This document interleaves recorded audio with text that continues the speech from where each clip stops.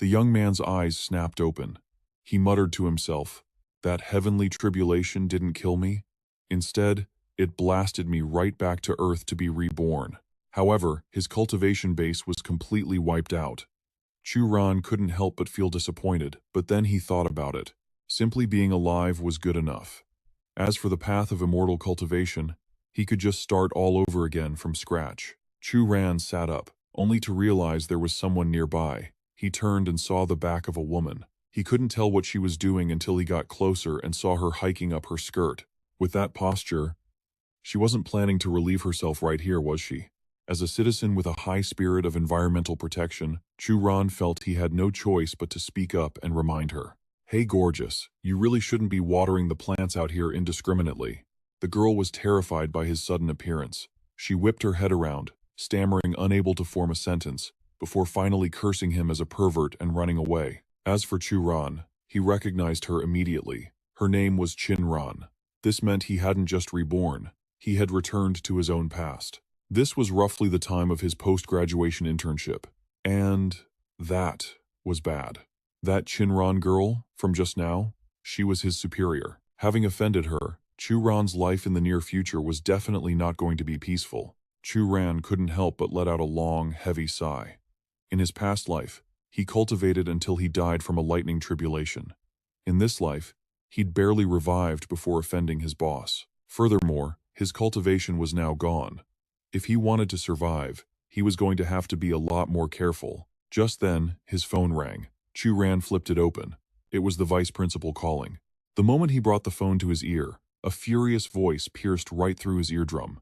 "Chu Ran, where the hell are you right now? The new principal is about to take office. Get your ass to the Kaicheng Hotel immediately." Chu Ran hurriedly ran toward the Kaicheng Hotel. Relying on memories from his past life, he tried circulating the Tai Chi Heart Sutra on the way there.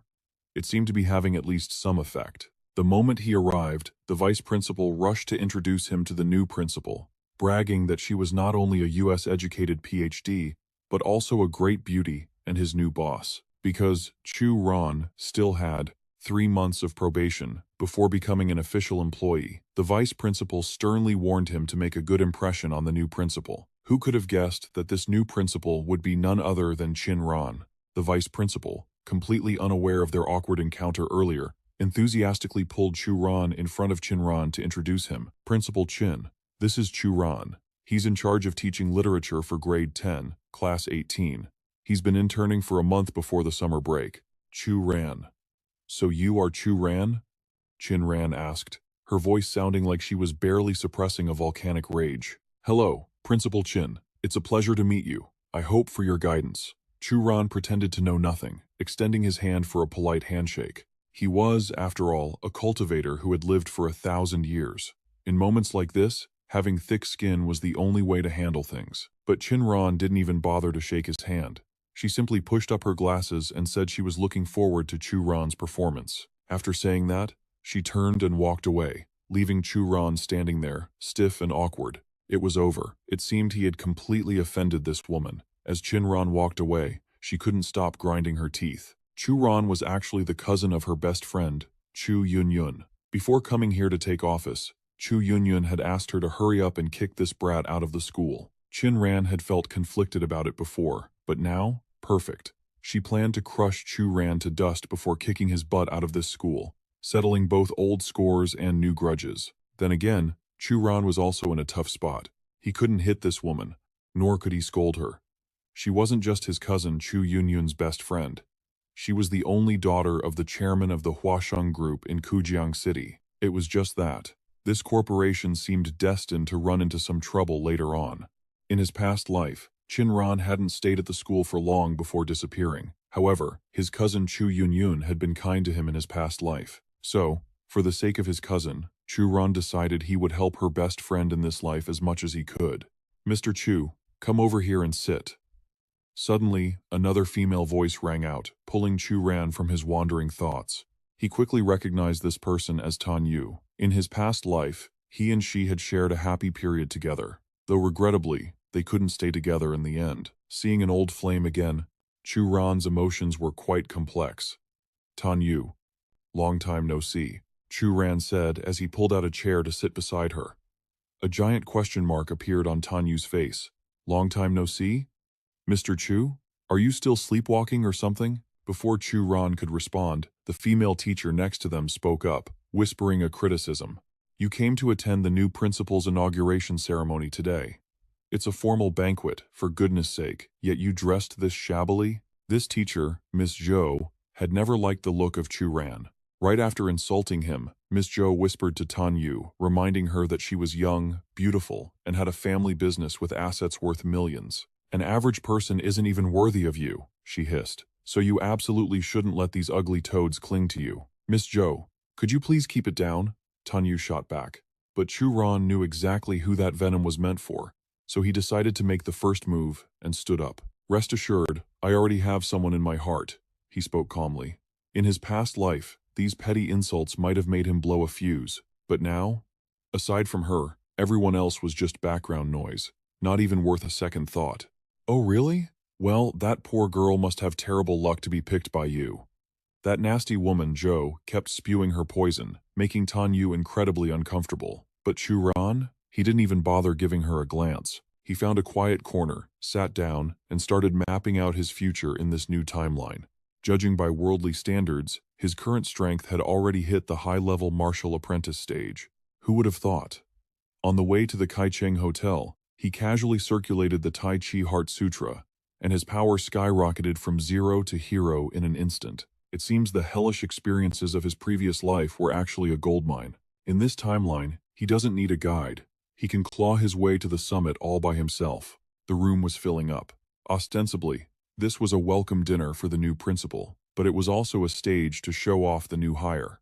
Enter Chen Junyu. He wasn't just some ordinary teacher. He was a golden spoon elite. In fact, this very venue, the 4-star Kaicheng Hotel, was part of his family's empire. The moment Chen Junyu walked in, Miss Zhou's eyes lit up like high beams. She turned to Tanyu, gushing, I've heard so much about him. Under 30, already a senior teacher, filthy rich, and look at that face. Little Tan, do you see? Now that is a god among men. Nothing like that stingy bookworm, Chu Ran. The crowd swarmed around Chen Junyu like bees to honey, while Chu Ran couldn't help but furrow his brow. This man was his arch-nemesis from the previous life. To chase after Tan Yu, he had used every dirty trick in the book to destroy Chu Ran. Eventually, he was the one who forced Chu Ran to resign in disgrace. As the memories flooded back, Chen Junyu strutted right up to him. He whipped out a business card, looking smug as hell. Hello there, little Chu. I heard you're just an intern here. Don't stress too much. If you need anything, just come to me. Here, take my card. Whenever you come to the Kaicheng Hotel, show them this, and you'll get a 20% discount.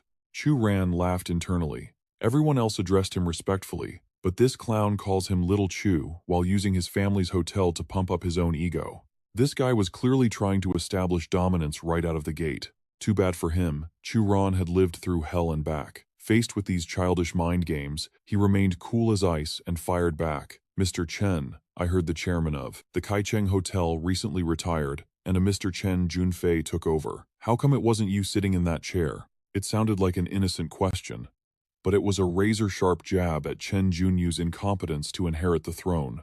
Chen's face darkened instantly. It seems little Chu pays a lot of attention to the lives of us upper-class elites, huh? But a snake will always be a snake.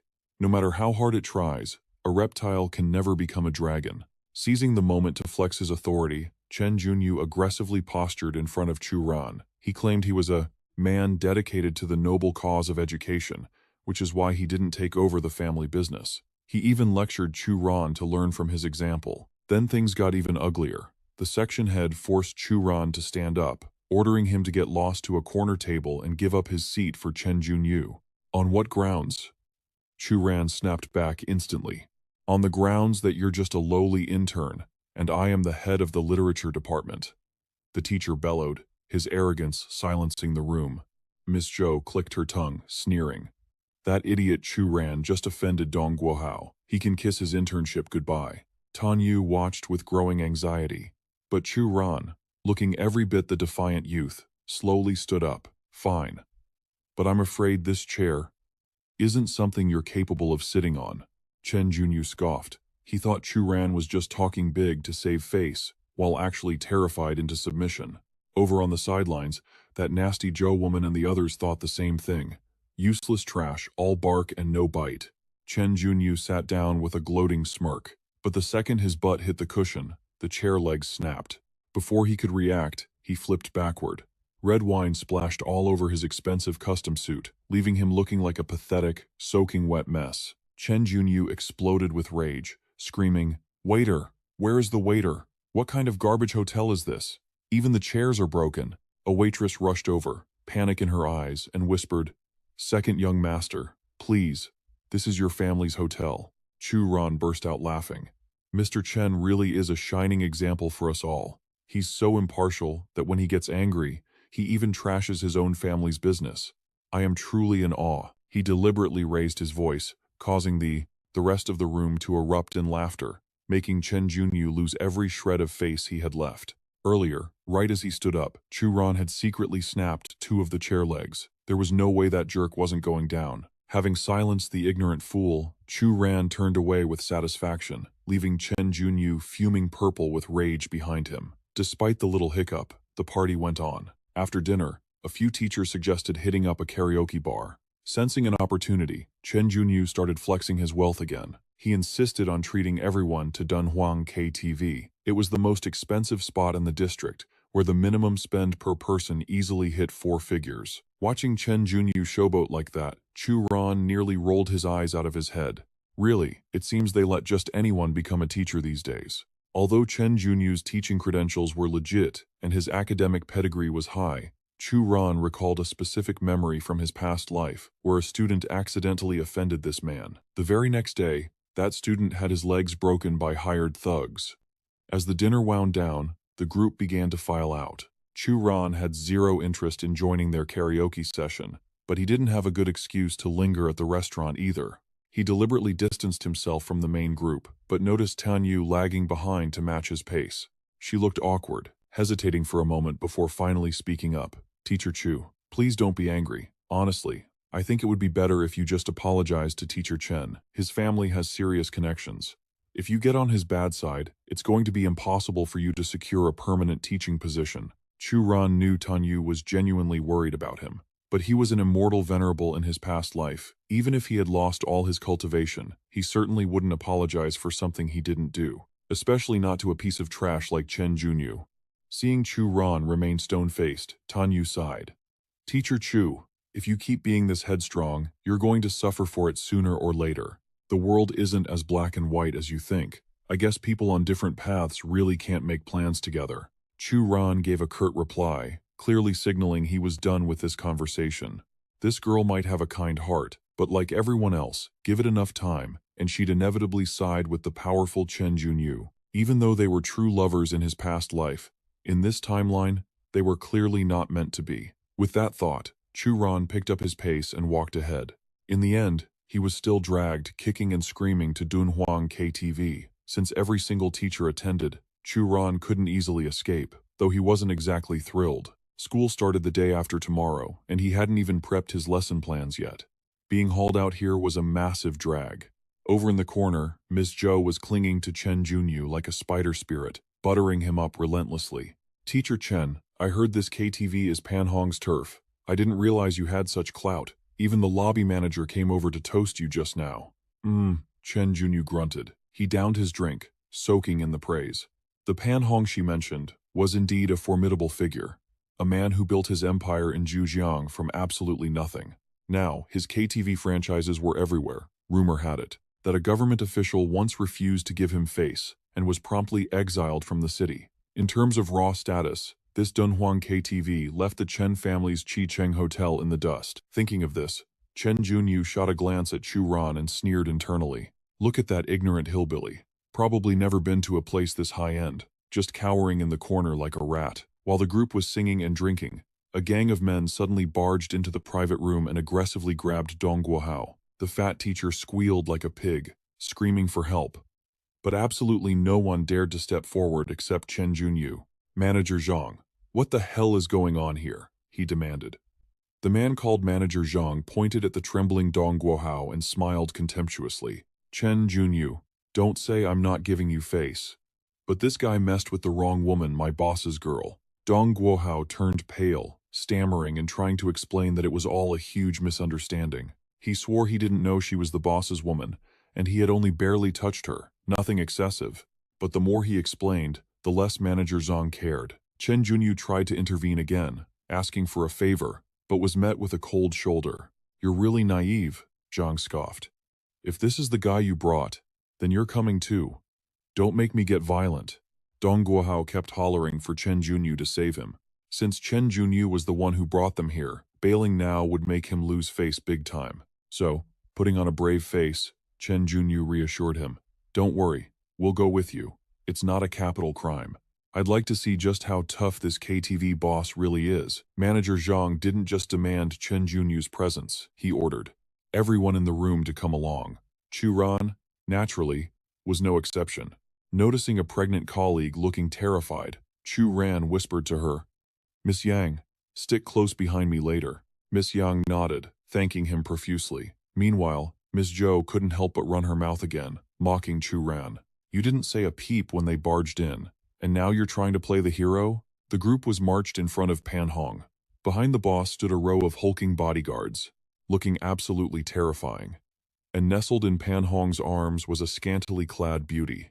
The moment she saw Dong Guohao, she pointed a finger right at his face and whined to the boss. "Brother Hong, it was that fatty over there. He's the one who grabbed my ass." As soon as they saw Fan Hong, both Dong Guohao and Chen Junyu went pale as ghosts.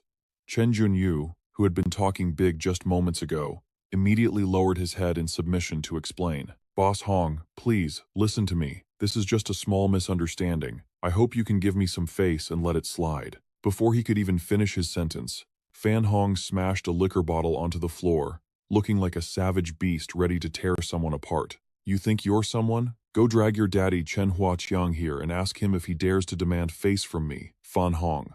Chen Junyu instantly shut his mouth, terrified into silence. Although Zhujiang City is just a small town in Jiangnan province, this is Fan Hong's main turf, and his word is law. Chen Junyu's family might have some clout with their big hotel, but even if his father, Chen Huaqiang, showed up right now, he couldn't quench Fan Hong's rage. This man is a nightmare that both the law and the underworld fear. The girl Dong Guohao had groped earlier stood up and marched toward him. She walked right up to the old pervert and slapped him across the face with all her might. "You fat piece of trash. Weren't you acting all tough just now?" Dong Guo. Fan Hong didn't even bother looking at the old man. His eyes were locked dead on Chen Junyu. "Listen up, kid. I'm only giving you a chance out of respect for your old man, Chen Huaqiang. Here's the deal. You break both of his arms right now, and I'll let this whole thing slide." Chen Junyu was sweating bullets, stuck in a hard place. But before he could decide, Miss Zhou, afraid things weren't messy enough, pointed right at Fan Hong and screeched, "We are teachers. You can't treat us like this. If you do, we'll go straight to the media." "Seriously, what a brainless woman." Fan Hong burst out laughing. "Teachers? I didn't realize the whole lot of you were teachers. Doesn't look like it." At that moment, a twisted thought crossed his mind. "I've played with students, nurses, flight attendants, has pretty much every flavor. But I've never had a taste of a teacher before." He smirked, changing his terms. He'd let Dong Guohao walk away with his arms intact. But there was a catch. The two female teachers, Tan Wu and Miss Zhou, had to stay behind and service him all night long. Only a ruthless underworld boss like Fan Hong could make such a disgusting demand with a straight face. The moment the words left his mouth, Chu Ran stepped in front of Tan Wu. She was the woman he loved in his past life. He couldn't just stand there and watch. Fan Hong scowled. Who was this scruffy-looking kid daring to block his path? "Look, we messed up at the start, and you've already punished the guy responsible. Is there really a need to drag these two women into it?" Chu Ran didn't even get to finish before a bald thug lunged at him. "Damn it, who are you to lecture our boss, you little punk?" The thug was fast, but he was just flesh and blood. He stood no chance against Chu Ran, a man who was on the brink of ascension in his past life. Bam! With a single strike, Chu Ran sent the bald guy flying. He crashed heavily into a table, shattering it into splinters. One look was enough to see the terrifying power behind that hit. "Insult whoever you want," Chu Ran said, his voice ice cold. "But don't you dare insult a teacher. Move." That move scored him major points with Tan Wu, but it definitely put a target on his back with Fan Hong. The idea that he couldn't insult a teacher? Fan Hong found it hilarious. He had humiliated countless people, but Chu Ran was the first to ever fight back, let alone beat up one of his men. You got guts. Let's see how you make it out of this dragon's pond and tiger's den alive. Fan Hong tried to intimidate him, but Chu Ran just looked at him with pure contempt. Dragon's pond? Tiger's den? With this bunch of stray cats and dogs?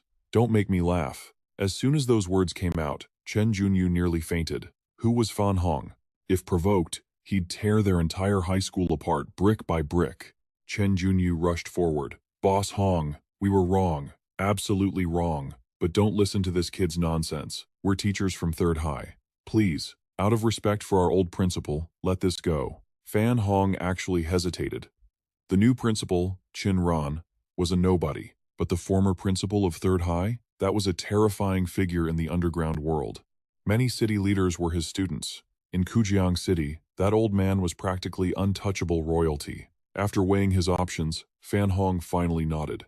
He agreed to let the teachers go because of the Third High connection. Everyone except Chu Ran. He hurt a subordinate, and that debt had to be paid. Fan Hong made it crystal clear.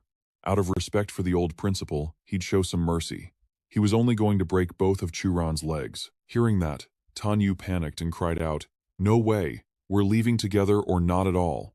But Chu Ran stopped her cold. He insisted they leave immediately, especially since they needed to get the pregnant Miss Yang to safety. He assured them he could handle things here on his own. Chen Junyu and his crew weren't stupid enough to stick around. They scrambled for the exit instantly. None of them gave a damn about Chu Ran. Except for Tan Yu. Before slipping out, she glanced back, desperate. She told him to just hold on a little longer. She'd call the cops the second she was outside. The moment the door clicked shut, the thugs swarmed Chu Ran from all sides. Fan Hong pulled a beauty into his lap, grinning like he was settling in for a blockbuster movie. "Hey kid, you like fighting so much? Then have some fun with my boys tonight." As the words left his mouth, a long-haired thug stepped up and ripped his own shirt open. He scoffed, claiming that Lang the bald guy Chu Ran sent flying earlier was decent, but he was bottom-tier trash compared to the real fighters. He introduced himself as Hu, an underground pit fighter, and he was itching to break Chu Ran in half. "Save it." Chu Ran cut him off, bored. "In novels, chatty villains like you usually don't last more than 2 seconds. That snapped Hu's last nerve. He clenched his fist, roared, and charged, throwing a punch with every ounce of his strength. Too bad. To Chu Ran, he was moving in slow motion. Chu Ran countered with a single kick. Hu went flying backward, coughing up a massive spray of blood. Fan Hong raised an eyebrow, looking genuinely impressed. "Not bad. I've been in this game for years, and you're the first guy with the guts to embarrass me on my own turf. If word gets out about this, I'll be a laughingstock." He signaled for every single one of his men to charge at once. They even pulled out guns. He wanted to see exactly how Chu Ran planned to survive this, but they had no idea they had just kicked a hornet's nest. Even surrounded and unarmed, Chu Ran was a ghost. He weaved through the chaos effortlessly, dropping thugs left and right without breaking a sweat. His control was surgical. He hit them just hard enough to incapacitate them, leaving them with only minor injuries. After all, this wasn't the immortal realm. Killing people here would be a bureaucratic nightmare. Watching his army fall, Fan Hong started to tremble. He finally realized Chu Ran was no ordinary teacher. The kid reminded him of a legendary elder, a master who had saved Fan Hong's life 3 times in the past. All 3 times, Fan Hong's rivals had mysteriously dropped dead, in ways that defied logic. He was convinced that Elder had supernatural powers. "Hey, you're not one of them, are you?" The question slipped out before he could stop it. Chu Ran didn't answer. Instead, he casually slapped his hand against the wall. He barely used any force. But when he pulled his hand back, a perfect, deep imprint of his 5 fingers remained crushed into the concrete. It was a silent, terrifying warning. For the first time, the most feared boss in Jujiang City was terrified. He was scared out of his absolute mind. Lang, nursing his broken wrist, staggered up and asked the stupidest question possible. "Boss, what now? Do we get revenge?" Fan Hong smacked him across the face. "Revenge? Revenge my ass." Messing with Chu Ran was a suicide mission. He ordered Manager Zhang to dig up everything on the guy and issued a new rule. If anyone sees Chu Ran, treat him with the same respect you show me. Meanwhile, outside the karaoke bar, Tan Yu was still waiting. She'd called the police just like she promised. But she'd been waiting forever, and there was no sign of them. The station was 3 minutes away. They were definitely stalling because they were too scared to cross Fan Hong. "What's up? Why haven't you guys gone home yet?" A voice spoke from behind, making Tan Yu jump. "Mr. Chu." She couldn't believe her eyes. Chu Ran was standing there, completely unharmed and not a hair out of place. "You're okay?" she gasped. Chu Ran smirked. "Were you hoping I wouldn't be? I'm a literature teacher. I talked my way out of it. I lectured Fan Hong until he saw the light and decided to become a saint." He was obviously lying through his teeth, and Tan Yu wasn't buying a word of it. "Come on, Mr. Chu. You definitely used the old principal's name to scare them off, didn't you? I heard the principal is a big deal in Zhejiang." Chu Ran didn't deny it. He couldn't exactly tell them he beat up an entire gang with his bare hands. That excuse worked well enough. Back home that night, Chu Ran sat in meditation, focusing his energy. He was ready to break through from a martial apprentice to a martial master, but without a spot rich in spiritual energy, this breakthrough could take him another week. He didn't have that kind of time to waste. He needed nature. The more greenery, the denser the spiritual energy. The only place that fit the bill was Nobat 3, high school out in the suburbs. Looks like he was going back to school sooner than he thought. No time to waste. Chu Ran rushed to the school outskirts. He needed to secure a spot rich in spiritual energy before the gates even opened. Activating his chi-gazing technique, he scanned the area. He pinpointed the densest concentration of energy and headed straight for it. It was an ancient tree, standing tall for a millennium, yet still bursting with life. Its vitality was intense, acting like a magnet for the surrounding spiritual energy. Give it another 10,000 years, and this thing might actually gain sentience. But Chu Ran didn't care about the future. He had his spot. It was time to cultivate. In his past life, he belonged to the Taiji sect. Naturally, they were renowned for Taiji, and the Taiji Heart Sutra was their supreme, ultimate technique. Even though his rebirth had wiped his cultivation slate clean, his memories remained intact. Relying on centuries of experience, he quickly tapped back into that familiar flow. His movements were soft, almost fluid, yet they generated a terrifying amount of power. This display didn't go unnoticed. A middle-aged man practicing Taiji nearby froze, his eyes widening in shock. He watched as nature itself seemed to bend to Chu Ran's will. There was no doubt in his mind this kid was a genuine master of orthodox Taiji. Meanwhile, Chu Ran was completely in the zone, unaware he'd just become the center of attention. After absorbing enough spiritual energy, he hit his limit and shattered it. Steam rose from his body, a clear sign he had just ascended to the martial master realm. This was the stuff of legends. Like a master from a wuxia novel, he could now channel qi to walk on water, or leap through the skies with light body skills. But there was a problem. Earth's spiritual energy was pitifully thin. No matter how god-tier his talent was, he couldn't push to the Grand Martial Master stage like this. To break this deadlock, he'd need to hunt down some rare artifacts. Before leaving, Chu Ran silently thanked the ancient tree. "I borrowed your energy today," he vowed. "In the future, I will repay this debt." It was a promise sworn on his honor as the Yama Immortal Venerable. He turned to leave, only to find the middle-aged man standing right behind him. The man was bowing deeply, hands clasped in extreme respect. Chu Ran blinked, completely caught off guard. "Old sir, what exactly are you doing? Please, Immortal Master, accept this humble Guo as your disciple," the man pleaded seriously. Chu Ran paused. "Wait, aren't you Principal Guo? You're putting me in a tough spot here. If people see this, I'll be the laughingstock of the whole school." He was just being polite, but Principal Guo's face suddenly twisted into pure fury. "With me standing here, who would dare laugh?" Then, flipping his expression 180 degrees, he went back to begging. "Immortal Master, I have been obsessed with Taiji my entire life, yet I've never truly grasped its essence. Please, I beg you, fulfill my wish and take me in." Chu Ran rubbed his temples. This was a headache. The principal was sincere, sure, but he was an elder. More importantly, the Heart Sutra was a sacred sect inheritance. You don't just hand that out to strangers. This wasn't just basic Taiji. This was the Forbidden Heart Sutra. Back in the sect, even regular disciples weren't allowed near it. Only the elite who survived brutal trials and swore blood oaths could learn it. Giving it to an outsider was out of the question. Besides, to be brutally honest, Principal Guo's talent was trash. He wouldn't be able to learn it anyway.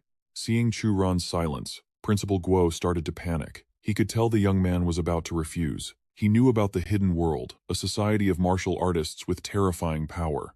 He'd seen them before, but never someone this young, and certainly never a master of this caliber. If he let this opportunity slip, he'd regret it for the rest of his life. Desperate, he buckled his knees to kowtow, but Chu Ran caught him just in time. The old man was making a scene. Chu Ran sighed. He was cornered. Fine, he relented. I'll accept you as an in-name disciple. For now. But there's a condition, Chu Ran added.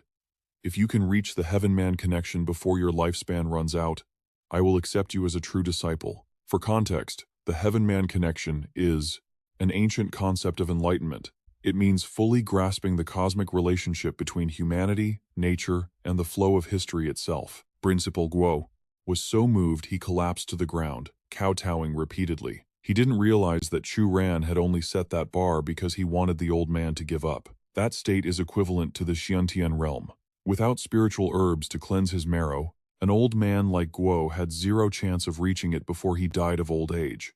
In the martial world, power was ranked in 5 tiers: martial apprentice, martial master, grand martial master, martial general, and finally, the grand master. Chu Ran had only just hit the martial master stage, but thanks to his past life's mastery, his technique was so flawless that Principal Guo mistook him for a legendary grandmaster. Master, Guo asked reverently, eyes shining. I still don't know your name. Principal Guo stood up as he spoke. My name is Chu Ran, but listen, you don't need to call me master. It wouldn't look good if others heard. Just call me Teacher Chu, and to keep things casual, I'll call you Old Guo. Chu Ran made the suggestion, but Principal Guo immediately waved his hand in dismissal. He believed that would violate the sacred rules of respecting one's teacher that had been passed down by their ancestors for generations. This old man was truly stubborn as a mule. Chu Ran was at his wit's end and had to renegotiate.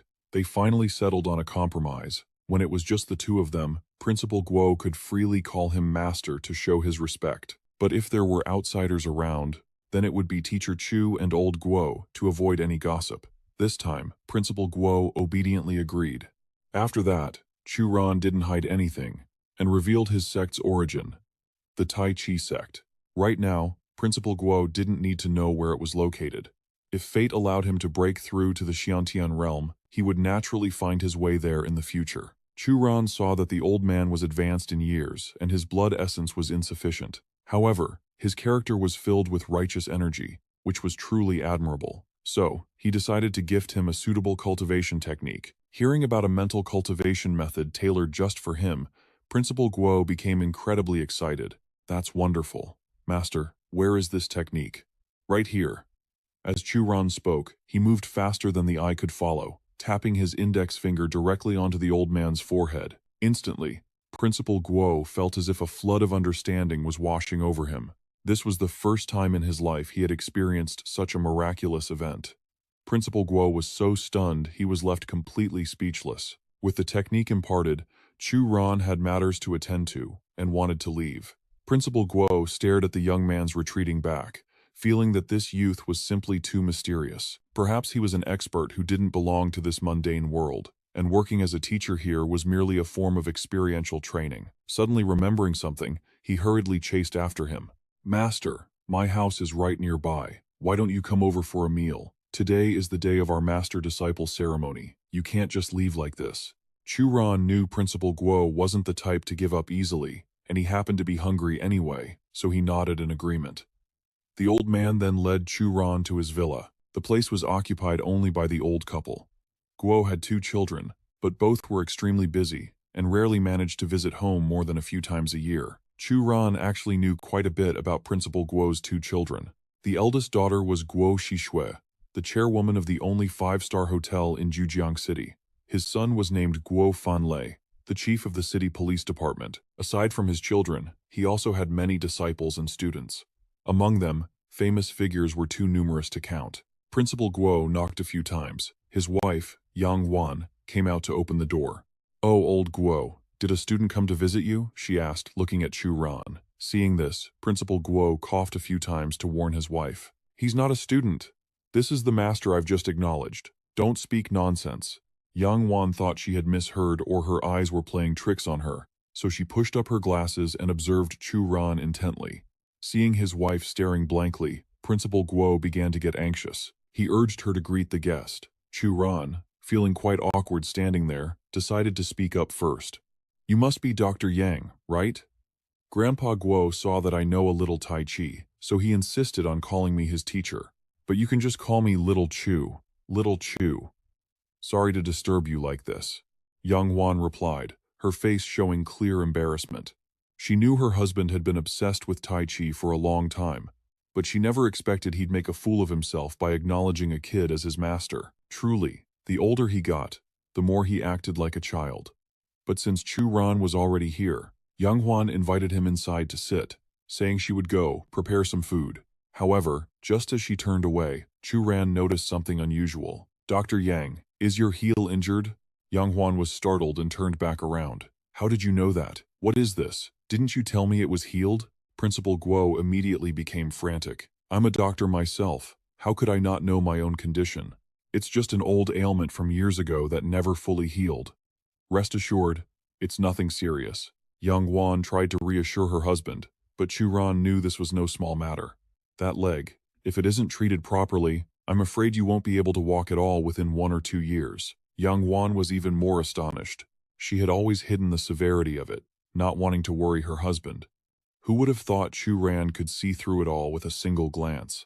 He was definitely not an ordinary person. "Won't be able to walk?"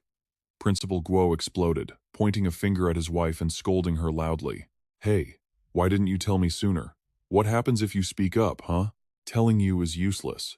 Aside from making a big fuss, what solution could you possibly come up with?" Dr. Yang put her hands on her hips and shouted right back at her husband. After saying that, she waved the issue aside, telling her husband and Chu Ran to chat as they pleased while she went into the kitchen to cook. With Yang Huan gone, Principal Guo turned to look at Chu Ran with pleading eyes. He figured that since the boy could diagnose the illness with just a glance, he must have a way to treat it. But Yang Huan had clearly given up hope long ago. She had visited the best doctors in both traditional Chinese and Western medicine before, but the old injury simply refused to heal. They had all thrown up their hands in defeat. Chu Ran usually hated meddling in other people's business, but Young Wan had been a field medic during the war. That was a job only the truly brave could handle, especially for a woman. With that in mind, he decided to lend her a hand. "Dr. Yang, actually, this condition of yours isn't impossible to cure," Chu Ran began, but Young Huan cut in. "Really, there's no need." Hearing this, Principal Guo instantly blew his top. "You don't trust me. Fine. But you don't trust my master either?" To shut Principal Guo up, Young Wan nodded and sat on the sofa to let Chu Ran examine her injury. Chu Ran channeled a bit of his internal energy and lightly pressed her ankle, causing the accumulated ailment in that spot to instantly dissipate. As the patient, Young Wan felt the change most clearly, so she was also the most astonished. She couldn't comprehend how Chu Ran achieved such a miraculous effect with just a simple press. "Little Chu." "No, Teacher Chu." Young Wan hurriedly corrected herself. "What method did you just use?" "It's just a little trick from Tai Chi. I tweaked it slightly, so it could be used for massage." Chu Ran replied modestly, then stood up and began instructing Principal Guo on how to use the technique he had just demonstrated. "Combine this with the 8 Winds Heart Sutra I taught you earlier. Massage her every day, stick with it for 1 month, and she'll be fully recovered." Principal Guo agreed, like an obedient student, then turned to his wife. He said smugly, "See that? I told you, this is my master. Do you still dare to look down on him?" Young Wan shot her husband a glare, then turned back to Chu Ran and thanked him with immense gratitude. She felt that with his talent, teaching at No 3 High School was a waste, so she offered to bring him to her university instead. "What's wrong with working at the high school, huh? Don't you dare try to steal him right in front of my face." Principal Guo blew up again. The man might have been getting on in years, but it clearly hadn't affected his energy one bit. His voice was still booming. Dinner was served quickly, and since Dr. Yang's cooking was delicious, Chu Ran downed 3 whole bowls of rice. After the meal, Principal Guo brewed a pot of premium tea, then personally knelt down to offer it to him with both hands. Chu Ran was startled out of his wits, but before he could react, the front door suddenly opened, and a sharp-eyed young girl walked in. "Offering tea? What is this? Are you taking a disciple, Grandpa?" Chu Ran recognized the girl immediately. It was Guo Fei from his own class. Principal Guo had heard that his granddaughter's homeroom teacher was a new intern, but he never expected it to be Chu Ran. In class, Guo Feifei always called him Honest Chu instead of Teacher Chu. That was because Chu Ran hadn't lost his temper once during the past month of teaching, so the girl clearly didn't respect him at all. Seeing her grandfather kneeling in front of Chu Ran, Guo Feifei rushed over to pull him up. "Grandpa, don't be fooled. He's just a regular teacher. What right does he have to be your master?" "Impudent!" Principal Guo roared. "What do you know? Apologize to your grandmaster immediately." Guo Feifei froze. This was the first time her grandfather had ever scolded her so directly. She shot a furious look at Chu Ran, calling him a scammer and demanding to know what trick he used to brainwash her grandfather. Chu Ran saw how rude the brat was, but instead of getting angry, he simply asked, "Guo Feifei, school starts soon. Have you finished your summer homework? I recall assigning 10 essays, didn't I?" Guo Feifei ground her teeth in rage, thinking, who cares about your homework? If her grandparents weren't there, she would have lunged at him and bitten his head off. But Guo Feifei absolutely refused to apologize to Chu Ran as her grandfather demanded. She huffed, turning around and claiming her dad needed her for something so she could escape. Unexpectedly, Chu Ran put on a playful expression, though his words were serious. "Your forehead is dark today, Guo Feifei. It's not safe to go out. You'd better stay here." Guo Feifei got even angrier. "You crow's mouth. Who would believe that? Only a ghost would believe you." But the moment the words left her mouth, she tripped over the doorsill and planted her face right into the ground with a painful thud. "I told you so." "See?" Chu Ran said with a smug grin. This scene sent Principal Guo into deep thought. He began to suspect his master could even divine the future. Not long after, summer break came to an end. Chu Ran officially returned to Zhujiang City's No. 3 high school as an intern teacher. Strictly speaking, it had been hundreds of years since he last walked these halls, so he felt a little nervous. Based on common sense and his knowledge of the students in Class 18, something was definitely about to happen. And Chu Ran guessed right. The moment he pushed the classroom door open, a bucket full of water came crashing down from above. It's a good thing his reflexes are sharp, or he would have been soaked from head to toe. "I didn't realize you guys missed me this much," Chu Ran quips. "You even prepared a welcome drink." Chu Ran plays the fool, causing the students below to erupt in chaos. "Hey Teach, why are you still here? I thought you couldn't handle the heat and quit already. You haven't even passed your internship yet, Mr. Chu." "Heck, you probably never will." "Yo, Honest Chu, want me to ask my dad to hook you up with a different job?" Chu Ran pretends not to hear their taunts and heads for the podium, only to realize these little devils have greased the floor with soap. That trick is ancient history. Chu Ran steps up with confidence. The students are betting he'll eat dirt, but a cheap prank like this is nothing to a former immortal cultivator. Chu Ran stands rock steady on the podium, turning the tables to mock them instead. "It's so clean up here. You guys really worked hard." Guo Feifei is so pissed she snaps her pencil in half. Meanwhile, another male student speaks up bluntly. "Mr. Chu, looking at your academic record and experience, you're nowhere near qualified to be our homeroom or literature teacher.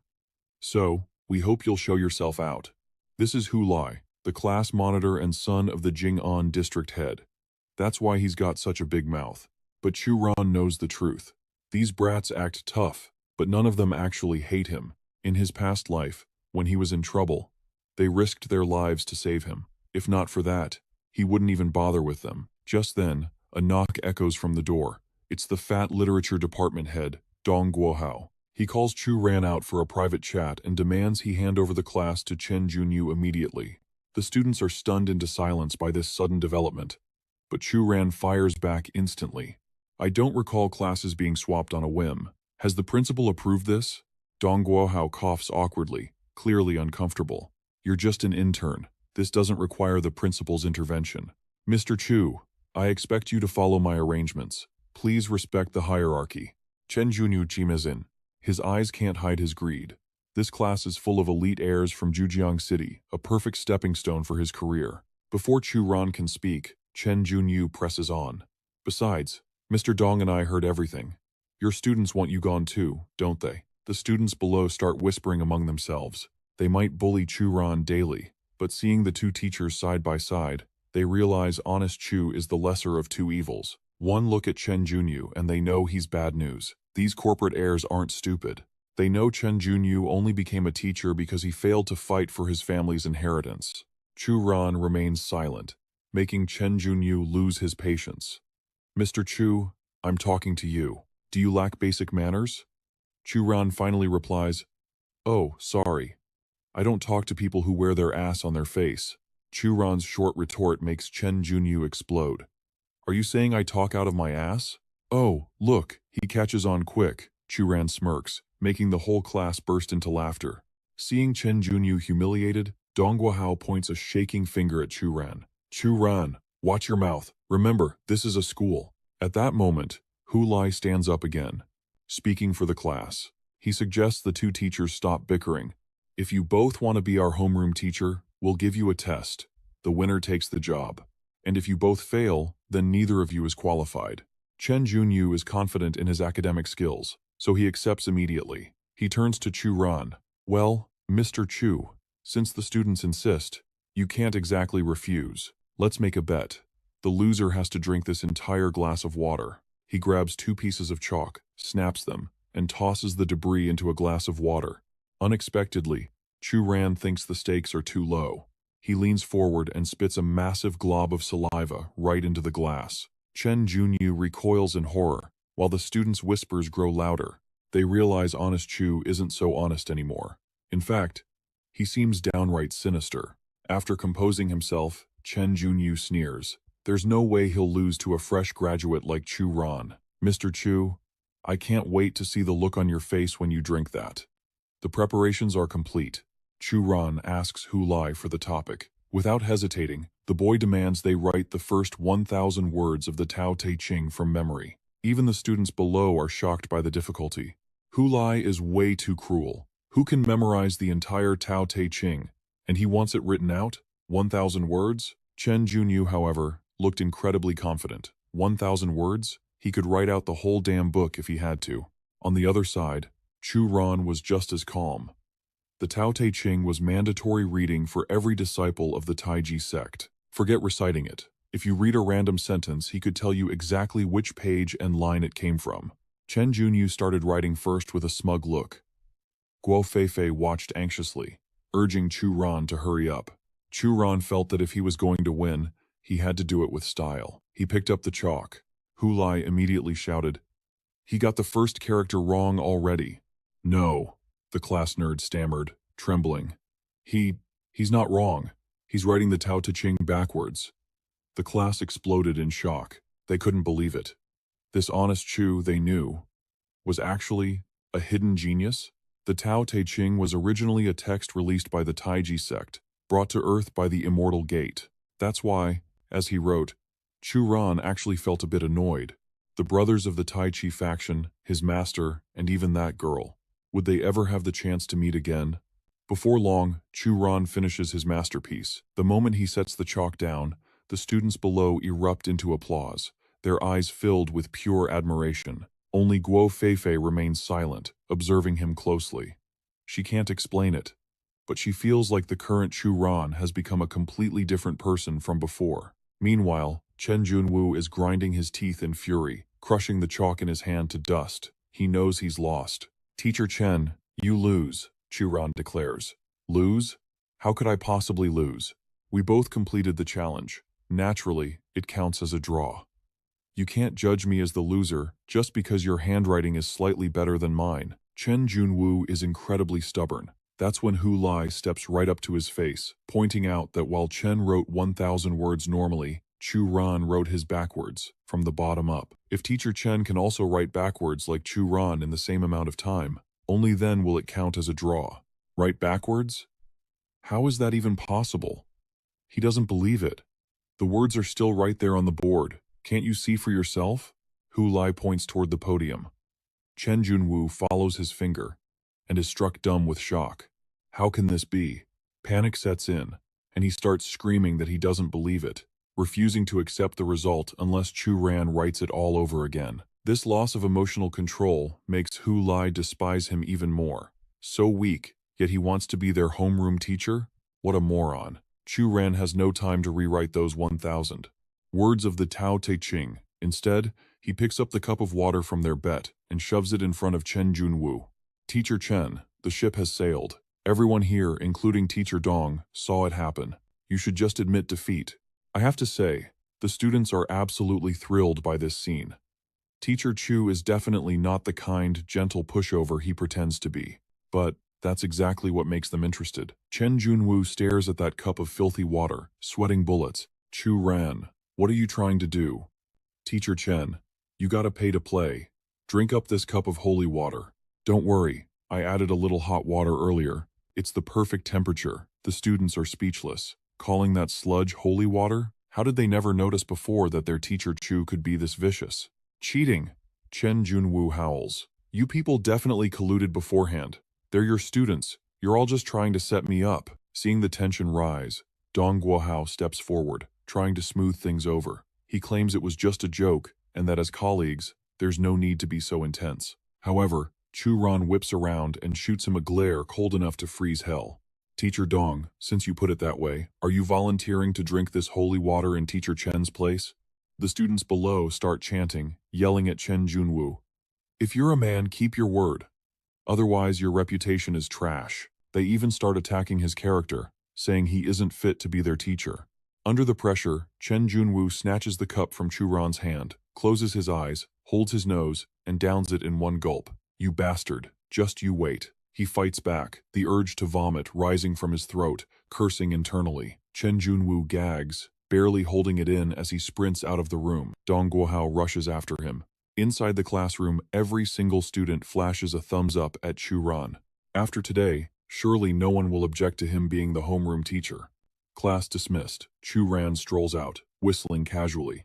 Just as he steps out the door, he runs into a female colleague. She informs him that the principal is looking for him. Hearing the word principal, Chin Ran's face immediately pops into his mind.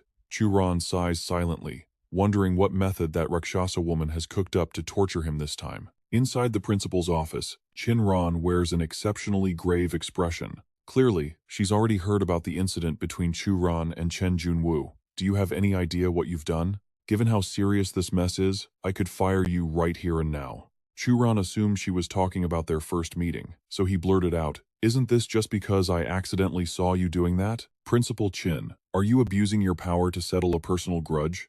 Chin Ran was about to explode, but before she could speak, Chu Ran continued. Wait, that can't be it. I never told anyone. Nobody else should know about it, right? Chin Ran slammed her hand on the chair, cutting him off. I'm talking about you inciting students and making another teacher choke on their own words. How do you explain that? Chu Ran let out an ah, then coughed awkwardly as he set his tea down. Chin Ran thought he would finally admit his mistake, but to her shock, he said, Principal Chin, you shouldn't suppress your emotions like that. It'll cause hormonal imbalance. Last time, I saw some red spots on your butt. That's probably caused by your unstable mood. Chin Ran froze, petrified by his words. Finally, she couldn't hold it in anymore. She grabbed the nearest object, hurled it at him, and roared, Chu Ran, get the hell out. Chu Ran easily caught the notebook. Chin Ran clenched her fists, trembling with rage. Chu Ran, you bastard. He lowered the notebook from his face and explained seriously, Principal, calm down. There's no need to get so worked up. I haven't even been bullied by that guy yet. Internally, he thought, even if she is my cousin's best friend, I shouldn't play with fire. She shot up and slammed the table. You need to realize that Chen Junyu is backed by the Kaisheng Hotel. Even if he doesn't get along with his family, an incident like this could easily drag his relatives into it. Chinran continued. And Dong Guohao is the one who decides whether you stay or go. She held up 3 fingers. The internship assessment has 3 parts. First, the evaluation from the office team leader accounts for 30% of the total score. Chinran gave Churan a sharp look. My evaluation only counts for 20%. As Chinran spoke, the scene shifted to the classroom. Third, in next month's exam, your class ranking accounts for 50%. You need a total score over 50 points to keep your teaching job. Chu Ran was stunned. Why is it different from my past life? In my previous life, I just needed my class to rank in the top 10 of the grade to pass the internship. Is it because I offended Chinran? The requirements are way higher now. He glared at Chinran, guessing she did this on purpose. Meanwhile, she stood there, smirking triumphantly. Seeing his shock, Chinran smiled. If you can pass the assessment, I'll drop the matter between you and Chen Junyu. Churan stood up, replying confidently, Fine, I'll definitely do it. Outside, the cloudless night sky was perfectly silent. Back home, he sat on his bed, staring at his phone. He hadn't called his family since his return. It felt like lifetimes had passed, and he didn't know what to say. But I miss them so much, Chu told himself. After hesitating, he finally pressed the call button. In another house, the whirring of a fan mixed with the ringing phone caught the attention of a purple-haired girl. She was Chu younger sister. The ringtone blared, "Don't look at me as just a sheep." Hearing the voice on the other end, she exclaimed happily, "Big brother, why are you only calling now? Dad's been talking about you for days." Hearing his sister's voice, Chu bit his lip, trying to hold back the surge of emotion. Tears streamed down his face. "How could I not miss you all? It's been 1,000 years. Chu wiped his tears, his voice mixing teasing with concern. "Silly girl, it's only been a few days. School just started, so I've been busy. Is Dad still at work? How are your legs? Are they hurting?" He thought grimly about her condition. She was born with weak legs and lived in constant pain. On rainy days, the agony would spread through her entire body. Years of seeing top doctors had yielded no cure. The girl comforted her brother casually. "It's the same old thing. I'm used to it." Chu picked up a book and asked, "By the way, brother, when are you coming home?" He replied, "This weekend. If nothing unexpected happens, I'll be there." They talked for an hour. Chu even accidentally slipped up and told her about seeing his boss's butt. She teased him, "Big hips mean easy childbirth. Brother, you're not young anymore. It's time to find me a sister-in-law." He laughed helplessly. "All right, you dare tease your own brother? It's getting late. Go to sleep." "I'm hanging up." Gripping the phone tightly, he vowed to cure Chu in this life. "But first, I need to reach the peak of the Hotian realm and find a 10,000-year spirit herb." Chu looked into the mirror, his eyes burning with determination. "Just wait a little longer. I promise I'll get you back on your feet, and I'll find Mom so our family can be whole again." The next day, inside Chu apartment, he sat in his room, deep in cultivation, his body shrouded in a mystical blue aura. Chu was focused on his training when a knock broke his concentration. "Who is it?" Jiang Fan walked in, clearing his throat with a teasing grin. "You're a young guy in your prime. Instead of going out and making friends, you coop yourself up in here every single day. What are you even doing?" He threw an arm around Chu shoulder. "Come on, let's go. I'm taking you to a bar tonight to make some connections." Chu forced a smile and agreed, then realized he was still shirtless. "Hey, wait a second." As Chu pulled on a shirt, Jiang Fan kept rambling. "I'm meeting some people at a high-end bar. You should come, they're big shots. Who knows? They might be able to help you out in the future." The scene shifts to a bustling downtown street. Inside a bar with pounding music, Jiang Fan led Chu over and enthusiastically introduced him to a wealthy heir. "Brother Li, this is my friend, Chu. He's an intern teacher." The rich heir, Li Zicheng, swirled a glass of wine, looking completely indifferent. Seeing his attitude, Jiang Fan felt awkward. Chu stood by, thinking to himself, designer clothes, just a bunch of spoiled rich kids. Even though Jiang Fan was trying his hardest to suck up to them, they clearly looked down on him. The woman next to Zicheng, Wu Jingjing, held a cigarette and sneered with disgust. "Jiang Fan, next time don't bring this kind of trash here. Even my dog dresses better than him." Hearing the insults, Chu remained silent. Jiang Fan, however, stammered nervously, "Sister Wu." Jingjing crossed her legs, cigarette in her left hand, arms crossed, and frowned. Her voice dripped with contempt. "People should know their place. Everyone here is worth millions. Even you, Jiang Fan, if it weren't for Brother Tang, you wouldn't even be qualified to speak to us." Jiang Fan lowered his head, looking apologetic. He touched his forehead in shame. "Sorry. I'm really sorry, Sister Wu." Chu gently raised his wine glass, the red liquid shimmering under the lights. His voice was calm, but commanded authority. "Wu Jingjing, was it?" He narrowed his eyes, took a sip of wine, and spoke with biting sarcasm. "I heard that people with the character for gold in their name often lack money, and those with water lack hydration. Your name, Jingjing, is made of 3 suns. Tell me, what is it that you are lacking the most?" Jingjing's face turned beet red. Her eyes widened, and her jaw dropped.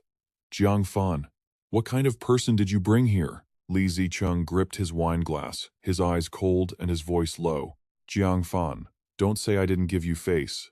This friend of yours, are you going to kneel and apologize for him?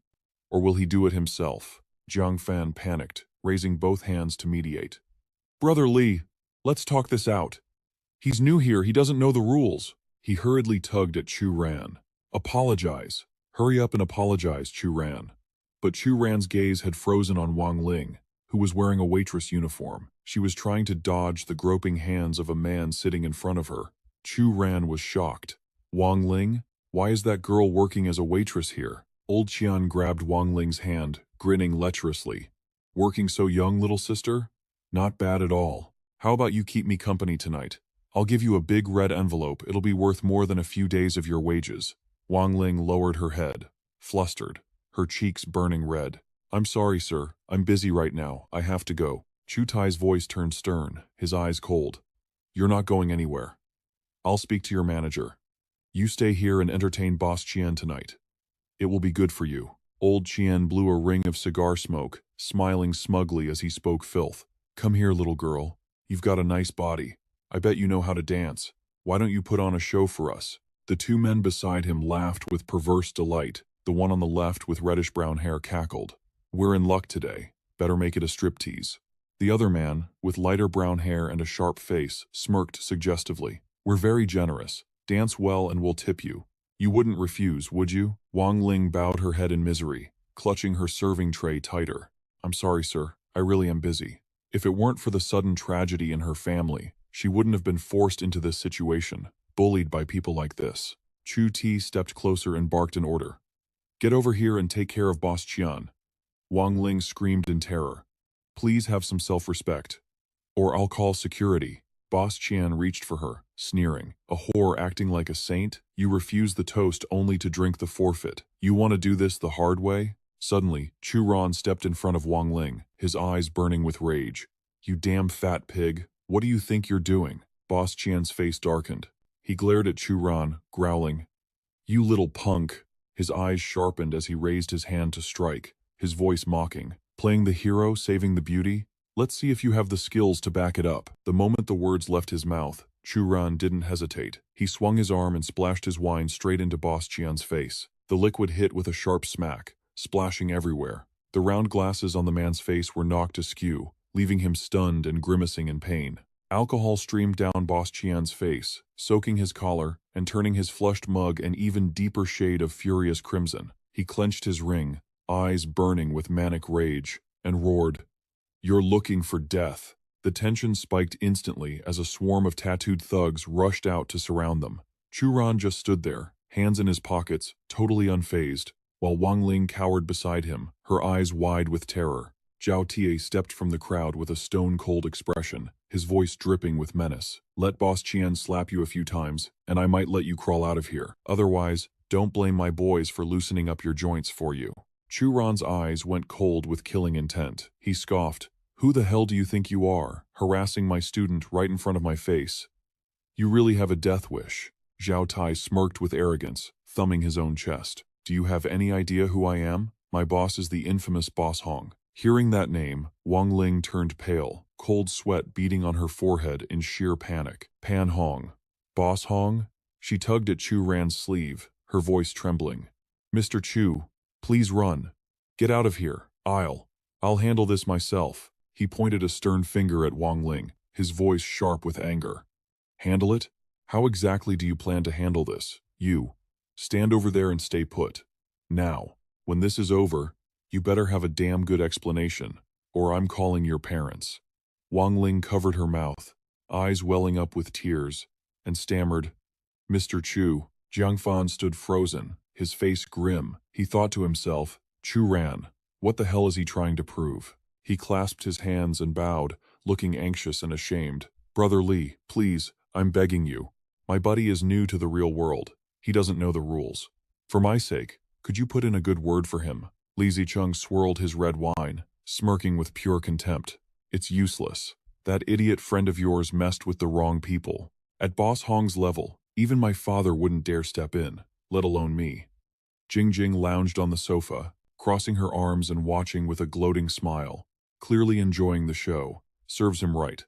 Let's just sit back and watch the fireworks. Jiang Fan gritted his teeth in frustration. You guys. Ignoring them, he stormed over to Chu Ran, his fists clenched tight. He threw himself between Chu Ran and Boss Qian, frowning deeply at his friend.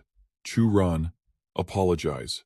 Now. Then he turned to the thugs with a forced smile. Boss Qian, Boss Zhao, my friend here just doesn't know any better. Please, be the bigger men and let it slide. Put this debt on my tab. Boss Qian scowled, his face twisted. Who the hell are you? You think you're worthy to speak to me? Jiang Fan squeezed his eyes shut, bracing himself. If taking a few slaps settles this, then it's worth it. Just as Boss Qian's hand was about to strike his face, another hand caught it mid-air. It was Chu Ran. He sneered. You really seem to enjoy violence. Boss Qian broke into a cold sweat. What? What do you think you're doing? Before he could finish, Chu Ran snapped his wrist. The boss screamed in agony, wailing loud enough to wake the dead, but Chu Ran didn't let go. He just kept twisting, snapping it again and again. Every snap brought a fresh, piercing scream. The onlookers watched in paralyzed silence, too terrified to breathe. Finally, Zhao Tie stepped up, pointing a finger right in Chu Ran's face. Kid, I'm giving you 3 seconds. Let go now, and I'll only break your arms and legs. The crowd erupted into whispers as they saw him approach. Jiang Fan, sensing the situation spiraling, pleaded, Chu Ran, come on, just let him go. But Chu Ran's expression remained dark. Jiang Fan, Wang Ling, get behind me, I'm handling this. He tightened his grip on Boss Qian's mangled hand. You damn fat pig, you keep trying to lay your hands on me. Well, I hope you're ready to pay the price. With a sickening crunch, he twisted the man's arm again. Tears streamed down the thug's face as he shrieked. Chu Ran's voice was ice cold. Your friend there is pissing me off. Tell him to apologize, and I might let this go. Otherwise, I don't think 10 fingers will be enough for me to break. Zhao Tie scowled, his face twisting in disbelief. You want me to apologize to you? Chu Ran cranked Boss Qian's arm harder. That's right. Apologize. Li Zicheng muttered, looking uneasy. This guy is ruthless. We definitely underestimated him. But if he doesn't have a powerful backer, he won't live to see tomorrow's sunrise. Boss Qian was trembling uncontrollably, looking at Chu Ran like he was staring at the devil himself. Meanwhile, Wang Ling was being threatened by her manager, screaming that her salary would be docked if she didn't get Chu Ran to stop. Chu Ran cut them off with a cold shout. When my student was being bullied, you were nowhere to be found. But now you suddenly show up to play hero? You're trash. Just like them. The manager shook with rage, but before he could react, a sharp slap echoed through the room. Chu Ran barely flicked his wrist, yet the force sent the eyesore flying. His massive body hit the floor with a pathetic thud, completely limp. Seeing his hand covered in his own blood, the man spiraled into total panic. Back at the main show, Boss Qian was still getting his arm twisted, whimpering brokenly. Spare me. I was wrong. Please, just let me go. Chu Ran looked up at Zhao Tie. You see that? Boss Qian is already begging for his life. Are you really going to keep me waiting for that apology? The man replies in a low, dangerous voice. Brat? Do you know how long it's been since I've heard that? The last people who said that to me are already sharkbait. He then apologizes for making old Qian suffer, before ordering his lackeys to drag Chu Ran back to their den for punishment. Wang Ling sobs quietly, thinking they're done for. The thugs begin to close in, surrounding Chu Ran. They snarl, demanding blood. Suddenly, a massive force yanks old Qian away. It turns out Chu Ran used that fat body as a human weapon to counterattack. Behind him, 2 more thugs charge forward. But in the blink of an eye, they're sent flying. 2 bodies hit the ground, foaming at the mouth, completely unconscious. The crowd watches as Chu Ran calmly dusts off his hands. Though terrified, Zhao Tie still tries to act tough. Kid, you're dead meat. Just you wait. My boss is almost here. Let's see where you run then. Minutes later, a group of bodyguards in black suits aggressively pushes the crowd aside to clear a path. Zhao Tie cheers in delight, Brother Ling. Everyone recognizes the man appearing he's the #1 general under Fan Hong. Shu Qing looks smug, having predicted Chu Ran's defeat, while Jing Jing sneers, mocking that no matter what, he'll have to kowtow and beg for mercy. But suddenly, Zhao Ti is stunned when his superior stops him in his tracks. Next, Lang walks right up to Chu Ran and takes off his sunglasses. Wang Ling is stammering, terrified because this is the infamous Brother Lang. But then, something shocking happens. Lang bows respectfully to him. Hello, Mr. Chu. Lang's subordinates immediately follow suit. Hello, Mr. Chu.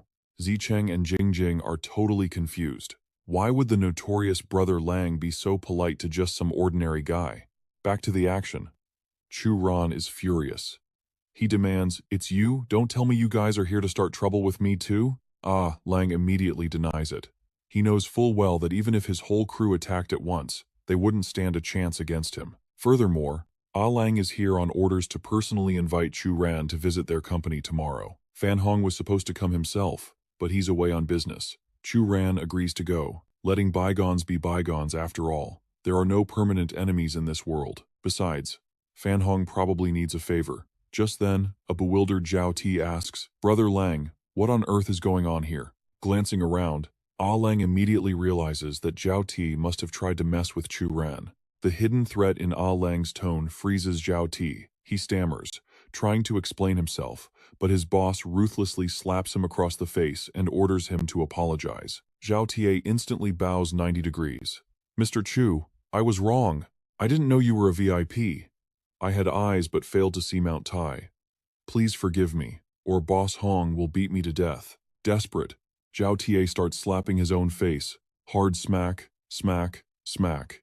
Chu Ran tells him that apologizing to him isn't enough. He needs to apologize to Wang Ling. But she's terrified of causing more trouble, so she quickly says she's fine. Lang steps forward and asks Chu Ran how he wants to handle Zhao Ti, who is still violently punishing himself. Chu Ran softens up and declares the matter settled. Of course, he adds that if anyone has a problem with that, they're welcome to come find him. Terrified, Lang repeatedly assures him that he wouldn't dare. Chu Ran calmly walks away, reminding them he'll visit their company after school tomorrow. Everyone watching now knows just how terrifying he really is. They look at him like he's some kind of big shot. Outside, it's gotten quite late. Chu Ran finally speaks up gently. "So, can you tell me the reason now?" Wang Ling admits she didn't want to work there, but her father's company is on the verge of bankruptcy. She was terrified of being penniless, so she took the job. Chu Ran understands her situation, but he reminds her that a student shouldn't be working in such a shady place. Wang Ling, afraid of a lecture, promises never to go back. But then, her mood suddenly shifts to excitement. "Teacher, are you Superman? You can recite moral scriptures and beat up thugs." Chu Ran instantly strikes a cool pose. "Actually, I'm a wealthy young master, living in exile.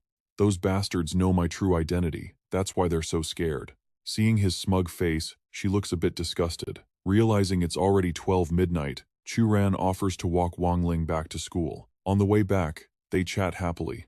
Chu Ran has now been upgraded to an idol in Wang Ling's heart, ranking right up there with the world's most handsome actors. They arrive at the school gate. Before saying goodbye, he reminds her again to stay away from shady jobs and focus on her studies. Suddenly, Wang Ling brings up Yang Ling. Chu Ran is surprised to hear that name. Yang Ling is actually his ex-girlfriend. They broke up 3 years ago. Wang Ling doesn't hide it. She admits she dreams of becoming a superstar just like her.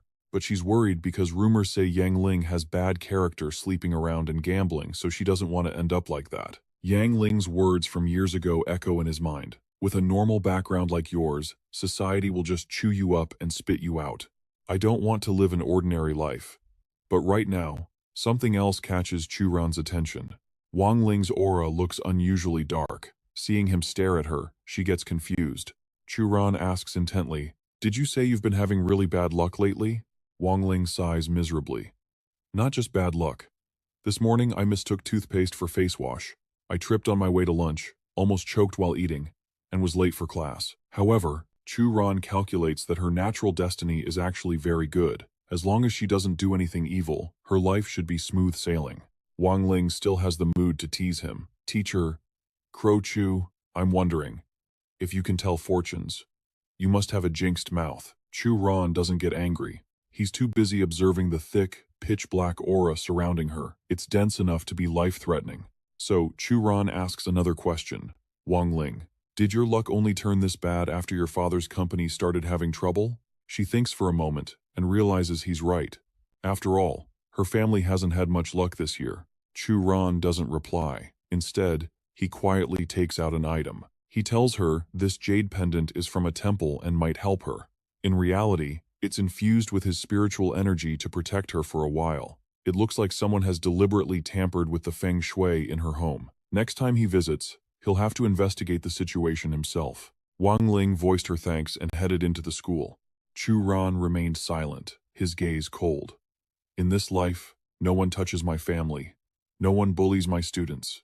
Whoever is pulling the strings behind this, just you wait. The next morning, Chu Ran was about to enter the school when he spotted a commotion. Apparently, someone was calling him out by name, looking for a fight. But the people looking for him? Their fashion sense was complicated, to say the least. Chu Ran stepped back, a look of pure disgust on his face. I don't know this bunch of flashy clowns. The security guard quickly explained that they were local thugs known for causing trouble, advising him to stay away. Chu Ran replied calmly, Thugs? In a residential area? I'm just a high school teacher. Why would I mess with them? Though with faces like that, they'd be perfect for a horror movie cast. A minion immediately snitched. Brother Gang, he's mocking our looks. Liu Gang stepped forward to confront him. You beat up one of my brothers yesterday, didn't you? How do you plan to settle this debt? Chu Ran had only fought some guys at a bar yesterday, never these clowns. He guessed this was Jun Yu's doing a cheap setup, but he decided to own it. He admitted to the fight but twisted the story. Yeah, I beat him. Your brother deserved it for peeping into the girls' restroom. Since trouble was unavoidable, he decided he might as well play this game to the end. The surrounding students immediately sided with Chu Ran, believing he had acted as a righteous hero protecting girls. The thugs were confused. His admission wasn't what they expected. He was supposed to panic, beg for mercy, or humiliate himself. Liu Gong's lackey immediately denied the peeping charge. Seizing the moment, Chu Ran questioned them back. If he wasn't being a creep, why would I waste energy hitting him? Liu Gang, losing the verbal battle, signaled his men to unfurl a banner. The banner accused Chu Ran and Wang Ling of having an illicit relationship, claiming they were at a bar together late at night. Chu Ran's voice dropped an octave. What exactly is your goal here? Liu Gang feigned innocence, claiming they weren't here to cause trouble, but to demand justice. How can a teacher be this depraved? He pointed to high-definition photos as irrefutable proof of Chu Ran's guilt. He tossed the photos like he was delivering a package. Come look, high-quality prints, clear as day. The female students began to whisper, disappointed. They hadn't expected a teacher like Chu Ran to be that kind of person, but Chu Ran knew exactly who was behind this. Zhou Ru and Jun Yu were working together to destroy him.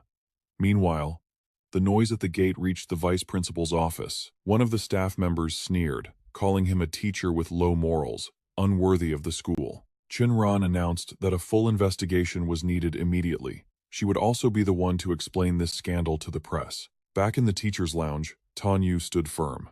She believed Chu Ran would never do anything unethical. Wang Ling is a good student, she insisted.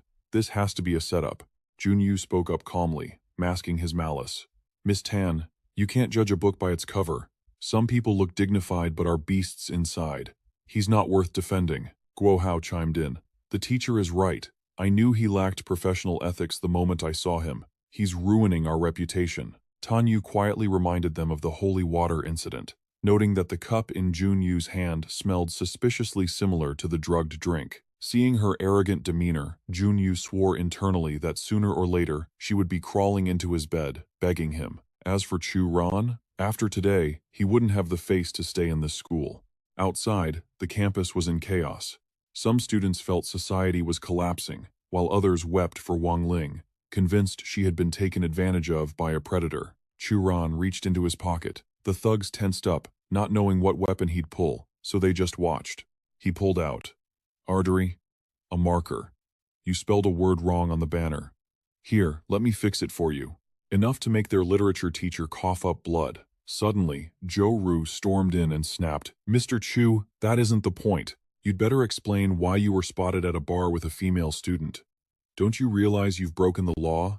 In her mind, once she nailed this shut, she could finally stand by Jun Yu's side without anyone batting an eye. Chu Ran shot back with a cold, indifferent stare. What's it to you? You really ought to watch that mouth of yours. She was trembling with pure rage, summoning every ounce of strength she had. Zhou Ru shrieked his name. Chu Ran. Back in the classroom, the gossip mill was already churning. One curious girl leaned in, asking Wang Ling exactly why she'd gone to a bar last night. She simply claimed she bumped into Chu Ran while hanging out, got a stern lecture, and was escorted straight back to school. The truth was far too dangerous to share. Feigning annoyance, she grumbled, Who knew Chu the Black Crow had such wild hobbies, actually hanging out at a place like that? Cold on the outside, wild on the inside. Huh. Suddenly, a piece of chalk came flying through the air, smacking him right on the forehead. Since you're all so fascinated by this, write me an essay. Topic: the phenomenon of spreading false rumors in modern society. Anyone who doesn't hand it in by tomorrow gets a call home. Agonized wails instantly erupted throughout the classroom. Just a few hours later, another storm hit.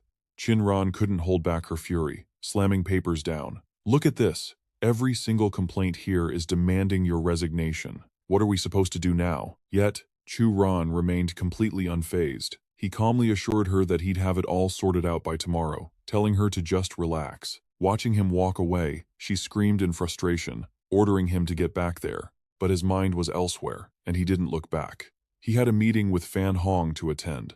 Moments later, a luxurious venue came into view. The receptionist bowed respectfully. "Who might you be looking for, sir?" Chu Ran didn't beat around the bush. "I'm here to see Fan Hong." Ah Lang appeared within the minute.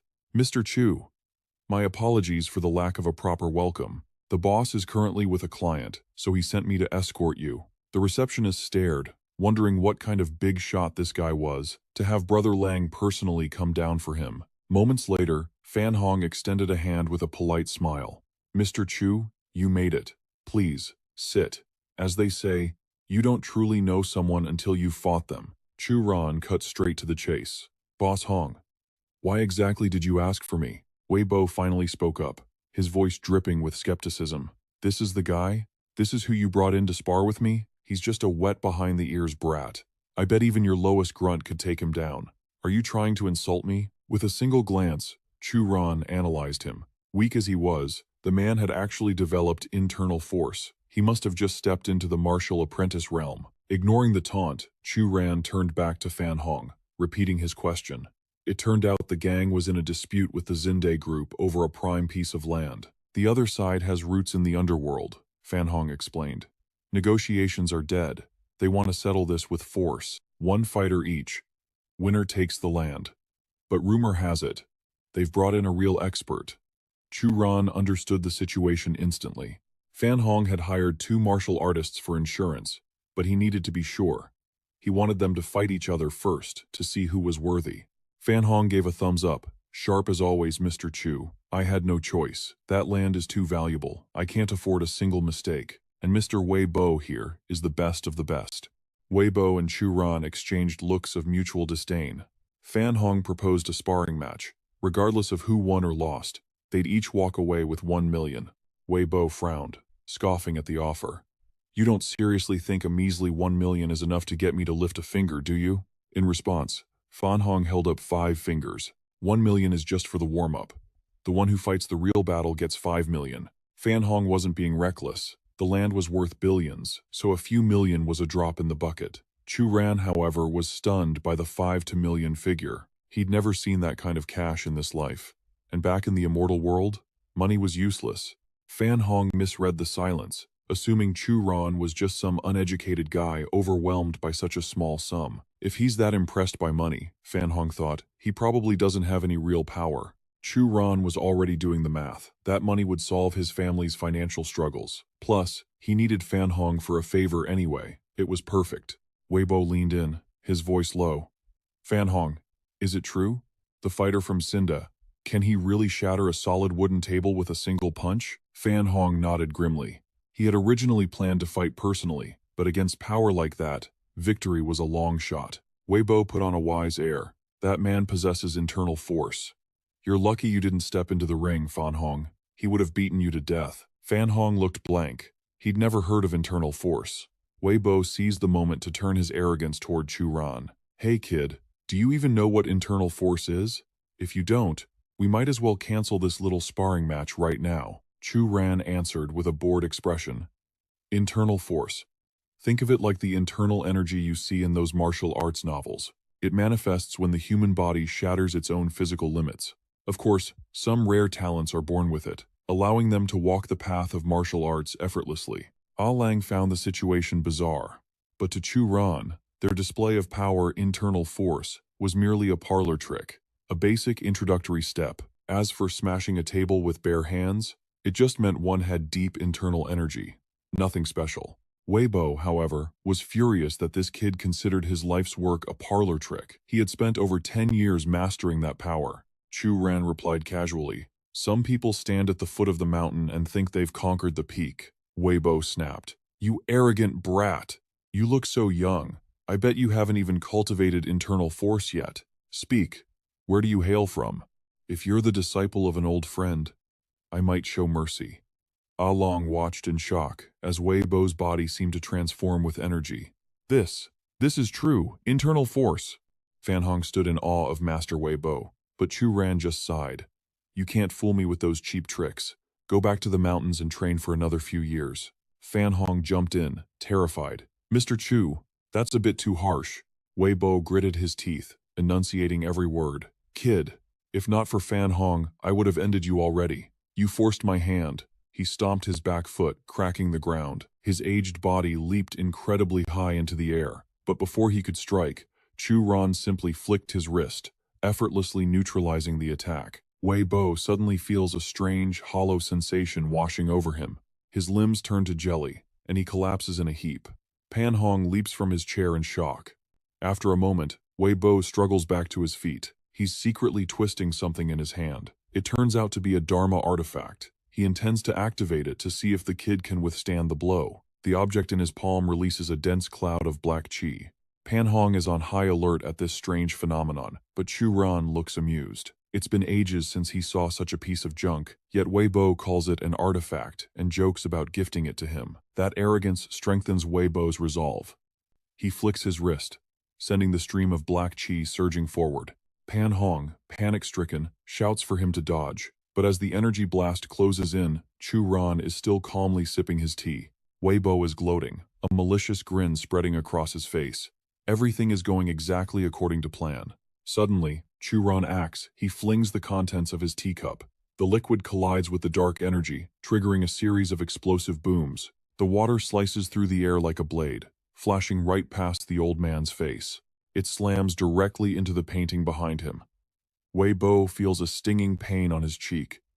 He turns his head, squinting at the painting. Since when did tea leaves become deadly weapons? They are embedded deep in the surface, sharp and hard as steel. Chu Ran holds the empty cup, smiling silently. Weibo trembles violently, pointing a shaking finger. "That chi. You aren't a martial apprentice. You're a martial master." Ah Lang stands on the side, dumbfounded. Is this teacher Chu's true power?" The young man sits there, calm and composed, eyeing the copper piece in Weibo's hand. "Since you've admitted defeat, that copper piece now belongs to me." Chu Ran makes a grabbing motion, and the item flies toward him. The copper piece rips itself from Weibo's grip before he can even react. The artifact lands effortlessly in his palm. Chu Ran smiles with satisfaction and asks, "Do you have any further objections?" The old man immediately drops to his knees, clasping his hands in a plea for mercy. "Sir, please spare my life. This disciple dares not. I was momentarily blinded by foolishness. If you like the artifact, please, take it." Chu Ran fingers the object, sensing the terrifying demonic chi radiating from it. This copper piece was likely found in a place with heavy yin energy, at least 1,000 years old. It's not a righteous artifact. It's corrupted by dark energy, which is why it can induce hallucinations that are impossible to resist. Chu Ran slides the copper piece into his pocket. He doesn't want to make a big fuss about it. "I'll consider the previous matter settled with this copper piece. Of course, if you still feel unsatisfied, you can come find me anytime." This item is actually very useful to Chu Ran. While harmful to normal people, for him, it's a source of pure spiritual energy that will greatly aid his cultivation. Weibo shudders, retreating a few steps in fearful reverence. I wouldn't dare, sir." If there is nothing else, this disciple asks to take his leave. At this point, preserving his own life is the only thing that matters. "Even if my master were here, he absolutely wouldn't be a match for this guy." Weibo turns and flees, leaving someone like Pan Hong feeling completely abandoned. Weibo is just leaving like that? He's been famous recently. A master who knocked out countless fighters, yet he's running away with his tail between his legs. This Chu Ran. Pan Hong's face shows a mix of calculation and hidden joy. He is the real big shot here. I always felt I had overestimated him before, but now I realize I was actually underestimating him. Chu Ran raises his cup, giving a subtle command. Boss Pan. I'm out of tea. Pan Hong snaps his head toward Ah Lang. Hurry up and get the tea. Ah Lang, go get the tea. But in the next second, he changes his mind. No, never mind. I'll do it myself. Pan Hong pours the tea with extreme care, terrified of spilling a single drop. He glanced over at Fan Hong, telling him to relax. Boss Hong, no need to be so polite. It's not like I'm going to eat you. You're the one paying, and I'm the one working. Just act all high and mighty like when we first met at the Pope KTV. That suits you better. Fan Hong shook his head frantically, forcing a laugh. Teacher Chu, please don't tease me about that. I wouldn't dare act like that now. Chu Ran lifted his teacup, his expression instantly turning serious. About the job you hired me for. I get to decide the schedule. I'm swamped this week. It'll have to wait until next week. Chu Ran took a sip of the refreshing tea. He had a mountain of work to handle. He still needed to visit Wang Ling's place to investigate after all. That little girl's trouble was no small matter. Fan Hong remained incredibly polite, not daring to rush or pressure him. No rush. No rush at all. I'll wait as long as it takes. Waiting for you is my honor. Chu Ran looked speechless for a moment, waving his hand dismissively. Being treated too well was actually kind of awkward. Boss Hong, cut it out. You're making it seem like I'm some underworld godfather just like you. Just treat me like a normal teacher. We're about the same age, so let's just be friends. He immediately snapped a salute. Yes, sir, Teacher Chu. Chu Ran's face hardened again as he shifted to serious business. However, I do have a personal matter I need to trouble you with. Fan Hong was instantly on high alert, ready to serve. Just say the word. If I can do it, consider it done. Chu Ran nodded solemnly and got straight to the point. I need you to investigate someone for me. Fan Hong needed details to act. Investigating a person? That's simple. May I ask who you're looking for? Teacher Chu? His expression tightened as he gritted out 3 words. My mother. To ensure the investigation went smoothly, Chu Ran decided to share the backstory. My mother suddenly disappeared when I was very young. I haven't been able to contact her since. I need you to put all your manpower into this. Dig up every record related to her. If you find even a single clue, notify me immediately. Fan Hong listened, looking slightly confused. Chu Ran felt a pang of pain as he recalled his past life being struck by the heavenly tribulation until he coughed up blood. In my past life, although I stood at the peak of the immortal world, I once suffered chi deviation during cultivation. My memories from before age 5 were almost completely wiped out. Even if I wanted to find her back then, I wouldn't have known where to start. Chu Ran's attitude was absolute. In this life, the family would be reunited. Whether he had to tear through the heavens or overturn the earth, he would find his mother. Fan Hong smiled, signaling for Chu Ran to put his trust in him. Teacher Chu, rest assured, we'll definitely find something. And even if we can't find her directly, I have some connections with the Chu family. Their business empire is spread across even more provinces than mine. Chu Ran slammed his half-finished tea onto the table, liquid splashing everywhere. He let out a low growl that made Fan Hong jump in terror. The Chu family of Qinhua City? Fan Hong broke into a cold sweat, mustering the courage to ask, Teacher Chu, do you have some history with the Chu family? Chu Ran gritted his teeth, his face twisted in fury. Chu Huaig is my grandfather. So you tell me, is that just some history? Chu Ran still held a deep grudge. If the Chu family had supported his parents' marriage back then, things wouldn't have ended up like this. Fan Hong was stunned by this bombshell revelation. Chu Ran was actually the direct grandson of the powerful Chu family. Zhu Tie was equally shocked. Young Master Chu? Chu Ran rested his chin on his hands, deep in thought. Since he needed their help investigating, they would find out sooner or later anyway. It was better to just tell them everything now. The tea was still steaming hot as the story continued. Chu Ran hid nothing about his parents, revealing the entire truth to the men in the room. Fan Hong listened from start to finish, then slammed his hand on the table in rage. What era is this? I can't believe the Chu family would still pull stunts like that, forcing your family apart. I always thought the Chu descendants were just arrogant pricks with no skills. But I didn't expect the head of the family to be such a rotten, backward old fossil. This is a complete injustice. Driven by brotherly loyalty, he decided to stand by Chu Ran's side. Teacher Chu, your problems are my problems. If the Chu family is like that, then to hell with this deal. I don't need their money, and I certainly don't need to kiss their ass. Chu Ran waved his hand, signaling that he didn't want to blow things out of proportion. There was no need for that. Business is business. We still need to do the deal. No point in throwing away money. Chu Ran silently assessed him. Fan Hong was a straightforward talker. Although he could be a bit domineering, he was definitely a man of principle. Fan Hong gave a thumbs up, praising Chu Ran. Teacher Chu, the Chu family. Abandoning you is their loss. You're destined to be a massive figure in the future. Chu Ran felt the praise was a bit much and tried to act humble.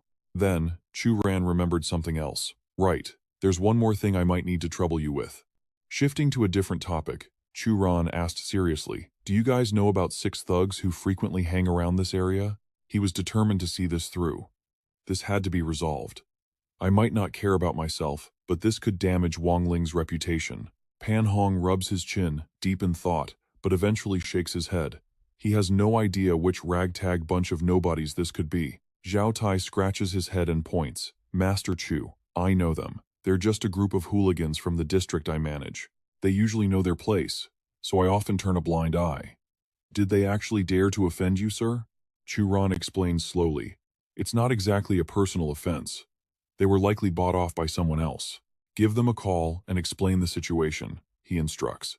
They will know exactly what they need to do. Deep down, he already has a name in mind. Chen Junyu is the real mastermind behind this. He turns to Zhao Tie to assign the task. Little Zhao, since that's the case, I'm leaving this to you. Make sure you handle it properly. He places a hand on his chest, exuding confidence. Yes, understood, boss. Those brats have been following me for ages. Chu Ran stands up to leave. Everything is settled, so I'll be going. No need to see me off. Suddenly, his gaze shifts to a specific spot. Pan Hong politely sees him out. Safe travels, Master Chu. My token of appreciation will be transferred to your account very soon. However, Chu Ran sharply senses a shift in the atmosphere, a distinct energy. He clasps his hands together, his face lighting up with a smile. Boss Pan, congratulations. Congratulations. Pan Hong looks completely confused. Huh? Chu Ran doesn't hide anything. I see a purple auspicious aura hovering over your head today. Surely, a great blessing is coming your way. Hearing this, Pan Hong's face brightens immediately. Master Chu, you know how to read fortune as well? My wife and I are both over 40. We've visited so many hospitals but still haven't had a single child. If there really is a happy event like you say, that would be wonderful. Before leaving, Chu Ran turns serious, offering him a crucial piece of advice regarding his fate. I know you might not believe me right now, but I still want to give you a warning. You killed too many people in the first half of your life, which is why you have no heir. You must immediately use part of your wealth for charity and accumulating merit. Otherwise, a great disaster is unavoidable. He puts his hands in his pockets and walks away, closing his eyes briefly. The immortal realm has its laws of karma. Reading a mortal's fate is nothing difficult for him. Chu Ran nods to the receptionist, feeling satisfied. Boss Pan really manages his staff well. Just then, he hears someone calling his name. Chu Ran? Are you Chu Ran? It turns out to be Wu Lei. He asks politely, it is you, right? Chu Ran immediately recognizes his old acquaintance. Lei Zi! The two brothers shake hands and pat each other excitedly. Lei Zi. Long time no see. Wu Lei, his close friend from high school. He never expected to meet him again in this life. He glances down at the other's employee badge. You work here? Not bad, kid. You're doing pretty well for yourself. Wu Lei smiles shyly, humble as ever. I just work in HR, and I haven't been here long. What about you? Are you here for an interview? Suddenly, someone calls out, Lei Zi. Wu Qing walks over happily to greet them. Is this the Chu Ran you always mention? He is handsome, indeed. Hello, I'm Lei Zi's older sister, Wu Qing. You can call me Sister Qing. Chu Ran shakes her hand naturally. Hello, Sister Qing. Barely a moment later, Wu Qing nudges Wu Lei, scolding him with a frown. See, he looks so calm and composed. Unlike you, a disgrace to the Wu family. You've barely joined the company, and you've already offended your superiors. Wu Lei blushes, embarrassed enough to want to hide in a hole. Even with Chu Ran here, she still scolds him. Sister, Chu Ran and I haven't seen each other in ages. Can we talk about this later? Wu Qing's anger flares up, scolding Wu Lei until his head spins. I can't be bothered to manage you anymore. Society isn't like school. People's hearts are dangerous. Look at you. You've been graduated for a year, so why are you still so naive and clueless? Seeing the two arguing loudly, Chu Ran asks, "Did something happen?" Wu Qing immediately recounts the story. When this company was recruiting, a girl was being harassed during her interview. My brother discovered it. This brat didn't know how to pretend he saw nothing. Instead, he scolded the manager right there on the spot. She crosses her arms, clearly annoyed. Of course, the guy held a grudge. He's been finding trouble for my brother over and over again. Recently, my brother made a small mistake at work, and he used it to fire him directly. She turns back to Wu Lei to scold him some more. Luckily, your brother-in-law is on his way here. Your brother-in-law is a finance supervisor at the Huasheng Group after all. Your department director will have to show him some respect. When the time comes, watch your mouth. Hearing this, Chu Ran realizes immediately, Huasheng Group, isn't that the property of the Qin family? Wu Qing looks behind him. Someone is approaching. Yunjie walks over, checking his watch, looking rushed. Your brother-in-law is here. Yunji immediately starts lecturing Wu Lei. You're this old, yet you still act like a child. When you see something like that, how could you expose someone in public? Isn't that just slapping your superior in the face? If your family didn't have my help, would your life be this good? Wu Lei whispers firmly, but I didn't do anything wrong. Just then, Chu Ran stepped in to save the day. You look like you're in a jam. Why didn't you tell me? I might be able to help. Wu Lei looked awkward and defeated. Chu Ran, you can't fix this. Director Sun is a big-shot manager from the parent company. Chu Ran patted his shoulder reassuringly. You did the right thing. Besides, this isn't a big deal. Suddenly, Yunjie chimed in, making Wu Lei jump. Kids these days sure talk a big game, he sneered. I'm a finance supervisor at Huasheng Group, and even I can't guarantee Director Sun will give me face. Who do you think you are? Some rich heir? Wu Qing whispered urgently to her brother. Keep it down. Little Chu is just inexperienced. He doesn't know how the real world works yet. The Wu siblings kept bowing, apologizing to Chu Ran, while Yunjie let out a scornful snort. Suddenly, Yunjie froze, staring straight ahead. Sun Xiang strutted in like he owned the place. Yunjie immediately started sucking up. Director Sun, you've arrived. The old man didn't even glance at him. Sun Xiang actually dodged Yunjie's outstretched hand like it was contagious. He launched into a self-righteous tirade. It's not that I'm unreasonable, but this Wu Lei has completely disrespected me. He scolded me in front of everyone. He made it look like he was the boss, not me. Then, Sun Xiang shamelessly claimed his harassment was just a stress test for candidates. Wu Qing nudged her brother's arm, whispering frantically for him to apologize. Wu Lei clenched his fists, burning with injustice. Yet, he had no choice but to bow his head. I'm sorry, Director, Sunday. I was out of line last time. Please, give me one more chance. Chu Ran watched in silence. It's clearly not Wu Lei's fault, yet he has to bow. Without a backer or a wealthy background, all he can do is swallow the insults and endure, over and over again. Rules are just chains for the weak. Chu Ran frowned and let out a cold snort, catching Sun Xiang's attention. What is it? The director barked. You got a problem, kid? Chu Ran didn't hold back. I've never met someone so lecherous who pretends to be so righteous. Since when did sexual harassment become part of the interview process? Sun Xiang turned red with humiliation and rage. You brat! Who the hell are you? Yunjie jumped in to defend his master. Who do you think you are? How dare you speak to Director Sun like that? Apologize immediately. Chu Ran calmly shrugged. For what? For speaking the truth? If honesty is a crime, then lock me up. Yunjie pointed a trembling finger at him, sputtering with rage, but couldn't find a single word to refute him. Wu Lei felt a surge of emotion. Chu Ran, you really haven't changed a bit.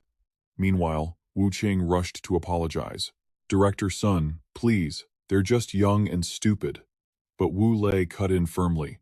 Sis, don't apologize to scum like him. I don't want this job anyway.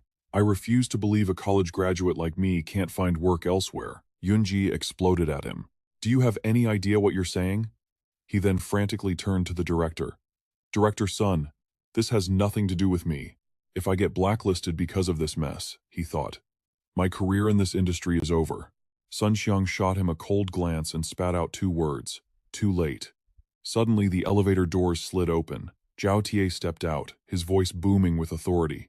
What is all this noise? Do you realize this is the main lobby? Sun Xiang rushed to tattle first. President Zhao, it's nothing serious. A new employee made a mistake, so I fired him. Now his family is here causing a scene. Without asking for details, Zhao Ti roared. Causing a scene? Who dares cause trouble at my Hongyuan group? Chu Ran stepped forward calmly. I'm the one causing trouble. How do you plan to handle me? Wu Qing looked at him in terror, while Yunjie cursed internally. We're screwed. This kid is going to drag us all down with him. Sun Xiang smirked viciously. Provoking President Zhao? You ignorant brat. But contrary to everyone's expectations, Zhao Ta froze. He started trembling, stammering out, Teacher Chu? Chu Ran just stared at him coldly, not saying a word. Zhao Ta's face flipped instantly, his voice dripping with flattery. It really is Teacher Chu. Why are you still here? Should I drive you home myself? Wu Qing and Yunjie stood there, jaws on the floor. Wu Lei was just as stunned, but the person sweating bullets was Sun Xiang.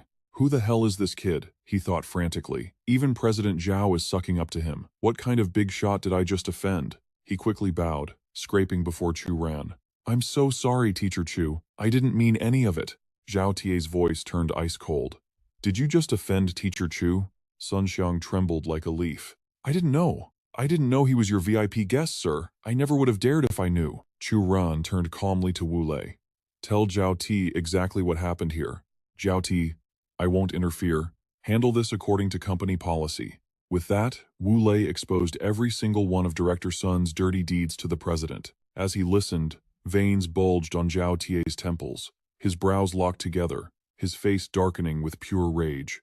Unable to hold back, he smashed a fist into Sun Xiang's face, sending him reeling, before bowing deeply to apologize to Chu Ran. Teacher Chu, rest assured, I will handle this matter fairly and impartially. He turns to the staff. Old son, go to finance, get your salary for this month, and get out. Sun Xiang wants to salvage the situation, clutching his face and stammering incoherently.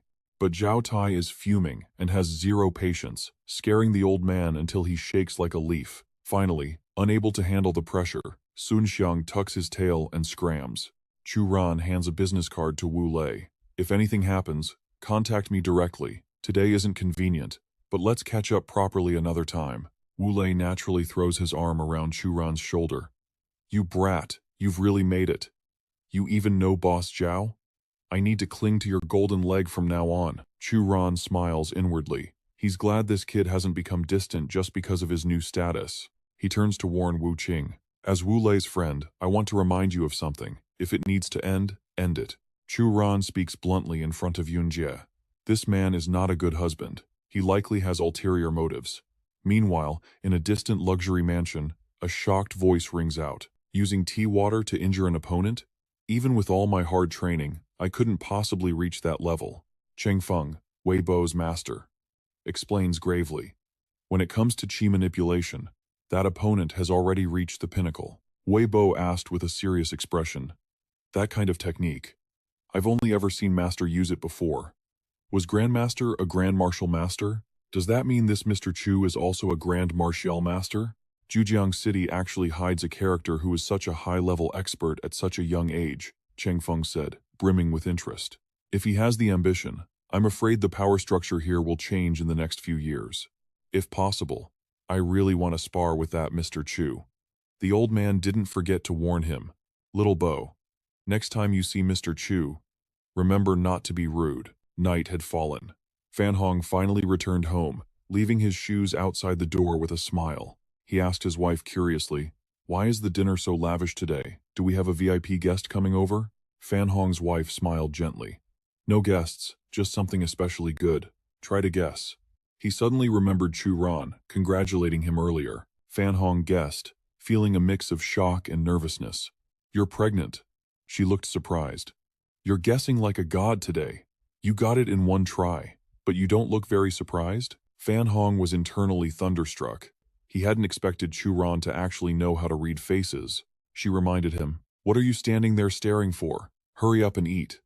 You're going to be a dad soon. So stop going out and fooling around with women. Fan Hong agreed immediately. That was just for business before. I promise I won't go out chasing skirts anymore. In his heart, he praised Chu Ran to the high heavens. Lying in bed that night, Fan Hong pondered. Teacher Chu had said that once he had a child, he needed to diligently do good deeds. Thinking of this, he immediately called his subordinate. Arrange a donation to build a few Hope primary schools immediately. The subordinate asked in confusion, but Fan Hong confirmed firmly, immediately, right now. The subordinate understood and quickly agreed. His respect for Chu Ran deepened even further. He really was a living immortal. He definitely had to interact with him more in the future. Jujiang City, where beer stalls and barbecue joints bustled along the streets. A group of young thugs was eating and drinking rudely and noisily, completely out of place with the suit-wearing, well-groomed Junyu. He felt disdain in his heart. Sure enough, a bunch of people with no future. Even if you gave them more money, they would only know how to burn it at roadside stalls.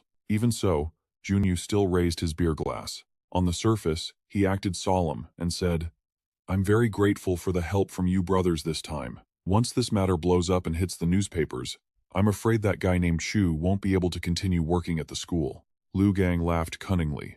"This is all small stuff. For us, it's definitely doable." Suddenly, a phone rang, interrupting his mood to show off.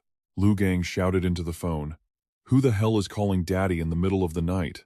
But when he saw who the caller was, he was so scared his jaw dropped. Liu Gang hurriedly told Junyu, "I need to take this call for a second." He lowered his voice anxiously. "Brother Zhao, do you have orders?" Zhao Ta roared furiously. "You have some nerve. You dare to offend just anyone? Do you feel like I'm living too comfortably? So you're working hard to cause me more trouble? Is that it?" Liu Gang broke out in a cold sweat, asking nervously, "Brother Zhao, what exactly is going on? Can you explain it clearly first?" Zhao Tai cursed angrily. "Did you go to number 3 high school early this morning to smear the reputation of a teacher named Chu Ran?" Liu Gang explained. "I investigated him. That guy has no special background. Plus, this time it was the second young master of Qisheng Hotel who asked us to act. It should be fine." Zhao Ta snorted coldly. "No background? Even I have to bow and scrape before him. Even Boss Hong doesn't dare raise his voice in front of him. And you call that having no backer? Your balls are too big, Liu Gang." The name Boss Hong struck Liu Gang like a clap of thunder. He was terrified when he thought of Chu Ran and Fan Hong. "I'm finished. I bumped into a big shot," Liu Gang stammered, trembling. "Why is it like this? Brother Zhao, you have to help me. I just took money to do a job." Zhao Ta ordered coldly.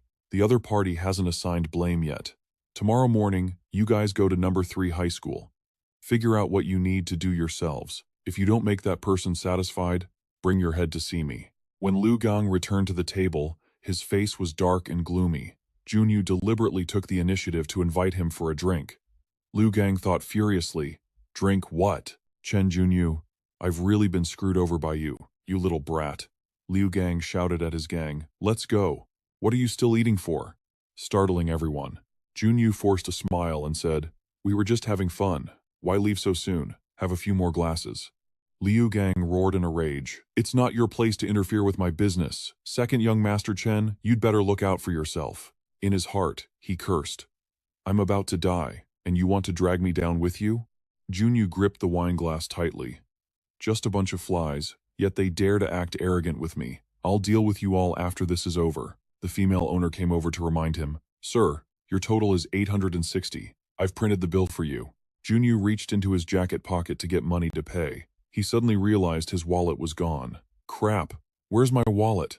Checking his phone, Junyu felt incredibly unlucky. "My phone service plan just expired this month too." Cornered by the furious owner, he had no choice but to stall. "I'll have someone bring you the cash tomorrow, I swear." The owner immediately rolled up her sleeves. "What kind of trash are you? Dressed like a king but acting like a broke fraud. You dare try to dine and dash at my place?" The commotion drew everyone's eyes. Junyu panicked, begging for mercy. "Big sis, please, let's not make a scene." Early the next morning, at the gates of Number 3 High School, Liu Gang and his gang of rainbow-haired punks were causing a massive scene. "Teacher Chu, get out here!" Chu Ran frowned the moment he saw them. "Not these clowns again."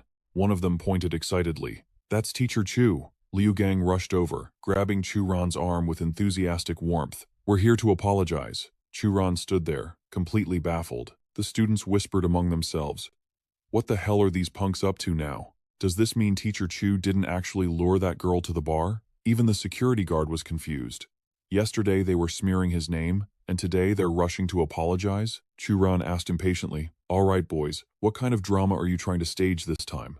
His question made Liu Gang and his crew freeze awkwardly. With that getup, you guys really stand out. Are we reenacting Thunderstorm or something? Liu Gang stepped forward to confess. Before. We were put up to it by a teacher named Chu Yi. We just took the money and did what we were told. But then we found out you're actually a decent, virtuous guy, Teacher Chu. We couldn't eat or sleep out of guilt, so we decided to come clean. As soon as he finished, the entire rainbow-haired gang bowed a perfect 90 degrees in unison. We were wrong. Please forgive us. The students exploded into chatter.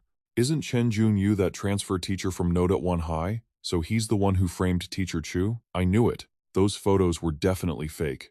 Meanwhile, in the faculty office, Junyu was trembling with rage. He crushed his water bottle in his grip. That pack of dogs took my money and still dared to sell me out. The door swung open, and Chu-ran walked in with a cheerful greeting. The sun is shining. Hello everyone. What a beautiful day it is. Tanyu graciously handed him a cup of coffee. Teacher Chu, I knew you were innocent. Anyone with eyes could see someone was deliberately trying to frame you. Zhou Ru let out a scornful laugh. If you ask me, you bribed those thugs to turn around and frame Teacher Chen. Junyu put on a mask of righteousness. As an educator, you are truly despicable. I can't believe you'd stoop this low. We'll see who the real liar is. Chu-ran replied calmly, his voice dripping with subtext. If you're rabid, don't bite me. I really don't feel like taking a trip to the vet today, got it? Junyu gritted his teeth, hissing Chu-ran's name in pure fury. Guo Hao coughed dryly to warn him. This is an office. Keep it down. Chu-ran just smiled. Thanks for the coffee, Miss Tan. It smells amazing. Tanyu blushed shyly. I'm glad you like it. Setting the cup down, Chu-ran turned a cold shoulder to Junyu. Shouldn't you be teaching your class? And Miss Tan, be careful. The dogs around here can't tell friend from foe, they just bite whatever moves. Back in the classroom, his voice dripped with dramatic sorrow. I am hurt. Deeply hurt. Not a single student had scored over a 70. Chu-ran thought to himself. With these grades, forget the top 5 gold Chin-ran set. We're solidly ranked number 1, from the bottom. Hu-lai piped up sarcastically. It's because the questions were too hard. You really can't blame us for that. If you don't believe me, try doing it yourself. You'd probably score lower than us. That was the wrong thing to say. Chu-ran snapped. The question asked you to follow the pattern. If a drop of water is a blessing, I send you an ocean. But what did you write? If an ounce of meat is a joy, I'll send you a fat pig. Does your family run a pig farm or something? The whole class erupted in laughter. Hu-lai's face burned with embarrassment. Even Wang Ling was covering her mouth, giggling. Chu-ran mused silently. Aside from Wang Ling, who actually improved with a 69, the rest are hopeless. Has Wang Ling finally been moved by my teaching? He sighed internally. Forget it. Yelling at them won't change anything. Why do I feel so uneasy today? Like something bad is about to happen. Just as the thought crossed his mind, the chalk in his hand snapped in two against the blackboard. He knew better than anyone what this meant. A bad omen. Something terrible was coming. Chu-ran's expression darkened instantly. He whipped around to face the class. What's today's date? Confused but obedient, the students replied. It's the 8th, teacher. It clicked. In his past life, this was the day a student committed suicide at school. The school beauty, if he recalled correctly. Should I save her? He spotted a silhouette on the rooftop of the opposite building. There she is. He hesitated. If I intervene and change karma, it could ripple out and destroy my own future. Even so, Chu-ran didn't wait. He made up his mind instantly. Cultivation is about defying the heavens anyway. I can't let fear of karma force me to go against my conscience. Chu-ran rushed to the door, turning back for one last instruction. Self-study, everyone. I have something urgent to take care of. But the moment he stepped out, he ran straight into Chin-ran. Chu-ran, you're supposed to be teaching. Where do you think you're going? You better have a good explanation for this. Chu-ran flinches, panic rising. Why run into her now, of all times? Time to bolt. He immediately sprints straight ahead. I'm just going to the restroom. Chin-ran gives chase, but pauses just long enough to bark an order at the class. Study on your own.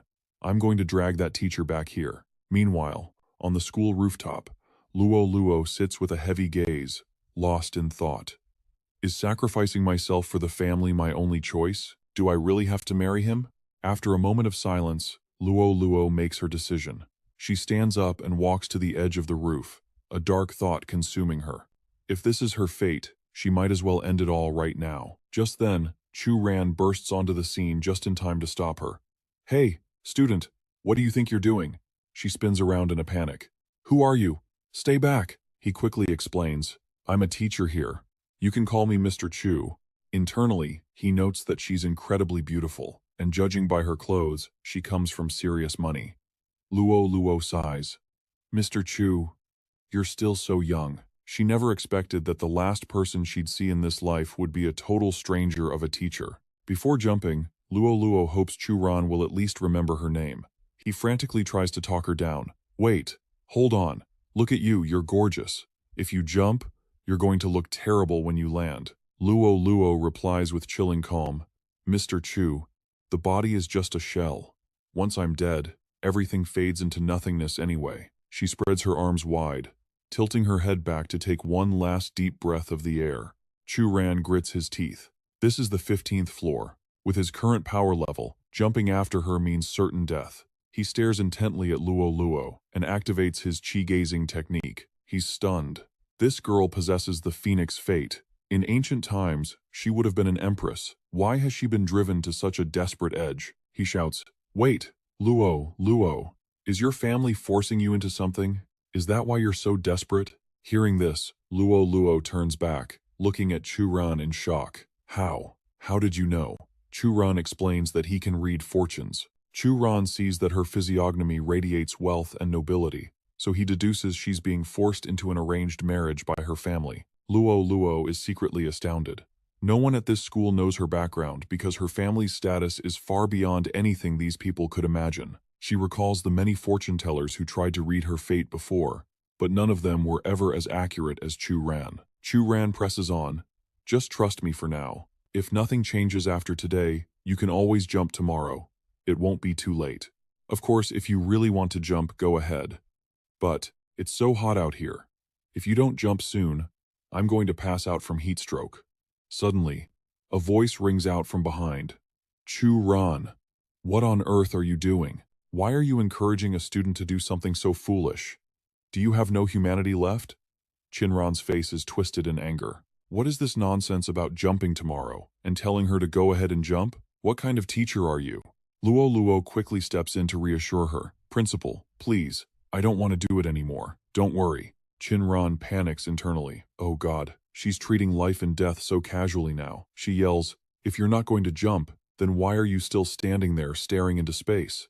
She turns her fury on Chu Ran. If anything happens to her, I'm holding you responsible. He snaps back. Did you only hear the last part of what I said? Suddenly, a powerful gust of wind sweeps across the roof, freezing Chinran in place. She looks around in confusion. Why is the wind so strong all of a sudden? At that exact moment, the gale knocks Luo off balance, and her foot slips from the edge. The wind sends her tumbling over the side, terror written all over her face. Witnessing the horror, Chinran screams, "Oh no!" But miraculously, Chu Ran lunges forward and catches Luo's hand just in time. She's so terrified she squeezes her eyes shut, refusing to look. Luo finally dares to look up and sees that Chu Ran has a firm grip on her. Chu Ran strains, using every ounce of strength to haul her up. With a mighty heave, he tosses Luo back onto the safety of the roof, then vaults himself up with agile, practiced ease. But as he lands, he steps right on one of Luo's discarded heels and loses his balance. Chinran is standing directly in his path. Chu Ran yells, "No, move, get out of the way." A split second later, he slips and crashes straight into Chinran. Chu Ran asks if she's okay with a trembling voice, only to be rewarded with a flurry of slaps from Chinran. Chu Ran rubs his cheek, feeling wronged. "Principal Chin, I just saved a student's life. Can't you cancel that bad evaluation now?" Chinran glares at him.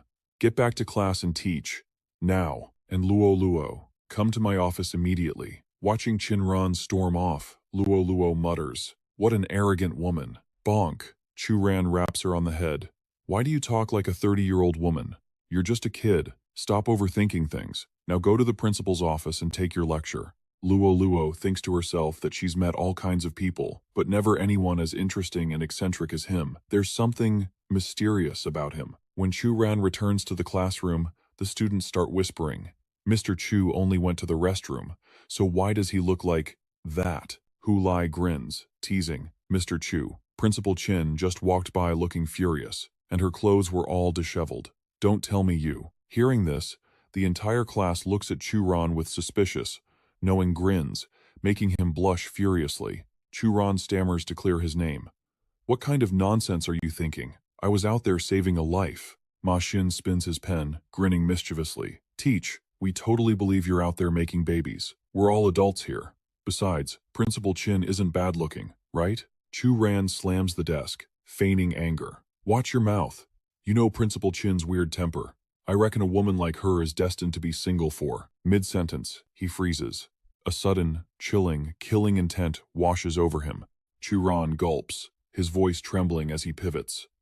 For eternity? No. She is a saint.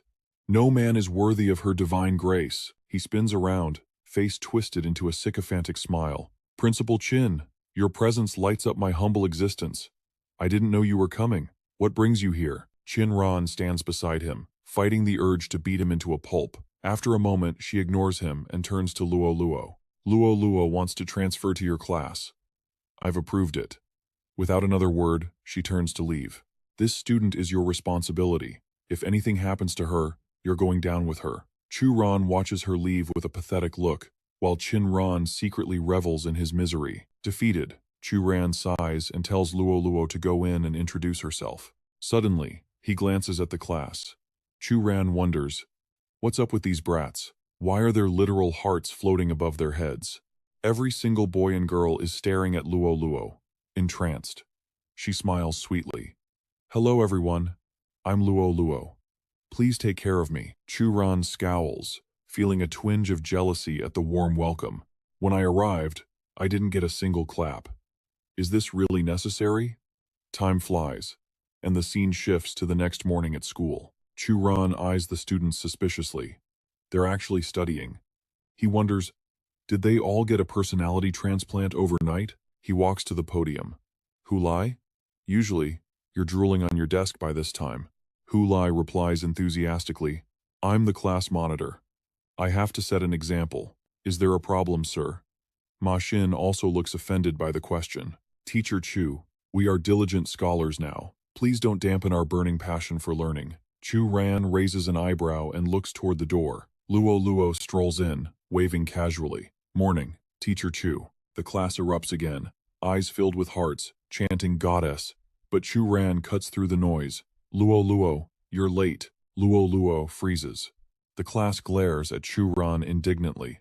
Luo immediately leans over the teacher's desk, pouting. Teach. This is the privilege of being the school's #1 student. I can be late, skip class, and ignore homework. She thinks to herself that Chu Ran isn't as simple as he looks. Chu Ran fumes. She seizes the moment to tease him. Oh, Teacher Chu, you look so cute when you're angry. He petrifies on the spot. He never expected to be flirted with by a student. Scene shifts to the teacher's office. Chu Ran asks, Chen Junyu didn't come in today? Tanyu thinks for a moment before replying. After that incident, he's too embarrassed. He got demoted to teaching first years. But he has connections, so he'll be fine. Suddenly, a loud voice interrupts them, making them turn their heads. Simply fascinating. I had to take my students to the city for a competition. Luckily, we snatched a few first-place prizes. The newcomer is Cao Deshang. He rubs his hands together, looking smug. You're the homeroom teacher for Class 18, right? Teacher Chu, I heard Luo transferred to your class. You really struck gold. He sneers. But Teacher Chu, I feel that someone of your ability isn't qualified to teach a genius like Luo. Why don't you transfer her to my class? Chu Ran silently taps his finger, sending out a faint streak of blue light. Without warning, Deshang's knees buckle, and he slams onto the tiled floor in a kneeling position. Chu Ran turns to him, feigning concern. Teacher Cao, why are you kneeling? Is it really worth begging like this for just one student? Please, stand up. We can talk about it. Chu Ran walks away, throwing a sharp jab over his shoulder. Teacher Cao, I won't help you up. No need to be so polite with me in the future. Chu Ran thinks, he's not on my level. Let him kneel until he learns some respect. Deshang glares at his retreating back, grinding his teeth. Chu Ran, you dare humiliate me in public? Just you wait. The scene changes. It's suddenly the morning of the second day on a busy street. Chu Ran takes a bite of a fried dough stick. Instantly, his body glows. He leveled up. I became an intermediate martial master just by eating a snack? Why is leveling up in this immortal world so completely random? Some people level up just by walking down the street. Chu Ran slams a red bill on the table, shouts to the owner, and hurries off. I need to reach the Haodian Peak quickly so I can sneak into the Taiji sect when the immortal gate opens. That's the only way I can find my Yanar. His phone rings in his pocket. He frowns. Who would call me at this hour? A crying voice comes through the receiver. Teacher Chu. I'm not coming to class today. I need to take a sick leave. He asks urgently. Wang Ling? What's wrong? Don't cry. Tell me what happened. Scene shifts to an accident site. Wang Ling is sitting on the curb. She speaks into the phone. I was in a car accident this morning. The jade pendant you gave me shattered. But I'm okay. I felt an invisible force hold me back and save my life. She speaks while gazing at the jade pendant in her hand. Hearing this, Chu Ran finally breathes a sigh of relief. I'm just glad you're safe. Call your family immediately. You don't need to come to class today. I'll drop by to visit you after school. After hanging up, he fumes with silent rage. How dare they bully my student? I want to see exactly who has the guts to mess with the Yama Celestial Venerable. The scene shifts as Chu Ran arrives at Wang Ling's family villa. The butler bows his head and announces, Apologies for keeping you waiting, Mr. Chu. Chairman Wang and the young miss are attending to some VIP guests, so they cannot come out to greet you personally. If anything offends you later, please overlook it. He immediately wonders what is going on.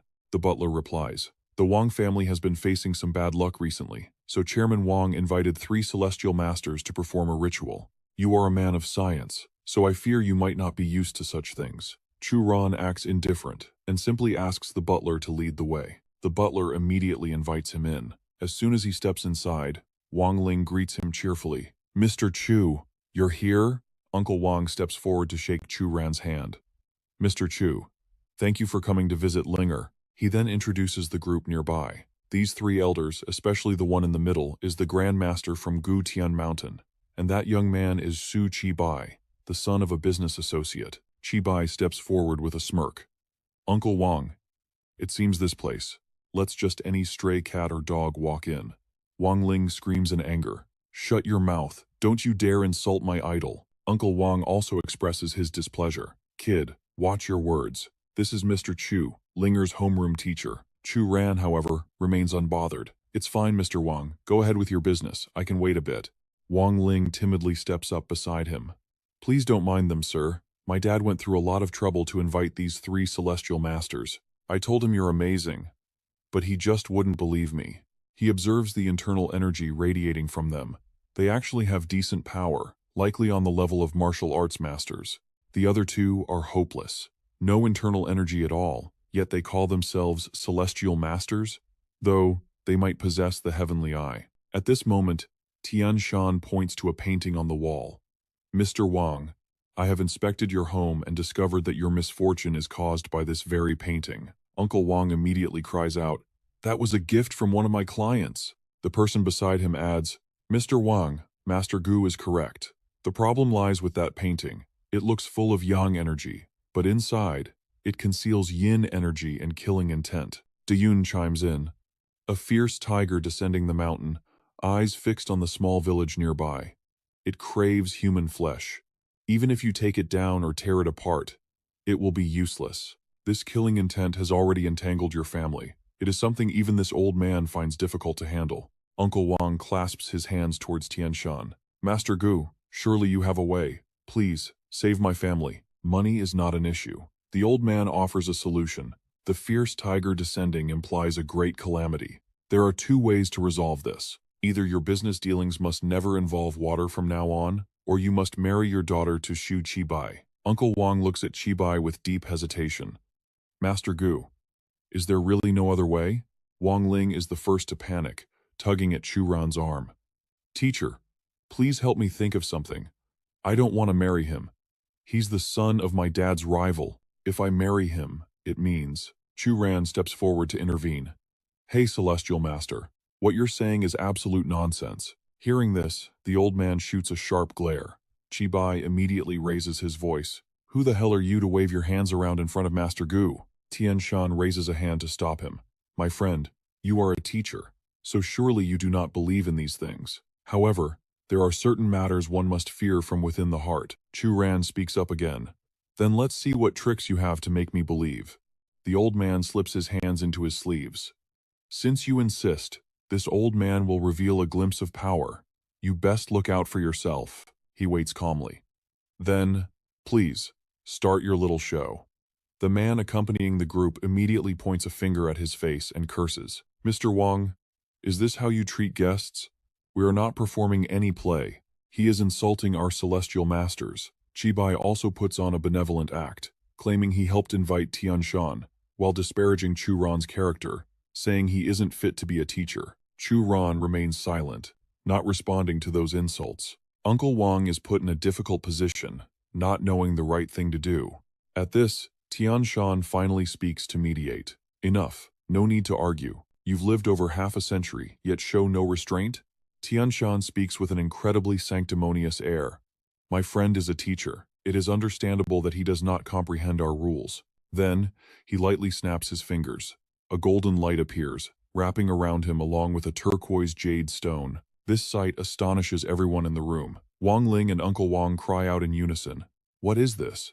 Is he actually floating? His feet are supported by a stream of internal energy, leaving his entire body hovering in midair. Stroking his beard with the air of a transcendent sage, he asks, Are you satisfied now, young friend? De Yun, standing nearby, cannot hide his amazement. The qi flowing through Master Gu's body. I had no idea he had cultivated to such a divine level.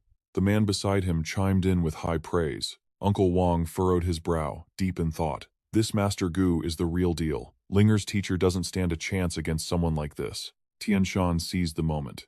You believe me now, don't you? That was just a basic martial arts trick. I possess the true techniques of a celestial master, though I hardly need to display them here. Chi Bai immediately jumped in.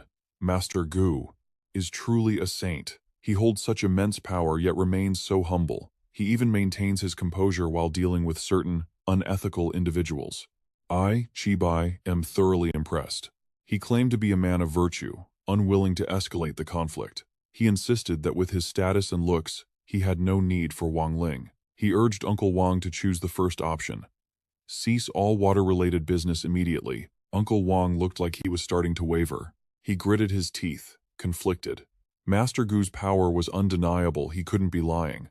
But to completely abandon the business he'd spent years building. Seeing his hesitation, Tian Shan pressed on. Mr. Wang, money is fleeting. A fortune lost can always be earned back. I can only offer you the solution. The final choice that rests entirely with you. Terrified, Wang Ling tugged at Chu Ran's sleeve. Mr. Chu, what do we do now? Chu Ran didn't answer. He simply reached into his jacket pocket. He pulled out an object glowing with a faint purple light and turned to Tian Shan. Your power is certainly intimidating, Master. But tell me, what do you make of this copper coin? The old man stroked his beard, feigning indifference. That coin? It's likely been corrupted by yin energy over the years. It holds a trace of evil aura, but at best, it's merely a low-level artifact. The man standing next to De Yun looked at Tian Shan with pure admiration, awed by his appraisal. But De Yun thought differently. That is a rare treasure. With just a little more time, it could evolve into a true magical artifact. Chu Ran spoke up again. How about I use this coin to shatter that tiger descending the mountain painting? What do you say? The old man lunged forward to stop him. Absolutely not. That cursed object will only amplify the painting's killing intent. Keeping it on you is dangerous. Hand that coin over to us experts immediately. Chu Ran smirked. He had the confirmation he needed. Master Gu, you're panicking. The trouble in my student's home. You and the Shu family orchestrated it, didn't you? Uncle Wang was the first to object. Nonsense. Master Gu is a man of high virtue and prestige. We revere him as a saint. I won't let you slander him. Chu Ran didn't look disappointed. He simply asked, if you follow his advice, Uncle Wang, who ultimately benefits, this isn't slander, it's the truth. Watch closely, I'm about to expose these frauds for what they really are. Across the room, Tian Shan clasped his hands into a seal. Instantly, a roaring flame erupted behind him. You brat! You dare ruin my plans?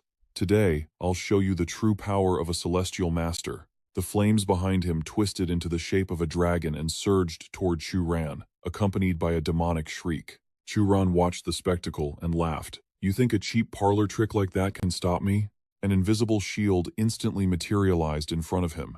The fiery energy slammed into it and shattered into nothingness. Tian Shan vomited blood as the backlash hit him. He broke my spell with a single breath? Ugh. What kind of cultivation realm is he in? A green light shimmered before Chu Ran as he effortlessly neutralized the attack.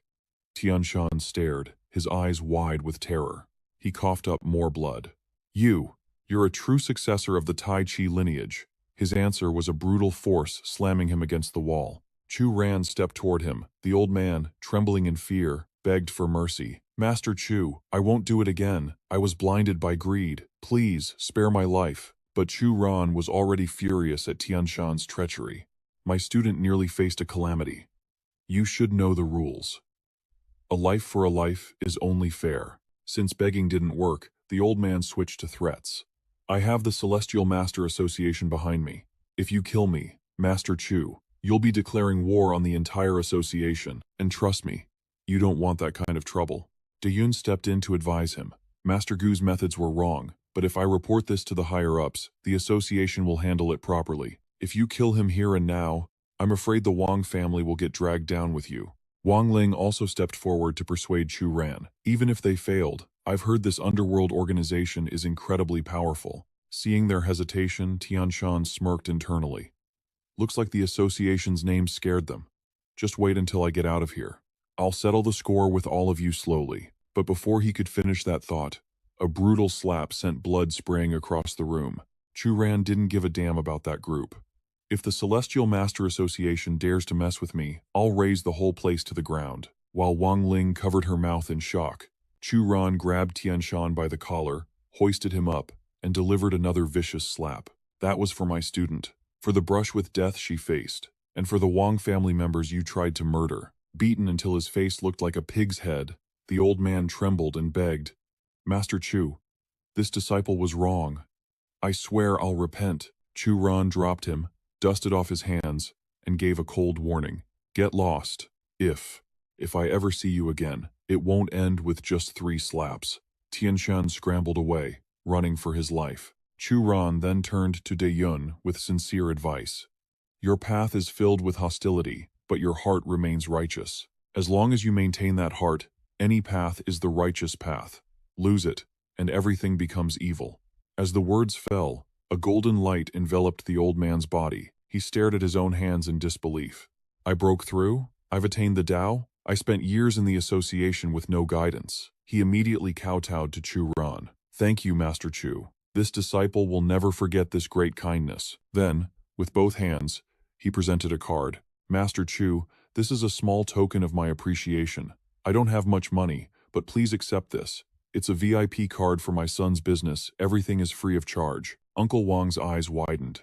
That was the purple gold card from the Fenghua Group, the most luxurious dining conglomerate in Jiangnan province. Chu Ran took the card and dismissed him. Uncle Wang's jaw hit the floor. That was a Fenghua purple gold card. There aren't more than 3 people in Qinhua City who own one. How can he just hand it over like that?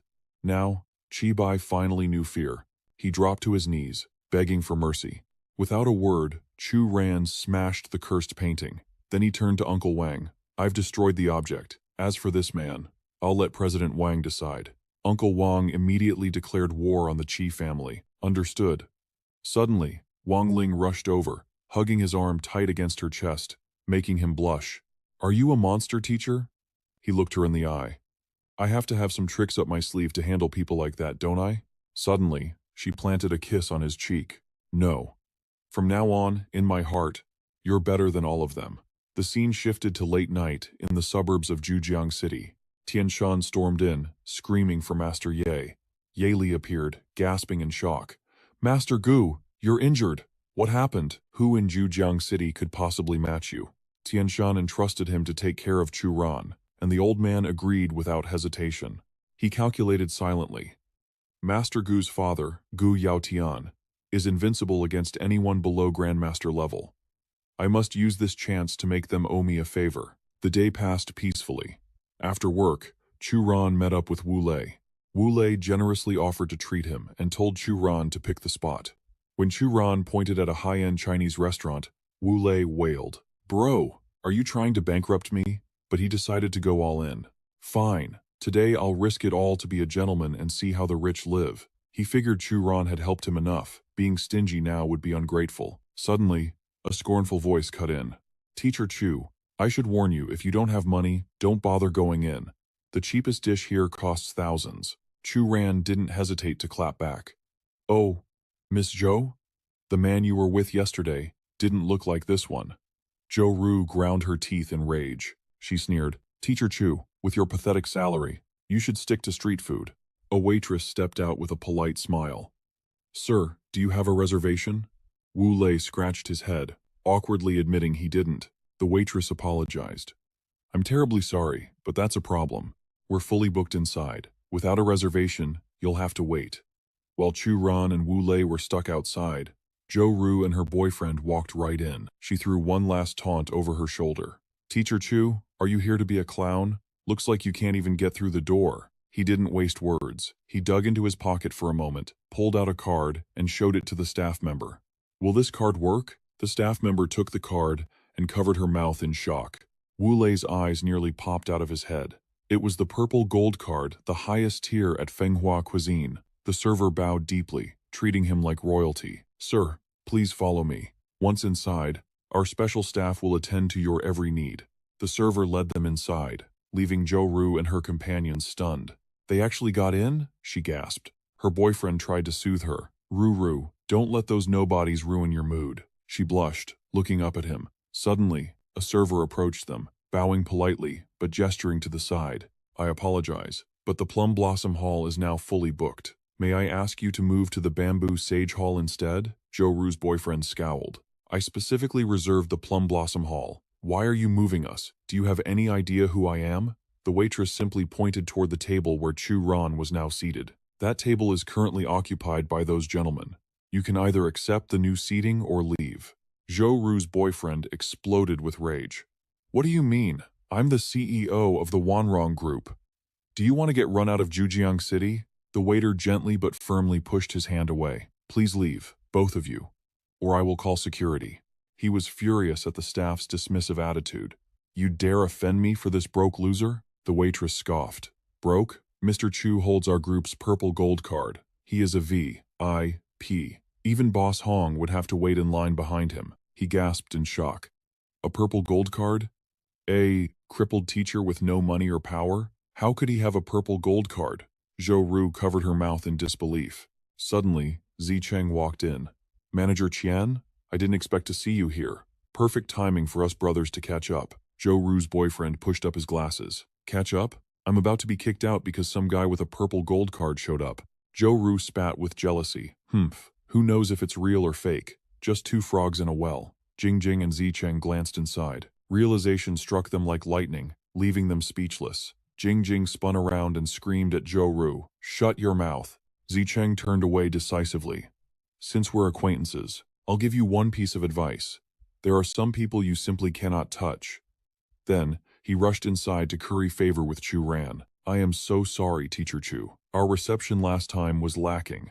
It was our negligence. Please, forgive us." Zhou Ru's boyfriend stared inside, deep in thought. Those two families combined are as powerful as the Fan Hong group, yet they're terrified of him. Did I really offend someone I shouldn't have? Suddenly, Zhou Ru hugged his arm, whining coquettishly. "Honey, those people are all crazy. Let's go eat somewhere else. Tonight. I'll make you feel very comfortable, okay?" He immediately yanked his arm away and shoved her aside. "Zhou Ru, I don't think we're compatible. Let's break up," he thought to himself. "I almost offended an untouchable figure just because of this woman."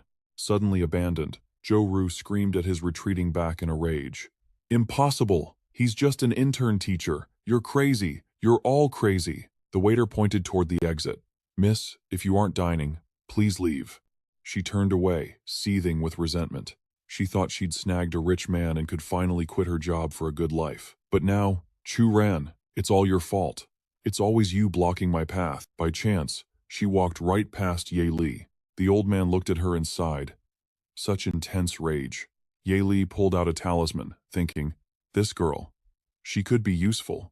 He immediately slapped the talisman onto Zhou Ru's back. Done. Ye Li peered into the room, thinking, the one who messed with Ge Tianshan is just a kid, probably a newly ascended martial master. A perfect opportunity for me to plunder his fortune. Inside, Chu Ran waved his hand dismissively. All right, I'm not going to eat you. Let's just forget about what happened before. Sitting opposite him, Wu Lei was practically vibrating with excitement. Brother Chu, tell me, what is your real identity? Why are those rich heirs sucking up to you like that? Even to me. He replied with total calm. I'm just an intern teacher trying to make ends meet. Wu Lei didn't buy it. You're blowing smoke again. But hey, seeing you like this, I'm happy for you, man. It's a pity for Yang Ling. If she knew how you are now, she'd regret it big time. He paused, correcting himself. Wait, no. She's a big celebrity now. Still, a kid like you actually slept with a superstar. After the meal, Chu Ran walked alone outside. He didn't expect dinner to last so long. His friend had left early, so he decided to walk to digest his food. Suddenly, a figure appeared beside him. Veins bulged under their skin, and a dark, gloomy aura surrounded them. He thought, such massive rage. Has Zhou Ru been put under a spell? The internal energy within her was blazing. Just as the thought crossed his mind, she slashed at him, aiming to kill. Suddenly, two thugs approached from the distance, jeering. A lover's quarrel out here? These two were also overflowing with rage energy. They pulled out short knives, grinning lewdly. This chick has a nice body. Let us have a taste. Chu Ran saw it instantly. These people were mind-controlled. It seems the person behind the curtain has some real skill. Meanwhile, Zhou Ru lowered her shoulder strap and hiked up her skirt invitingly. Chu Ran, today I will ruin your reputation. She threw herself toward the two thugs. Boys, come play with me. Do whatever you want. I'll tell everyone he did it. She pointed at Chu Ran while the thugs made nauseating gestures. One thug laughed vulgarly. Tonight, I'll take you to Cloud 9. The two of them lunged forward. Watching the three of them entangle, Chu Ran fell into deep thought. Where is the puppeteer hiding? Even if the DNA doesn't match, Zhou Ru's testimony alone is enough to destroy my teaching career. He silently vowed. You can't hide. I will find you. Suddenly, Pan Lei appeared. What the hell are you people doing? Stop it right now. Chu Ran glanced over. It was Pan Lei, son of Elder Guo, the chief of the Zhujiang Police Bureau. Ah, it turns out my grand disciple has arrived. Ye Li lurks in the shadows nearby, cautiously peeking out. Is that Guo Pan Lei? Damn it. But there's no turning back now. This is a once-in-a-lifetime opportunity. If I miss this, I can never return to the Jiangnan Provincial Guild. Making up his mind, the old man unleashes his dark energy, mind-controlling Zhou Ru, and the other two to slaughter Chu Ran. Their eyes turn blood red, locking onto their target. Guo Pan Lei immediately steps in front of the boy, screaming, Hey, I'll hold them off. You go call the police. As soon as the words leave his mouth, he swings a heavy punch at one of the thugs. Crack! His hand throbs like he just punched solid granite, while the thug doesn't even flinch. Instantly, the group encircles them. Zhou Ru screeches like a banshee, completely losing her mind. Chu Ran, I want you to die a painful death. Yet, Chu Ran stands there, completely unfazed. Why should he be afraid? Guo Pan Lei yells again, desperate. What are you still standing there for? I said I'll hold them back. Run, now. Chu Ran suddenly unleashes a burst of internal energy. His voice is calm but commanding. Director Guo, since when does an elder let a junior face danger for him? His eyes flash with power, a scornful smirk playing on his lips. Come on out, you stinking rat. Instantly, the thug and Zhou Ru roll their eyes back and start foaming at the mouth. As they collapse to the ground, Ye Li finally steps out from the shadows. You have quite the mouth for someone so young. Has no one ever taught you not to provoke the Heavenly Master Association? As the old man speaks, he releases a crushing spiritual pressure, trying to force Chu Ran to his knees. Chu Ran glances at Guo Pan Lei, who is also foaming at the mouth before replying casually. I'm actually curious if your association can really touch the heavens, unless you have a grandmaster sitting in charge, or a banished immortal descending to earth. Ye Li furrows his brow, thinking, this kid knows about the Grandmaster realm? Why would someone like that come to our Heavenly Master Association? Besides, It's known that banished immortals don't exist in the lower realm. He's mocking us. The old man tightens his control over Joru and the thug. I originally didn't plan to kill you, just wanted you to suffer a bit.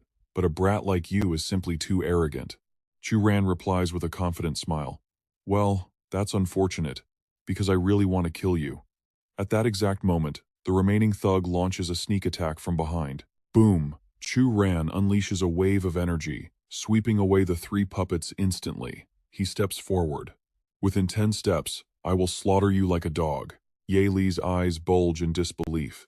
Panicking, he forms a hand seal and chants a spell to summon fire. A roaring fireball hurtles toward Chu Ran, but he doesn't budge. Instead, he gently reaches out, as if to caress the flames. Effortlessly, he condenses the flames into the palm of his hand. His voice drips with sarcasm. Is this fire of yours used for grilling barbecue? Ye Li is terrified. Who the hell are you? A mere martial artist shouldn't possess this kind of power. Realizing he's outmatched, the old man turns to flee. Chu Ran casually flicks the fireball back at Ye Li. The flames singe the old man's backside, making him howl in pain. Chu Ran watches coldly, thinking, You think you can run? No one escapes when King of Hell Chu wants them dead. He turns his gaze toward the unconscious Guo Panlei. But first, I need to wake this grand disciple up to clean this mess.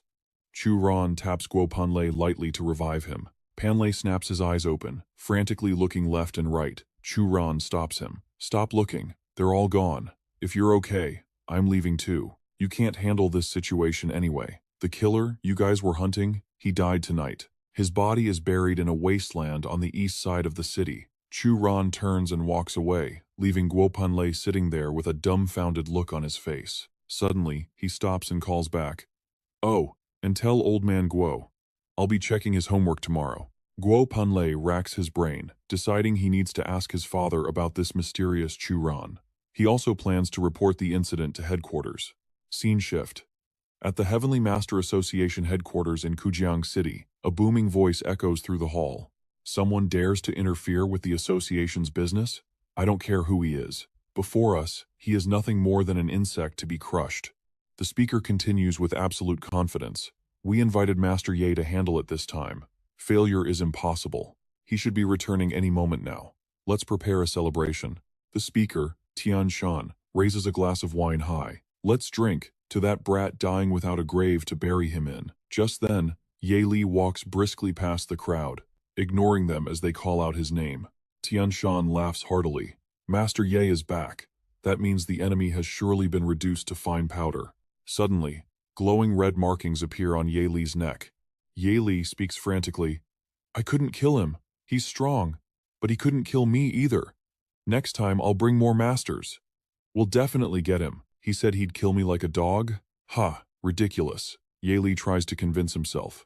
If I want to leave, no one can stop me.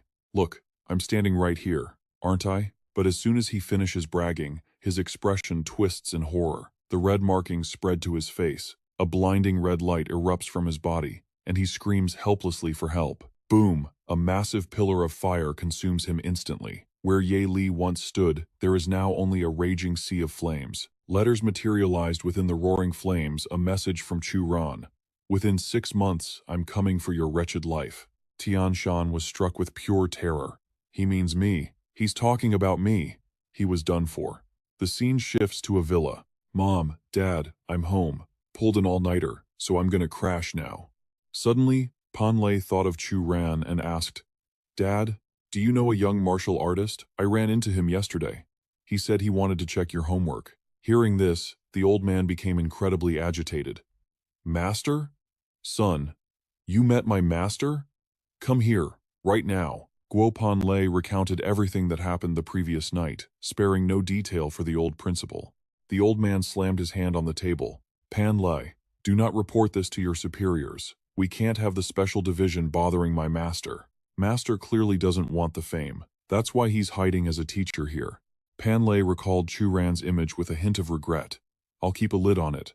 But still, if someone like Teacher Chu served the country, imagine how great that would be. While Ye Li was slowly dying, Chu Ran was sitting cross-legged in his room, meditating. He calculated silently. Since they couldn't gauge his true power, they wouldn't dare make a move. Besides, anyone below the general realm was nothing but an insect to him. I can't get complacent. Looks like I'll need to borrow some of Fan Hong's energy to enter the underground world and hunt for treasures to boost my cultivation. Those who looked down on me. They'll learn the meaning of regret soon enough. The scene shifts to the school campus. Chu Ran thought to himself, Class 1 has an inspection today. They call it an inspection, but it's really just a competition in disguise. Chin Ran messaged me yesterday. Said I absolutely cannot let Class 3 lose face. Suddenly, a man looking like a Taoist priest approached him. Brother, I see a great omen of misfortune on you. You must be careful of a peach blossom calamity. However, Chu Ran didn't give a damn and walked right past him. Right, those are definitely huge. Back in the office, Chu Ran was glued to his computer screen. Suddenly, a waft of fragrance drifted into his nose. Luo Luo's sudden appearance startled him, causing him to slam his laptop shut. Luo Luo, remember to knock before entering the office. Seeing his reaction, Luo Luo couldn't help but tease him. Teacher Chu, slamming your laptop that fast. For people might get the wrong idea. She stepped closer, dragging a chair with her. She sat down, leaning in close to Chu Ran. Teacher, I've been watching you for a while. You're not like the other men I've met. She started listing off his traits. You're not as handsome as them, not as rich as them, and you don't understand romance like they do. Every word she spoke was a dagger to his heart. Finally, Chu Ran couldn't take it anymore and raised his hand to stop her. What is your point? Luo Luo looked him dead in the eye, her gaze full of affection, and confessed, Don't you get it yet? I like you, teacher. They stared at each other, a spark seemingly flashing between them. Chu Ran fake coughed to break the awkward tension. Luo Luo, you have good taste. All right, I get it. Now go back to class. But Luo Luo leaned in even closer. Teacher, I'm not joking. He tried every excuse to dodge her, but it was useless. Age-wise, she was only 8 years younger. As for the teacher-student thing, she claimed she could have graduated already if she wanted to. Finally, Chu Ran had to be blunt. Luo Luo, there's already someone in my heart. But Luo Luo wasn't discouraged. Is she prettier than me? Smarter than me? Can I meet her? I don't believe there's a girl in this world better than me. Chu Ran was out of options, thinking to himself, she's in the immortal realm right now. She can't come down here. Luo Luo refused to give up, placing a hand on his shoulder. I know you're lying to me. To be honest, the first time I saw you, I knew we were the same kind of people. We aren't bound by worldly rules. Outside, Tan Yu knocked on the door. Is anyone in there? Luo Luo, completely unfazed, casually waved hello to her. Tan Yu waved back. As she left, Luo Luo made a heart shape with her hands at Chu Ran. He rubbed his temples. What a headache. Tan Yu yawned and started praising Luo Luo, good student, beautiful, smart, cheerful, and definitely not into puppy love. She wondered which family raised such a perfect girl. Chu Ran, listening from the side, could only sigh in helpless defeat. Chen Tan Yu suddenly remembered something. Oh right. Teacher Chu. Are you busy this Friday night? I have to attend an industry party. Why don't you come with me? Chu Ran was puzzled. A textile industry mixer? Exactly. I can't refuse if I want to maintain connections. I heard the Fenghua group is hosting it this time. He suddenly realized what Fan Dayun's call was about. Teacher Chu, right? This is Fan Dayun. I'm hosting a party and would love for you to come. Chu Ran agreed immediately. All right, send me the address. I'll drive myself and meet you at the gate. She beamed with joy. The scene shifts to a desolate street late at night. Chu Ran thought, lost track of time, cultivating again. It's midnight. Guess I'm walking home. In a small alley he just passed, Chin Ran was being harassed by a gang of thugs. Startled, he wondered, Chin Ran? What on earth is she doing here? Down a narrow alley, 3 thugs were cornering a girl, spewing filth and catcalling her.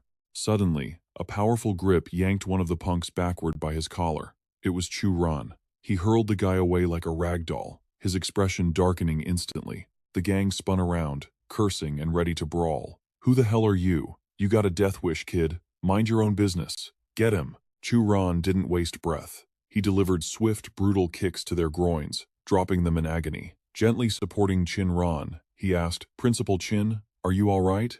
What happened? But she was completely wasted, passed out cold right there in his arms. Frustrated, Chu Ran shook her shoulders. Hey, wake up. You can't sleep here. I don't even know where you live. Suddenly, she lunged forward and wrapped her arms tightly around his neck. Caught off guard, he sighed. Looks like he'd have to take her back to his place. Back at his apartment, Chu Ran tucked her into bed, his face flushing slightly. He sat back, reflecting on the day's chaotic events. What is up with today? First, Luo Luo confesses her feelings, then Miss Tan invites me to a banquet, and now, I've literally picked up a woman off the street. Looking at the sleeping beauty in his bed, Chu Ran frowned. Even in summer, the AC can get chilly. Suddenly, Chin Ran rolled over, the blanket slipping to reveal quite a lot of skin. He spun around and marched to the door, wiping a sudden nosebleed. Calm down, cold shower. Now, fresh from the shower, towel drying his hair, he wondered, she's probably sound asleep by now, right? But the moment he stepped in, he froze. Clothes were scattered all over the floor. He stood there, jaw dropped, speechless. Chin Ran was stark naked, with only a thin sheet barely covering her modesty. Bam! He slammed the door shut instantly. Panicking, Chu Ran pinched his nose to stop the fresh fountain of blood. Great. Looks like I need another cold shower. Later, Chu Ran sat on the sofa, cultivating his internal energy. It was the hour of the purple chi from the east, the perfect time for cultivation, but his mind drifted back to Chin Ran, and his face heated up again. He gritted his teeth, rubbing his forehead in frustration. Fine, it was past 6 anyway. He needed to wake her up. Hand on the doorknob, he hesitated. She's got to be awake by now, right? He cracked the door open, peeking inside cautiously. Chin Ran was indeed awake. She looked at him, rubbing her groggy eyes, completely unaware of her naked state. Oh, Mr. Chu, thank you for last night. But staring at a woman like that, especially this early in the morning, isn't exactly polite, is it? Chu Ran immediately covered his eyes and spun around, pointing a shaking finger at her. That. Look. Chin Ran followed his finger. She'd seen that reaction before. Typical. All men are the same. Perverts. Realization hit. She shrieked, yanking the blanket up. I can't believe you. You're just a dirty pervert. Chu Ran stammered, trying to defend himself. Principal Chin, you've got it wrong. I didn't undress you. If you don't believe me, I have a security camera in there. Just watch the footage. Moments later, in the living room, Chin Ran leaned in to check the video. The screen clearly showed Chin Ran stripping off her own clothes. In the video, she was down to her underwear, staring right into the lens. Chin Ran slapped her hand over the screen, unable to watch another second. Mortified, she screamed, "You pervert! Chu Ran, delete that right now. That is an order." Chu Ran didn't delete it immediately. Instead, he smirked, teasing her. You know, Principal Chin, you look quite cute when you're embarrassed. That only made her furious. Shut up. You will forget this ever happened. I'm going home. As she stormed off, Chu Ran called out, still grinning, I'm heading to school too. Your place is on the way. Want a lift? Absolutely not, she snapped. They ended up walking together anyway. Chu Ran held out a bag of breakfast. You sure you're not hungry? Chin Ran opened her mouth to refuse, but her stomach growled loudly in protest. Watching her wolf down the food, he asked quietly, Principal Chin, are you absolutely sure you haven't offended anyone recently? Chin Ran wiped her mouth, looking flustered. No, I haven't. Chu Ran narrowed his eyes. She's lying. She doesn't realize she just gave herself away. Fine. Since I've seen everything, I suppose I should help her out. They arrived at the Twin Towers, the luxury high-rise where Chin Ran lived. You walked me to the door. That's enough. Why are you still standing there? Go away. Ignoring her, he walked right inside as if he owned the place. Come on, Principal Chin. I walked you all the way here. Don't I deserve a cup of tea? Consider it a hush fee, she sighed. Fine. Drink your tea, then get out. But Chu Ran wasn't looking at the tea. His eyes locked onto a teddy bear nearby. Suddenly, he reached out and ripped its nose off. Hey, what the hell are you doing? Chin Ran yelled. Chu Ran crushed the plastic nose in his hand, revealing a small electronic device inside. He held it up for her to see. A bug. Are you still sure you haven't offended anyone, Principal Chin? Because this is not simple. Chin Ran's face went pale. This is a listening device. Chu Ran didn't answer immediately. Someone was following us this morning too. It might not be the same group that planted the bug. Her eyes widened in indescribable shock. How could this happen? Is it because of that thing? She looked at Chu Ran. her voice heavy with worry. If I hadn't been here today, you would have been bugged for sure. Does this have anything to do with you getting drunk last night? If you agree to it, I might be able to help you, Chinran finally explained. I used to be a biology grad student abroad. I accidentally discovered a special element. Theoretically, it can cure many diseases and even reverse aging. Aside from my father, no one knows. We're currently researching it for mass production. Chu Ran understood immediately those people wanted the tech. And you're working as a school principal because your dad didn't want you involved in that dangerous circle. He thought to himself, Chinran is still hiding something. He rubbed his chin, voicing his thoughts. A cure-all that slows aging. If this gets out, the Huasheng Group would become the nation's biggest conglomerate overnight. Maybe even scarier than that, Chu Ran mused. But where there's profit, there's conflict. War brings even bigger profits. He pointed at himself, sounding smug. Your enemy isn't simple. They even hired experts. I suggest you hire an expert to protect you too, or you'll be in danger. You see, someone professional, like me. Before he could finish, Chinran threw a teddy bear at his face and kicked him out. Get the hell out. I need to change clothes. Chu Ran leaned against the wall, sighing. Oh, that fortune teller was right. My peach blossom luck is hitting so hard I can't even dodge it. He frowned, thinking seriously. If it were just medicine, fine. But I'm afraid it's spiritual energy. Suddenly, he remembered something. Maybe Chinran accidentally found a spirit stone mine. That kind of mineral is packed with spiritual energy, which matches the effects she described perfectly. If that's true, it won't just attract businesses, the underworld will get involved too. Meanwhile, two men were sneaking around, exchanging a photo. You got it all, right? The photo passed between them showed Churan and Chinran from that morning. Junyu looked at the stack of photos, clearly amused. Hilarious. Truly hilarious. The dignified only daughter of the Huasheng Group, the youngest high school principal, hanging out with a broke loser. He grinned cunningly. Turns out my cousin likes pretty boys. I wonder how Zhao Tianming will feel when he sees this. Junyu couldn't help but think of Tianming's background. Zhao Tianming, the head of the true underworld in Zhujiang City. A young master with status even higher than Fan Hong. He rubbed his forehead, looking annoyed. I have a wine party to attend tonight, so I'll let that kid off the hook for now. If I can build a connection with the Fenghua group this time, I won't have to be a poor teacher anymore. At a luxurious skyscraper, lights beamed through the glass doors. Chu Ran stepped off the bus, looking surprisingly dignified. Bus number 31 has arrived at Yulong Resort. Please take your belongings. The security guards watched with disdain, whispering, the whole resort is booked out. Luxury cars line the entrance. Anyone with a car worth less than a few million wouldn't dare drive up. I can't believe someone actually took the bus here. Before Chu Ran could enter, he was blocked. Hello, invitation please. The resort is fully booked today. Outsiders aren't allowed. He replied calmly. Fan Dayun invited me. The guard looked skeptical and whispered into his headset. There's a guy here claiming. He paused, hearing 3 specific words. Both guards' faces went pale instantly. They respectfully opened the door for him. Please, come in, sir. As soon as Chu Ran stepped into the lobby, someone called out. It's Tan Yu. She looks happy to see you. Teacher Chu, you made it. I thought you were going to stand me up. Chu Ran smiled. I never stand a girl up. She leaned in close, whispering a warning.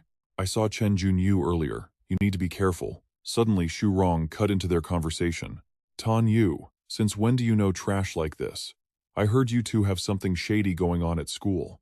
Aren't you afraid Brother Yi will break his legs if he finds out? Tan Yu's face darkened with anger. Xu Rong, this is none of your business. Who I make friends with is my private affair. Xu Rong walked up to Chu Ran, tapping him on the chest, his voice dripping with arrogance.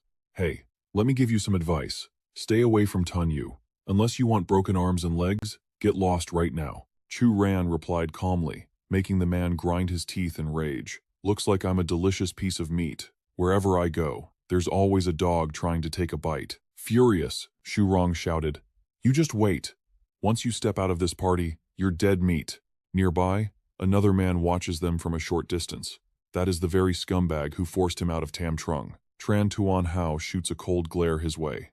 You're actually feuding with trash like that? It's beneath the dignity of our Tran family. Tuan Vu stammers in fear, barely managing to squeeze out the word brother. The girl beside him doesn't stop insulting, so Nian either. His entire existence isn't worth as much as one of my earrings.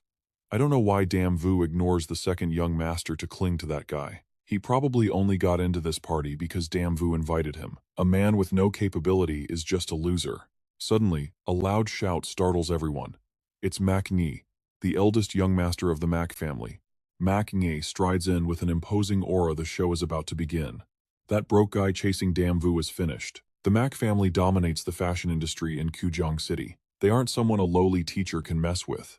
Seeing damn Vu ignore him to chat happily with So Nien makes him furious. Mac Nhi suddenly cuts right between the two of them. Damn Vu, long time no see. I didn't expect you here today. If I'd known, I would have come sooner. Damn Vu grits her teeth in annoyance. Mac Nhi, nice to see you, but don't interrupt my conversation. You're being very rude. Mac Nhi glances at So Nien with pure contempt. Not just anyone can be friends with damn Vu. If you have any self-awareness, you should leave before you embarrass yourself. Instead of being scared, So Nien confidently retorts, your skin is really thick. Didn't you hear damn Vu reject you? Yet here you are, flapping your lips. Don't think just because you dress sharply that people can't see your stupid nature. He keeps provoking the guy, making him furious. Your name is Mac Nhi, right? My name also has the character for Will. I advise you to change your name. Don't disgrace that character. The guests whisper loudly. Is this guy crazy, daring to talk to young Master Mac like that? Let's back away a bit. We don't want to get splattered with blood. He's dead for sure. He'll probably be thrown into the river for the fish tonight. Watching from afar, Tuan Vu smirks. I was planning to goad Triuthian Min into teaching him a lesson, but it looks like Mac Nhi is enough. This Mac Nhi is a certified lunatic. Mac Nhi rages, veins popping on his neck as he screams, do you know who I am? I didn't expect that after being gone for just 1 year. People in Kujang wouldn't recognize me anymore. He gets angrier as he speaks. Damn Vu, you dare put a green hat on me? Do you believe that tomorrow your whole family will be kneeling on the ground begging me to marry you? Damn Vu covers her mouth in fear, trembling uncontrollably. He can actually do it, and her family wants her to marry him anyway. So, Nien moves like lightning to block her. What are you barking at? Don't you know I'm terrified of dogs? The guy sneers. You dare call me a dog? Kids these days really have big mouths, don't they? So Nien waves him off. Everyone knows Mac Nhi's status here is sky high. Even the party organizers know what's happening but dare not stop it. The others just watch with cold eyes. This is a power networking party after all. Who would dare offend someone so powerful? He suddenly remembers his own past. His whole family was humiliated by the world, with no one to help in hard times, only flattering him when he was rich. The whole family is trash. Like father, like son. Go die, you bunch of useless losers. Beside him, damn Vu apologizes anxiously. Teacher So, I am so sorry. I shouldn't have invited you here. Let's leave now. Suddenly, Mac Nhi charges in, throwing a punch at So Nien. You curse me and think you can just leave like nothing happened? Before the fist can reach his face, So Nien lands a kick straight to the guy's stomach. He follows up with another blow that sends Mac Nhi flying. Mac Nhi slams back first into the wall, creating a chaotic scene.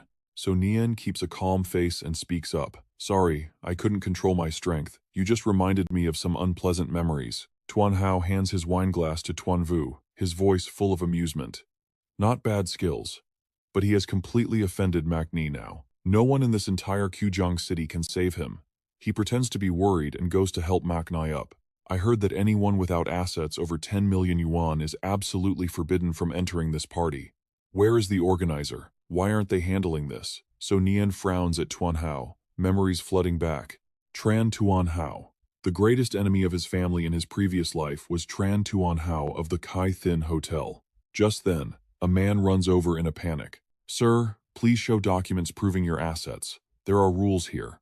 Whether you have an invitation or were invited by someone, you must have a certain status. The guests don't stop adding fuel to the fire either. Look at those clothes. He's definitely just a country bumpkin new to the city. He's about to get kicked out. That poor look is just for show. Mac Nhi clutches his stomach in pain, gritting his teeth. I will absolutely not let him live past tonight. Wait until he leaves here. I'll have my men kill him for making me lose face. Tuan Hao raises an eyebrow at So Nien, his voice dripping with sarcasm. Young Master Mo, put your mind at ease. When this night is over, you'll still be the untouched young Master Mo. No one dares look down on you.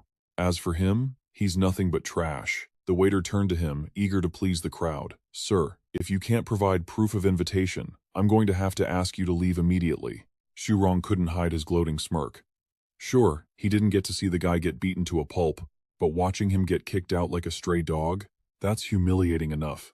Let's see him show off after this. So what if he knows a little kung fu? In front of the real elites, he still has to scramble when told to get lost. Tan Yu grabbed Chu Ran's arm, her voice trembling. "Teacher Chu, this is all my fault." He gently patted her hand, his voice calm and soothing. "It's fine. Don't worry about it." Mo Yi's rage boiled over as he roared. "If you can't prove it, then get the hell out of my sight. You don't belong here." Suddenly, in the distance, Fan Hong strode in, flanked by his bodyguards. "Get out? I'd like to see who has the guts to kick out my honored guest. Do you have a death wish? Do you not want to live in Zhujiang anymore?" The hall instantly erupted into chaos. "Fan Hong? What is he doing here?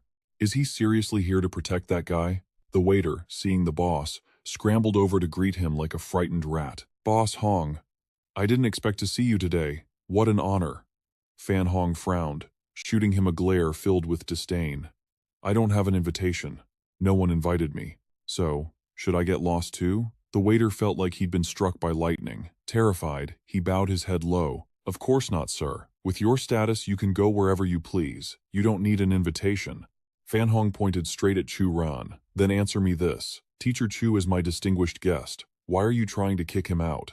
Ignoring the trembling waiter, Fan Hong walked up to Chu Ran and quickly explained, "I didn't know you were coming today. If I had known, I would have arrived with you. None of this mess would have happened." Chu Ran didn't look angry at all. He just smiled. "Boss Hong, it's really not a big deal. Just some noisy dogs barking too loud. They just need to be taught a lesson." As he spoke, he pointed a finger directly at Mo Yi. "That Mo Yi over there keeps harassing my friend. I wasn't sure how to handle it, so I'll have to ask Boss Hong to take care of it for me." Hearing this, Fan Hong gritted his teeth in fury. "It seems the lesson I taught you back then didn't stick, did it?" The moment Mo Yi saw Fan Hong, his arrogance vanished, replaced by pure fear. "Boss Hong, I didn't know he was your friend." Fan Hong's voice was ice cold. "So you're saying if he wasn't my friend, you'd do whatever you want? Looks like your time in the army didn't discipline you enough. I need to have a word with old man Mo. If you weren't his son, you'd be a dead man right now." Fan Hong gestured to his bodyguards, who dragged Mo Yi away. "Teacher Chu, leave the trash here to my men. I have some matters I need to discuss with you. Do you have a moment?" Chu Ran glanced at Tan Yu, his tone turning gentle. "Miss Tan, do you want to stay or head home?" Tan Yu jangled the keys in her hand. "I drove myself here. I'll just head back." He suddenly blushed, looking bashful. "All right then, I'll just go chat with my friend for a bit." She watched him walk away, her face filled with worry. "Who are you, really? Aren't you just an ordinary teacher? You took down Mo Yi with one move, and now someone like Boss Hong is stepping in to help you." Xu Rong ground his teeth in rage. "He knows Boss Hong? How is that even possible? Did he use the principal's name back at the karaoke bar to trick Boss Hong? Does Hong think this guy is some big shot?" The more he thought about it, the more resentful he became. If I had stayed that night, would I be the one friends with Boss Hong right now? What kind of dumb luck did this guy step in? No wonder he's so arrogant. He's got Boss Hong as his umbrella. Looks like I need to deal with this nuisance sooner rather than later. Scene change. The two men are now sitting in a quiet, private study. Chu Ran broke the silence. "Boss Hong, did you come find me because of what's happening tomorrow?" Fan Hong shook his head slightly. "Yes and no. That's a small part of it. The main reason is the matter you asked us to investigate." Chu Ran looked at him in surprise. "You have results already?" Fan Hong's expression turned serious. "We found a lead, but someone cut the line." Chu Ran remained strangely calm, letting out a soft, "Oh." Fan Hong continued, "Teacher Chu, not even the Chu family could uncover this. I stationed a trusted man there and used resources I've been building up for years to look into it." Remembering the outcome, Fan Hong frowned deeply. In one night, everything was lost. A massive fire engulfed the station. Everyone died. That was over 100 lives. The two men standing behind him couldn't hide their grief. Chu Ran silently blamed himself. "I was wrong. I shouldn't have been so reckless asking them to investigate. Those 100 people were brothers who faced life and death together. I should have known. If the Chu family couldn't dig it up, how could Fan Hong? I have to repay this debt." He reached out, his voice heavy.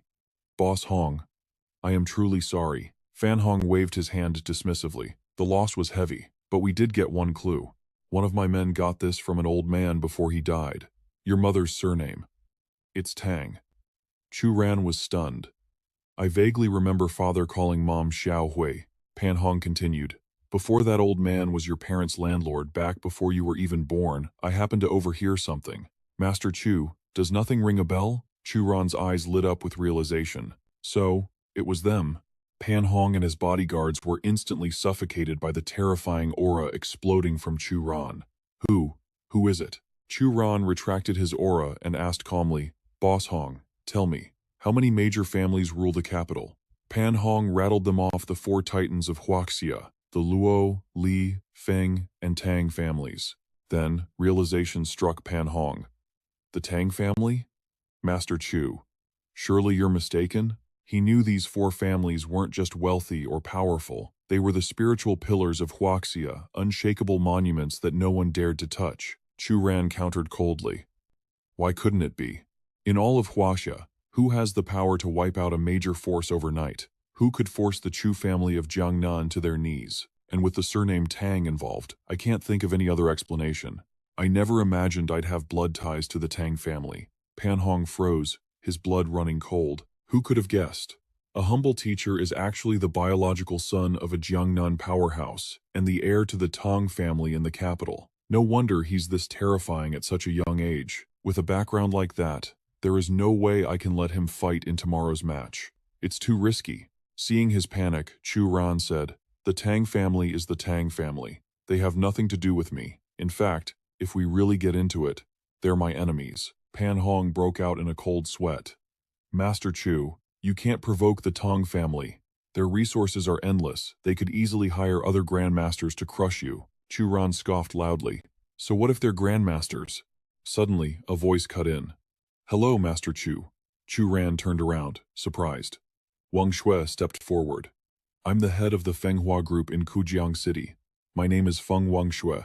Chu Ran's face flushed, and he quickly turned away. Miss Feng, I think you should change your clothes before we talk. Wang Shui looked down, realizing her chest was glistening with sweat.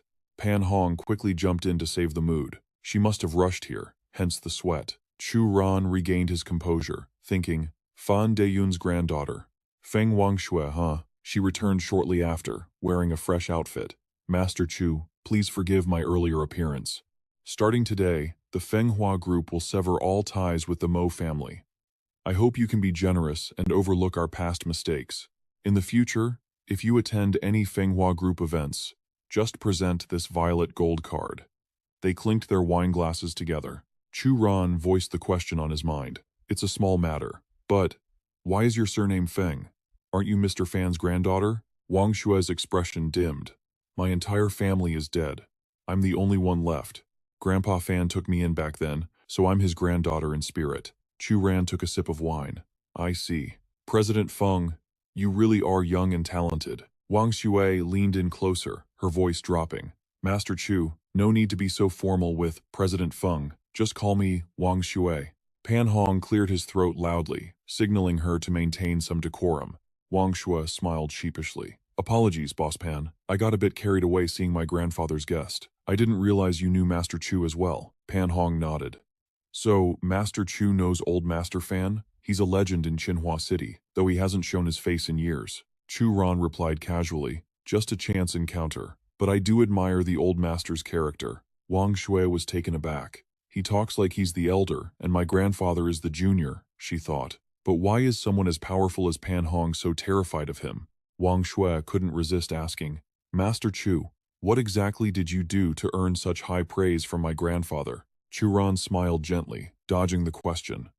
I'm actually here for the antique auction. I wonder, could Miss Feng give me a sneak peek? Internally, he was pleased. It seems old Master Fan knows how to keep a secret. He didn't reveal our true connection. Wang Shui set her glass down. Wait here, Master Chu. I'll have our appraiser bring out a few pieces for you. She turned and signaled for her staff. Wang Shui introduced the newcomer. This is our chief appraiser, Mr. Su.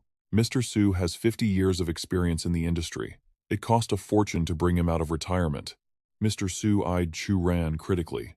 We only break protocol for VIPs. This pretty boy must be some rich family's spoiled brat. He opened a case. Behold, the first item. A porcelain vase from the Kangxi era. Chu Ran sensed a faint trace of spiritual energy on the old man. It's not coming from these antiques, which means he's hiding something special. Before Chu Ran could speak, Pan Hong gasped in awe. Incredible quality. This must be worth millions. Chu Ran waved his hand dismissively. Mr. Su, I'm done with these. Show me the real auction items. These are just ordinary trinkets. The old man's brow furrowed in annoyance. Hey young man, do you not trust this old master's eyes? These are the 5 best antiques I've selected. Nothing else here can even compare to them. Wang Shui's face couldn't hide her disappointment as she watched the scene unfold. She thought to herself, this guy is way too arrogant. He's so young no matter how talented he is. How could he possibly be better than Mr. Su? Chu Ran spoke up with a polite but firm tone. Mr. Su, I have no intention of belittling you. It's simply that our perspectives are different. So what we see is also different. Mr. Su pointed an angry finger at the artifacts, his voice rising in the middle of the auction hall. These are the most valuable items here. If Master Chu can find a single object worth more than the 5 I just picked out, then I, Su, will gladly admit defeat. Chu Ran simply closed his eyes, maintaining his calm as he reached out with his senses. Immediately, he detected a faint trace of energy using his chi-gazing technique amidst the pile of antiques. Chu Ran thought, that's a spirit-gathering bowl. It was likely left behind by someone from the immortal world when the immortal gate opened last time. The craftsmanship is simple, but it's still usable. Seeing Chu Ran staring at a specific item, Mr. Su sneered, Does Master Chu like that bowl? That bowl may be over 1,000 years old, but the firing time was insufficient, and the craftsmanship is poor. It wasn't used by royalty, so its value is negligible. Without waiting, Chu Ran stepped forward and touched the antique. As he held the spirit-gathering bowl, he channeled a special energy into it before handing it over to Mr. Su. The old man gasped in shock. Is this a divine artifact? Pan Hong pointed at the bowl in Chu Ran's hand, trembling. Master Chu, what exactly is this thing? Chu Ran glanced down at it and replied calmly, It's nothing huge. If I restore it a bit and you keep it by your side, it can extend your lifespan and grant immunity to all diseases. That's all. Everyone froze, their minds racing. Did he just say extending life and immunity to disease is nothing huge? For the wealthy, lifespan was the single most important thing in the world. Chu Ran continued, Miss Feng, I'm afraid I must shamelessly claim this item first. Consider this a favor I owe you. If you ever face any difficulties in the future, anything at all, you can come find me. Wang Shui thought, her expression tense. A Dharma artifact. That's a real Dharma artifact, and he wants to trade a simple favor for it? Ranshan hurriedly whispered to her, CEO Feng, we can't do that. The meaning and value of this item are enough to drive people mad. Let's just pay him appraisal fee instead. Chu Ran interrupted them, his voice steady. To be honest, while this magical artifact has high value, no one in this world except me can restore it. And if it isn't restored, it's nothing more than an ordinary antique. Wang Shou quickly grabbed her phone. This is too important. I need to call my grandfather and ask him first. Meanwhile, under a starry night sky, warm yellow light spilled from the windows of a house in Qinhua City. De Yun was meditating when his phone rang. He opened his eyes, surprised, and looked at the phone on the table. Seeing it was his granddaughter, De Yun picked up immediately. Hello? What is it? As he listened to her, his eyes widened. What?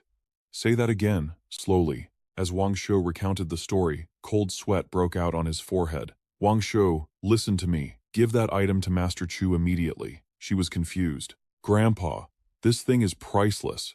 What kind of ability does he have that makes him deserve such treatment? De Yun walked to the window, explaining urgently. He said he owes us a favor. That favor is worth more than any artifact. Used at the right time, it could save our entire family's lives. Wang Shui hesitated, but her grandfather continued.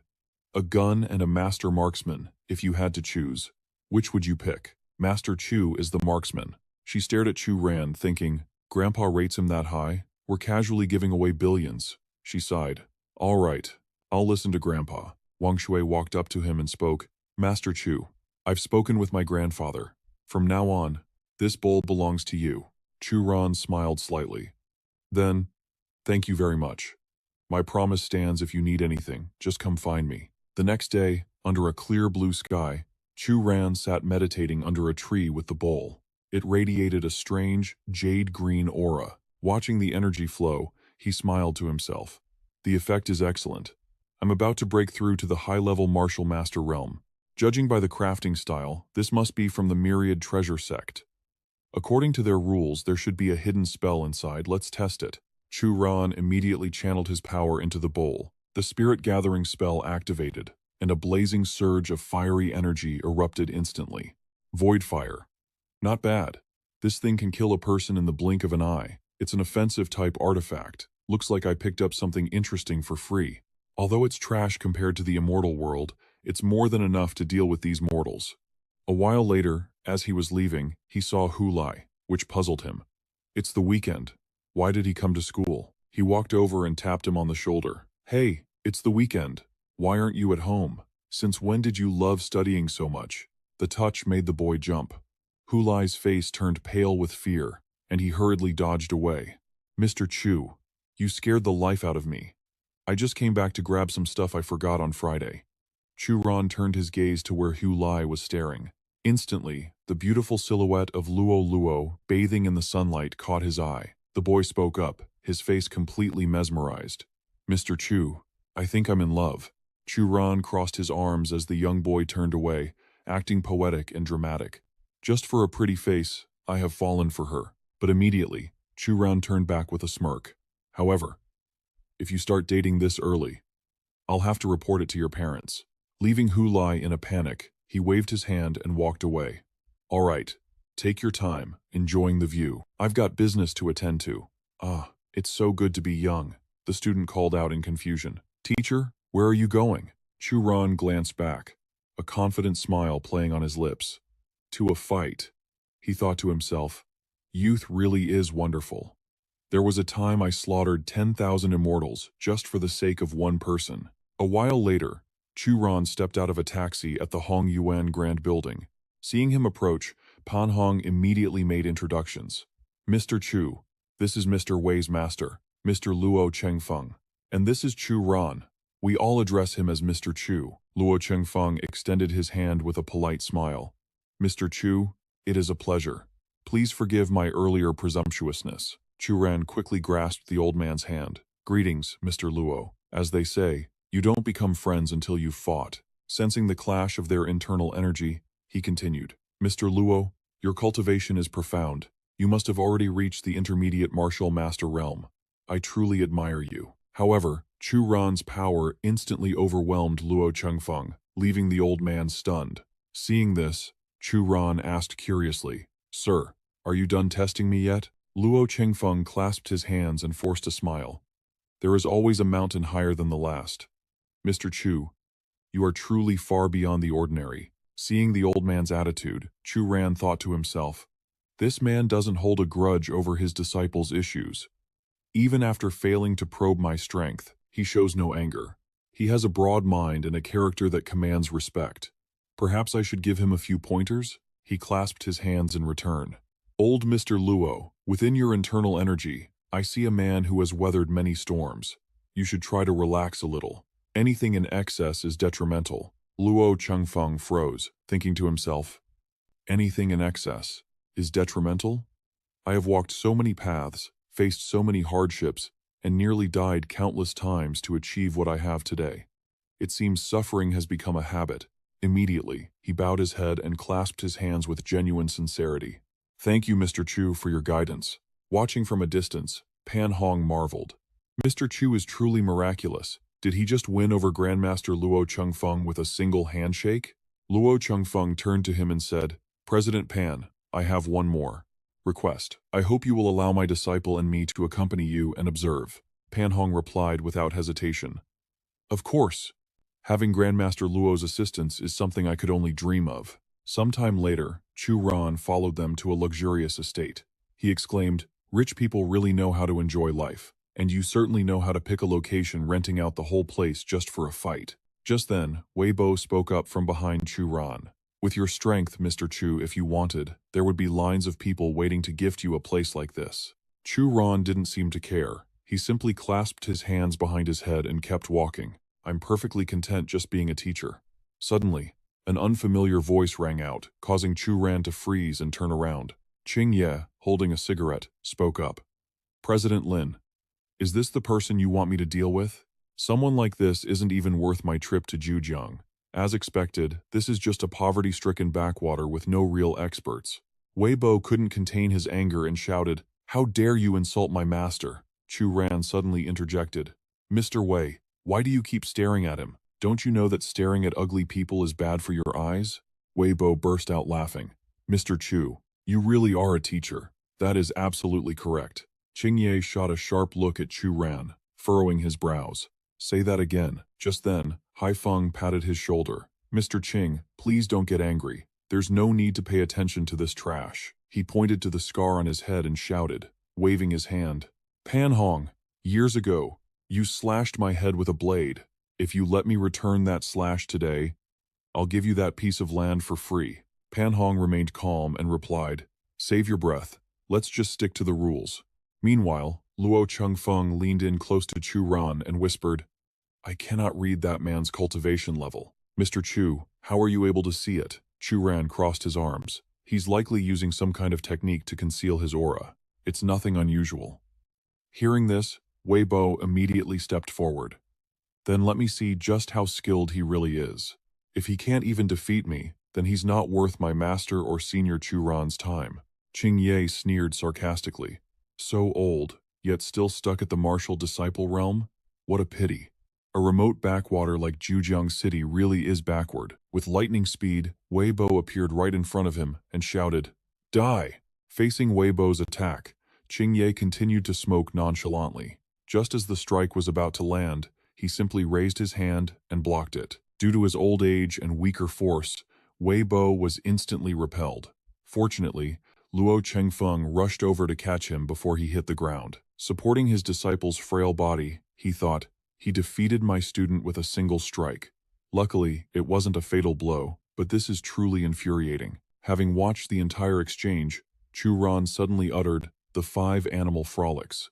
This caught Ching Ye off guard, causing him to smirk and ask, you figured it out? Lin Haifeng threw his head back, laughing maniacally. Fan Hong, looks like the guy you brought isn't even in my league. If I kill you right here, right now, do you really think anyone will know it was me? Fan Hong gritted his teeth in rage.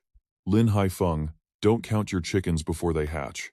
Haifeng ignored him completely, turning to Wu Qingye as he walked away. Mr. Wu, I'm sorry to trouble you. Kill them all. Luo Chengfeng's face darkened. He clasped his hands in a martial salute. Luo Chengfeng from Zhejiang. I ask for your instruction. The man smirked, his tone dripping with sarcasm. Instruction? I don't teach.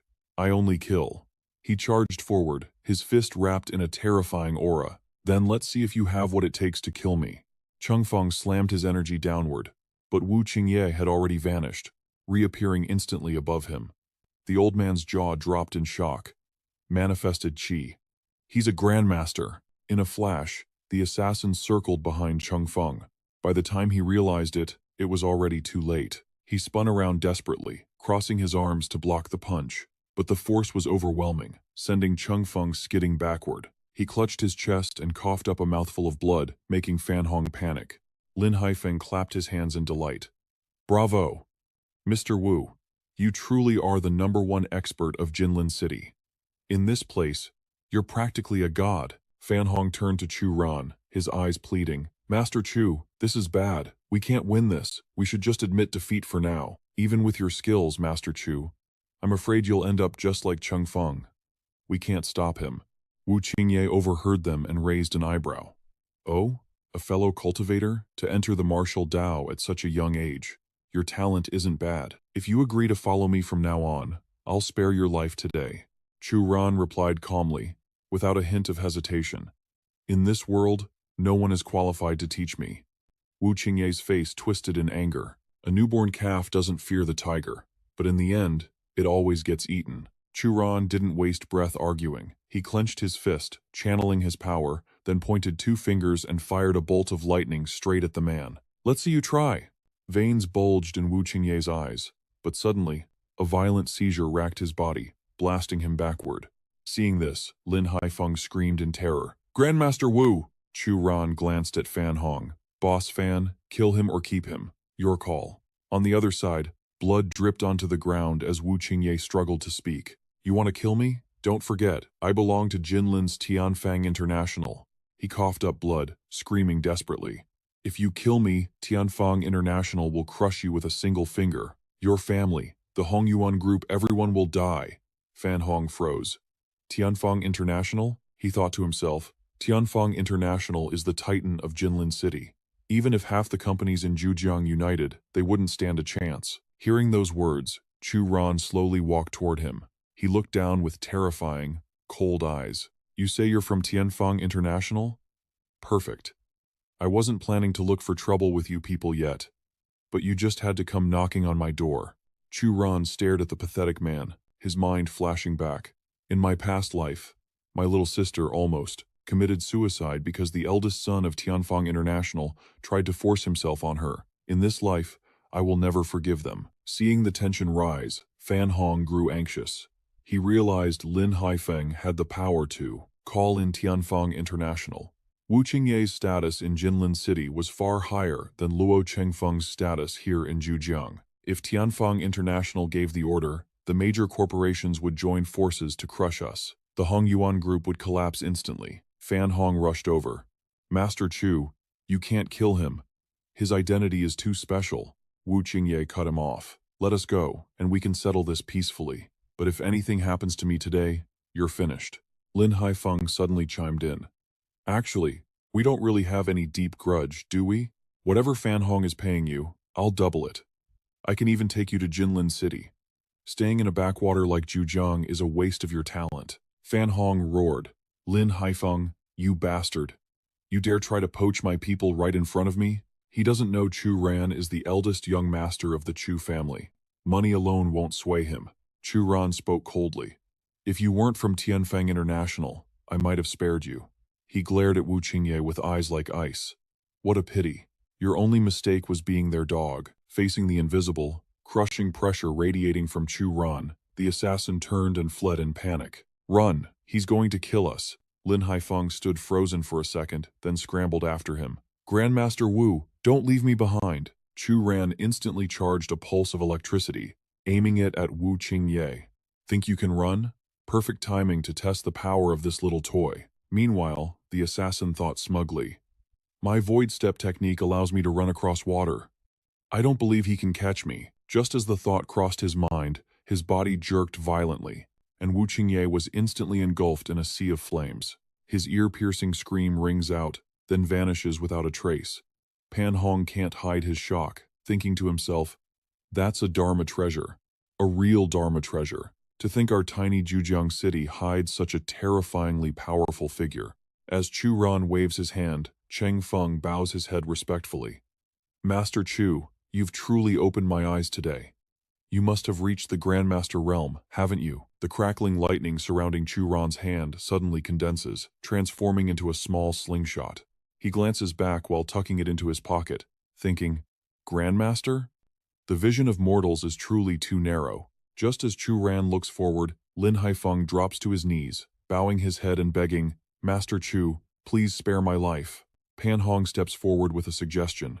Master Chu, how about I just take care of this trash for you? While Haifeng trembles in fear, Chu Ran turns and speaks calmly. Boss Hong, regarding the business, I don't ask about your affairs. But if you want to expand the Hongyuan Group's power quickly, why not acquire President Lin's shares in Jindai? Hearing this, Pan Hong turns to stare at Lin Haifeng. Master Chu makes a valid point. How do you feel about this proposal? Without a second of hesitation, Haifeng slams his forehead against the ground. I agree. I, Lin Haifeng, am willing to sell all of my shares. Furthermore, I swear that from this moment on, I will never appear in Zhujiang City again. Watching Chu Ran's retreating back, Pan Hong thinks to himself, this is true power. With just a single sentence, he forced an entire empire to change hands. Thank God I managed to ally with Master Chu in time. Otherwise, the one scrambling out of this city would probably be me. The next day, Chu Ran is sitting at his desk as usual when his phone suddenly rings. It's a call from his younger sister. He answers immediately. I'm here. What's wrong?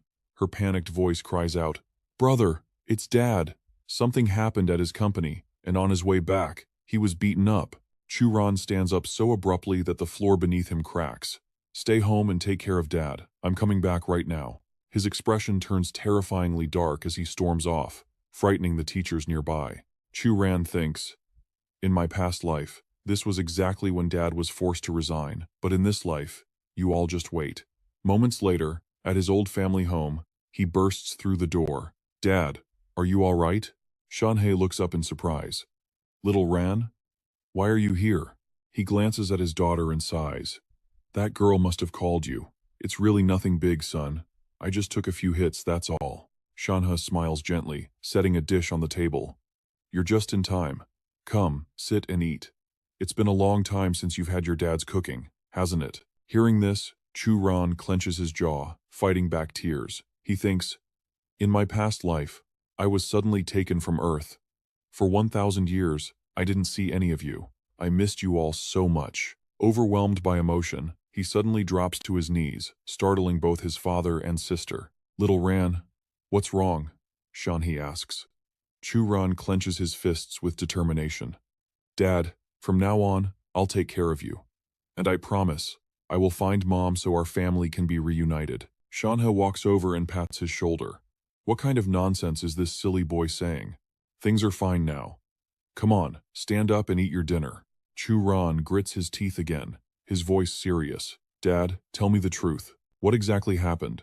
His father forces a laugh. It's just a small matter, son. I can handle it myself. But his sister cuts in immediately. Brother, this isn't a small matter at all. Dad got beaten up because of your old elementary school classmate, Zhang Hongwu. Chu pauses, confused. What does this have to do with him? He searches his memory. I remember Zhang Hongwu. We were always at odds growing up. In school, I was always one step ahead of him. Does he still hold a grudge against me after all this time?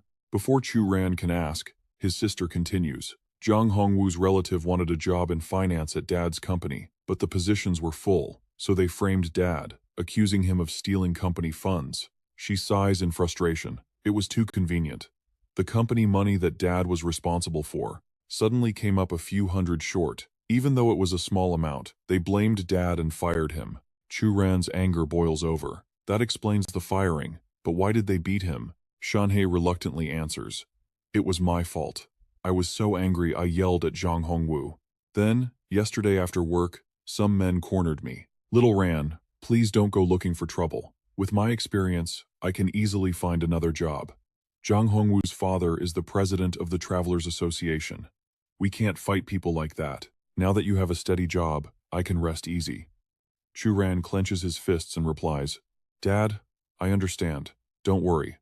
I won't cause a scene. He glances at the empty bowl beside him, thinking, that used to be Mom's spot. For as long as I can remember, Dad has always set a place for her, as if she were still right here beside him. After dinner, Chu leaves the house, biting the last piece of meat off a skewer in his hand. Chewing slowly, he scans the area, thinking, they should be around here somewhere. You dare touch my family? This won't end easily for you. At a nearby construction site, loud cheering erupts. Drink up, damn it. Making money is so easy now. Eat and drink to your heart's content, brothers. One of Zhang Hongwu's lackeys raises a beer can, laughing triumphantly. That's Zhang Hongwu for you. Dropping tens of thousands in one go. We've got cash to burn now. This is the life. Drink up, boys. Suddenly, Chu voice cuts through the air from behind them. So it really is you lot. More than 10 years have passed, and you haven't grown up one bit. Zhang Hongwu's lackey sneered, sliding a knife from his hip. We're all old friends here. Why the sharp tongue so soon? Oh, I heard you're playing teacher over in Kujiang City now, right? Let me give you a piece of advice. There are some people you just can't touch. He arrogantly pointed his blade at Chu face. Back then, you might have suppressed Zhang Hongwu, but things are different now. His family has money. Look at yours. He laughed loud and hard. Zhang Hongwu. Right then, he vanished into thin air.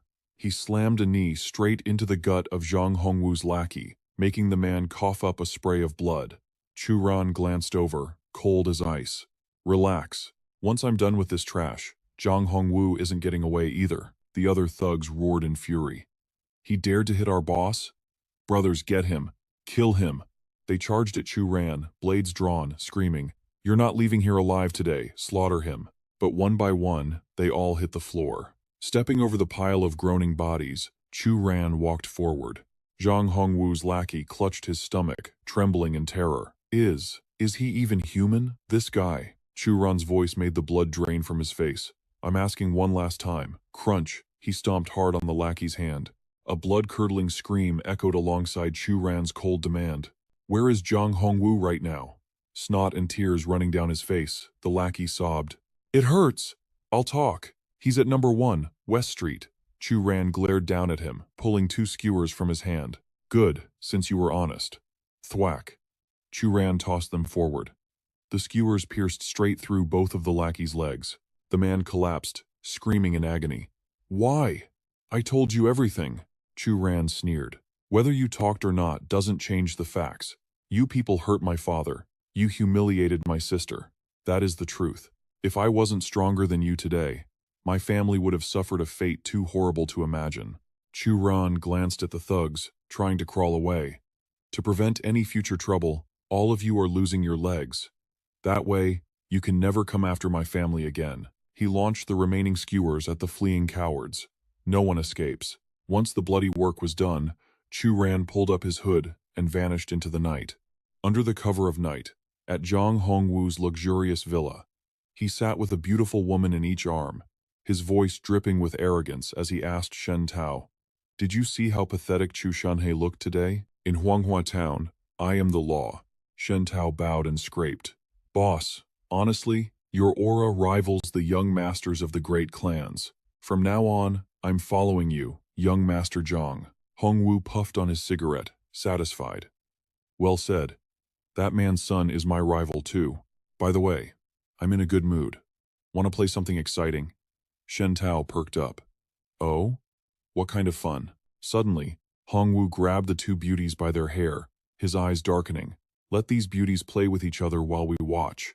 Now that's visual stimulation. Shen Tao's eyes lit up as he hurriedly sucked up. "Young Master Zhang is truly brilliant." One girl tried to beg in terror, but before she could speak, Hongwu jammed his burning cigarette toward her face. "What? Not giving me face?" The other girl watched, thinking, "He's vicious. A demon king we can't afford to offend." Helpless, the 2 women began to grope each other. Hongwu laughed maniacally. "Now that's what I call entertainment." Shen Tao cheered from the sidelines. "Young Master Zhang, you're the man." Suddenly, an unfamiliar voice cut through the room. "How does the saying go? Those outside want to get in, and those inside want to get out. You really know how to play." Shen Tao immediately shouted, "Who's there? How the hell did you get in? Where are the guards?" Chu Ran didn't flinch. "Young Master Zhang, don't tell me you don't recognize an old friend?" Hongwu saw him and greeted him casually. "Is that Chu Ran? What's up? Looking for me? Still thinking about joining my crew?" Chu Ran made himself at home, sitting in the center chair with total calm. "You really are shamelessly thick-skinned. I like that. It means beating you later will have a nice rhythm to it." Hongwu's face instantly darkened. "Looks like you're here about your father. You've got guts, barging in here." Chu Ran shot back. "I'd storm the gates of hell if I had to. You think this animal pen scares me? Tell me, how much do you think your life is worth?" As soon as the words left his mouth, Shen Tao smashed his wine glass on the floor. Acting tough thanks to his boss's power, he roared, "You talk big. You're Chu Ran, right? Don't think just because you teach in Kujiang City you have the right to speak to young Master Zhang like that." Shen Tao pointed right at Chu Ran's face. "Kneel and apologize, or else you're crawling out of here tonight. The guards here are Special Forces veterans." But Chu Ran just replied with chilling indifference. "Guards? Go ahead, scream for them. See if anyone comes to save your 2 dog lives." Hongwu frowned, thinking, he was a soldier in college. Did he take out the guards? But so what? He casually waved his cigarette. He still politely showed off, claiming his calligraphy was far superior to Chu Ran's, especially his own skills. "We live in a society of laws. I'm standing right here. Let's see what you can actually do to me.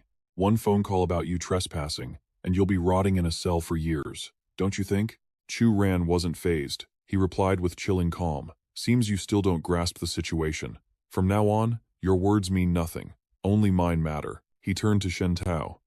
"You stole my father's job, didn't you?" The guy admitted it without shame. even taunting him. So, what if I did? What are you gonna do about it? Churan raised a finger. Like I said, today, money buys your life. One leg costs 1 million yuan. Shen Tao rolled up his pant leg. I dare you. If I don't pay, what then? Come bite me. My leg's right here, break it if you have the guts. His arrogance made Chu Ran frown. With a flick of his finger against the table, Chu Ran shot something forward. While Shen Tao was still gloating, the projectile pierced right through his leg. A split second later, the agony hit. Shen Tao collapsed, screaming like a pig being slaughtered. Chu Ran waved his hand dismissively. Get out. This doesn't concern you two. Hong Wu, terrified by the scene, stammered, W. What did you just do? He replied casually, nothing much, just 1 million yuan. For the young master of the Zhang family, that's pocket change, right? 1 million for a leg is a fair trade. But it's not too late, you still have a second leg. Terrified but trying to act tough, Hong Wu shouted, Chu Ran, what the hell do you want? This is illegal. Chu Ran's eyes darkened. You framed my father and had him beaten. Didn't you know that was illegal too? He pointed at Shen Tao on the floor. Looks like your cousin here doesn't want to save your leg. Shen Tao immediately wailed, looking at Hong Wu. Brother, save me. Chu Ran calmly threatened to take their arms next if they didn't pay. Shen Tao broke down. Okay, I'll pay. Big brother, I was wrong. I'll give you 2 million. Satisfied, Chu Ran set the deadline. Should have done that sooner. I'll give you 1 month. Deliver 2 million to my family, or you know what happens. Then he pointed at Hong Wu. Now it's your turn, my dear old classmate. Flustered, Hong Wu decided to pay up. Chu Ran, you just want money, right? I'll give you 4 million. But Chu Ran wanted much more. The life of the Zhang family heir is worth far more. 40 million. Not a penny less. Hong Wu balked. That was too much. He didn't have that kind of cash. No way, that's insane. My family is only rich for this small town. Our total worth is a few dozen million, but it's all tied up in assets. I can't get that kind of cash. Chu Ran looked displeased. He decided not to show mercy. Then I guess you don't need your limbs anymore. Hong Wu was struck down instantly, blood pooling around him. Furious, he threatened, Chu Ran, you broke my arms and legs. I'll make sure you never live in peace. A security guard suddenly burst in, rushing over to check the situation. Boss, are you okay? Hong Wu barked orders. Don't just stand there. Call the police. Forget about me. He turned to Chu Ran, grinning through the pain. Chu Ran, you're done for. I don't care how strong you are. Once the cops get here, you're dead. You'll be in prison for life. And don't worry. I'll take good care of your little sister. Chu Ran wasn't scared. He just asked a question, revealing he knew exactly how depraved Hong Wu really was. Why do you think I let you call the police? Back in school, when that girl rejected you, you ruined her life. You're a sick pervert. I know exactly who you are. Hong Wu glared, seething with rage. What's that supposed to mean? Chu Ran gave him a sinister look. I want to show you what true despair feels like. You'll use every trick, beg everyone you know, only to realize none of it matters. In the end, you're the one going to prison, not me. Police sirens wailed downstairs. A police officer stepped out of the cruiser. Jing Yu ordered her team to stay sharp. Be careful. Reports say the suspect is a martial arts expert and has 2 hostages. Jing Yu kicked the door open, gun drawn. Freeze! Nobody move. Then, she froze in shock. She didn't expect to see him. Chu Ran? Why is it you? She remembered the last time she gave him water. Chu Ran greeted her. Xiao Jing Yu? Long time no see. Jing Yu felt something was off. What are you doing here? I thought you went to Jujiang City to be a teacher? Anxiety washed over her.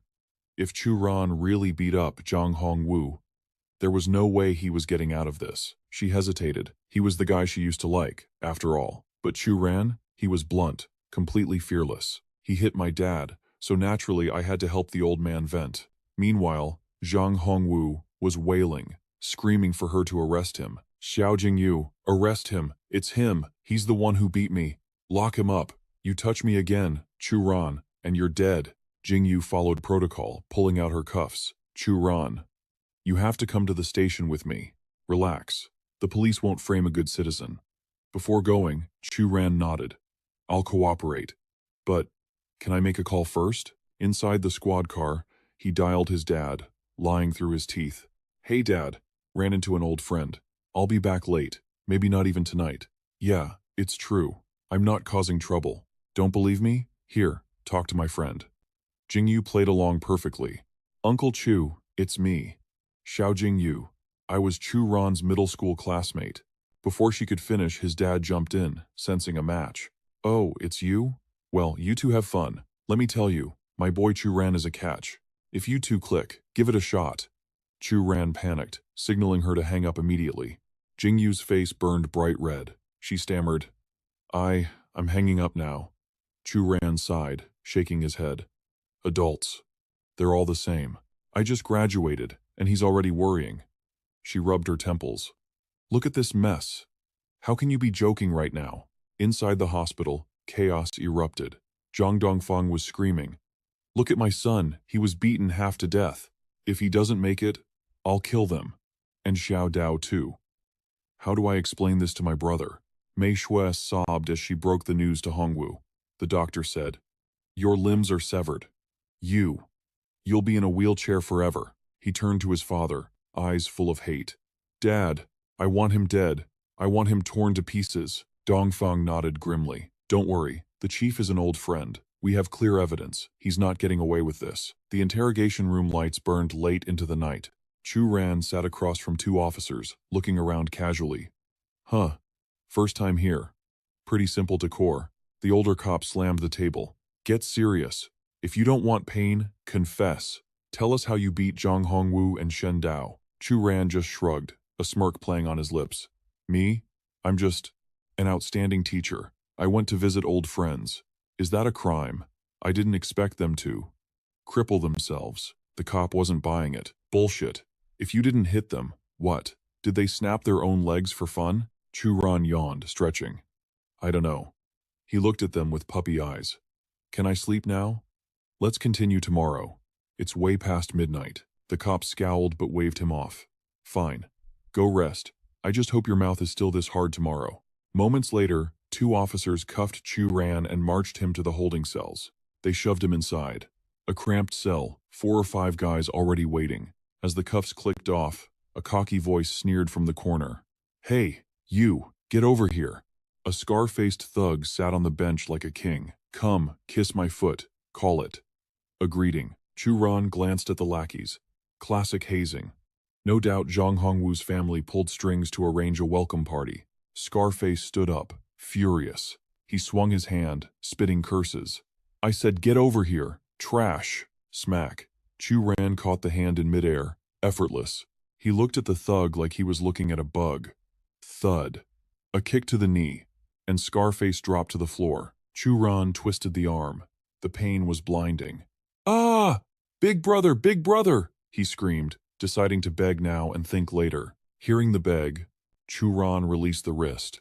He walked to the corner, frowning. I need sleep. Anyone wants to die, come at me. I don't care who you are.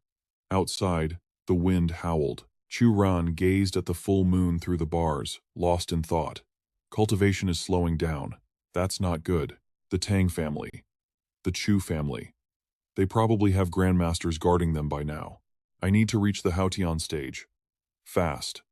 I'll settle everything on Earth in 3 years, then wait for the immortal gate to reopen. Meanwhile, in a small apartment, a light still burned. Jingyu tossed and turned, unable to sleep. Why did Chu Ran have to mess with those people? She couldn't figure it out. Finally, she sat up. I have to save him. I can't just watch him suffer. Early the next morning, the chief's voice boomed through the station. Seeing her dark circles, he frowned. Jingyu, you look terrible. Take the morning off. Jingyu ignored him.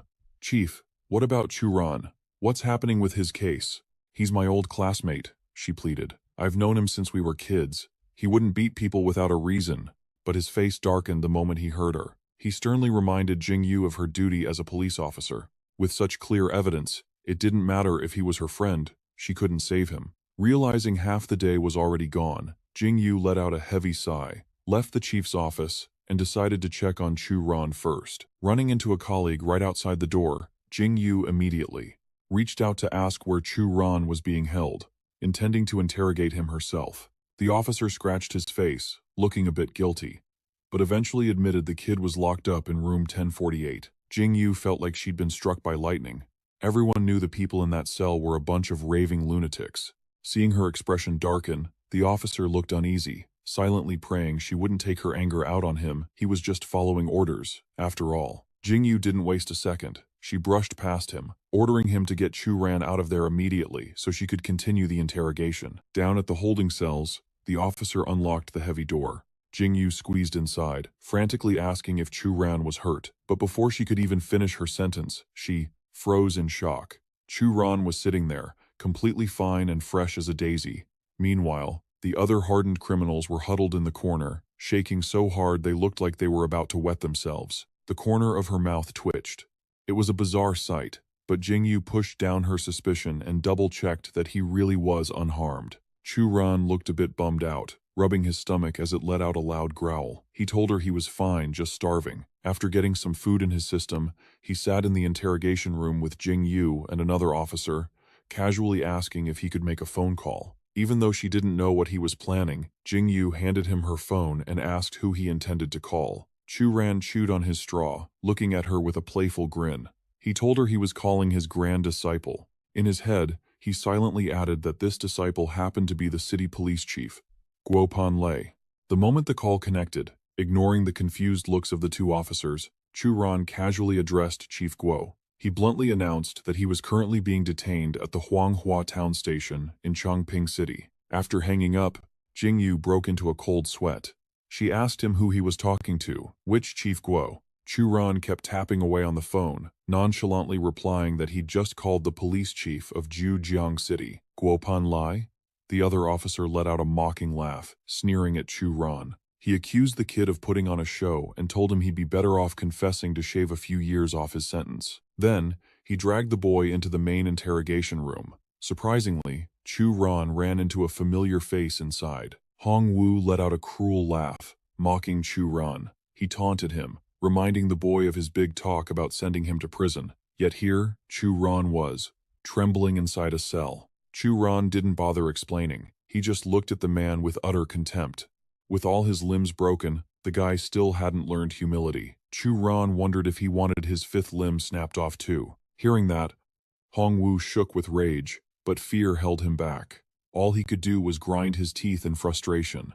Mai Shui, standing nearby, charged forward with her massive frame, screaming that she'd kill Chu Ran for beating her son. Since Chu Ran was still handcuffed, Jing Yu rushed in to shield him, glaring at the woman with a look that was anything but friendly. That's when Chu Ran finally spoke up. He pointed out that when her son stole his father's job, beat his father, and humiliated his sister, she hadn't said a damn word. But now that he was hurt, she was jumping up and down like a victim. It hit the nail on the head. Mai Zue choked on her words, unable to say a thing. Suddenly, Jing Yu's phone started ringing off the hook. She pulled it out to check the ID. She handed the phone over to Chu Ran, looking a bit awkward as she told him it was his family. Realizing it was his dad, Chu Ran panicked. He quickly lied, saying he was sleeping over at a friend's house and promised to be home for dinner. Hearing this, Hong Wu's father, Dong Feng, laughed even harder. Did the kid think this was a hotel where he could come and go as he pleased? Chu Ran stared him down, not showing a hint of fear. Dong Feng had no right to lecture him. That man had used every dirty trick in the book to climb his way up the ladder in Huanghua town. The sound of a car engine roared outside the station. A man stepped out of the vehicle with confident strides. Sun Jun followed close behind Pan Lei, shouting for the person in charge to get out there immediately. Chu Ran leaned against the wall, waiting calmly. They could ask whatever they wanted now, but he had timed this perfectly. They wouldn't have the chance. The local chief was furiously pointing a finger at Chu Ran, scolding him for talking nonsense. He was on a roll until the door swung open, and Pan Lei and Sun Jun marched straight into the interrogation room. Nervous, the chief asked Chief Sun why they were there. But Pan Lei ignored him, his attention immediately caught by Chu Ran's greeting. He was stunned to see the silver bracelet still on the boy's wrists. He spun around, roaring at the officers, demanding to know what kind of kangaroo court they were running, cuffing Chu Ran without a shred of evidence. His fury was so intense that even Sun Jun flinched. Sun Jun quickly turned to glare at the local chief, barking at him to unlock the handcuffs right now. The man rushed forward to unlock the cuffs, bowing and apologizing profusely. Deep down, he was starting to realize he had messed up big time. Meanwhile, Dongfang, with his shiny bald head, was still impossibly dense. He'd heard the name Chief Guo loud and clear, yet he still opened his mouth to ask, which Chief Guo? The local chief gritted his teeth, snarling that the man before them was the police chief of Zhujiang City. Who else would dare walk in with such authority? Dongfang felt like a thunderbolt had struck him out of the blue. Alarm bells screamed in his mind. Could it really be him? The local chief bowed low, offering a sincere apology to Chu Ran. But the young man didn't even bat an eye. Seeing his enemy about to walk free, Hongwu lost his mind. He screamed at Pan Lei, accusing the leader of a cover-up and threatening to take this to the highest court. Realizing this clown was beyond saving, Chu Ran just narrowed his eyes in amusement. He whipped out his phone, showing everyone the clear footage from his home security camera. Once they saw the truth, they'd know he was innocent. Seeing the two petite girls on the screen, Jingyu felt a wave of second-hand embarrassment, coughing softly to compose himself. The video clearly showed Hongwu fighting thin air, a one-man show. But Sun Jun knew better. That was high-level aerokinesis, invisible to the naked eye. Once the video ended, Chu Ran put on his best innocent face. I didn't do anything. I just came to visit an old friend. Maybe he played too hard and threw out his back. How is that my fault? Hongwu wasn't giving up. Sweating bullets, he kept screaming that they had to believe him, insisting Chu Ran beat him up, even with the evidence staring them in the face. Sun Jun cut him off with a roar. Shut your mouth. There are no immortals in this world. Stop spouting nonsense about invisible attacks. The local chief, realizing the wind had shifted, quickly bowed to Chu Ran and the commanders, promising to handle the situation with absolute fairness. Chu Ran stood before Hongwu, looking down at him like he was nothing more than a bug to be crushed. The one going to prison today would be Hongwu and his family, not him. Then, Chu Ran turned to Pan Lei, pointing a finger straight at Dongfang. That murder case from 10 years ago? Ask him about it. Without a second thought, Pan Lei ordered Sun Jun to reopen the investigation. He trusted Chu Ran's word implicitly. Sun Jun hesitated for a moment, then dumped the entire case onto the local chief, ordering him to investigate until every rock was turned over. Seeing his fate sealed, Dongfang desperately grabbed Chief Kai, begging him to believe he was being framed. Terror flooded his veins. That murder case wasn't the only skeleton in his closet. Chief Kai ground his teeth, believing Dongfang now would gain him nothing. He needed to please Pan Lei and Sun Jun. Jingyu watched Chu Ran walk away, eyes filled with admiration. He was even more brilliant than he used to be. Outside the gate, Chu Ran shook Pan Lei's hand, laughing apologetically for dragging him all the way out here to clean up this mess. Suddenly, Chu Ran's phone rang. He was surprised to see Principal Qin calling so early. But the moment he answered, her screaming voice pierced his eardrums. He had completely blown off his first literature class. The students were in chaos, and he dared to ask why she was calling. As he rubbed his ringing ear, Chu Ran realized he totally forgot he had a job. Qin Ran was furious. I don't care where you are. Get here in 1 hour, or I will dock your entire internship salary. She was a ruthless capitalist in everything but citizenship. Chu Ran scratched his head, confused. Why is she so angry? Is it that time of the month? Another scream exploded from the phone like a bomb, startling both him and Pan Lei, before the call abruptly cut off. Chu Ran laughed it off, telling Pan Lei, "You think I'd run back for a few pennies?" Cut to 5 minutes later. Chu Ran, in a perfectly pressed suit, handing over a fake self-reflection letter. Qin Ran crossed her arms, staring silently as he placed the multi-page apology on her desk. Eventually, her anger cooled. She looked at him with a hint of awkwardness, warning him not to slack off. She warned him not to embarrass them in front of the teachers and students from the rival school during the exchange meeting in 3 days. Chu Ran leaned over her desk, invading her personal space to distract her. Don't worry, Principal. I'm the most honest, well-behaved guy you know. Sure, everyone says that. Meanwhile, his hand slipped something into her tea. Qin Ran flared up again.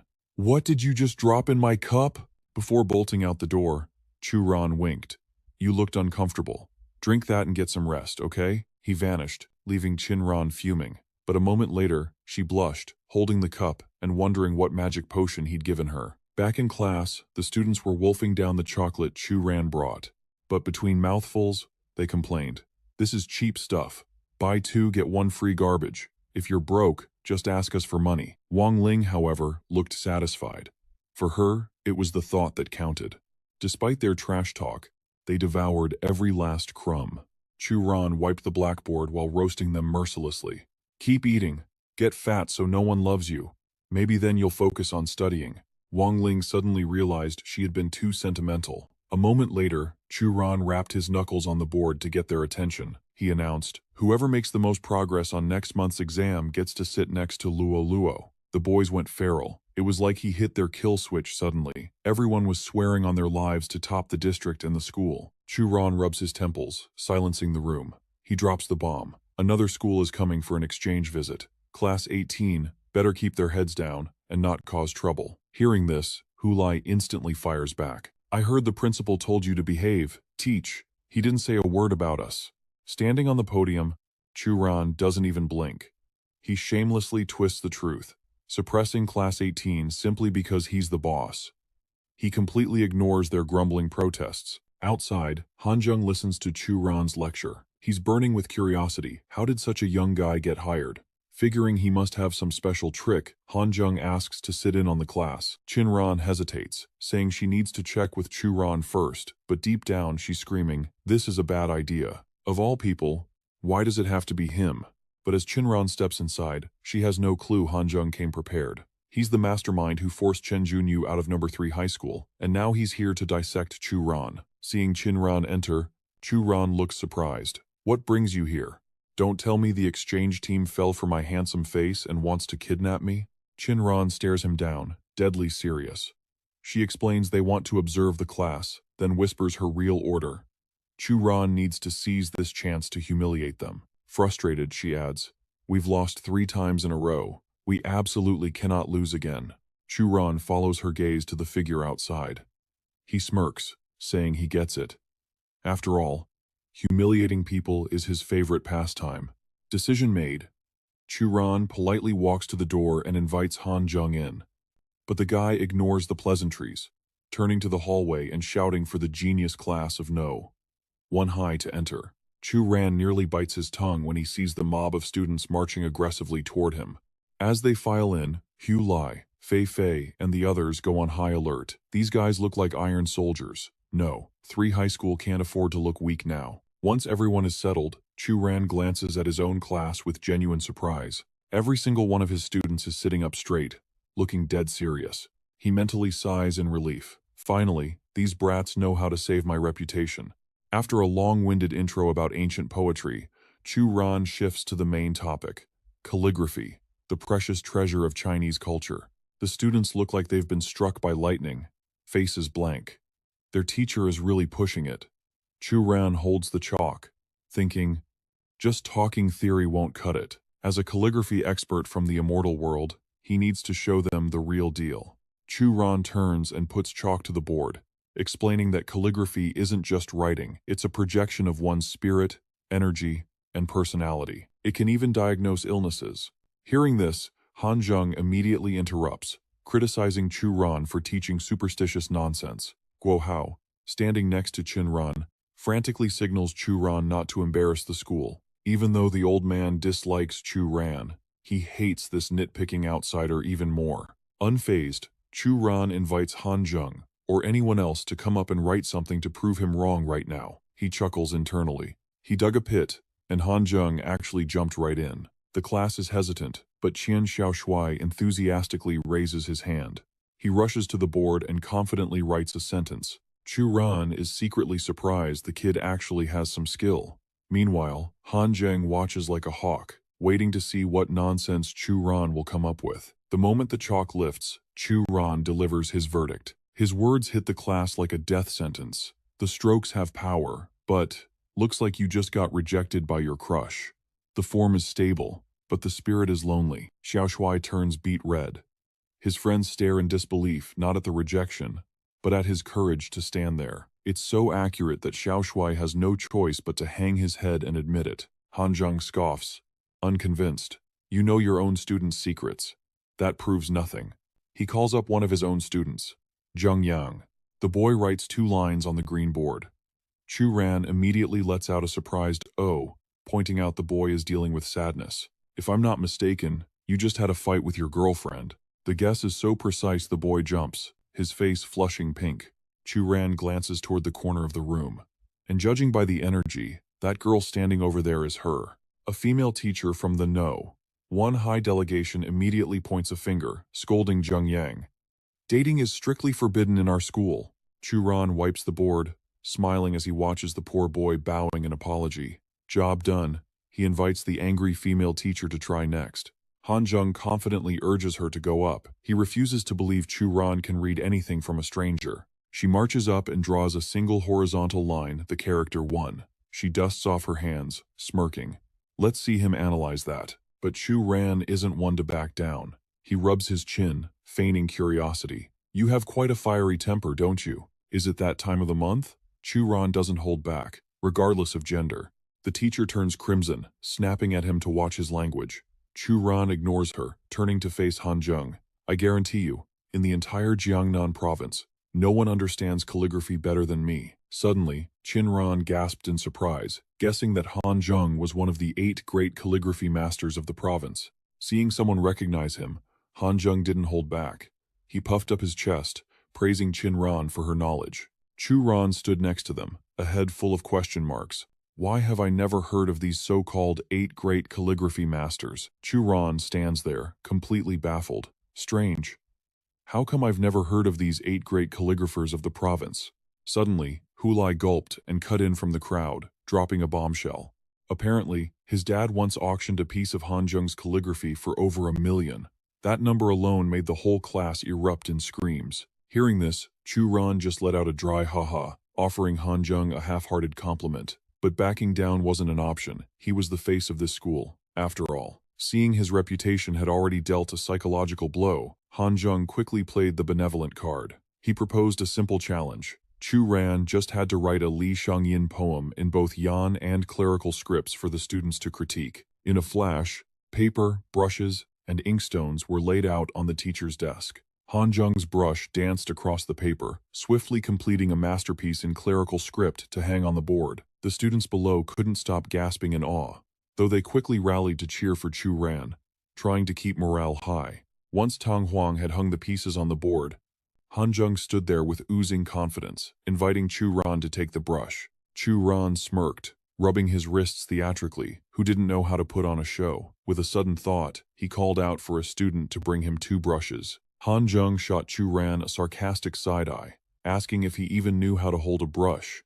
Even the students found it weird, whispering for Chu Ran not to dig his own grave. Staring at the 2 sheets spread out on the desk, Chu Ran pondered calmly. Honestly, he just felt that writing 1 sheet at a time was a total waste of time. In a blur of motion, Chu Ran slammed the brushes down, writing with terrifying speed and skill. The atmosphere shifted the second Chu Ran's brushes hit the paper. No one expected Teacher Chu to be this incredible. His calligraphy didn't lose out to Teacher Han's one bit. And look, he's writing 2 different styles simultaneously. That's dual-wielding mastery right there. After a flurry of ambidextrous action, Chu Ran finally completed his masterpiece. Xiao Shuai hoisted the 2 fresh sheets high for everyone to see. Han Zheng's group could only stammer, completely robbed of words. Right then, the cheers from the number 3 high students exploded. Teacher Chu, you're the GOAT. You're absolutely insane. He's unreasonably talented. Someone even had the guts to shout, I want to bow down before your 20 yuan jeans, teacher. The teacher's reactions weren't much different. They were rambling on, making all sorts of wild promises. Teacher Chu, I swear I'll never badmouth you again. You're my idol now. From now on, I'll say it straight to your face. I've got goosebumps all over. Teacher Chu just proved that nothing is impossible. Standing nearby, Qin Ran thought to herself, Chu Ran. He's actually pretty amazing. He's been full of surprises lately. In stark contrast to her pride, Han Zheng was seething, cursing Chu Ran's name in his heart. Chu Ran knew exactly how furious he was, but teased him anyway. Teacher Han, you're dying to compliment my technique, aren't you? Really, don't hold back on my account. Feel free to shower me with praise. Even though Han Zheng was screaming internally, calling him a total bastard, he kept a polite mask on the outside. He replied, Teacher Chu, technique is merely technique. No matter how flashy it is, it's not as important as the essence of the calligraphy itself. But just as he was about to finish his sentence, Han Zheng actually looked at the writing. What he saw left him completely thunderstruck. He couldn't help but marvel these 2 pieces by Chu Ran were incredibly soulful. The artistic intent of the 2 pieces had merged into one. Compared to that, His own work was completely lifeless, just two standard, pretty pieces of writing. Churan watched him for a long moment before stating firmly, "Teacher Han, you've lost. Leaving technique aside, you lost the moment you set your mindset. Do you want to know why? The moment you saw me, I sensed hostility. Let me take a guess. You have a connection with Jun Yu, don't you? He told you to come here and give me a hard time, but you lost the very first round. Whether I used fancy techniques or not, I had already beaten you. Place that writing before a true master, and everything hidden in the writer's heart is laid bare." Hanjung remained silent for a long time before finally making a proposal. "I lost this time because I underestimated my opponent. However, since we've already started the competition, let's continue. It's good for the students to exchange skills. Let's start with your class 18. Hearing this, Churan asked warily, "What exactly do you want to compete in?" He immediately replied with arrogance, "Lately, the state has been promoting physical education. If we compared academics, the geniuses in my class would obviously crush you. So, to make it fair and not too difficult for your class, let's compete in specialties. Girls will compete in kendo, and boys in basketball. What do you say?" Hearing this, Fei Fei and the others jumped up in protest. "That's totally unfair. Who makes girls learn kendo? Why don't we see who has more money instead?"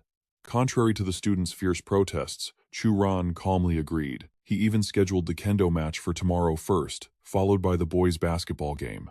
Hanjung couldn't find a single excuse to fault him, so he stormed off, swallowing his massive rage. "Chu Ran, just you wait." Hu Lai's group watched in dismay, muttering, "This is bad. Like, totally screwed." Meanwhile, Chu Ran still had no clue what was going on with his students. Chin Ran, silent until now, finally spoke up. "The women's kendo match requires 3 participants. I'm afraid even if we searched the entire school, no one could match her." Hearing this, he sighed in disappointment. "And here I thought you kids were multi-talented prodigies." Wang Ling immediately retorted, "Teach, come on. We don't have that kind of free time to learn stuff like that." Fei Fei obediently raised her hand. "My parents forced me to learn a bit of Tai Chi sword back in the day." Lin Xiaomei chimed in too. "I learned a little bit as well." Chu Ran frowned, his voice tense. "We're still one short." Xiao Shuai whispered a suggestion. "I think Luo Luo knows how to fight." The scene shifts to Qinran's office. She spoke at a measured pace. "I've already notified the school administration. Class 18 will handle this competition. But I have to ask, what you possess calligraphy skills that defeated the Grand Master of Jiangnan Province? Why come to our school? Especially when you might not even pass your internship." On the surface, Chu Ran remained silent and pensive, but his mind was racing. How could he possibly tell her about his past life? Seeing his silence, Ran decided to change the subject. "Fine. That doesn't matter right now. What matters is winning, no matter the cost. We're likely to lose the kendo match, so we have to rely entirely on the basketball results." Chu Ran replied with absolute conviction, "I have faith in Luo Luo." Then he pivoted. "Oh, right. I told you to hire bodyguards. Did you find any?" Ran looked puzzled. "Why would I need bodyguards? I don't believe they'd dare try anything reckless here in Zhujiang City." He silently critiqued her stubborn competitiveness. Yet, outwardly, he kept his cool. "Fine. If anything happens, just come find me." Ran immediately scoffed. "Come find you? Your only job is figuring out how to survive this evaluation." Seizing the moment, he put on a playful, whining tone. "If I beat #1 high school, surely you can let me stay and teach permanently, right?" Ran paused to consider it. The evaluation system is school policy. However, if the majority of the board agrees, it shouldn't be a problem. But you seem to have offended quite a few people. I heard 2 of the board members are sworn brothers with Chen Junyu. Chu Ran slumped into a chair that appeared out of nowhere and groaned. "You give me 0 benefits, yet you exploit my labor. The capitalist class is truly detestable." Ran cut right through his act. "Stop the drama. As it happens, I'm heading somewhere near your place today. I can give you a lift." He immediately pushed his luck. "Just one day? If I defeat the genius class, you should drive me home every single day." She let out an exasperated sigh. "I have never met anyone as thick-skinned as you." Chu Ran replied smoothly. "You're too kind." "Well, you've met one now, haven't you?" The scene shifts to the car. Chu Ran glanced at the incoming call on the dashboard screen. "Fan Hong?" He didn't hesitate and answered the call. "Hello? What's up, old Hong?" The man on the other end started rambling the moment he heard Chu Ran's voice. Teacher Chu, what exactly is your relationship with the chairwoman? Her family's Husheng group just developed a new drug with astronomical profit potential. Now, multiple factions are targeting them. If we can get our hands on those documents, do you think we should partner up? Chu Ran cut him off cold. She is my friend. After hanging up, he thought to himself, that should be enough for Fan Hong to understand the situation. But if even Fan Hong knows about this, it means the entire upper crust of Zhujiang City is already aware. Immediately, Chu Ran lowered his voice to warn her. Don't say a word. We're being followed. Qin Ran gasped in shock. What? Wang Bing, her bodyguard and driver, spoke in a flat, dismissive tone. Miss Qin, rest assured. No one is tailing us. He even scoffed internally. Is this pretty boy pulling a stunt just to pick up girls? Chu Ran finally broke his silence, his voice cold. Not on the ground, in the sky. Just as I thought. We're being watched from above. Wang Bing immediately reassured her. Miss, please don't worry. I guarantee I'll get you home safe and sound. Chu Ran cut in sharp. Don't go home. They've likely set up an ambush there already. Listen to me. Drive toward the suburbs immediately. The more deserted, the better. Wang Bing snapped back, annoyed. And why the hell should I listen to you? In a flash, Chu Ran pressed a blade against the driver's throat, his warning concise. If you want to live, you'll do exactly as I say. Qin Ran, still reeling from the shock, finally found her voice. Can I actually trust you? Chu Ran turned to her, his gaze steady. Who else do you have right now? Qin Ran hesitated for a moment before making up her mind. All right, I'll trust you. Wang Bing, do exactly what he says. Chu Ran began to calculate rapidly. If I were alone, this would be easy. But I'm stuck with two civilians, Qin Ran and Wang Bing. Does the enemy have guns? How many are there? Are they pros or just street thugs? I'm flying blind here. Making his decision, he ordered Wang Bing to gun it toward the suburbs and focus solely on the road. The bodyguard gave a submissive grunt of agreement. Chu Ran glanced back, mind racing. If they're using a drone to track us, their control vehicle can't be far behind. I need to time this perfectly. A split second later, Chu Ran spotted something. His voice sharpened. Found them. 3 black Mercedes-Benzes. About 10 hostiles. Hearing this, Wang Bing yanked the wheel, trying to shake the 3 steel beasts hunting them down. A moment later, Wang Bing checked the rearview mirror and panicked. Oh God! No! There really are 3 cars charging right at us. Qin Ran's voice trembled with terror. What is going on?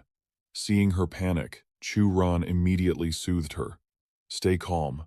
Don't be afraid. I'm right here. His words made Qin Ran flush red. A moment later, Wang Bing suddenly asked, Teacher Chu, you've had military training, haven't you? Chu Ran replied coolly. Are you referring to the Flying Wolf unit? The bodyguard's face instantly lit up with excitement. Whoa, it really is you. Brother Yi told us about you. I only got transferred in after you were discharged.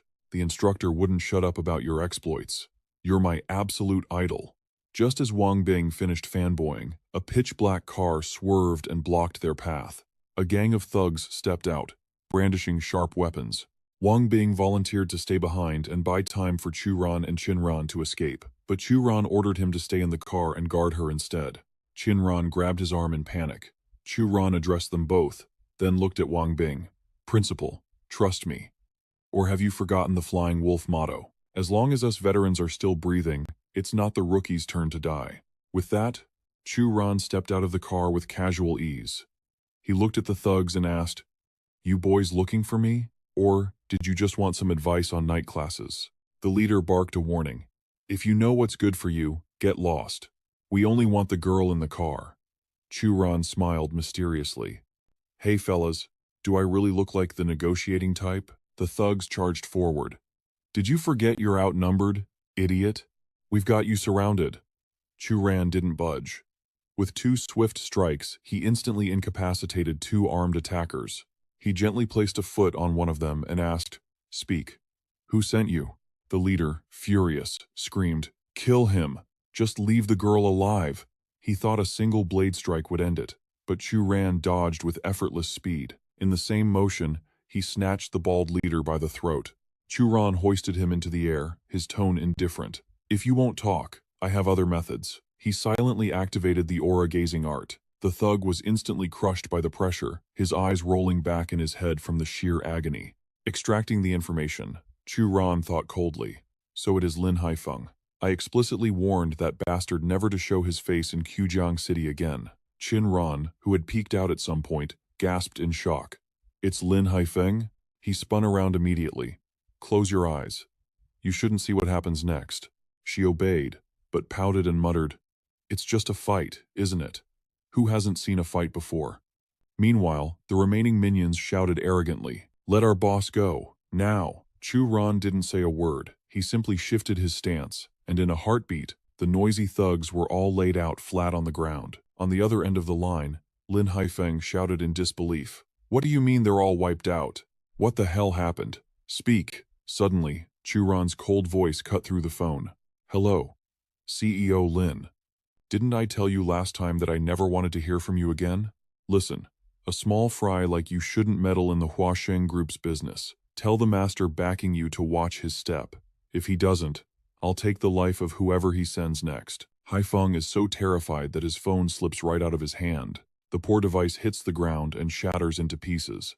Cut to the next morning, at number 3 high school. Chu Ran is in high spirits today. He hums a tune. After tonight the storms will fade into the clouds. Wake up, my love. Let's close the door on sorrow. Tanyu sees him and cheerfully says, Good morning. Chu Ran immediately fires back with some smooth flirtation. Miss Tan, I've met many beauties in this life, but after meeting you, I realized they were just pretty faces. You, however, have both beauty and class. She blushes and replies, Teacher Chu, you're quite the handsome gentleman yourself, pure as jade. The colleagues in the office can't handle the cheese. One guy runs out to puke. Before leaving, he sarcastically tells them to get a room. Qin Ran, who knows how long she's been standing at the door, suddenly calls Chu Ran outside. She's fuming inside, thinking, he's chatting so happily with other female teachers right behind my back. Chu Ran takes a slow sip of water and asks, Principal Qin, did you need something? Qin Ran asks awkwardly, Chu Ran, do you have any idea how dangerous yesterday was? Facing her panic, Chu Ran replies calmly, It was just a few thugs. I chased them off eventually, but next time, tell your family to send more guards. Although Wang Bing isn't bad, he's pretty reliable. Qin Ran mutters resentfully, Thugs? With that massive blood stain on the ground? Do you think I'm blind? Even Wang Bing was terrified. She sighs in exhaustion. She worried about him all night, yet here he is today acting like nothing happened. A second later, she suddenly bows her head and thanks Chu Ran, catching him completely off guard. After speaking, Qin Ran shyly walks away, ignoring Chu Ran shouting after her, Hey, I'm not used to you being this gentle. But words aren't enough. Can I sign the official contract now? Soon enough, the day of the match against number 1 high school arrives. At the stadium, Chu Ran is anxious because Luo Luo still hasn't shown up, even though he told her yesterday. Xiao Shuai stands behind him and asks if he's sure he actually informed Luo Luo. Chu Ran replies, Of course. I messaged her on QQ. She didn't reply, so she must have read it. Hearing this nonchalant answer, the student is speechless. Teacher, for something this important, you only sent a QQ message? Yep. To make matters worse, Hulai jokes from behind. Don't worry, Xiao Shuai. I called Luo Luo yesterday. Chu Ran suddenly raises his voice. Look, the match is starting. On the field, Fei Fei takes her stance amidst cheers from all sides. Go Fei Fei, go number 3 high. On the opposite side, Meng Yan receives equally massive support. Number 1, high, let's go. Meng Yan is gonna win for sure. She leaps into an attack while the crowd warns her to be careful. Facing this, Fei Fei stands there, looking completely confused, like, huh? Hu Lai and Xiao Shuai are still cheering passionately. Go Fei Fei. Fei Fei is the champion. But that enthusiasm is met with a crushing defeat that couldn't have been faster. The boys' jaws drop in shock. The referee immediately declares Fei Fei the loser for stepping out of bounds. Teacher Jin stands on the sidelines, praising smugly. Haha, excellent. Meng Yan's kendo is improving daily. Next year she'll definitely take the national championship. Even though Chu Ran is on the opposing team, he frankly admits, nice hit. Fei Fei didn't even see the strike coming. Losing was inevitable. Hanjung remarks sarcastically. Seems like number 1 high's kendo is a bit sloppy, isn't it? Teacher Jin immediately retorts, Rest assured, Teacher Han. We'll win the next 2 matches just as easily. Moments later, the referee blows the whistle, inviting the next 2 competitors to the field. Teacher Jin gently reminds his student, attack, but don't forget defense. Be fast, strong, and decisive. Use your brain to defeat them. On the other side, the one stepping up is Lin Xiaomei. She cheerfully turns to Chu Ran. Teacher, give me some advice too. I'm fighting for our honor after all. He calmly drops a single line. Just crush her. Inside, Chu Ran marvels. This girl is seriously built like a tank. Lin Xiaomei replies confidently. Got it. The 2 girls take their stances. The referee shouts, start, without hesitation. As soon as the word drops, Xiaomei lunges at her opponent. She attacks continuously to seize the initiative. Chu Ran sits up, analyzing seriously. Her energy flow and stance are very strange. Her sword style doesn't look like any specific school. It looks like a mix of everything. Did she teach herself? The realization hits him. Holy crap.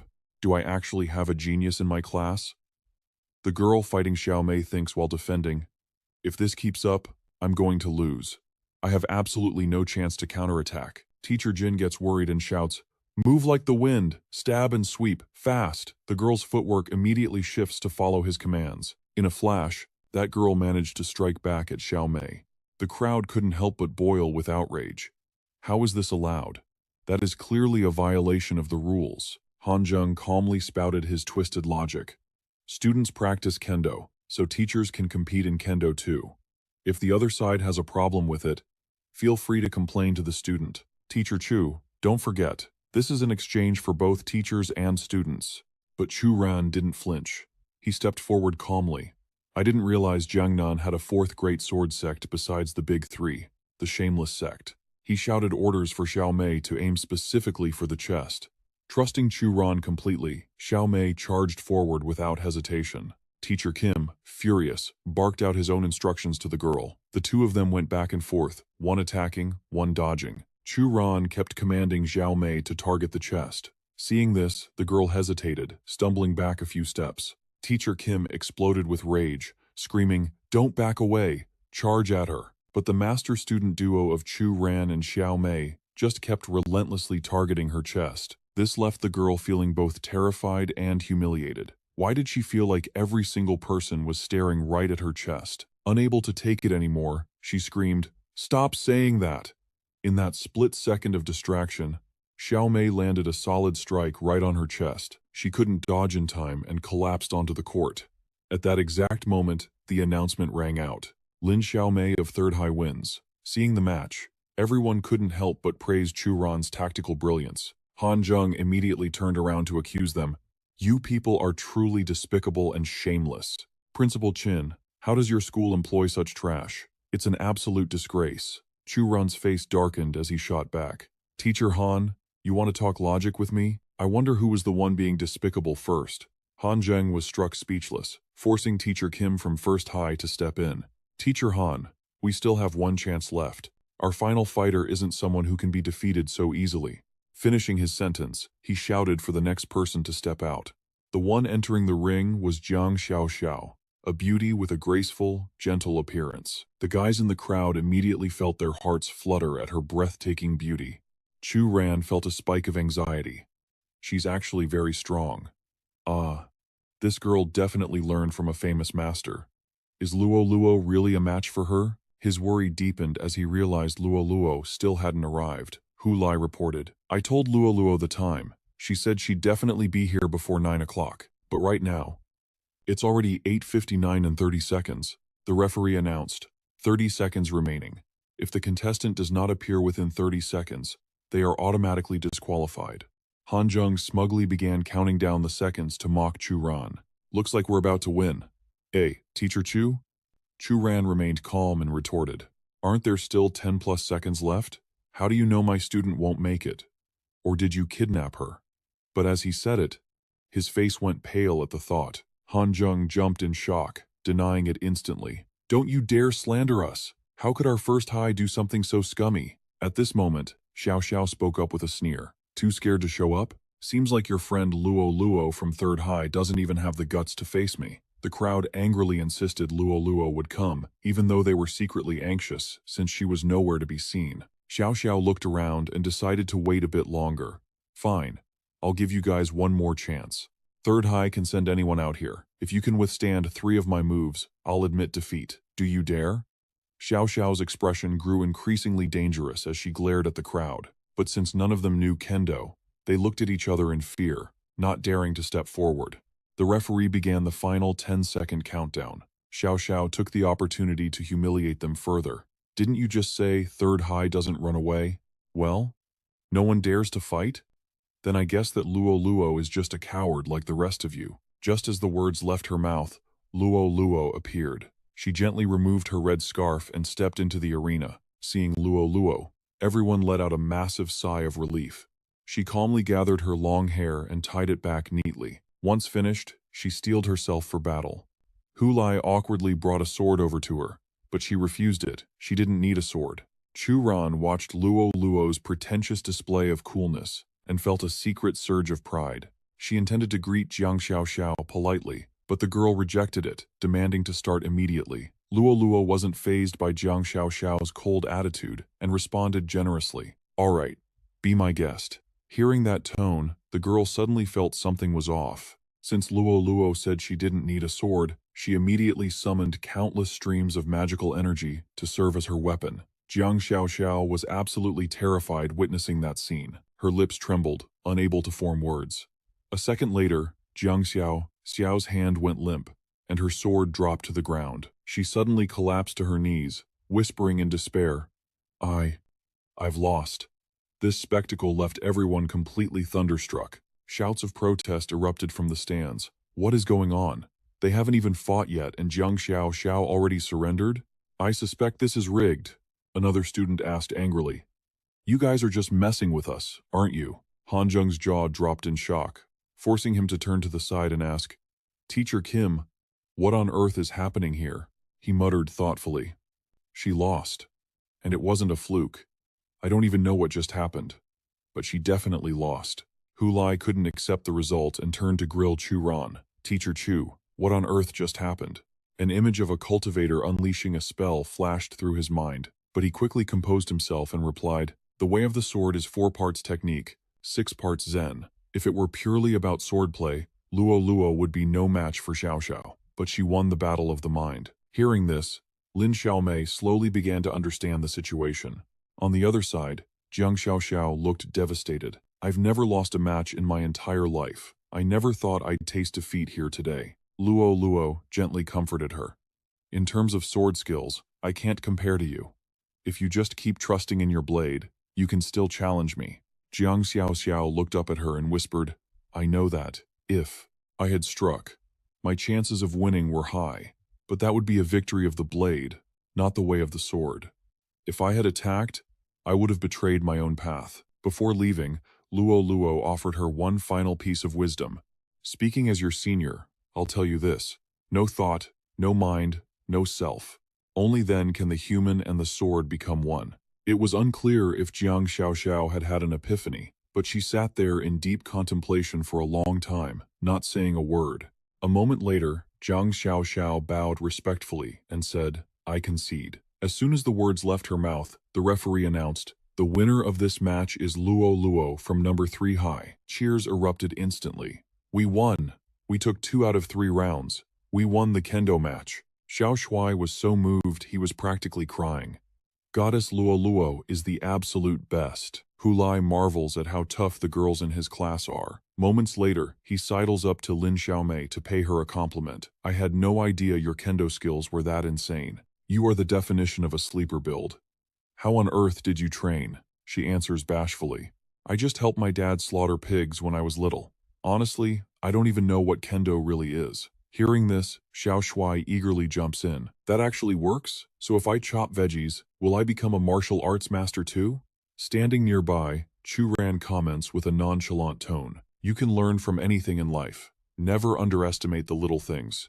Hulai immediately calls him out on his bluff. That is not what you said when you were roasting people earlier. You said the most shameless person is guaranteed to win. Unable to argue with that, Chu Ran just plays dumb. Is that so? Just then, a mysterious figure suddenly appears. It is none other than Principal Qin Ran. She silently flashes a proud smile. Then Chinran heartily praises them. Class 18 of number 3 high school is truly top tier. On the other side of the stands, Han Jung silently vows with grim determination, "We will definitely win the next round, and it has to be a crushing victory." The captain of the number 1 high school basketball team seems to hear his inner thoughts. He arrogantly reassures Han Jung, "Don't worry, coach. There is no way we are losing this one. Number 3 high school isn't even on our level. A team from a single class is nothing to us. Soon enough, it is time for the boys' basketball match." The referee raises his voice, inviting players from both teams onto the court. Cheers erupt continuously as the Class 18 basketball team from number 3 high school walks out. Fei Fei and Lin Xiaomei are cheering their hearts out, shouting things like, "Go Class 18, and we are the strongest." Before stepping into the match, Hu Lai excitedly turns to ask Chu Ran, "Teacher, do you have any words of wisdom for us?" He calmly replies, "Just don't lose too miserably, and I'll be happy. You guys, look over there." Hu Lai hasn't got a clue what is going on, but he follows Chu Ran's finger. As soon as Hu Lai turns around, he sees the number 1 high school basketball team appearing to the referee's introduction. Their supporters are incredibly hyped up too. Everyone is screaming about the genius team winning streak. Hearing this, Chu Ran scoffs. "Genius team? Huh? How completely uncultured." He pauses. "Oh right, what is our team name?" As soon as the words leave his mouth, the roaring cheers from number 3 high school erupt. "The Pauper Squad for the win! The Pauper Squad for the win!" Hearing this, Chu Ran slumps in despair, lamenting to the heavens that he doesn't know these brats, and he definitely never taught them. While Chu Ran is still dying of embarrassment, the captain from number 1 high school approaches them and makes a blatantly provocative gesture. Hu Lai glances at his teacher and mumbles, "How are we supposed to win against that?" But seeing the open provocation, Chu Ran flies into a rage and screams, "They dare look down on you? Crush them!" Right at that moment, the referee announces, "The first team to reach 30 points wins the match." With that, he tosses the ball into the air and shouts, "Start!" Hu Lai eagerly jumps up to take the tip-off, but before his hand can even graze the ball, the opposing captain effortlessly snatches it away. Holding the ball with arrogant flair, he asks Hu Lai, "You want this? Here, take it." A split second later, he smashes the ball straight into Hu Lai's face. Hu Lai clutches his face in pain as blood gushes from his nose. The referee sternly declares, "Foul, turnover."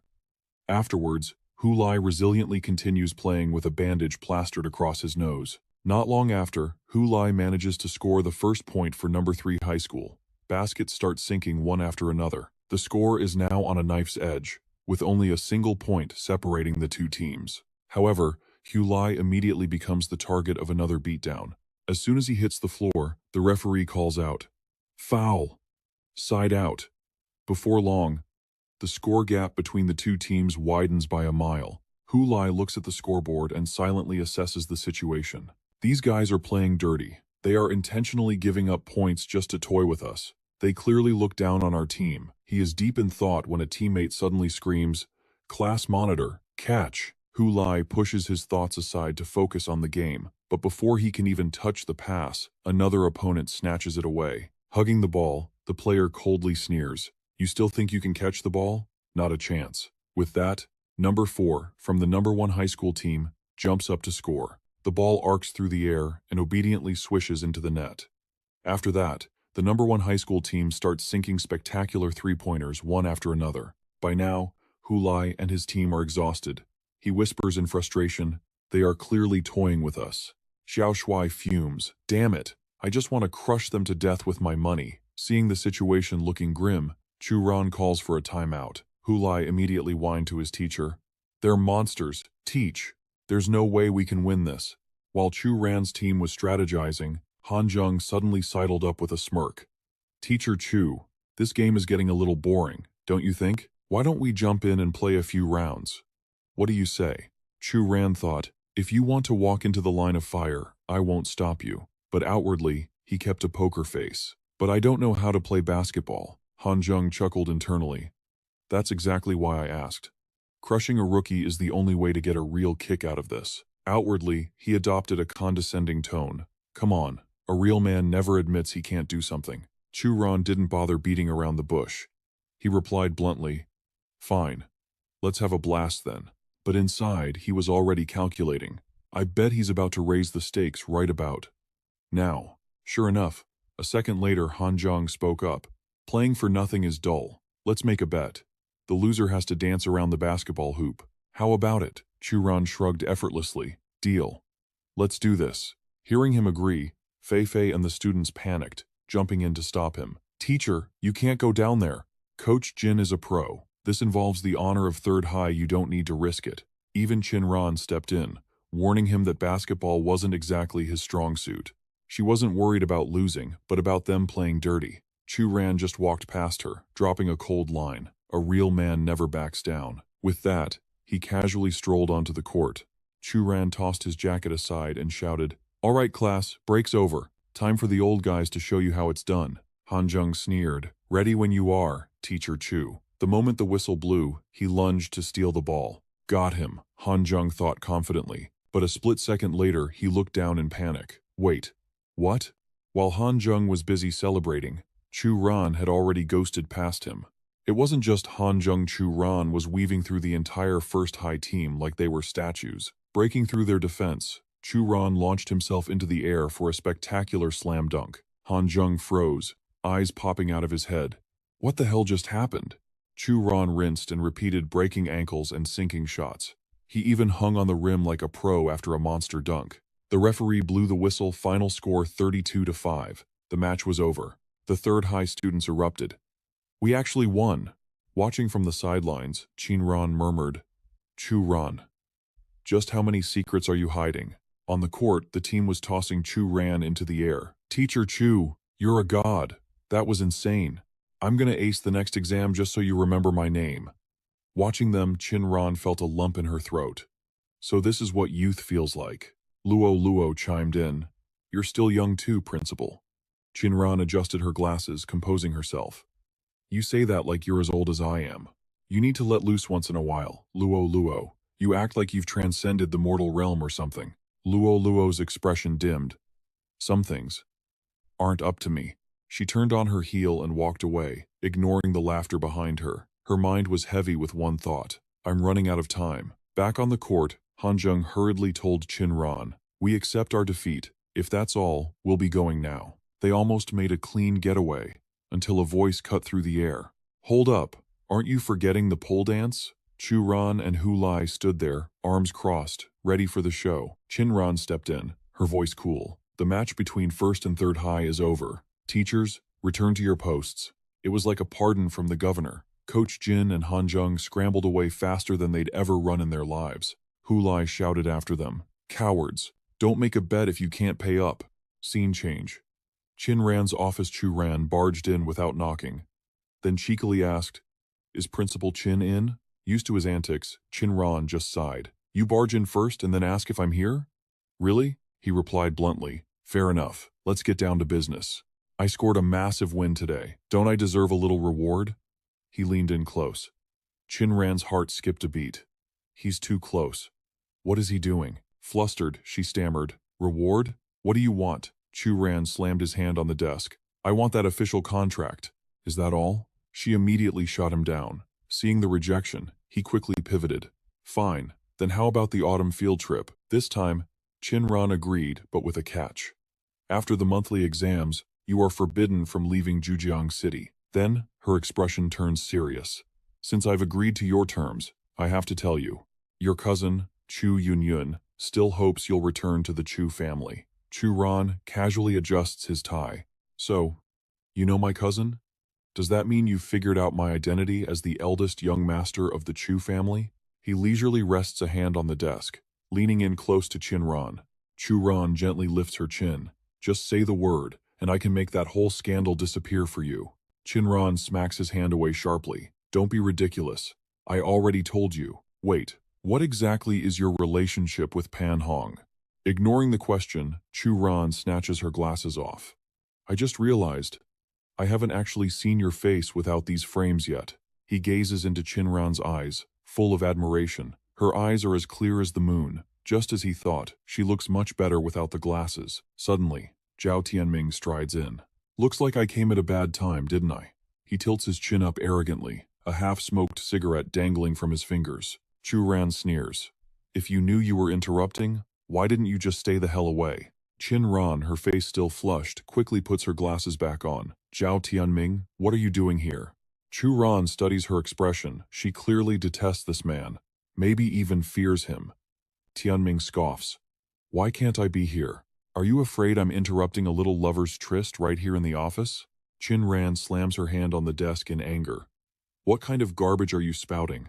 This is my office. If I didn't invite you, then do me a favor and get out. Tianming feigns a pitiful look. Ran, how can you treat me like this? We've been friends for over 20 years. We're childhood sweethearts who grew up together. Chin Ran snaps back, instantly denying it. Zhao Tianming. Call me Chin Ran. We are not close enough for that nickname. Tianming bursts out laughing. Whatever you say, dear, but I came back specifically for you. I want our families to have dinner together and finally discuss our engagement. Chin Ran refuses immediately. That was just a joke the adults made when we were kids. Zhao Tianming, we're both adults now. You know perfectly well we aren't compatible. Tianming waves his hands dismissively. Ran, who could possibly be a better match for you than me? I'm willing to wait for you, even if it takes until I'm 40. As soon as the words leave his mouth, a mouthful of water is sprayed directly into his face. Chu Ran sputters, bursting into laughter. Oops. Sorry. Just pretend I don't exist. Please, carry on. Chu Ran's smile vanishes instantly. In his mind, he curses the guy flirting here while having another woman's lipstick mark on the back of his neck. A top-tier scumbag. Tianming forces a smile, wiping his face. You must be Chu Ran. Before I came here, I heard plenty of stories about you and my Ran. Chu Ran shrugs, playing along. My apologies. Being a celebrity comes with so much gossip, you know? Just as the tension peaks, a voice calls out, Principal Chin, can you come here for a moment? Chin Ran responds, I'll be right there. But she leaves with a heavy heart, worried about leaving these two men alone. The moment she's gone, Tianming's face darkens. Get out of this city. Don't let me see you again, or I'll make you wish you were dead. I'm a man of my word. Chin Ran belongs to me, Zhao Tianming. Chu Ran feigns a look of trembling fear. Are you threatening me? Too bad my bones are tough. And I absolutely hate being threatened. Tianming sneers. If it weren't for Ran, I wouldn't even know you exist. You're not as handsome as me. You have no money, no power. You're just a nobody. With one word, I could make sure you never raise your head in this town again. Before he can finish his sentence, Chu Ran slams a fist straight into his nose. He grabs a rope from the floor and binds Tianming's hands tight, making him scream and struggle. What the hell are you doing? Do you have any idea who I am? Even tied up, Tianming keeps screaming, arrogantly assuming Chu Ran is still afraid of his status. If you're scared, let me go right now. Chu Ran mercilessly kicks him to the ground and starts slapping him repeatedly. Who told you to threaten me, huh? I told you, I'm terrified of threats. Since I might not be able to get revenge later, I guess I have to take my revenge right now. Tianming is slapped until blood trickles from his mouth, but he refuses to back down, straining his neck to scream. Do you know who I am? Do you want to die? Chu Ran ignores him and slaps him even harder. Why are you so damn loud? Can't you shut up so your mouth can heal? Tianming's face is swollen, his body trembling, yet he still tries to threaten him. Chu Ran, I swear I'll kill you for this. Chu Ran picks up a pair of scissors, smiling viciously. Why wait until later? I can finish you right now. Do you believe me? Tianming flinches, realizing he might actually do it, and starts trembling, begging for mercy. Chu Ran stomps his foot onto Tianming's face. Until everything is settled. Out of respect for Principal Chin, I'll let you off the hook today. He turns and walks away, leaving Tianming seething with hatred on the floor. I swear, I will destroy you. After a while, Tianming reached his parking spot. He made a furious call, shouting, Gao Wenxian, get your ass out here right now. Hanging up, he wiped the blood from his face, memories flashing back. Chu Ran, was it? We're going to have a lot of fun. Gao Wenxian ran out, panic written all over his face. Young Master Zhao, what happened to you? Who dared to hit you? Let me take you to the hospital immediately. Tianming shot back a question. Gao Wenxian, I recall sending you here not to work, but to keep an eye on my Chin Ran, didn't I? Gao Wenxian stammered a timid, yes. Tianming pressed on. But since I've been back, I hear there's a guy named Chu Ran, who's gotten very close to her. What the hell happened? He ruthlessly choked Gao Wenxian, who instantly begged, Young Master Zhao, I was wrong. The school rumors are just nonsense. I swear, there's absolutely nothing going on between them. The principal even emphasized raising the standards for Teacher Chu's evaluation. Tianming kept his grip tight, using his other hand to smash a stack of photos into Gao Wenxian's face. Then, explain this. The more he thought, the angrier he got, squeezing harder. Tianming threw him to the ground, stomping on him while issuing a threat. I don't care what you do, but do not let that bastard pass his evaluation. Or else, kiss your position goodbye. Satisfied with the beating, Tianming let Gao Wenxian go, muttering to himself, Qinran, you will be mine. You can't escape. Once you marry me, the entire Husheng group will naturally fall into my hands. Meanwhile, in Junhao's office, the secretary entered with a report. President Chen, Zhao Tianming, has arrived at number 3 high school. Everything is proceeding according to plan. Junhao looked pleased. My stupid little brother actually did something useful for once. Zhao Tianming has been dragged into this and is clashing with that guy named Chu. We'll just sit back and watch the dogs tear each other apart. The secretary praised him but added a worry. President Chen, you're brilliant, but if the second young master's side gets exposed, it could cause big trouble. He had calculated everything. On the surface, this was just between Chu Ran and Zhao Tianming, but in reality, it was a war between the Guotai and Hongyuan groups. With chaos everywhere, only my hotel stands to gain the most. Besides, even if it gets out, it's all on that mistress's son. It has nothing to do with me. Meanwhile, Chu Ran was debating whether to go out with a beauty tonight. His head was in the clouds. Why did Feng Wangshui ask him out? A shady location, 10 p.m. at the Charm Bar. Handsome guy, beautiful girl, add some alcohol. Just thinking about it suggests something is bound to happen. Chu Ran turned to Tan Yu. Miss Tan, do you have a moment? Help me pick an outfit. I have a date with someone important tonight. Her face darkened instantly. Was this important person some beautiful girl? But Chu Ran casually shook his head, replying with just 2 words. A man. Time flew by, and evening arrived. Chu Ran, dressed sharply, headed to the bar. He looked around last time he was here. There was a brawl. Wang Shi arrived right on time, dressed seductively, calling out his name. He complimented her immediately. If Miss Feng dresses like this for business meetings, the other party is truly blessed. Wang Shu winked. Thanks for the compliment. Come on in, Teacher Chu. You must have guessed that I own this bar. Chu Ran pretended to be shocked, looking at her blankly. You opened this? Wang Shui whispered. Surprised? Let's find a seat inside, and I'll tell you all about it. She pressed her chest against his arm as they walked in together. In the VIP section of the Charm Bar, Wang Shui poured Chu Ran a drink. I used my own money to open this place. If I ever leave the Fenghua group, this will be my home. Hearing this, he asked skeptically, You want to leave? I thought Fan Dayun treated you quite well. Wang Shui swirled her wine, explaining she only stayed because her grandfather was good to her. Big corporations are full of infighting. Men lust after my body, and women envy my looks. It's not easy for an outsider to survive there. She continued, On paper, I'm the general manager, but in reality, I'm just a puppet. A toad wearing a white swan's dress. Chu Ran glanced at her, wondering to himself. This woman was usually so arrogant and elite. Why the sudden change? Without a word, he snatched the glass from her hand. He downed it in one gulp, leaving her stunned. Wiping his mouth, he asked curiously, What kind of wine is this? It's bitter and spicy. She replied, Sweetness within bitterness. I mixed it myself. He stared at the glass doubtfully. It didn't taste anything like she described. He slid the glass back to Wang Shui, grinning. Pour me another one. Sweetness and bitterness, laughing at life. She snatched the glass back, drinking the last drops, thinking he finally understood her. Suddenly, she stood up, startling Chu Ran. What's wrong? As Wang Shui walked toward the stage, the whole bar erupted in whispers. Is she going to pole dance? Am I dreaming? She performs a seductive pole dance that has the crowd in the bar howling and screaming.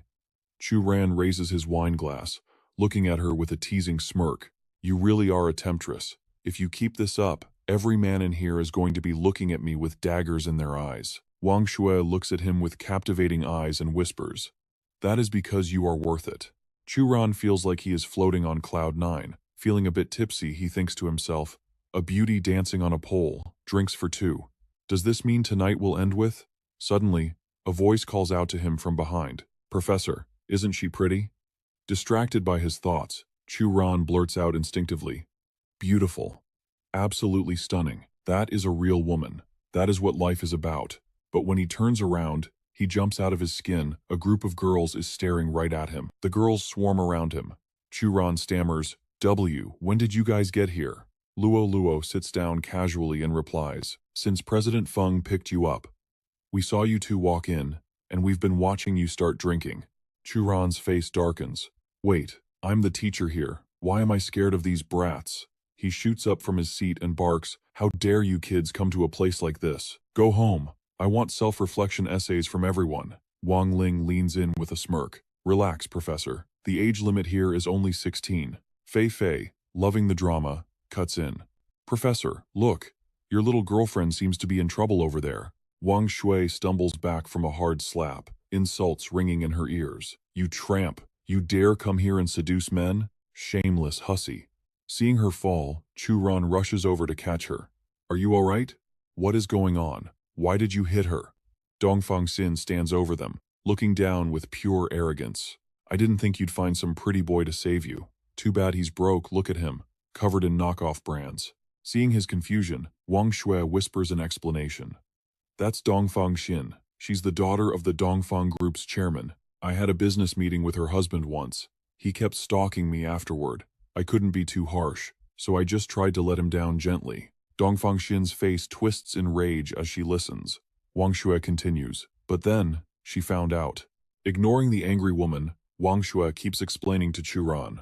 She's insane. Don't fight her, just let her scream. The Dongfang Group is one of the top 3 powers in Zhujiang City. We can't touch them. Chu Ran looks her in the eyes and says softly, rest, assured. I'll handle this as thanks for that beautiful dance earlier. Wang Shui looks into his deep, gentle eyes and blushes, her heart fluttering. Dongfang Xin watches their romantic exchange and sneers with pure disgust. A whore is always a whore. You think you're high society? Everyone in Qinhua City knows the Fenghua Group has no place for trash like you. Chu Ran's patience snaps. His expression turns icy. Shut your mouth. He glares at them, a terrifying killing intent radiating from his body. The crowd in the bar goes wild, screaming in excitement. Oh my god, his voice is so sexy. I bet he's a beast in bed. You really can't judge a book by its cover. I'd give anything for one night with him. Ignoring the thirst, Chu Ran coldly insults Dongfang Xin. With a face that thick, no wonder your husband got bored of you. Any random woman on the street could steal him away. You're no flower, even a cow wouldn't dare sniff you. Take my advice. Go home and be a good little wife before you embarrass yourself further. Dongfang Xin trembles with rage, rendered speechless by the insult. She snaps her fingers, signaling the men behind her. Several hulking bodyguards step forward. The leader cracks his knuckles. A man bullying a woman? If you know what's good for you, get on your knees and apologize to the young miss. If you don't give her respect, we're gonna make sure you never show your face again. Chu Ran doesn't flinch. He smirks. You think you lot can make me apologize?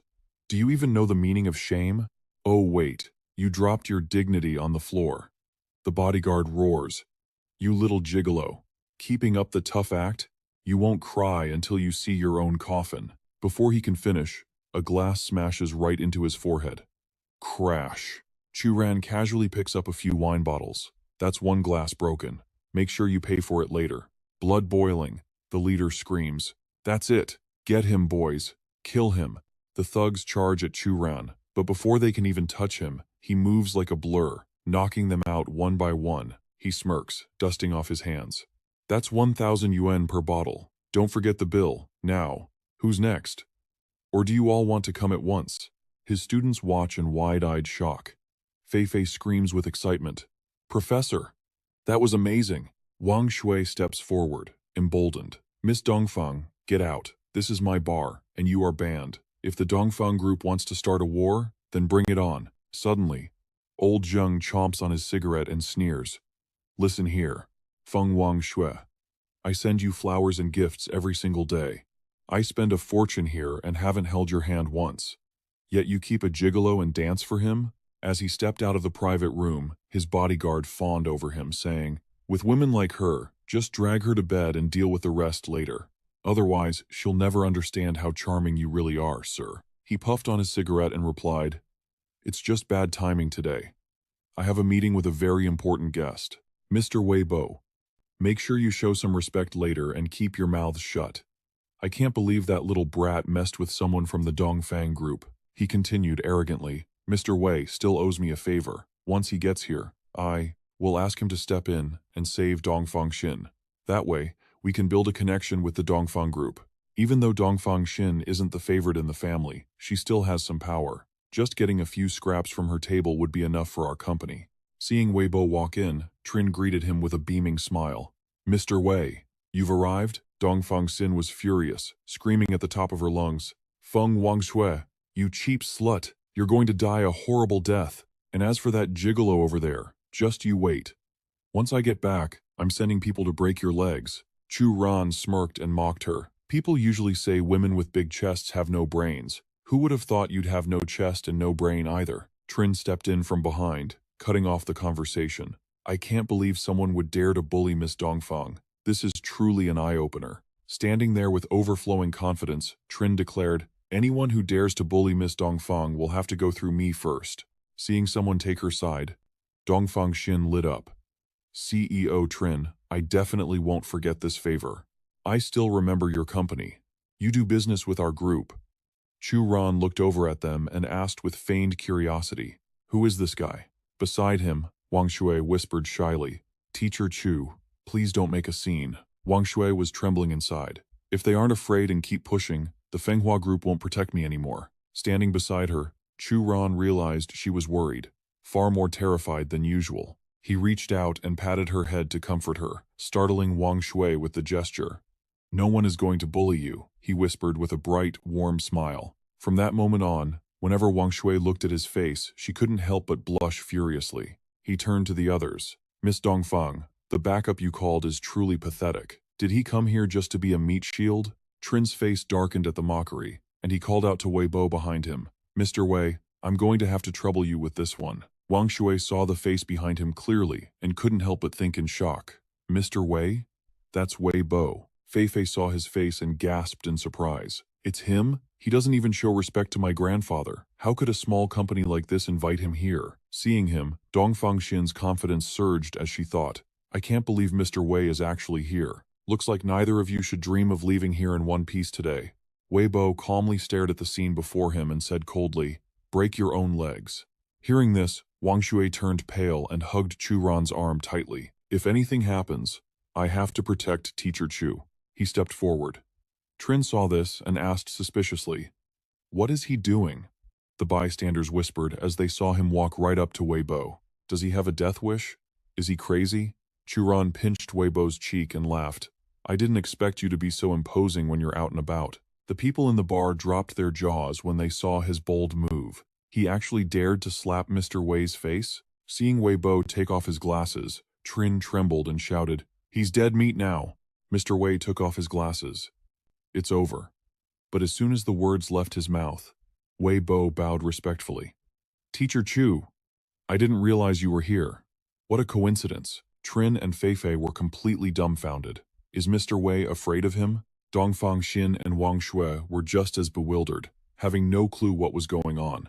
Chu Ran ordered coldly, "Weibo, you handle the rest." The man immediately bowed and replied, "Understood, Teacher Chu." Without wasting a second, Weibo cursed and delivered a vicious slap to Trin's face. "You idiot." Trin crashed to the floor in agony. Trin had no idea who this teacher really was, so he looked up with resentment and asked, "Mr. Wei, what is going on here? Don't take your anger out on me. I'm shocked too. Aren't we supposed to be friends?" Weibo didn't answer, only barking a cold order. "Stand up and apologize to Teacher Chu right now." Chu Ran cut in. "I don't need an apology. Just get lost. And don't ever touch Wang Shui again." Weibo kicked him a few more times for good measure and hissed, "Scram," while Teacher Chu is still in a good mood. On the other side, Chu Ran turned his attention to Dongfang Xin. "And as for you, big sister, what should we do? This is all your fault, isn't it?" A rough estimate of the damages today would be over 1 million, don't you think? Hearing that first phrase, she instantly snapped. "Who are you calling big sister?" Chu Ran retorted bluntly. "What?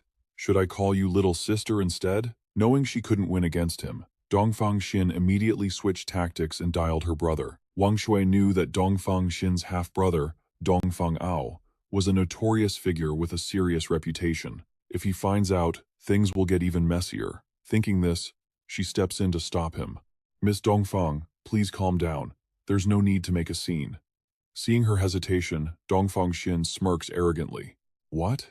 Scared now that I'm calling my brother? And that gigolo next to you claims to be a teacher? Just wait until my brother gets here to teach you both a lesson. Faced with that punchable face, Wang Shui has to mentally chant a mantra to hold back. If she lashes out now, things will only get worse. But a second later, Dongfang Xin receives a warm greeting from a stranger's hand right across her face. Then her hair is yanked back violently. The sudden pain brings instant tears to her eyes. Luo Luo, radiating murderous intent, hisses, "Keep talking, go on, keep cursing." With every word, she yanks the girl's hair harder. The moment she breaks free from Luo Luo's grip, Dongfang Xin scrambles to escape. But she doesn't leave without shouting a final threat. "You're all dead meat. How dare you treat me like this? I'll make sure you're all finished." Once she's gone, Wang Shui turns to him, curious. "Are these your students? Are you seriously a real teacher?" While he hesitates, Wang Ling pops up to answer for him. "Sister Shui, he's definitely our teacher. 100%. Meanwhile, at a villa on the mountain, Dongfang Xin is wailing into her phone. "Brother, I got beaten up. You have to get revenge for me." On the other end, Dongfang Ao's voice turns serious. "Xin, calm down. Tell me exactly what happened." She immediately launches into a tirade. "I just wanted to teach that little brat Wang Shui a lesson today. But she had this guy named Chu Ran with her. He didn't just beat up my guards, he hit me too. You have to get justice for me." He listens, then replies coldly, "All right. Call Dr. Ruan to bandage your wounds. Leave the rest to me." Hanging up, Dongfang Ao thinks to himself. Chu Ran, an intern at Noba 3 High School. Chin Ran is the principal there and my old college friend. Looks like I'm paying a visit to No. 3 High tomorrow. The Dongfang family must get their hands on the Huasheng Group's medical research data, no matter what. The next day, Chin Ran sits in her office, deep in thought. Chu Ran still hasn't submitted his internship report for this week.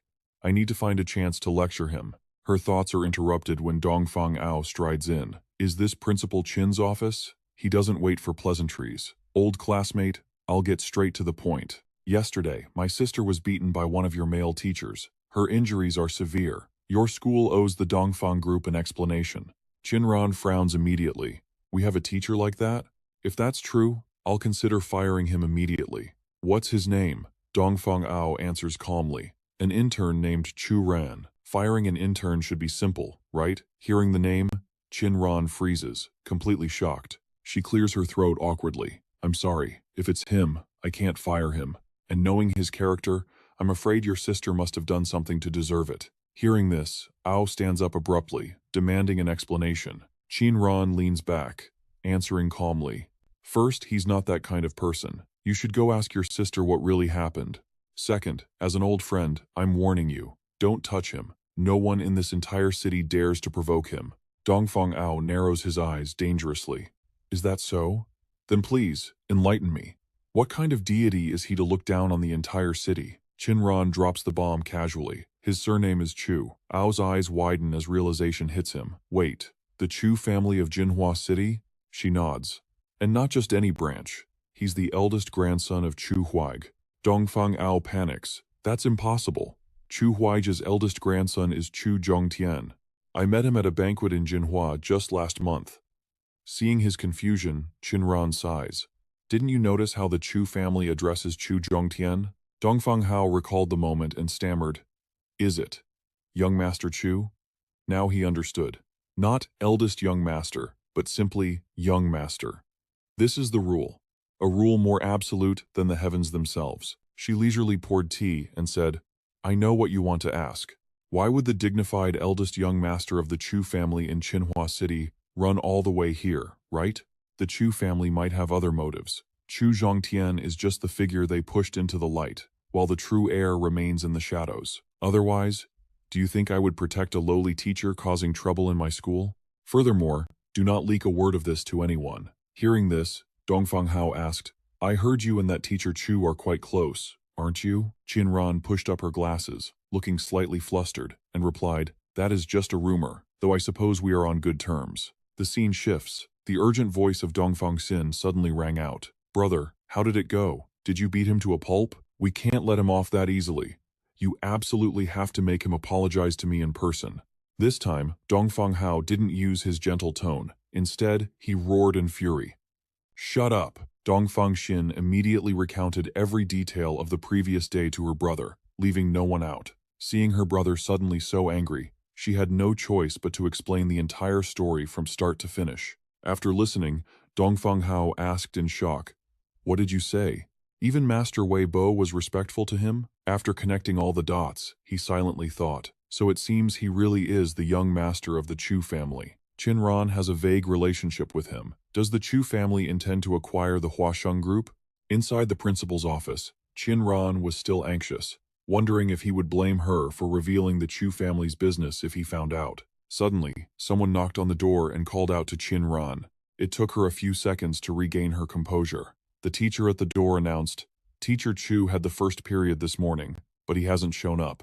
Do you think we need to make an announcement? Chinran immediately turned on her phone, intending to call and ask, but time slowly ticked by, and Chu Ran still didn't pick up. Seeing this, she instantly exploded. He dares to ignore my call? The scene shifts to Chu Ran.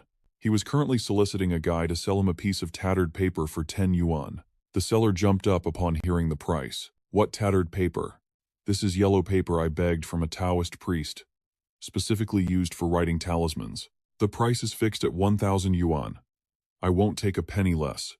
Chu Ran silently confirmed that this was indeed authentic yellow paper, capable of holding talisman spells. If he could find the source, 1,000 yuan would be a small price to pay. So he spoke up. Fine, I'll give you 1,000, but you must tell me where you got this paper. After receiving the money, the guy happily revealed, at the antique street right next door, they sell 10 sheets for 1 coin. Oops, I let it slip. Chu Ran, having made the purchase, slipped away in frustration. He never expected that he, of all people, would be scammed one day. However, he was surprised to find real yellow paper in a place like this. Chu Ran pondered. This yellow paper is more precious than the types circulating in the lower realm, because this is an item from the immortal realm. It's just a pity it's so small. I need a bit more. Suddenly, a voice urged, Master Zhuge has arrived. Hurry up. An old man saw the commotion and gasped. Oh, you kids wait a moment. These old bones can't run that fast. Seeing this, Chu Ran grabbed him and asked, Hey, old man, what's going on? The old man grumpily yanked his hand away and replied, Master Zhuge is here. Don't stop me from buying talismans. His talismans can drive away ghosts and demons. They cure 100 diseases and bring wealth. Master Zhuge only comes to Zhujiang once every half year, and his talismans are sold by auction only. Before long, Master Zhuge announced the start of the talisman auction. This time, this old master spent half a year refining a total of 5 talismans. Chu Ran stood in the back, observing and silently evaluating. Looking at the spiritual energy, this Master Zhuge's talismans aren't very profound, but they do have some effect. No wonder people like them so much. Up on the stage, Master Zhuge whipped off the covering cloth and introduced, this auction includes 2 for healing, 2 for exorcising evil, and 1 for wealth. The starting price is 100,000. Hearing this, Chu Ran turned to stone. 100,000? He can sell that for 100,000? Zhou Xiao, standing next to him, heard this and judged him. If you don't have money, don't come. A pauper like you can only stand there and watch. Suddenly, a strong, pungent scent assaulted his nose, forcing Chu Ran to cover it and exclaim, Why is it so strong? Immediately after, he trembled, waiting for a sneeze to visit. A second later, Chu Ran let out an earth-shattering sneeze. Zhou Xiao, having been sneezed on, said in annoyance, Do you know how much this dress costs? 18,000. Even if you sold yourself, you couldn't afford to pay for it. Apologize and compensate me, or you're not going anywhere today. He refused to back down and retorted, Why should I apologize? You're the one who should apologize. Is that a layer of thick powder on your face or the smell of cosmetics? You made me sneeze. I haven't even asked you to compensate me for my mental damage yet. Do you have any idea your singing is actually lethal? I saw a guy's eyeballs literally pop out of his head because of it. She was so stunned she couldn't even retort, just trembling with pure rage. Seeing her friend about to blow a fuse, Shi quickly stepped in. Zhu Xiao, stop causing a scene. He didn't mean any harm. Zhu Xiao whipped around and screamed. Shi he did that on purpose. He's literally insulting me right to my face. Hearing this, Chu Ran let out a thoughtful sigh. Shi huh. Nice name. Shi as in poetry. As in you. It means thinking of you. Zhu Xiao immediately snapped back. Look at him. Isn't he just some scumbag covered in knockoffs, trying way too hard to act cool? Chu Ran looked down at his outfit, feeling a bit salty. I'm not that poor. I'm just low-key wealthy, okay? I don't need to flash it. Fine. Once I get back, I'm definitely changing my wardrobe. Seeing he was annoyed, Shi apologized apologetically. I'm so sorry. My friend has a sharp tongue, but she really does have a good heart. Then she turned to Zhu Xiao, reminding her again that they were here to find a cure for her grandfather, not to pick fights. Only then did Zhu Xiao pout and let out a cold, reluctant phew. A moment later, Zhu Xiao spoke up. Shi don't worry. I heard Master Zhuge is the real deal. His talismans will definitely cure your grandpa. On the stage, the old man started the bidding for 5 talismans. 1 million, going once. 1 million, going twice. Shi couldn't let this chance slip, so she immediately bid 2 million for the set. Chu Ran was stunned. He hadn't expected these 2 girls to be loaded. Suddenly, a mocking voice rang out from the crowd. 2 million? You think you can snatch all 5 talismans for that cheap? I bid 3 million. Shi didn't hesitate. 4 million. The guy gritted his teeth and raised it again. 4.5 million. Money was no object for Shi. She calmly raised it to 5 million, leaving the entire room gasping in awe. My God, she's filthy rich. Curious, Chu Ran activated his chi-gazing technique to inspect her aura. He instantly spotted a hereditary curse. This wasn't simple. Unable to watch her get scammed, Chu Ran stepped in to stop her. Miss Liang, he's scamming you. Don't fall for it. Besides, those talismans won't cure your family's condition. Shi froze, completely panicked. How? How do you know about my family's hereditary illness? Master Zhuge cursed internally. He'd finally hooked a fat sheep. And now this punk was ruining everything. Furious, the old man snapped. Hey you! Watch your mouth. My talismans are worth every single penny. Chu Ran replied calmly. I didn't say your talismans are useless. I said they're useless for her. Besides, didn't that guy over there already buy them? 4.5 million isn't small change. Master Zhuge, you've already made a killing today. But that bitter was a plant Zhuge couldn't actually sell to his own accomplice. Thinking fast, Master Zhuge blamed Chu Ran. Your blabbering ruined the auction's energy. That round doesn't count. I'm restarting the bidding. Master Zhuge quietly pulled out a talisman, his voice dropping to a sinister whisper. Some things aren't for you to judge, boy. Feigning wisdom, he added. I advise you not to walk alone at night. You might find yourself haunted by demons. Chu Ran wasn't scared, he was amused. Oh, I didn't realize we were colleagues. But we're different.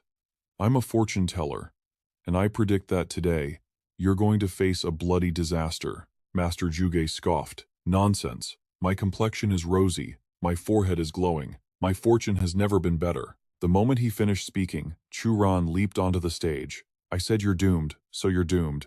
Master Zhuge immediately activated the talisman in his hand, striking a combat pose. What do you think you're doing? Get off my stage. The crowd below cheered wildly. Master Zhuge is a true immortal. Some even pulled out phones to record, muttering, this is going to be epic.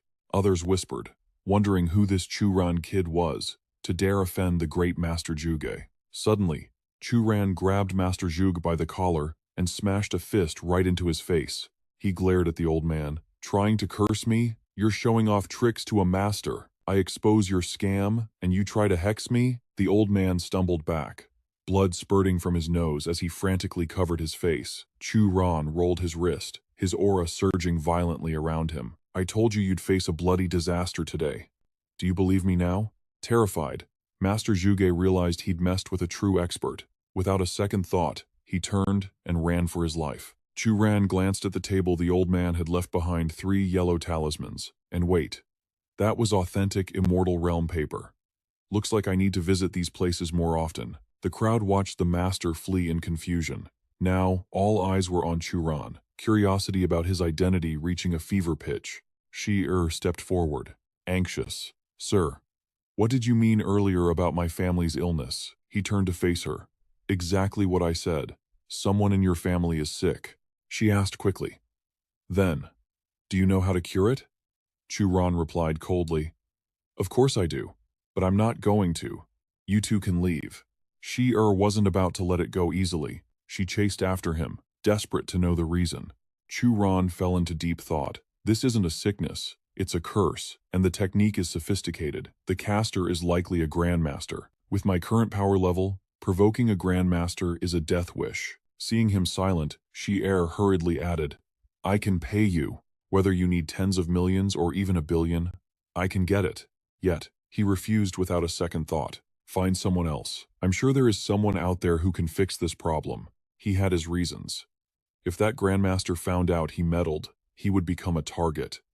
Until he regained his full strength, he couldn't take that kind of risk. Besides, even if I restored my power as the Yama Immortal Venerable, I can't save everyone in this world. The scene shifts to the office. Chin Ran was focused on her documents when Chu Ran suddenly popped his head through the door. Principal, were you looking for me? Chin Ran looked up, puzzled. Nothing special. I just wanted to ask, how did things go with Zhao Tianming? Chu Ran clasped his hands together, putting on a righteous act. Oh, we hit it off immediately, like old friends meeting for the first time. We even promised to meet again when we parted ways. Chin Ran let out a cold, oh, then asked sarcastically, a happy chat, huh? Then explained the blood on the floor, the scissors, and the rope. He quickly waved his hands defensively. Whoa, don't get the wrong idea. We don't have that kind of relationship.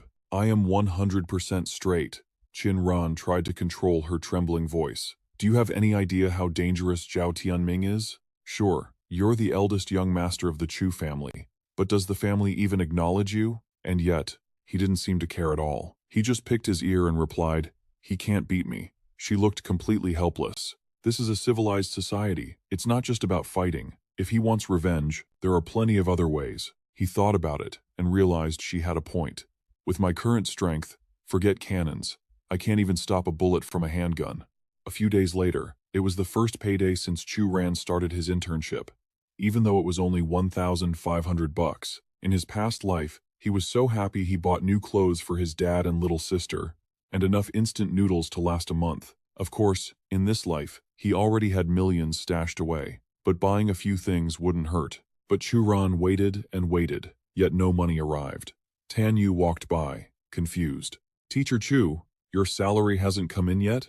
I got mine ages ago. Maybe you should go ask the finance office. Surely nothing went wrong, right? The scene shifts to the finance office. Chen Kai read his newspaper, answering dismissively. That's right. Your salary has been deducted. All of it. Chu Ran wasn't the type to just take it. He demanded a reason.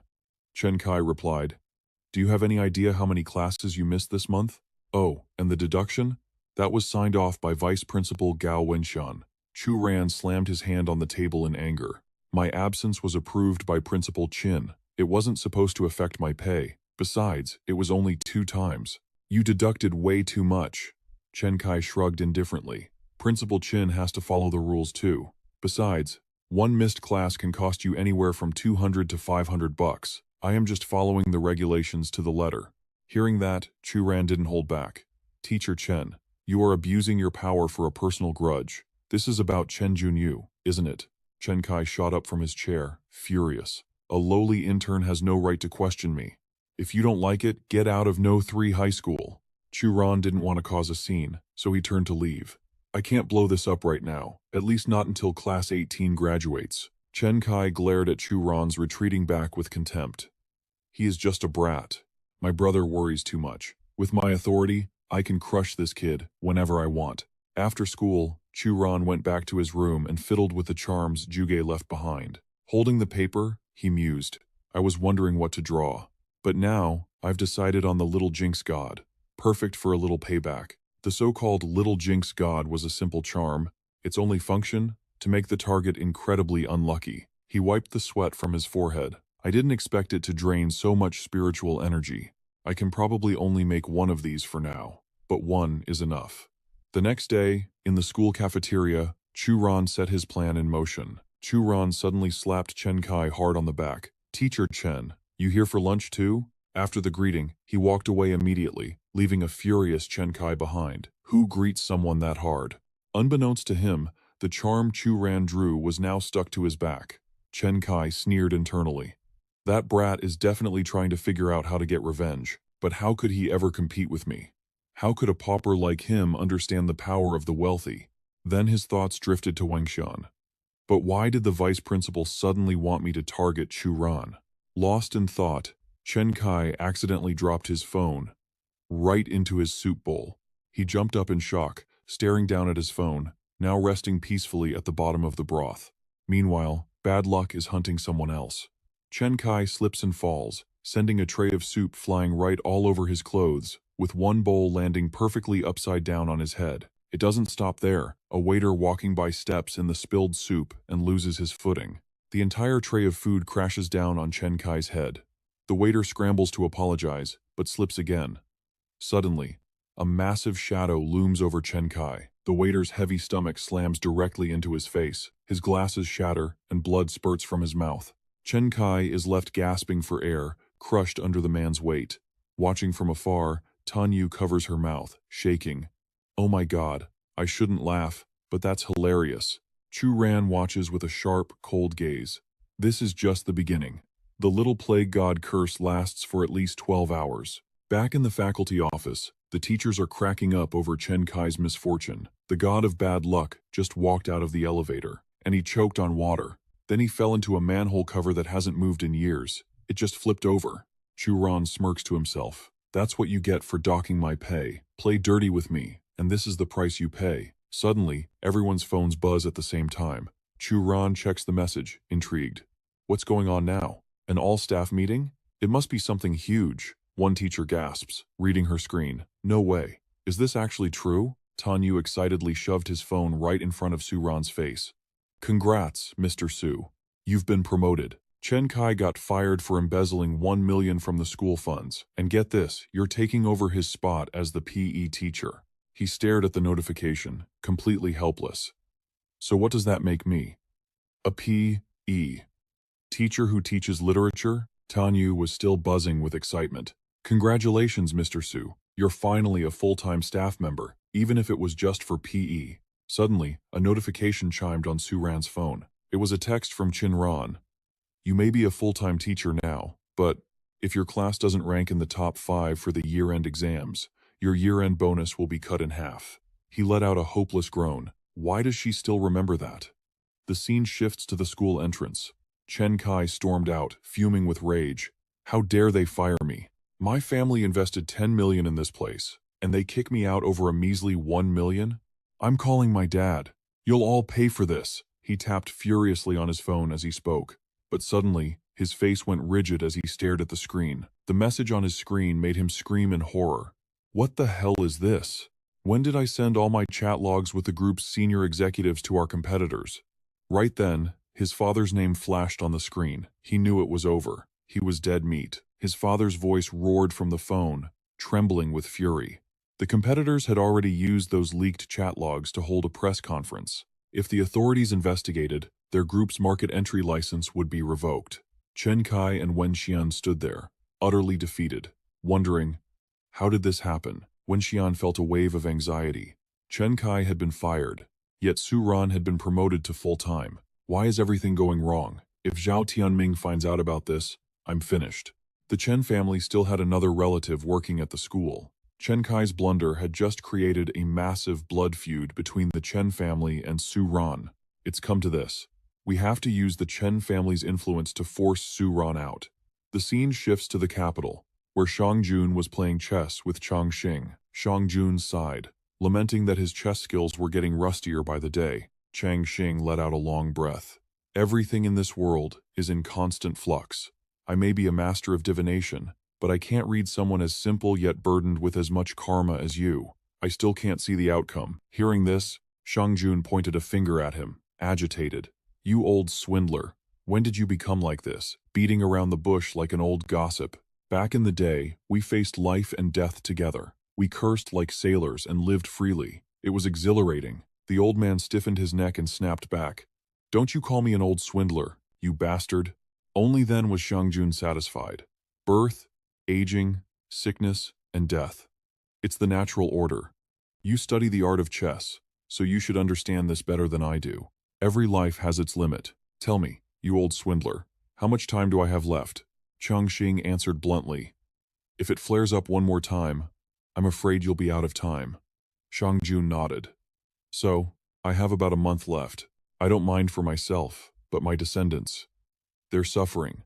Old friend, promise me, after I'm gone, find a way to break this curse. Chang Xing rummaged through his sleeve and spoke calmly.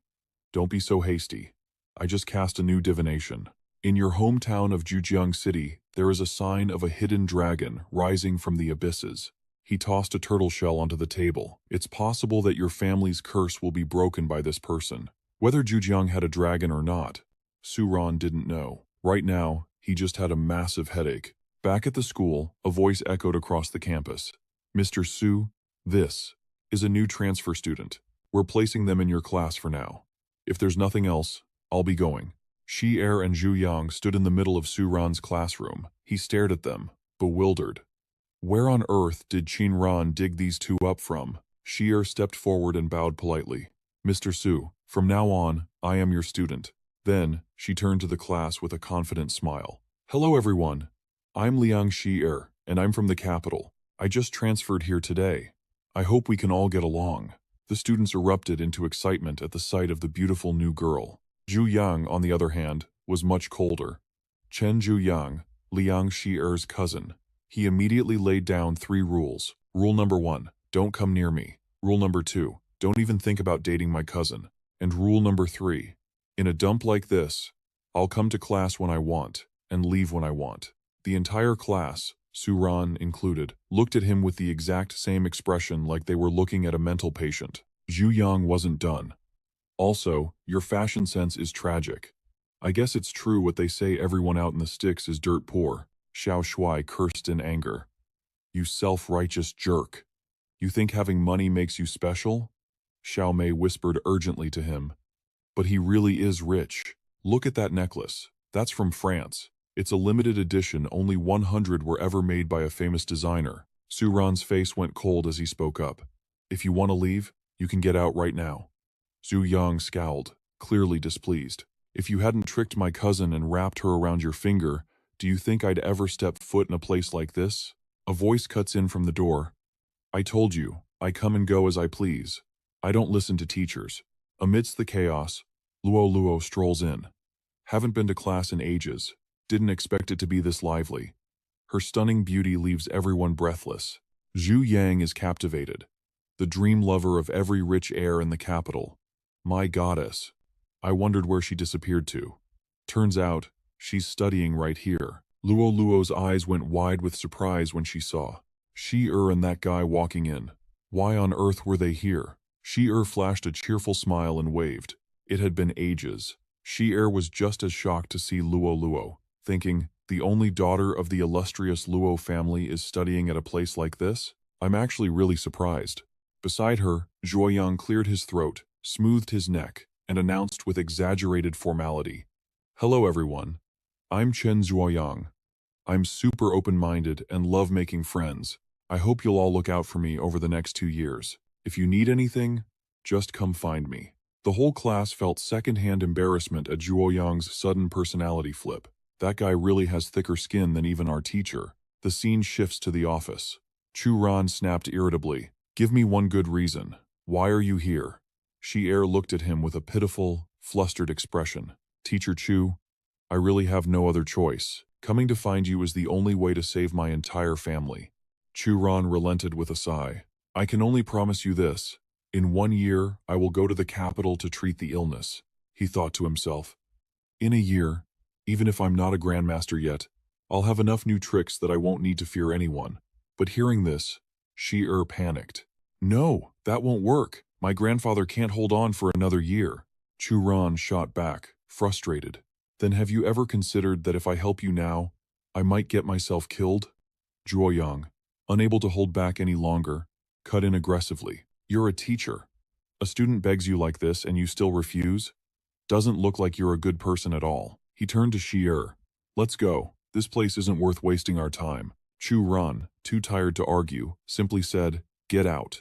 He mused silently. Chen Zhuoyang doesn't have the curse. That means it only passes to the next generation of the Liang family. I'm afraid Zhuoyang doesn't even know about it. Zhuoyang was fuming. He rolled up his sleeves, ready to beat Chu Ran up.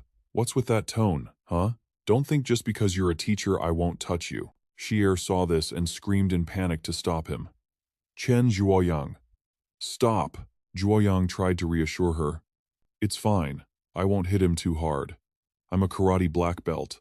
An average person couldn't handle a full-force punch from me. Just as he launched his kick, Chu Ran scoffed. Black belt. Huh. He casually swatted Zhuoyang's hand away. The force was so overwhelming that Zhuoyang went flying and slammed into the wall. Shi Yi rushed to explain, terrified. Teacher Chu, my cousin didn't mean it. He's just loved and protected me since we were little. Suddenly, Shi Yi's face turned pitch black. A mysterious magical fire erupted from her body. The blood fiend manifested, seizing control of her. She screamed in terror, Teacher! Chu Ran instantly recognized it, his mind racing. It's the blood fiend, the cruelest curse in existence. He calmed himself. I thought it was just a normal hex before. I didn't expect a blood fiend.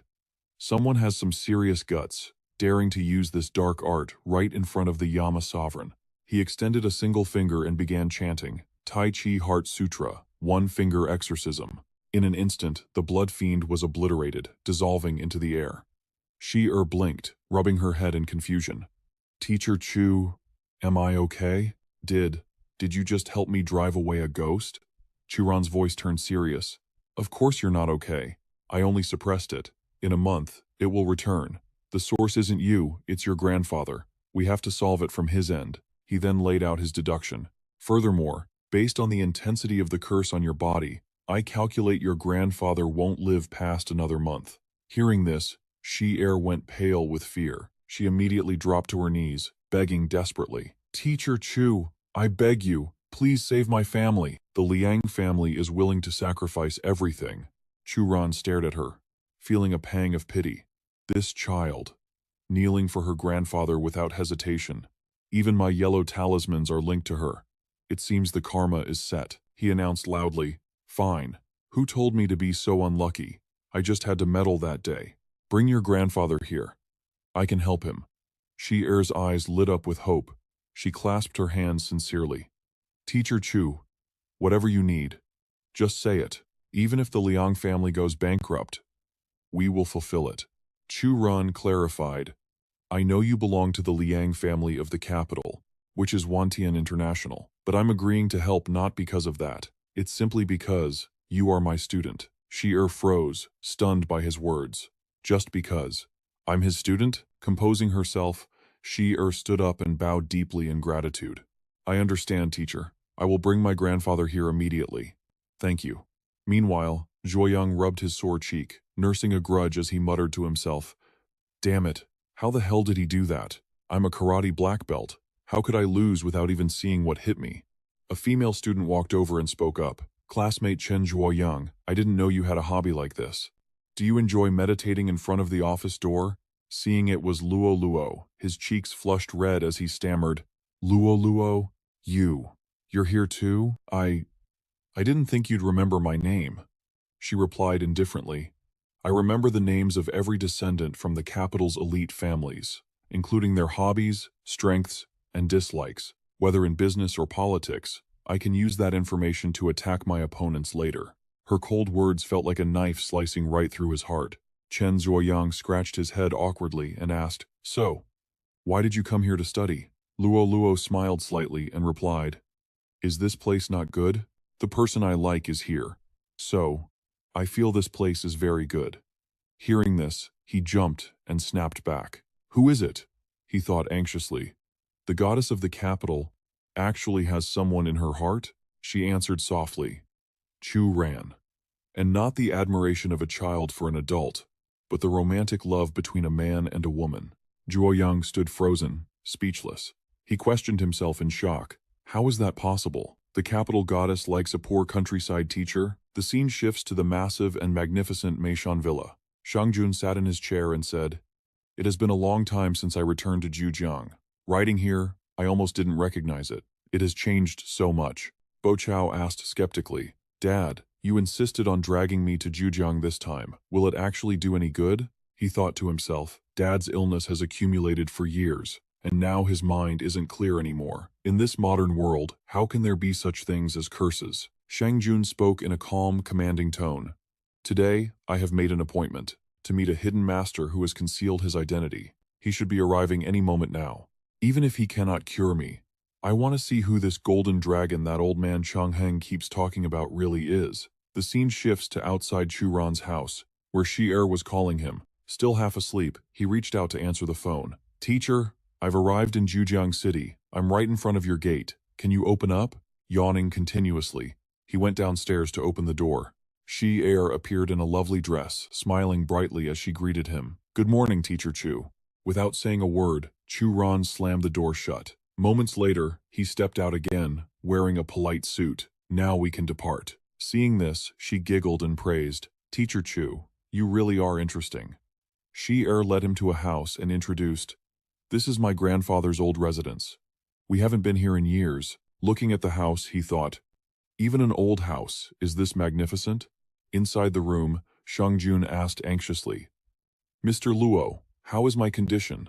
Chung Feng replied, "You are not sick. Forgive my bluntness, but this technique is extremely high level. Just standing near you sends chills down my spine, yet I cannot see any clues. Please forgive me. There is nothing I can do."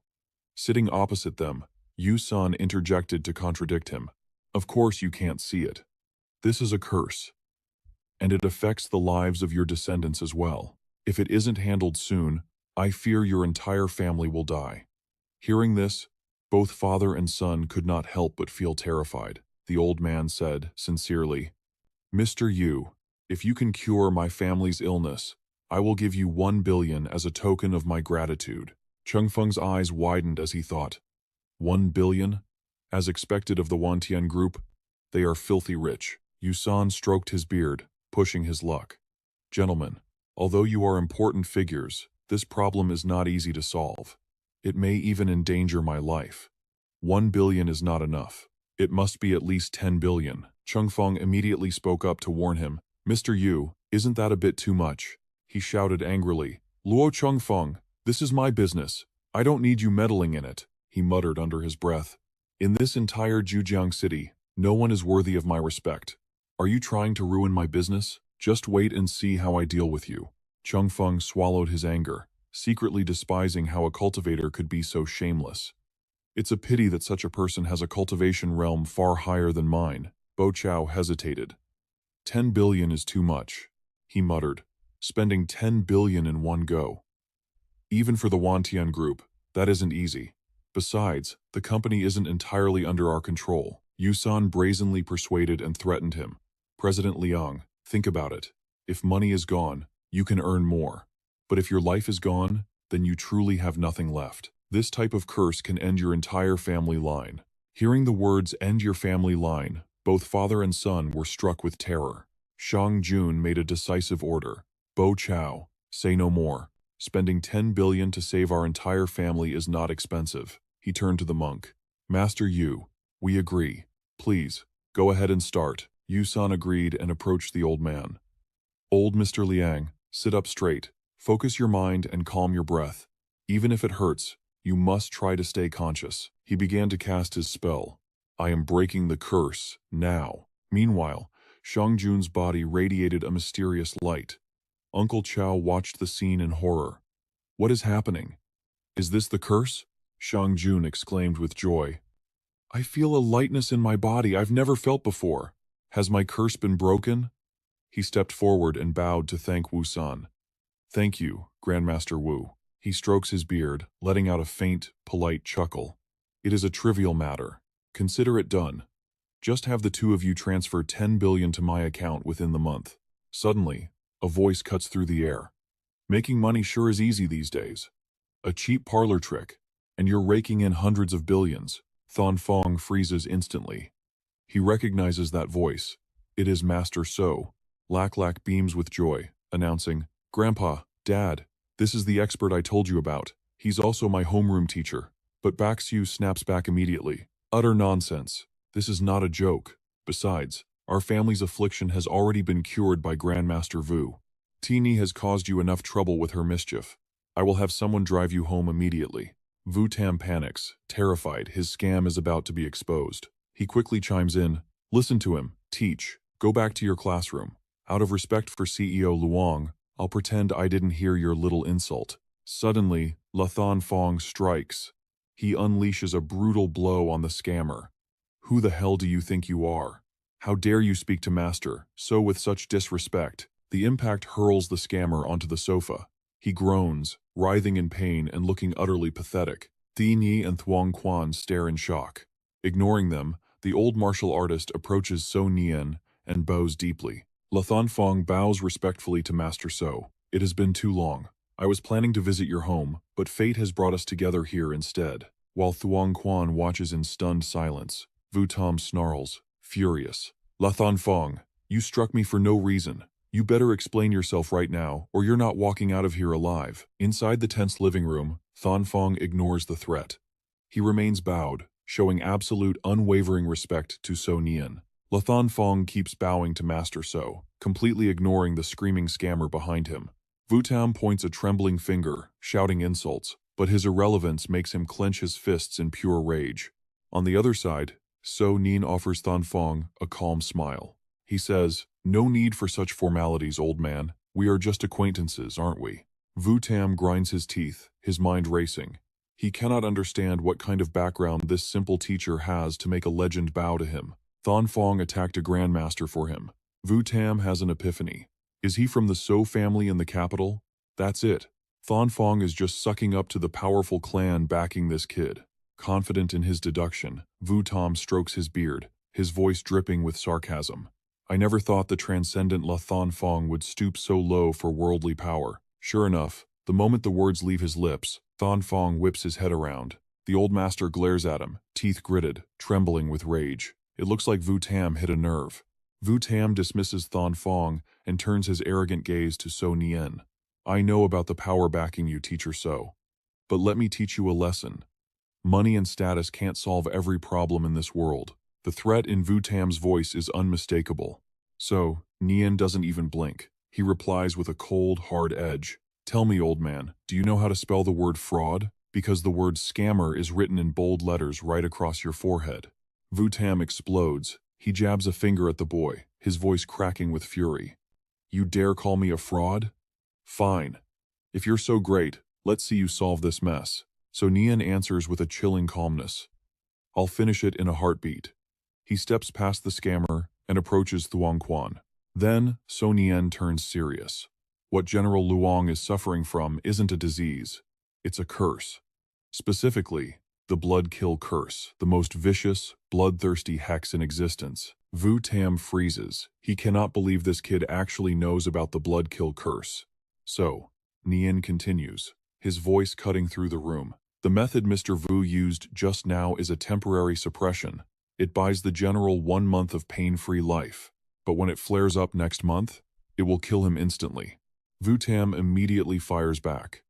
That technique is at least Grandmaster level. Even a Grandmaster couldn't break this curse completely. Is giving Mr. Luong a month of peace not enough for you? So Nian turns, his eyes sharp as daggers. A month of peace before death? I prefer keeping him alive. Just because you can't cure it, and your so-called Grandmasters can't cure it, doesn't mean I can't.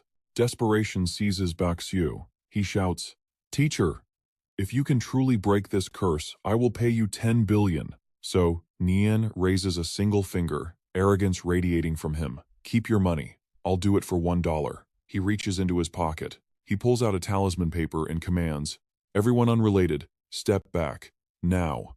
And whatever you see next, do not panic. So Nian ignites 2 talismans. A ring of glowing runes surrounds him, then shoots forward to encircle Thuong Quan.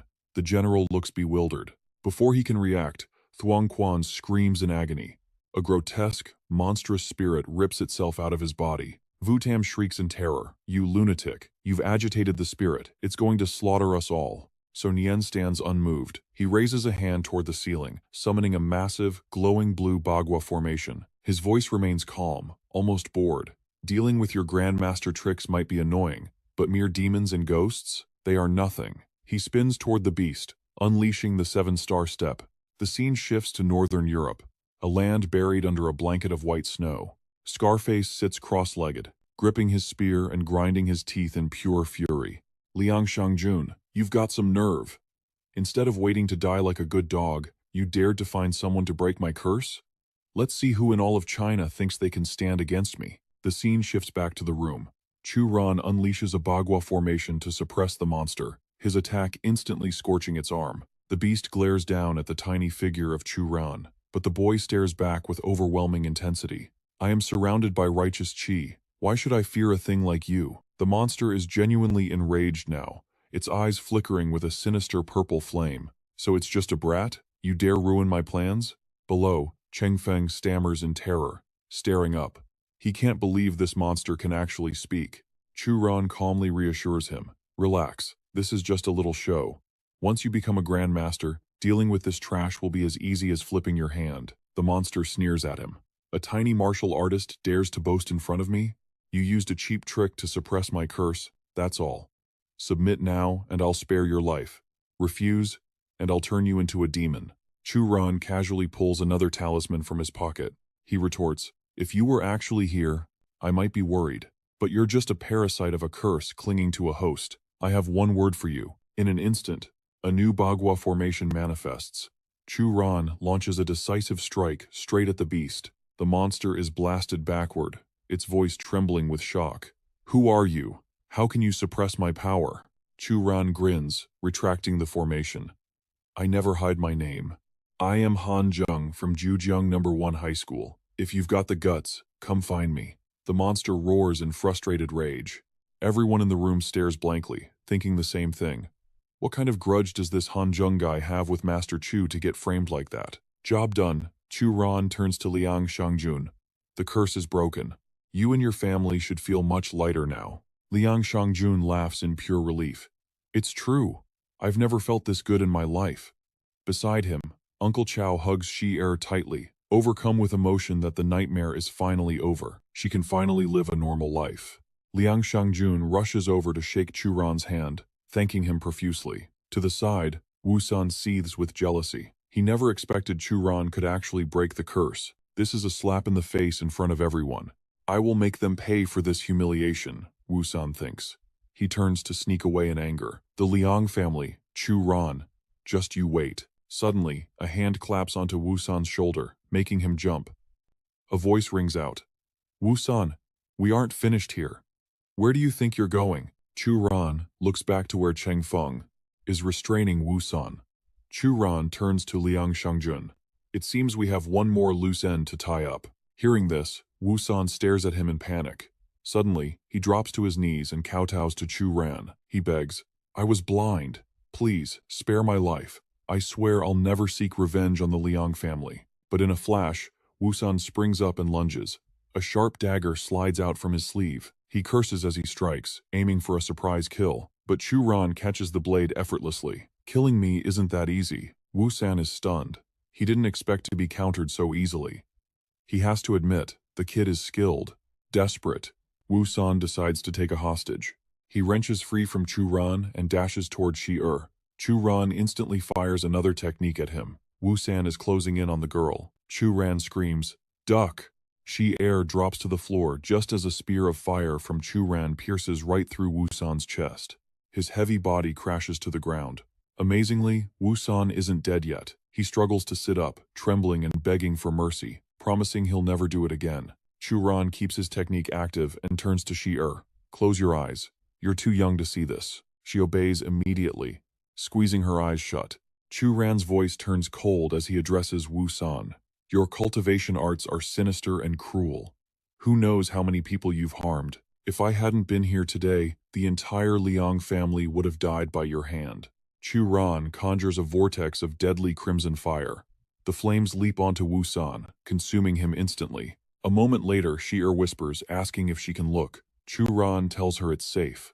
When she opens her eyes, Wusan is gone, completely incinerated. Liang Shangjun thanks Chu Ran again and invites him inside to sit. Cheng Feng bows respectfully to Chu Ran and excuses himself.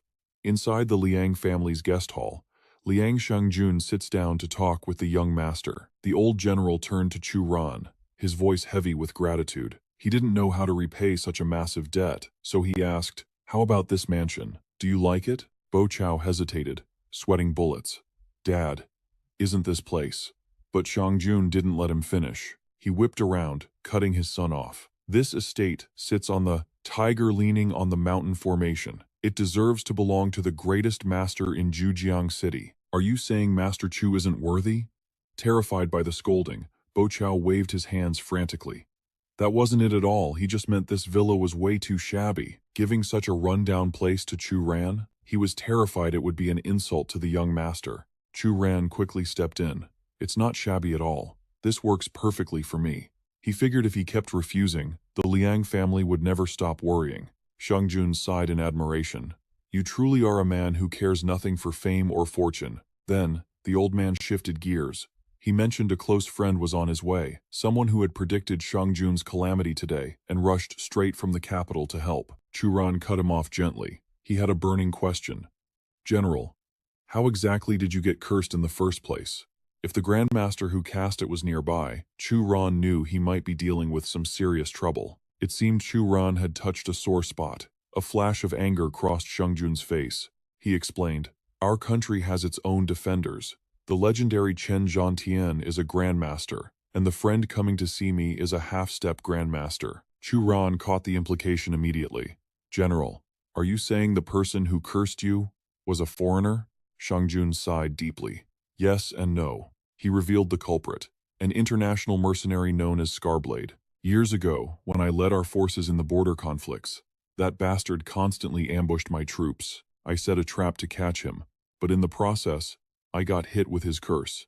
After that, he fled to Northern Europe." Chu Ran nodded, understanding dawning on him. "That's fine then," he thought. "Give me a year, and I'll definitely level up enough to crush him." Just then, footsteps echoed in the living room.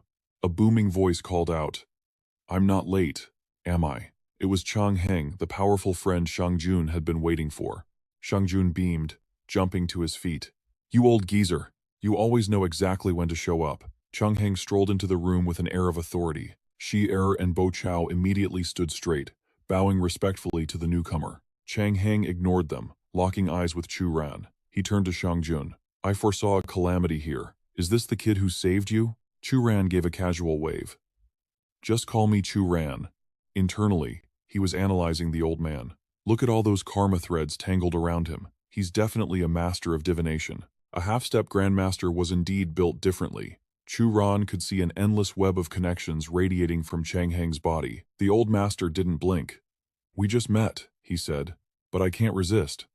I need to test your strength." Without waiting for an answer, he flicked his wrist, launching a searing bolt of mystical fire. Shangjun panicked.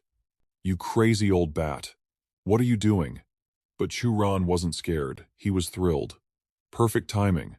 He'd been dying to see what a half-step grandmaster could really do. As the fire roared toward him, Chu Ran instantly countered. Green energy erupted from him, forming writhing tendrils that coiled around his body before shooting straight at Chang Heng. Chang Heng's eyes widened in shock. "Are you a successor of the Tai Chi arts?" He stared, mesmerized, as the young man unleashed a barrage of attacks. Chu Ran saw his opening and landed a solid strike right on Chang Heng's chest. He moved like a phantom, striking before the old master could even blink. "Hold still. Don't move," Chu Ran commanded, doing something to the old man's energy flow. When he finally stepped back, wiping sweat from his forehead, he looked exhausted. Shi Er rushed forward, catching him. "Master Chu, are you okay?" Suddenly, Chang Heng let out a roar. Golden light exploded around him. As he stood up, his posture straightened. Years melting away from his face, he was rejuvenating. Shangjun watched from the sidelines, his jaw practically on the floor. He couldn't believe his eyes. Before anyone could react, Chang Heng dropped to his knees, bowing low. "Thank you, Master Chu. You helped this old fool finally break through to the Grandmaster realm." Shangjun was trembling. Are you serious? You're not joking?" Shi helped Chu Ran to a chair. He waved it off calmly. Don't mention it. You did the hard work cultivating for years. I just gave you the final push you needed. All Chu Ran had done was untangle the knotted karma threads, blocking Chang Heng's spirit. Once his mind was clear, ascending to Grandmaster was inevitable. Chang Heng shook his head in awe. With your talent, you'll be a great Grandmaster in no time. Please, just call me Chang Heng. Say, would you be interested in coming to our headquarters as an instructor? Shang Jun gasped. Are you serious? Is Master Chu really ready for that place? He knew exactly what Chang Heng meant, a top-secret national military base. Entering there meant rising to the very top of the world. Chang Heng immediately fired back. You think he lacks skill? Then how did he teach me to become a Grandmaster? Mark my words, within 5 years, Mr. Chu will be a Grandmaster himself. Yet, Chu Ran turned down the old man's offer. He insisted on returning to the school to teach, refusing to join the old man's special unit. Zhang Heng refused to give up. Didn't Chu Ran realize? That place was a golden ticket, a guaranteed path to the heavens. But Chu Ran only thought of his students back at school. He waved off Zhang Heng's persistence without a second thought. Enough. I've made my choice. My students need me. The scene shifts to a frozen lake in northern Europe, where a solitary figure trudges through the biting blizzard. Scarface looked critically injured. He wiped a streak of blood from his mouth, grinding his teeth in fury. He couldn't believe it. A curse that took decades and thousands of sacrificed lives to create, shattered in an instant. Zhujiang First High. Hanzheng. I will have my revenge. Back at the gathering, seeing that matters were settled, Chu Ran asked to take his leave. Shang Jun immediately stopped him. Mr. Chu, please wait. I rarely return to Zhujiang City, so you must stay. I'll call a few old friends over for a small gathering. The old man figured this was the best way to repay the favor. Chu Ran knew exactly what was happening. Shang Jun was trying to build connections for him. Though Chu Ran didn't need the help, he still owed a favor to Guo Fanlei, the son of his disciple. Consider this his lucky day, he thought, before nodding in agreement. I have a friend I'd like to invite as well. Is that all right? Shang Jun beamed and agreed immediately. He turned to Uncle Chow. Go send the notifications. It's been ages since I've seen little Ming. Oh, and call Lin Changshang too. The scene shifts to a police station in Zhujiang. Guo Fanlei sat in his office, chain-smoking to kill the boredom. He didn't know why, but lately, he'd been feeling exhausted. Suddenly, his phone buzzed on the desk. He snatched it up, barking into the receiver. Who is this? It was Chu Ran. He told Fanlei to head to the Maishan district for a banquet immediately. Director Liang and General Liang from the Wantian group are here. Hearing those names, Fanlei's eyes lit up, and he agreed instantly. As his car pulled up to Maishan, Fanlei was still reeling.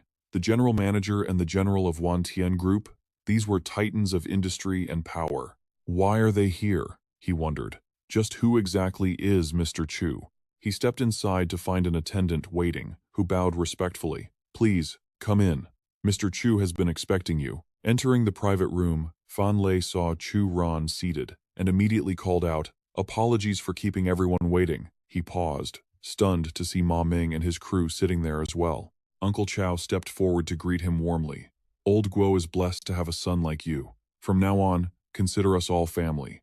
After that night, Chu Ran's status in Zhujiang City skyrocketed. The scene shifts to 3rd high school during a PE class. The students were jogging around the track, looking utterly exhausted. Chu Ran stood on the sidelines, arms crossed, mocking their lack of stamina. Look at you. You're supposed to be the future pillars of this nation.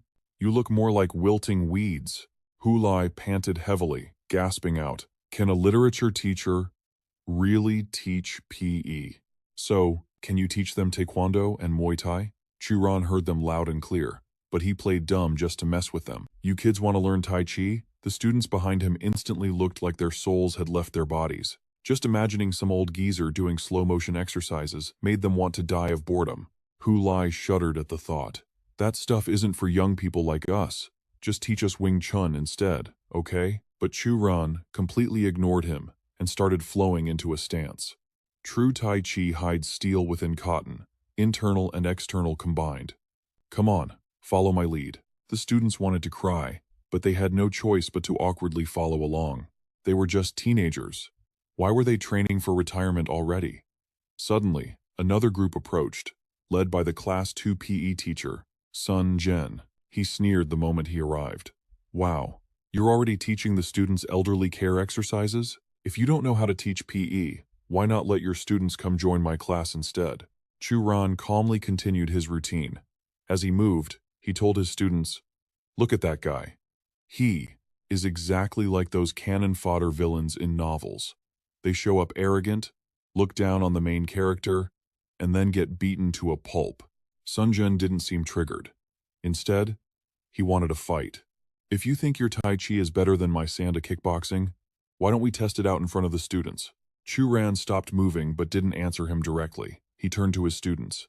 "See? Typical villain behavior. Study hard so you don't end up like him, all talk and no bite." The students grabbed their stomachs and burst out laughing. Sun Jin's face turned grim, but he kept pushing. "You're talking a lot. Does that mean you're too scared to fight?" Chu Ran sighed. He couldn't ignore this guy anymore. "Mr. Sun, I'm done insulting you. Do I have to beat you up before you realize I'm a master of both brains and brawn?" Sun Jin was so furious he couldn't speak, grinding his teeth in rage. "Keep laughing. I'm definitely getting you fired this time." Watching from a hidden corner, Principal Gao Wenxian observed the scene. This is Director Chen's plan, but it's a bit cruel. Someone else stood beside him, watching everything unfold. The man spoke up.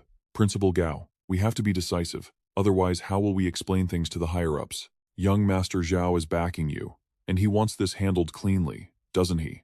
It was Director Chen. He stared at the field with a sinister look, clearly plotting something nasty. Back on the field, Chu Ran accepted the challenge. He stood with his hands in his pockets while Sun Jian bragged, "I'll only use 30% of my power. I am the national Sanda champion, after all." Suddenly, Chu Ran gasped, looking past him. "Principal Chin, why are you wearing such a short skirt to school today? That's inappropriate." Sun Jian immediately turned his head to look, completely falling for it. Chu Ran seized the moment and lunged. Wham! He took a massive punch right to the face that nearly twisted his jaw off. Chu Ran called him a pervert and reminded him they were in a match. Sun Jian clutched his swelling cheek, furious. "You dare play dirty?" He straightened up, trying to look tough. "Don't blame me for being ruthless today." He launched an attack at Chu Ran, thinking, one punch is all it takes to put a normal person in the hospital for 3 days. He swung hard, but Chu Ran dodged it with zero effort. "Not bad," Chu Ran commented, "but a little slow." He landed another punch on Sun Jian's face, sending him stumbling back. Sun Jian hit the ground, covering his mouth. I yield, he stammered. Chu Ran's students watched with shining eyes. Realizing the power of Tai Chi, they suddenly couldn't wait to learn it. Seeing them cheering, Chu Ran didn't know whether to laugh or cry. He had barely done anything, but it wasn't over yet. 2 students from Class 2, the brothers Fang Qiang and Fang Han, stepped up to challenge him. Chu Ran eyed them suspiciously. Something felt off, but he accepted the challenge with a smile, curious to see what they were hiding. That was all they needed. The brothers simultaneously lunged at Chu Ran. Watching from the side, Zhu Yang thought, these two are way stronger than Sun Jian. Even I might not be able to beat them. Chu Ran remained calm, moving his hands without attacking. The students whispered in confusion. His hands moved in 2 directions, blocking both Fang brothers at once. Watch closely. This is what we call Tai Chi. He gently redirected their force, causing the brothers to crash into each other.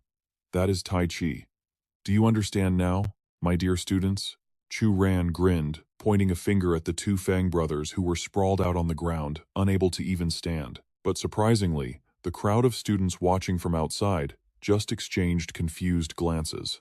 They had seen everything, yet understood nothing. They hadn't even caught a glimpse of his moves. Watching from the sidelines, Sun Jian was seething with rage as he saw the students cheering for Chu Ran. A sinister thought crossed his mind. The real show was just beginning.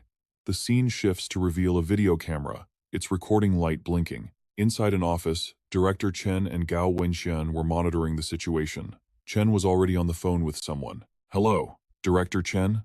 It's done. The footage is secured, and we have plenty of witnesses. The person on the other end of the line was none other than Jun Hao. Hearing the news, Jun Hao immediately declared he would call the sports bureau right away. Sitting beside him was Jun Wu, looking visibly terrified. Hanging up with Director Chen, Jun Hao turned to Jun Wu with a smirk.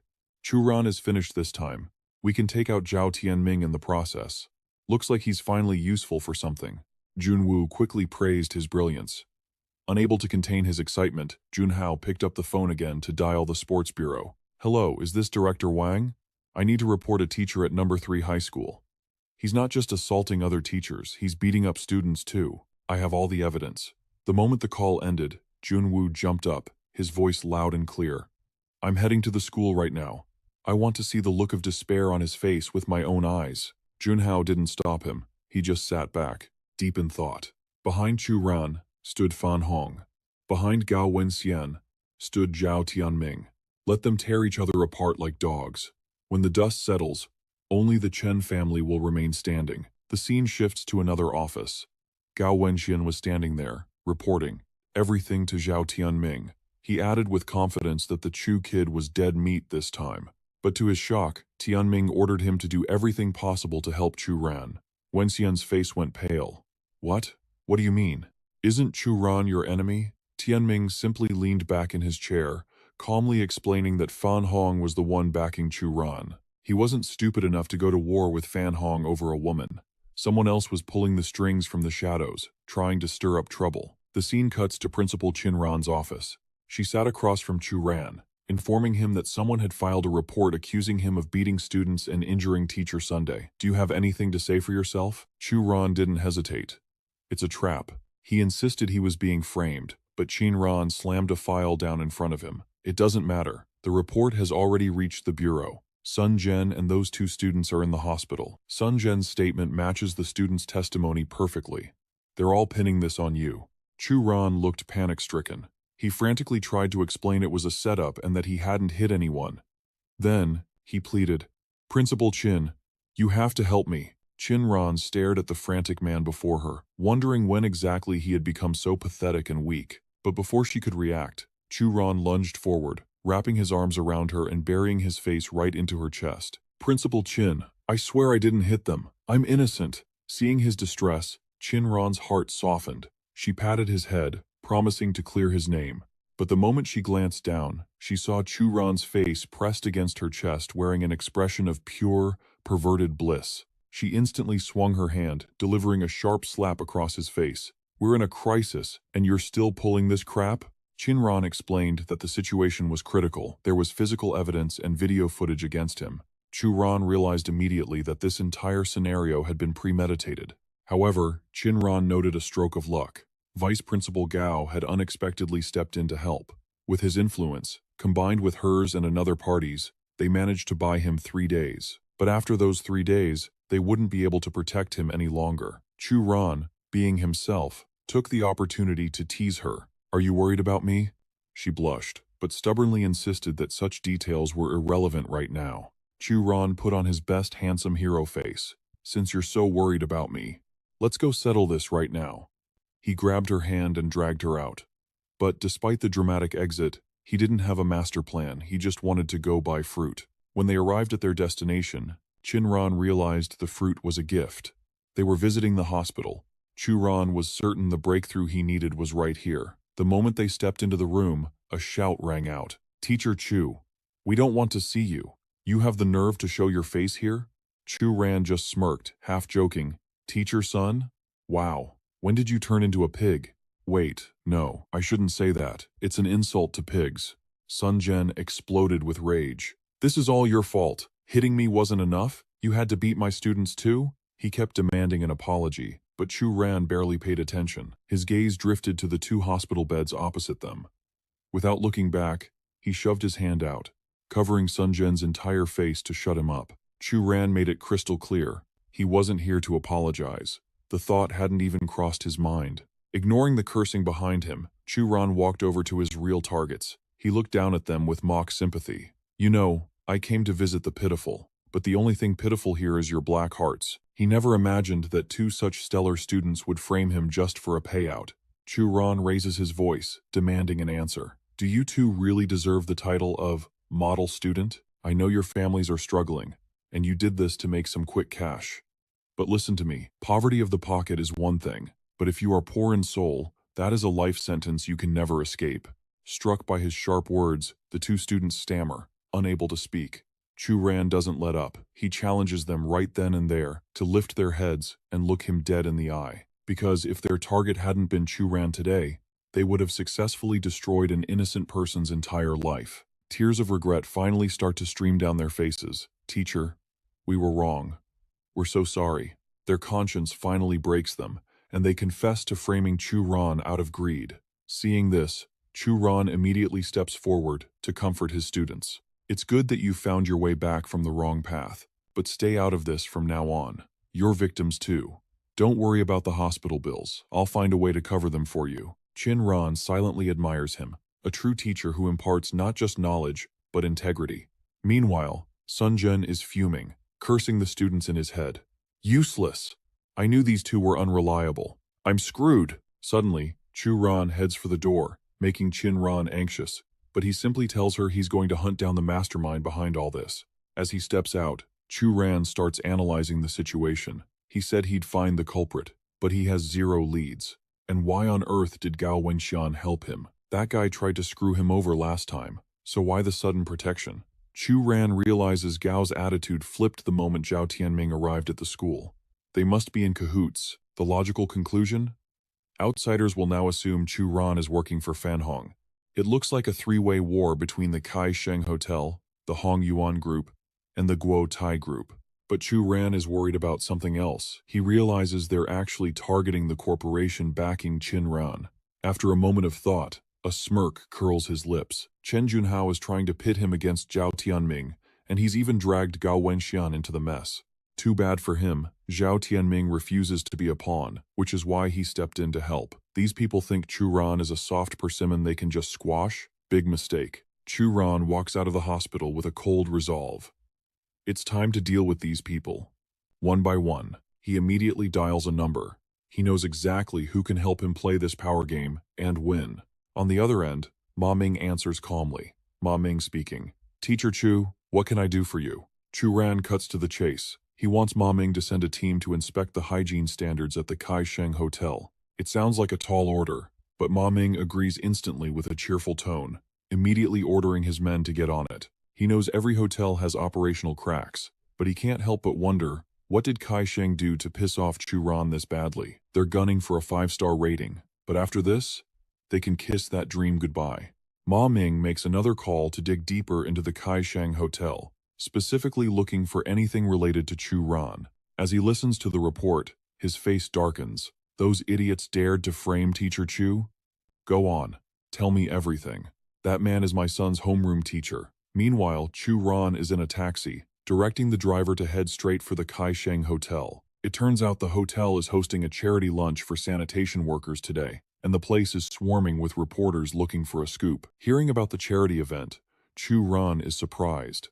This kind of generosity doesn't fit Chen Junhao's personality at all. Then the truth clicks. Kai Sheng is desperate for that 5-star rating. This is just a PR stunt to show off their food and image. They've even brought in food critics. Rumor has it, they're expanding into the garment industry too. Basically, they're trying to become the #1 powerhouse in Kujiang City. Stepping out of the car, Chu Ran marvels at the driver's intel. Taxi drivers really do know everything under the sun. He turns around, and the hotel sign looms above him. A reporter named Jiang Chu rushes over, shoving a mic in his face. Sir, are you here to witness the birth of Kiang City's second 5-star hotel? Chu Ran plays along, looking a bit bashful. Something like that. I'm here to see, or rather, to taste the famous food here. Jiang Chu's eyes light up, mistaking him for a renowned food critic. Amazing. Can I get an exclusive interview with you once we're inside? Chu Ran agrees immediately. It's the perfect cover to walk right through the front door without raising suspicion. On the top floor, Chen Junhao is lost in his own fantasies. Finally, the Kai Sheng Hotel will become a 5-star establishment in my hands. Next target, the Hong Yuan Group. He smirks, convinced it's only a matter of time before Kai Sheng dominates the entire business world. And then, the Qianlong Villa will be mine. Sensing the show is about to begin, Junhao's excitement hits a fever pitch. Meanwhile, Jiang Chu is guiding Chu Ran to the food critic section, explaining that the upper floor is currently reserved for the sanitation workers' banquet. Chu Ran smirked and agreed. This was his perfect cover to enter the hotel openly later on. Meanwhile, in the hotel's penthouse, Junhao was lost in his delusions of grandeur. Under my leadership, the Kaishi Hotel will finally become a 5-star establishment. Next target, the Hong Yuan Group. He smirked, convinced that Kai Sheng would soon be the #1 enterprise in the city. And then, the Hidden Dragon Villa will be mine. The thought of the coming drama made him giddy with excitement. At the same time, Jiang Chu was showing Chu Ran the food critique section, claiming the upper floor was currently being used by the cleaning staff. Chu Ran felt a twinge of disappointment seeing Jiang Chu miss the shot completely. Looks like she really is just a third-rate reporter after all. Just then, she turned to compliment him. "You're so young to be a food critic. You must have tasted all kinds of delicacies, haven't you?" Memories of his past life flashed through his mind, hunting rare avian beasts and the thrill of capturing aquatic monsters. Since he couldn't exactly tell the truth, he kept it brief. "If it flies in the sky or swims in the ocean, I've tasted it." Behind Chu Ran, the livestream chat was exploding with comments drooling over the food. At a nearby table, a diner exclaimed in delight, "This flavor, it's truly something special. It feels like a cloud is floating through my body. This 1,000-layer cake. Every single layer has 2 distinct flavors. The mint is so refreshing, like mountain snow." Meanwhile, Jiang Chu thought it tasted completely average, barely better than convenience store junk. Seeing her reaction, he stepped in and cut her off. "You really haven't figured it out yet?" She looked at him, confused. "Figured what out?" The next second, the room erupted in whispers. Someone spotted a troublemaking comment on the stream, and soon, a wave of abuse began flooding the chat. Junwoo shouted in panic, "Cut the feed, we can't let this air." In the other room, Jiang Chu stood there, completely bewildered by Chu Ran's insane behavior. He looked at her and explained with total sincerity, "It tastes terrible. I'm not lying." Just then, Junwoo stormed over, berating him. He claimed Chu Ran had no right to be there and bluntly ordered him to get the hell out. But Chu Ran calmly fired back, "I've always believed in repaying debts, both gratitude and grudges. You backed me into a corner, so I'm sorry, but I won't let you live in peace either." Junwoo's face twisted as he ground his teeth in fury, but realizing the room was full of reporters, he forced himself to swallow his rage. At that moment, a polite, sophisticated voice cut through the tension. "Mr. Chu, what an honor. Would you mind joining me upstairs for a moment? I believe there's been a misunderstanding between us. Naturally, when someone like Junhao extends an invitation, one has to show some respect and play along." As he walked ahead, Junhao sneered internally. He's just riding Fan Hong's coattails. Does he actually think he's someone important? He's nothing but a sacrificial pawn. Meanwhile, Chu Ran turned to Jiang Chu, asking if she wanted to tag along. It turned out he wanted a witness for the moment the Qisheng Hotel crumbled. Both Junhao and Junwoo scoffed at his confidence, dismissing it as pure delusion. Once inside the private room, Junhao took the initiative. "Let's get down to business. Sun Chen is family. Since he framed you, it's only right that I take full responsibility for his actions. However, my investigation reveals that Zhao Tianming is the one pulling the strings. I assume you're aware of his relationship with Principal Qin, and I know you and the principal have your own history. Plus, Cao Wangxian is one of Zhao Tianming's men. I'm sure you can connect the dots, Mr. Chu." Chu Ran slammed his hand on the table, feigning outrage at being set up by Tianming. Of course, it was all just an act. Junhao pressed on. "I was surprised too, but the truth is, this entire scheme was orchestrated by Zhao Tianming to drag you down." Chu Ran raised his voice, swearing he would make Tianming pay a perfect performance designed to deceive them. It worked. Junhao was internally rejoicing, convinced he had successfully manipulated Chu Ran. But a second later, Chu Ran flipped the board. "That's exactly what you were hoping I'd say, isn't it?" Junhao was so shocked he could barely stammer out a response. Chu Ran, on the other hand, leisurely exposed him. "You set this whole thing up yourself. If I actually took the bait, I'd drag the entire Hong Yuan group down with me. Just because you're an idiot doesn't mean everyone else is. Do you honestly think you're any smarter than Chen Junwu? To Zhao Tianming, you two are exactly the same. This world is complicated. Even he treads carefully. You're the only one arrogant enough to underestimate everyone else. A brain is a vital organ, not a decoration. And knowledge is a treasure. I hope you both acquire some eventually." Junhao sneered. "So what if you know?" He was convinced Chu Ran was still destined for prison. As long as he was careful, the Qisheng Hotel would still achieve 5-star status, and he would remain the untouchable young master. He had nothing to fear. Chu Ran scoffed, advising him that idiots should really read more books. The moment the words left his lips, an announcement rang out. The health department had arrived for an inspection. Jun Hao shot to his feet. I thought we paid them off. But the reality was grim despite his bribes. No one at the health department was answering his calls. Suddenly, the phone in Jun Hao's pocket buzzed. He stared at the screen, his eyes widening in shock at the flood of unread messages. In that instant, he realized Chu Ran was behind all of this. Chu Ran calmly lectured him. Didn't you say my backer was Fan Hong? Well, this time I didn't even need him. Don't rush off yet, the real show is just getting started. Outside, the health department was swarming the hotel. Make way for the inspectors. We received a report regarding severe food safety violations. Stop all dining immediately. Jun Hao began to tremble uncontrollably. Even Fan Hong couldn't pull this off. He racked his brain, trying to figure out where it all went wrong. Just then, his phone rang again. The moment he answered, a voice screamed from the other end. Chen Junhao, stop calling me. I only answered out of respect for your father. This order came from the top, don't ask questions. Panic set in. He had no idea Chu Ran had connections with such high-ranking officials. Junwoo urged him to keep trying. Call the next number, someone has to help us. Junhao dialed again, but moments later, the phone slipped from his trembling fingers. How? How is this possible? Junwoo sensed the bad omen hanging in the air. The answer hadn't changed. This hit was a direct order coming straight from the top. Junwoo looked ready to throw hands again. Fine, we lose this round. But after today, the Kaisheng Hotel will still be standing tall. And you? You're still just a nobody. A piece of trash. But his ferocious attack was instantly shut down by a sharp backhand slap from Chu Ran. Chu Ran calmly announced that the show was only halfway through. The truth was, Chu Ran had let Junhao and his brother off the hook plenty of times. But this time, they dared to drag his students into it, traumatizing them.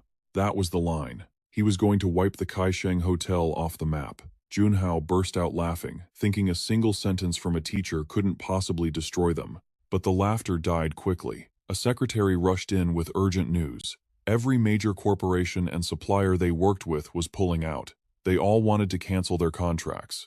Immediately, panic set in as the two brothers looked at the reports. Their inboxes were flooding with termination notices, one after another. Their faces turned grim. One was boiling with rage, while the other was trembling in sheer terror.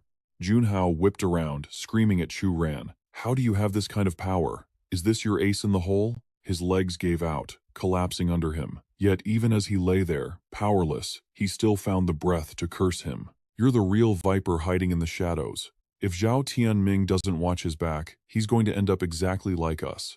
It didn't stop there. 2 more employees ran in with the final nail in the coffin. The authorities had ordered an immediate shutdown pending a quality inspection. Junhao passed out cold from the shock, leaving Junwoo screaming for an ambulance. Chu Ran simply shrugged. Show's over, time to go. Jiang Chu's entire worldview had just been shattered. She had just witnessed one hell of a show.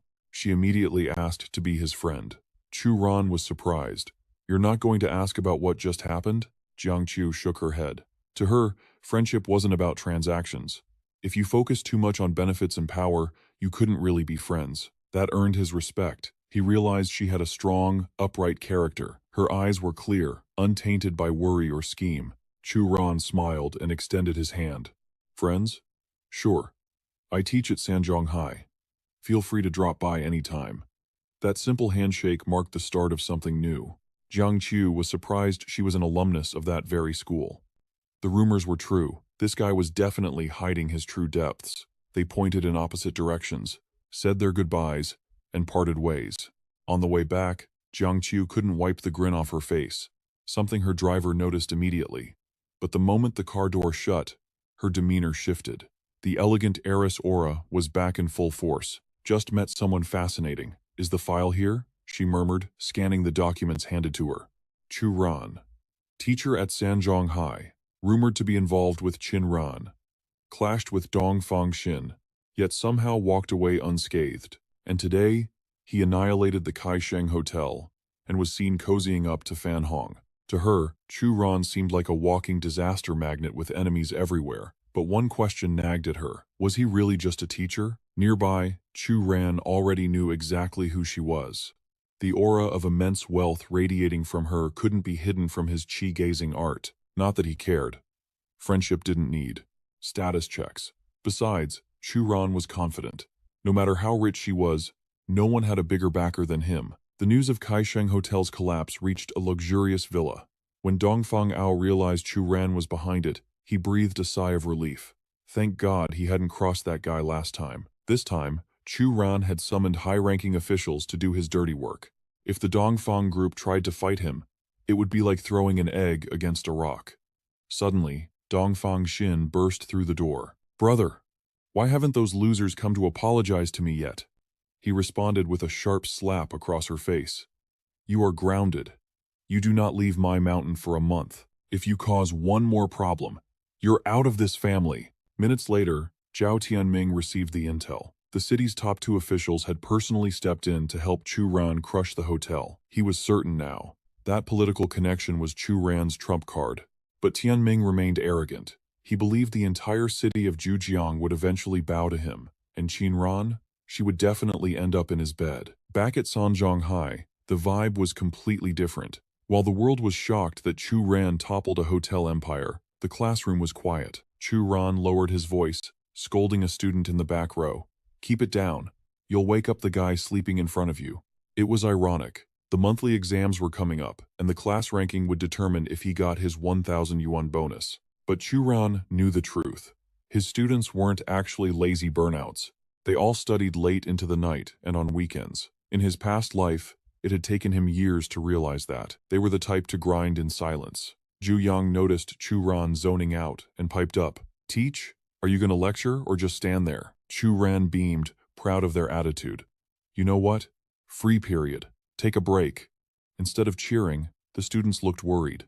They thought he was sick and actually demanded he start teaching. So, with a heavy sigh, Chu Ran went back to teaching literature, secretly a little hurt that his students rejected his generous offer to slack off. Yet, barely 3 minutes later, he feels a strange sense of accomplishment. The entire class is fast asleep. Chu Ran silently cheers them on to survive the upcoming English period. As he heads out, the English teacher, Xiao Lin, stops him. He casually hands the class over and keeps walking. She drops a subtle hint, assuring him she'll take good care of her students too. Admitting she has a point, Chu Ran forces a polite smile. But a second later, her screeching voice echoes from the classroom. She mocks them for being rich and lazy, daring them to quit English if they're so tough. Chu Ran is stunned by the sudden explosion of tension. He turns back to find Xiao Lin still tearing into the students. Spotting him, she lashes out. "Mr. Chu, discipline your own students. Who talks to a teacher like that? I'm going to die of anger." The reality? She was comparing English to literature, trashing their native language until the students pushed back. Shameless, she doubles down, claiming English is the world's official language, and literature can't even compare. Chu Ran counters calmly, arguing that everyone has different views. A teacher's job is to educate, not force-feed ideologies. That sets her off. No wonder this class fails. With a homeroom teacher this pathetic, what do you expect? Go abroad and see if you use English or literature. Chu Ran remains perfectly polite. He explains, "That statement of yours needs an update. Our education system has reached a global level. If you can't contribute, at least show some respect. Don't degrade your own roots." Xiao Lin sneers that he'll regret this, then proceeds to mock the students' bleak futures. Chu Ran's expression turns ice cold. She can insult him, but insulting his students is off limits. He dials a number. "Scarface, bring the boys. We need to drag a mad dog away for a rabies shot before it bites someone." She screams back, "Call security. Let's see who gets dragged out. Don't think I'm scared just because you're the principal's pet. The old principal personally invited me here." The security team arrives, asking where the mad dog is. To their shock, Chu Ran points straight at Xiao Lin. Scarface is sweating bullets. It's a clash between the school's legend and the PhD VIP invited by the old principal. He's paralyzed. Offending either side is a death sentence. Scarface tries to de-escalate, advising Xiao Lin that screaming disturbs other classes and ruins her image. She doesn't cool down. She explodes at him. "My image? He started it. Since when does a lowly guard have the right to lecture me?" Scarface keeps his cool, but the injustice stings. Guards are the first to face danger. Yet here she is, treating him like he's worthless. She spins around and declares, "I quit Class 18. If you're so capable, Chu Ran, you teach them yourself." Ignoring her threat, Chu Ran demands firmly, "Apologize to the guards." She looks at him like he's lost his mind. In her mind, a noble PhD holder never apologizes to ignorant security guards. She's done nothing wrong. Chu Ran snaps. He slaps her across the face. "Apologize." The students in Scarface are stunned he hit her to defend the guards. Xiao Lin stands there, shocked and playing the victim. But Chu Ran feigns innocence. "Did I hit you? How would I dare strike a US-educated PhD invited by the principal himself?" He turns to the room. "Did anyone see me hit her?" The entire class roars in unison. "No." Xiao Lin grinds her teeth, ready to scream. But Chu Ran addresses the students. "Listen up. Anyone who works an honest job deserves respect. Guards, janitors, waiters, chefs. Without them, society collapses. Without them, you are nothing." He points at Xiao Lin. "Today, she taught you a vivid lesson. She is a failure of the education system. Take her as a warning." The class, enlightened, erupts into applause. Xiao Lin shrieks, "Do you know who I am? I can crush you like a bug with one word." The guards step in to block her, making her even more furious. Where were they when she got slapped? Chu Ran remembers something. "You still haven't apologized." Xiao Lin sneers. "Or what?" Unexpectedly, he zaps her with an electric punishment. She flees, screaming threats that she's going straight to the principal. In another room, Chinran is anxious. The shifting power dynamics threaten her family's secret eternal youth formula. She's certain someone is already eyeing it. Her thoughts are interrupted by Xiaolin, who bursts in sobbing, claiming she's been bullied. Xiaolin recounts the story. Chinran listens, thinking Chu Ran went a bit far, but realizes Xiaolin's attitude is the much bigger problem. She had to apologize to the security guard before she could say another word. Xiaolin played the family card, accusing Chinran of siding with an outsider. That's when Chu Ran stepped in. "Ladies, don't let me ruin your sisterly bond. If you're that upset, how about we make a bet?" Xiaolin was intrigued, but she couldn't resist a sneer. "Gambling? That's a hobby for the lower class. But I'm not scared. Name your terms." The wager turned out to be a showdown between their class's midterm results. Naturally, Xiaolin was convinced she had this in the bag. Her class was top tier, while his was dead last. She figured Chu Ran was just desperate for her attention. He didn't give a damn about a woman like her. The stakes were simple but brutal. The loser packs up and leaves the school forever. Xiaolin scoffed. "Better start packing, Mr. Chu." Meanwhile, Chinran was fuming. Everyone was ignoring the principal. She decided it was time to assert her authority. But a split second later, her face flushed crimson. As Chu Ran leaned in close, she panicked. What are you doing?" He calmly gripped her arm. "Hold still." Her mind went straight to the gutter, panic rising. "Snap out of it. This is a school."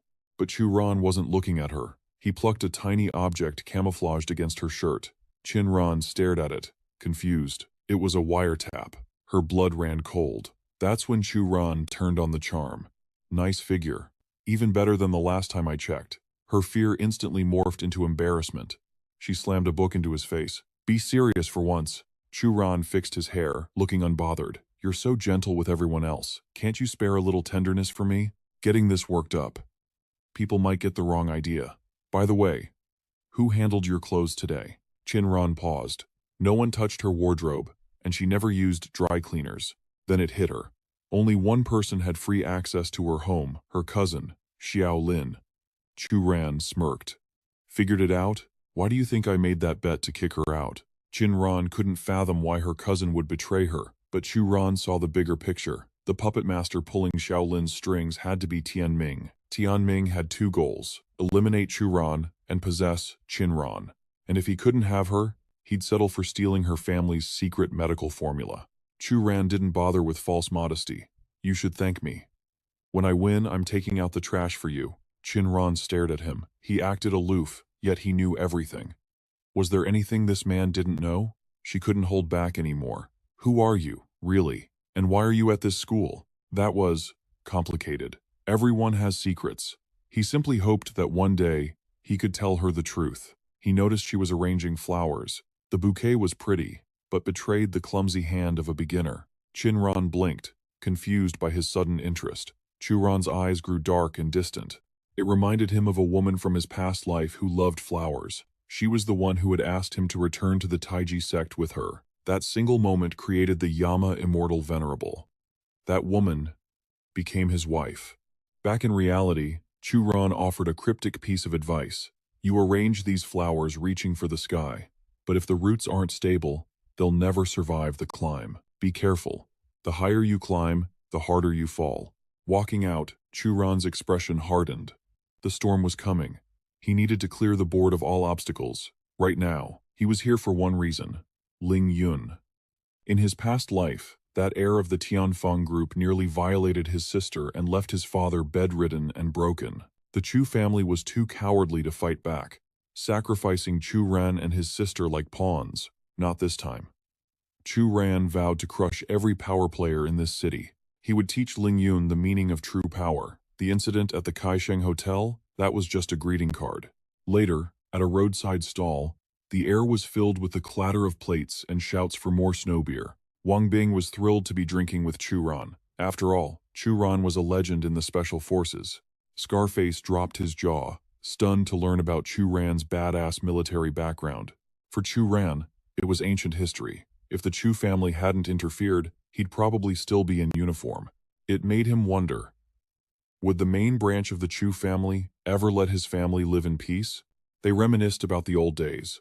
Chu Ran had been the top recruit, untouchable in combat. Even the instructors had tapped out against him. Chu Ran brushed that topic aside and asked about Fei Lang's situation instead. Everyone was still the same, but according to Wang Bing, Lu Jie didn't allow anyone to mention Chu Ran's name. He remembered that in his past life, Lu Jie had come looking for him. But back then, he had absolutely nothing to his name. He understood those feelings, but right now, he couldn't give Lu Jie anything either.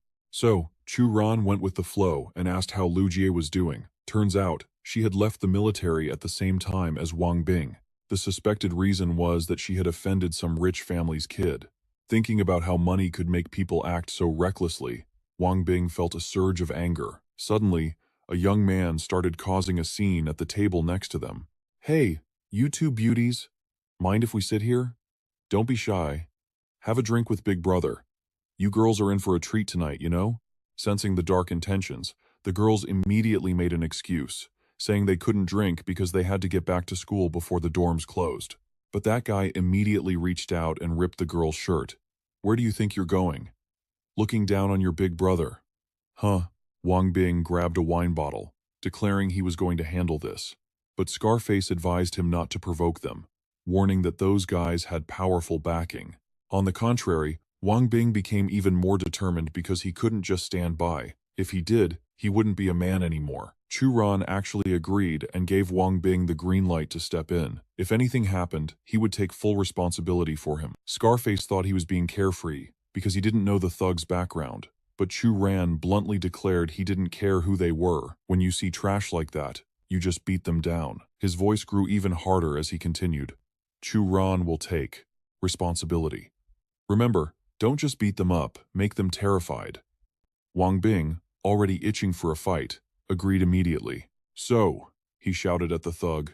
Stop right there, the guy sneered, looking at him with contempt. Who the hell are you? You dare interfere with our fun? Unexpectedly, Wang Bing was so gutsy that he took the wine bottle and smashed it over his own head. Both perverts were actually scared for a second. More than that, Scarface and Chu Ran were also horrified by their drinking buddies' insane action. Wang Bing ignored his own injury and warned them. Scared yet? If you're scared, then get the hell out of my sight. He was sure the enemy was terrified. But very quickly, the sound of their mocking laughter rang out. A retard trying to save the damsels? Your head is pretty hard, huh? How about you smash it a few more times for entertainment, and I'll give you some cash. Chu Ran felt secondhand embarrassment because that stunt clearly didn't scare anyone. Realizing this, Wang Bing started cracking his knuckles. Then, he used all his strength to punch the thug straight in the gut. Furious at being hit, the guy immediately put a bounty on him for his gang to attack. The two female students were scared but still shouted, "What you guys are doing is illegal."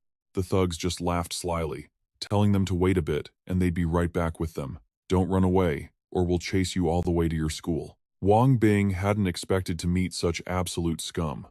On the side, Chu Ran simply reminded him coldly, "Watch your spacing." Wang Bing signaled he understood, then moved with lightning speed, punching and striking without pause. After lifting the limp body of one thug, he growled, "Who's next?" The leader, despite being afraid of the beating, still dared to act aggressive. "You've got guts. Do you know whose people we are?" Turns out, they worked for the second young master of the Wangxiang group, Xiang Jian. Wang Bing was busy cursing him out, but Scarface kindly reminded him that the group was one of the 3 biggest corporations in the city. The leader immediately regained his confidence. "Scared now? If you're scared, then stand still and let me beat you. Maybe after I'm done, I'll let you go." Chu Ran finally stepped forward, mocking him. "This is the first time I've seen a man say he belongs to another man and actually sound proud of it." The shame instantly turned into rage, and the thug screamed, "That's not what I meant. Who the hell are you?" But he didn't get an answer, only a sudden approach. Chu Ran placed his hand on the guy's head and pushed down. He remarked that there was no point in letting trash like this stand up. Then he slammed his hand down violently, smashing the guy's bald head straight into the floor. As he was being trampled by Chu Ran's foot, the thug kept crying and admitting his mistake. But Chu Ran declared that apologizing was useless. "If you feel wronged, go call the police." Of course, the guy knew the police would arrest the thugs, not him. Then he started wailing like he was the victim. "Big brother, we really didn't do anything. If you don't believe me, ask those 2 girls." Chu Ran glanced over at the 2 students who had just been harassed. Unexpectedly, the girls claimed they didn't know anything and dragged each other away. Wang Bing suddenly felt that being a good person these days was really hard. Conversely, Chu Ran used that to mock the thug. "Looks like they don't want to testify for you." The guy tried to make excuses again, saying he still hadn't actually done anything yet. Losing all patience, Chu Ran struck him again. "I said they don't want to testify. Are you trying to argue with me?" Wang Bing finally realized that when dealing with hooligans, you don't need evidence, you just have to be a bigger hooligan than they are. The guy had been beaten into a pig's head, sobbing as he begged, "Big brother, stop playing. Please let us go." Chu Ran flashed a cocky grin, giving him an opening. "You guys love calling for backup, don't you? Go ahead. Call your boss. Call 10 of them. Don't say I didn't give you a chance." The thug grabbed his phone, cursing under his breath. "You asked for this, you little punk. Just you wait." His voice suddenly turned tough the moment he connected. "Hello? Boss? Yeah, it's me." Minutes later, 3 supercars screeched to a halt. 2 hulking drivers stepped out first. Their opening line? "Which one of you is Chu Ran?" Wang Bing started to step forward to handle it, but Chu Ran stopped him. "Back off. Don't steal my spotlight." Wang Bing was touched, thinking Chu Ran was protecting him. The truth? Chu Ran just didn't want anyone else stealing his chance to look cool. Chu Ran stepped up, admitting his identity. "I'm Chu Ran. What do you want?" To everyone's shock, the driver bowed and asked him to wait. Suddenly, a luxurious red velvet carpet was rolled out. Chu Ran blinked, confused. What was this? It wasn't for him. It was for the VIP stepping out of the car. What is going on? It was the middle of the night, yet the theatrics were in full swing. Jiang Jian looked annoyed. He had been interrupted right in the middle of enjoying himself. His hand squeezed a little tighter around his companion. The beauty beside him let out a soft, breathy moan. That sound seemed to please Jiang Jian. But the moment was ruined when the perverted thug from earlier ran up whining. "Second young master, I got beat up. You have to avenge me." He jabbed a finger accusingly at the culprit, Chu Ran. Jiang Jian lowered his sunglasses, staring him down. "And who might you be? Daring to touch my people?" Scarface sensed danger and whispered for Chu Ran to apologize. But Chu Ran stood his ground. "Didn't your lackey tell you? I'm Chu Ran." The name sounded familiar to Jiang Jian, but he brushed it off. He had to handle this to protect the Jiang family's reputation. Suddenly, Chu Ran flashed right in front of him. "You really don't get it. I called you here to talk business, but since you're acting up, I guess I have to beat some sense into you first." Before Jiang Jian could react, he was slammed to the ground. It happened so fast. The bodyguards finally snapped out of it, screaming as they rushed to protect their young master. Chu Ran calmly warned that if they didn't stop, he'd punch Jiang Jian again. Jiang Jian, realizing the situation, shouted, "Stay back, I remember now, we can't touch him. You're the guy who wrecked the Qisheng Hotel. The rumors were true, you're a monster." Chu Ran was surprised he knew. Jiang Jian didn't hold back. "Listen, I have a gorgeous sister named Jiang Xia. If you're interested, I can hook you up." What a coincidence. Chu Ran told him to call Jiang Chu over immediately, and let my friends go. Now, once seated, Jiang Jian started sucking up. Don't worry, my sister is on her way. Honestly, watching you take down the Qisheng Hotel? That was satisfying. Those bastards always mocked me for having no real power. Served them right. But Chu Ran was more interested in why a young master was being mocked. It turned out Jiang Jian's father used his wife's family to build the Wangxiang group. But once his wife's family went bankrupt, everything changed. The Wangxiang group soared, and his father suddenly revealed a mistress and an illegitimate son. That kid's name is Jiang Tian. Now, Jiang Jian is the outcast, while the illegitimate son, Jiang Tian, is poised to inherit the entire empire. Chu Ran summed it up dryly. So, cheating runs in the family? Jiang Jian got defensive. Hey, I never let my flings get pregnant. I swear. The beauty beside him chimed in. Brother Jian is generous. We have endless money. Why date a broke guy when we can be with him? Sure, he's a player, but he provides everything else. What's wrong with that?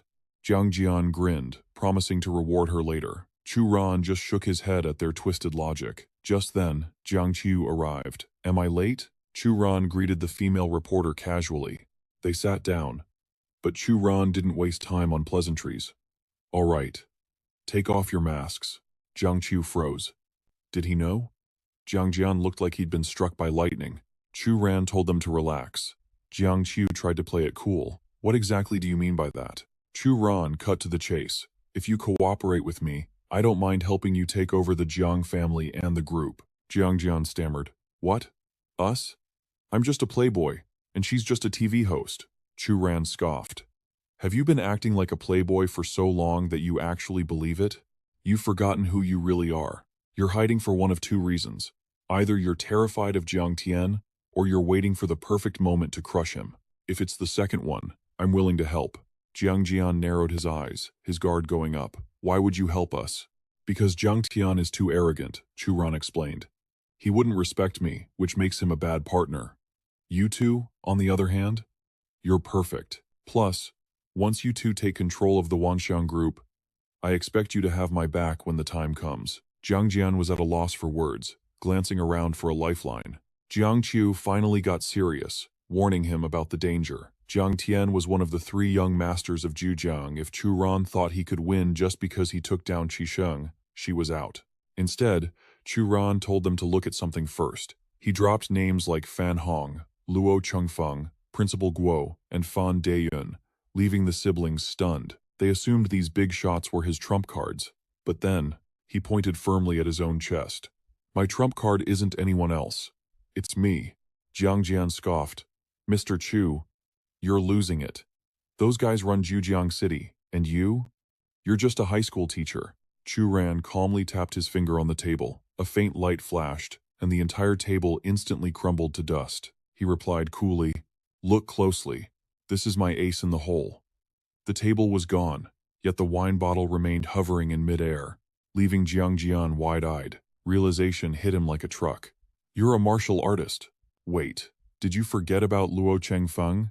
Jiang Chu felt a chill. Even Luo Chengfeng couldn't pull that off. Hesitantly, she agreed. After seeing that, fine, we'll work with you. Chu Ran spoke with easy confidence. You two handle the offensive. If you hit a wall, come find me. For now, I don't need anything from you. Jiang Chu chased after him. Mr. Chu, I have to know, with power like that, why stay in Zhujiang? The capital is where you belong. Chu Ran didn't hide it. I need the Huasheng Group's research data for my own goals. But don't worry, my agenda is different from yours. He waved and walked away, leaving Jiang Jian to scramble after him. Mr. Chu, you're a beast. Teach me. If I learn that move, picking up girls will be a breeze. Meanwhile, Jiang Chu finally let out a breath of relief. I've endured for years. But no more. Jiang Tian. We're taking back everything that belongs to us. Back at the high school, Qin Ran was flipping through the class records. She praised Class 18 for their massive improvement. Their average score ranked 5th in the whole school, leaving Class 17 in the dust. Chu Ran was satisfied with the results. Miss Wan had better keep her promise. Xiao Lin, however, looked bitter. How is this even possible? Chu Ran relaxed. He'd leave the rest to Qin Ran. You don't get to sit in the principal's chair without knowing how to kick people out. He thought about his exhausted students and felt a pang of sympathy. They worked hard this time. It's time to take them out for some fun. Chu Ran walked into the classroom. Since our grades went up, I've decided. We're going on a trip this weekend. The whole class jumped up, cheering wildly. Mr. Chu is really spending big. I haven't slept well in a month just for this day. Chu Ran felt like he'd been played. Turns out the brats were just pretending to be asleep. He called out, "Everyone gather round. Let me do a head count." Wait, why are there 2 extra people?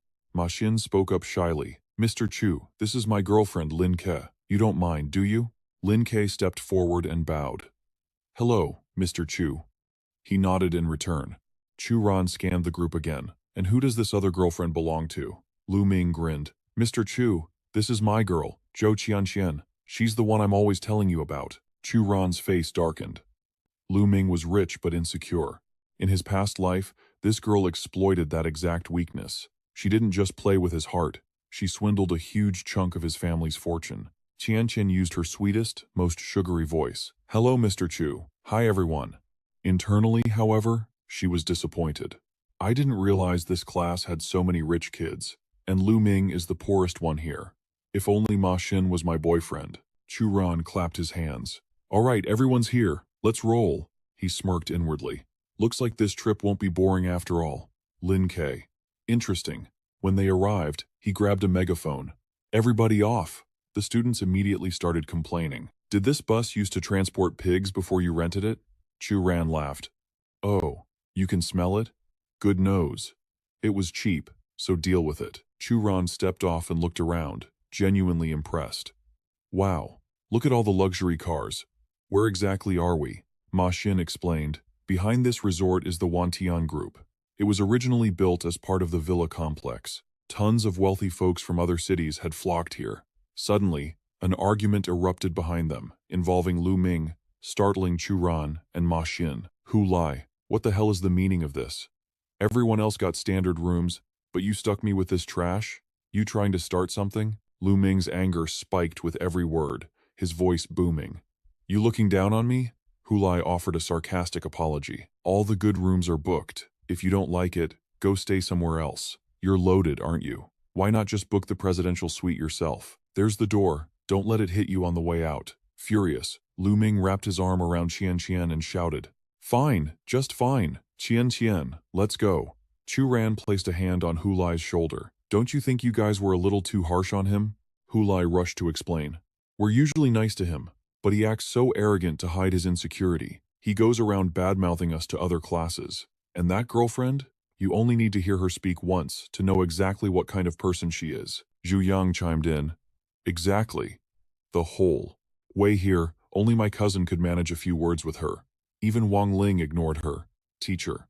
Even though he understood the tension, Chu Ran was still worried. Regardless of the drama, he was their teacher. He couldn't just abandon a student. Suddenly, a sarcastic voice rang out nearby. I wondered who it was. Turns out it's the great young master Hu Lai. "Why are you causing such a scene in a tiny little class like this?" Hu Lai didn't hold back. "Jiang Hao, cut the crap with me. My business is none of your concern. You mad dog from the Dajiang Group of Jinlin City, get the hell out of my face." The name Dajiang Group sounded familiar to Chu Ran. Jiang Hao placed a hand on Hu Lai's shoulder, feigning friendliness. "Old friends meeting again. Shouldn't you buy me dinner? Your class certainly has a lot of beauties." Disgusted, Hu Lai slapped his hand away and shouted, "Don't touch me." Jiang Hao lost his balance, stumbled, and fell backward onto the floor. Suddenly, he started foaming at the mouth, sending Hu Lai into a panic. "Hey, what are you doing? Stop faking it." The manager rushed over. "What's going on here?" "The eldest son of the Dajiang Group. What's wrong with him? Call an ambulance." "What happened? Is there a doctor here?" Seeing Hu Lai's terror, Chu Ran assessed the situation and stepped forward. "I know a little medicine. Let me take a look. It's nothing too strange. Just congenital heart disease. His heart is spasming rapidly. If we don't treat it, he'll be dead in 5 minutes." The students erupted into panic. 5 minutes? He's going to die. It's over. Why isn't the ambulance here yet? But Chu Ran calmly stood up to reassure them. "I told you, it's a minor issue. He'll be fine." The manager wasn't convinced. You call this a minor issue? Doctor, which hospital do you work at? Chu Ran put on an innocent expression that made the manager's jaw drop. Me? Oh, I'm not a doctor. I'm the homeroom teacher for Class 18 at Sanjong High School. I teach literature. Sub for P. E. And recently, I've been covering English too. The manager was so shocked he clutched his face and screamed. A literature teacher who teaches PE. The manager blocked him. If you're not a doctor, then back off. Wait for the specialists. We've already notified CEO Zhang. They're sending Dr. C over right now. Chu Ran ignored him and barked an order. Hu Lai, Ma Xin, hold that manager back. I'm saving him right now. As the two students pinned the struggling manager, he yelled, "You're going to save him with yellow paper charms? People are dying and you're playing with superstition?" Zhang Hao's condition was deteriorating rapidly, foam still bubbling from his mouth. Chu Ran scowled. I don't have time to explain this to you. Saving him is what matters. Internally, he scoffed. This is celestial yellow paper from Elder Chang Heng. It's priceless, you ignorant fool. He pressed the talisman onto Jiang Hao's chest. Just leave it on for a bit, and he'll be fine. It cures sickness if you have it, and strengthens the body if you don't. As soon as Chu Ran spoke, Jiang Hao stabilized. The manager was stunned, and Hu Lai was equally shocked. Teacher, Chu, other than giving birth, is there anything you can't do? Ma Xin added, were you a fortune teller in a past life? That was magic. Just then, Jiang Kun arrived, dragging a doctor. Dr. Wu, hurry. Check him. Ying Rong cried out in panic. How is he? How is our little Hao? Seeing the burning yellow paper on Jiang Hao, Dr. Wu roared at Chu Ran. What century is this? You're using superstitious garbage to treat a patient? Get out of the way. Chu Ran's voice dropped low. If he stands up now, he dies. His condition was critical. I've suppressed it with the talisman, but it needs to stay on for another half hour. If you peel it off now, it's all over. Ying Rong pointed a trembling finger at him. Who do you think you are, gambling with my son's life? Take that thing off him. Chu Ran shrugged. Fine. He signaled Hu Lai to leave. Let's go. If she wants to kill her own son, who am I to stop her? Ying Rong immediately knelt down and ripped the yellow paper off Jiang Hao. Don't be scared, son. Mommy's here. Instantly, the illness rebounded with terrifying force. Ying Rong screamed, sobbing for the doctor. Dr. Wu tried to calm her while administering medication. Madam, don't worry. I have the medicine right here. Once he takes this, he'll be fine. Ying Rong was relieved to see Jiang Hao lie still, thinking it worked. But a second later, he sprayed a mouthful of blood right into Dr. Wu's face. Dr. Wu gasped in horror. How? How is this possible? His heart is failing. If we don't get him to a hospital right now, the young master won't make it. Jiang Kun froze in shock, while Ying Rong wailed in despair. My son. He turned his rage on Dr. Wu. Didn't you say his condition was improving? You said a few years of treatment would cure his congenital heart defect, didn't you? I spend millions on you every single day, and this is the result you give me? Suddenly Ying Rong screamed, the talisman! Quick, that thing works. Find it. Son, please, you can't leave us. Here it is. I found the paper talisman. She slapped the charm onto Jiang Hao's chest. Less than a second later, he vomited blood. The scene cuts to a random ice cream shop. Ma Xin complained while licking his cone. Teacher, you're way too stingy. You're seriously treating us to just this? Chu Ran replied casually, there's food, so eat it. Why so much talk? Hu Lai, mouth stuffed with ice cream, asked awkwardly. Teacher. They tore the paper talisman. What's gonna happen to Jiang Hao? Chu Ran dropped a bomb without missing a beat. Obviously, he croaks. The answer stunned him. Hu Lai suddenly snapped, Teacher, don't you care at all? That's a human life. Besides, Jiang Hao isn't that bad of a guy.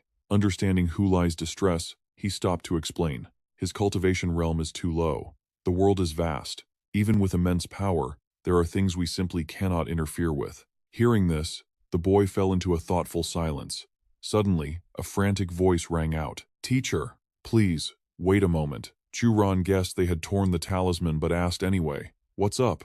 Tore it, didn't you? Jiang Kun admitted it straight up.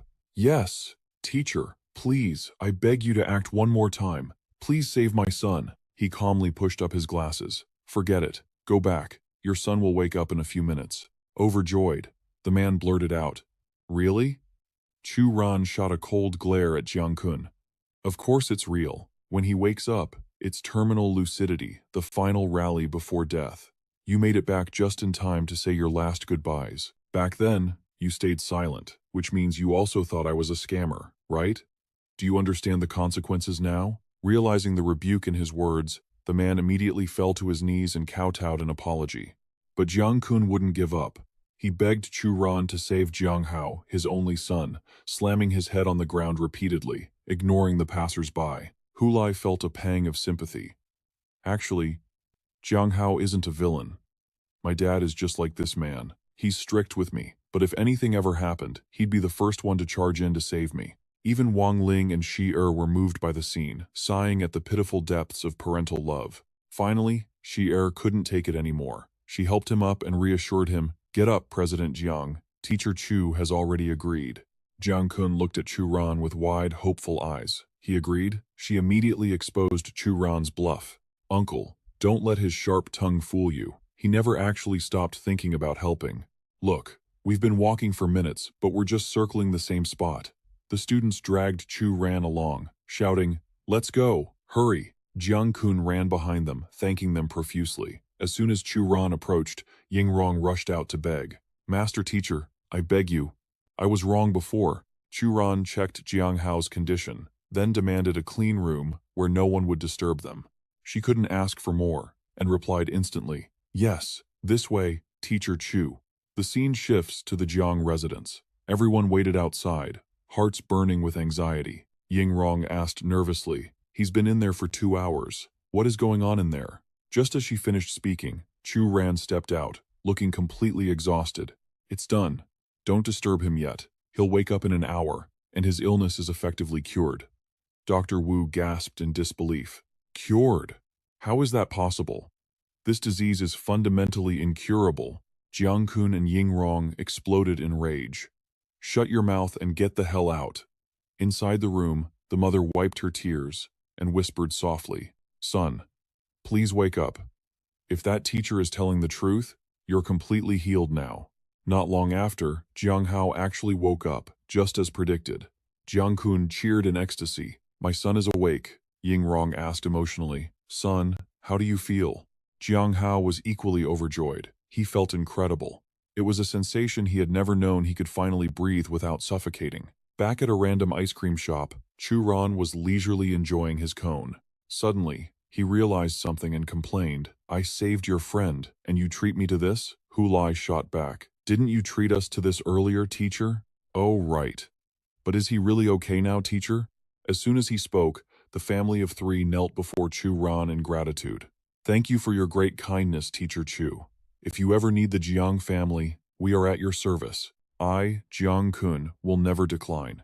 Chu Ran doesn't gloat. He just replies with a cool indifference, "We'll have chances to cross paths again." Jiang Kun stares at his retreating back, mind racing. Who exactly is this guy? To possess such terrifying ability at his age. He's a monster. Night falls fast. Perched on a jagged rock, Chu Ran cycles his energy, thoughts drifting. Finally, the seeds I planted are ready to bear fruit. Today was monumental. Whether the harvest is perfect or flawed doesn't matter, the outcome is set. In this second life, only a few urgent matters truly demand my attention. If I don't handle them perfectly, I'll never survive the heavenly tribulation this time around. The regrets and heart demons of Jinlin City, I must purge them all. Suddenly, a commotion breaks his concentration. Hu Lai? Over there, Lu Ming is barking like a mad dog. Hu Lai, if you've got a pair, come out here and face me one-on-one. Unfazed by the screaming, Hu Lai replies flatly, "Ma Lu Ming, drop the drama. Nobody tricked you. Stop acting like you're the center of the universe." That snaps Lu Ming's last nerve. He lunges forward. "Shut your mouth, I'm gonna wreck you."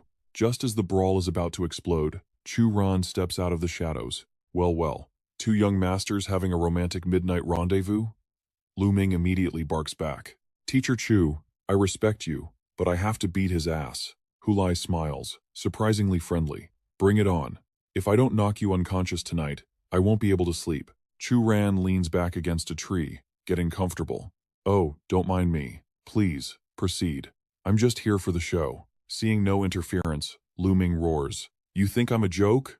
I'll kill you, Hu Lai sneers. Then I won't hold back either. They collide in a chaotic flurry of fists and feet. Chu Ran sighs, unimpressed.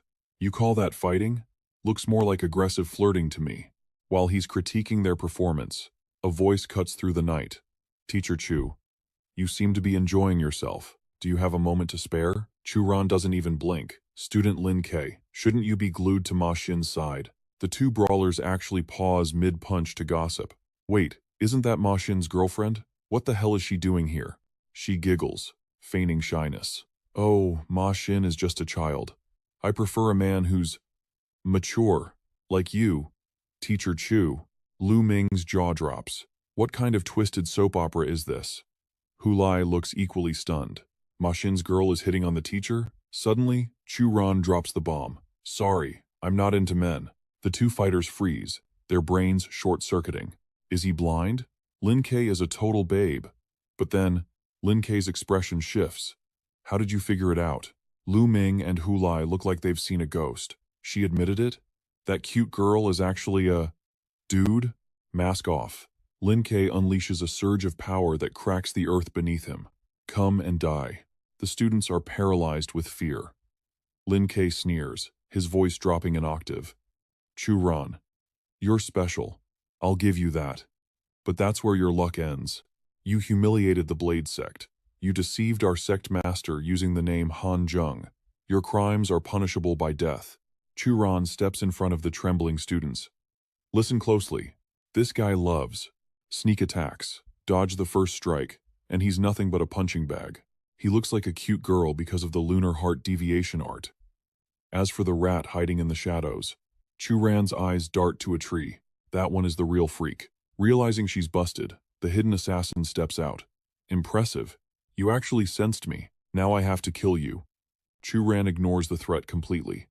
I'm actually more curious about something else. You and Ma Xin. Did you guys go all the way? Suddenly, Hu Lai jumps in front of Chu Ran. Teacher, get Lu Ming out of here. They're definitely after me. I'm used to these kidnapping attempts. Tell my dad to send Luo Chengfeng. They won't dare touch me. Lu Ming looks at him with starry-eyed admiration. Wow. So heroic. Chu Ran sighs and delivers a sharp chop to Hu Lai's head. Get out of my way. Small fries like you are just blocking my view. The assassin loses patience, waving a hand to cast a sleeping spell. Instantly, Hu Lai and Lu Ming collapse, snoring on the cold dirt. Chu Ran remains standing, looking bored. Your mental attacks are pathetic. The assassin lunges at him, screaming, You're about to die and you're still talking trash? Go to hell. The sect master wants his head. Let's see what he's really made of. Facing the torrential barrage of attacks, Chu Ran simply offers a mysterious, chilling smile. The assassin catches that smile and freezes in midair. What the hell? Why is he smiling? Too late. Chu Ran has already activated his trap card. The universe in a palm. Chu Ran unleashed his technique while delivering a cold warning. The gap between us is massive. You're not even close to being my opponent. Just lie down. Lin Ke finally felt the grip of true terror. This was power capable of clashing directly with the sect master. A split second later, a massive explosion tore through the air. Lin Ke took the full force of the strike and was now flattened against the ground. Chu Ran calmly retracted his hand and advised, Go back and train your Dao heart a bit more. 10 guys like you wouldn't be enough for me to break a sweat. Of course, if you brought 100, I might actually have some trouble. The woman hiding behind the tree witnessed the whole thing, thinking in panic, He actually one-shotted him? Just what is his true level of strength? While she spiraled, Chu Ran continued his lecture without missing a beat. I see you're also from Huaxia. It's a pity you're following a traitor like Scarblade. I know the Hongmen probably gave you a lot of money, but I hope you understand one thing. You can't carry money into your coffin, but money can definitely drag you into one. Lin Ke was stunned into silence. The woman eavesdropping from the shadows couldn't hide her shock either. Chu Ran finally concluded, My students are here today, so I won't kill anyone. Consider this, me being soft-hearted for once. In your entire Dao sect, there are only 2 people I actually worry about. Anyone else who comes is just digging their own grave. The woman looked in his direction, deep in thought. No one has ever spoken to us like that before. Even the Dao sect just treats us like pawns. If we had a master like him, maybe we wouldn't have ended up on this path. Moved by his words, she spoke up. Thank you. We will retreat. However, the Tao sect's kill order on you won't stop. The sect master's eldest disciple, a martial general named Wei Lin, has already entered Huaxia. You need to be careful. Hearing this, Chu Ran thought, finally, someone worth being a little cautious about? But so what? A moment later, he helplessly called out to the two idiots still sleeping on the ground. Hey, wake up. You two haven't finished your fight yet, Lu Ming asked groggily. Fight? What fight? Hulai wasn't doing much better. Did Teacher Chu win? Chu Ran coolly pointed behind him and dropped a casual line. I won. The evidence is right over there. Now, what I'm wondering is, do you two still want to fight? I'm still in the mood to watch you guys wrestle. The two troublemakers looked at the massive handprint crater and gulped. If that hand hit their bodies, that's the kind of noise Teacher Chu makes when he fights? Lu Ming immediately read the room. No more fighting. We were just getting ready to go get a late-night snack. Hulai quickly played along. That's right. Late-night snacks. We're best brothers after all. Chu Ran watched them fighting over who would pay the bill and calculated silently. That's more like it.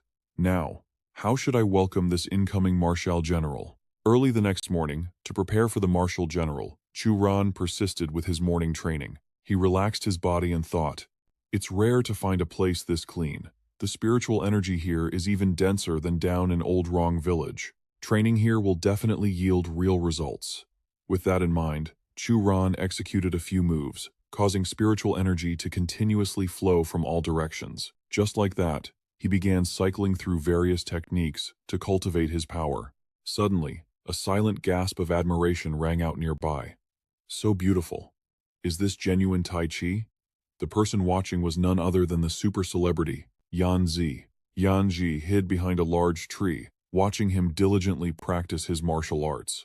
After a while, Chu Ran suddenly turned his head, annoyed. I say, you've been staring at me for almost an hour. Exactly how long do you plan to keep watching? She jumped, startled, and blurted out, You noticed me? Yanzi was still stammering, but before she could finish, she slipped. Her body fell backward due to momentum. Seeing this, Chu Ran shouted a warning for her to be careful. He moved with agility, rushing over to catch her. Whether by accident or design, Chu Ran's hand landed right on a rather sensitive area. Immediately after, he let out a horrified shriek. Your chest dared to ambush my hand, Yanji, flustered and embarrassed, said. It was just an accident. It's not serious.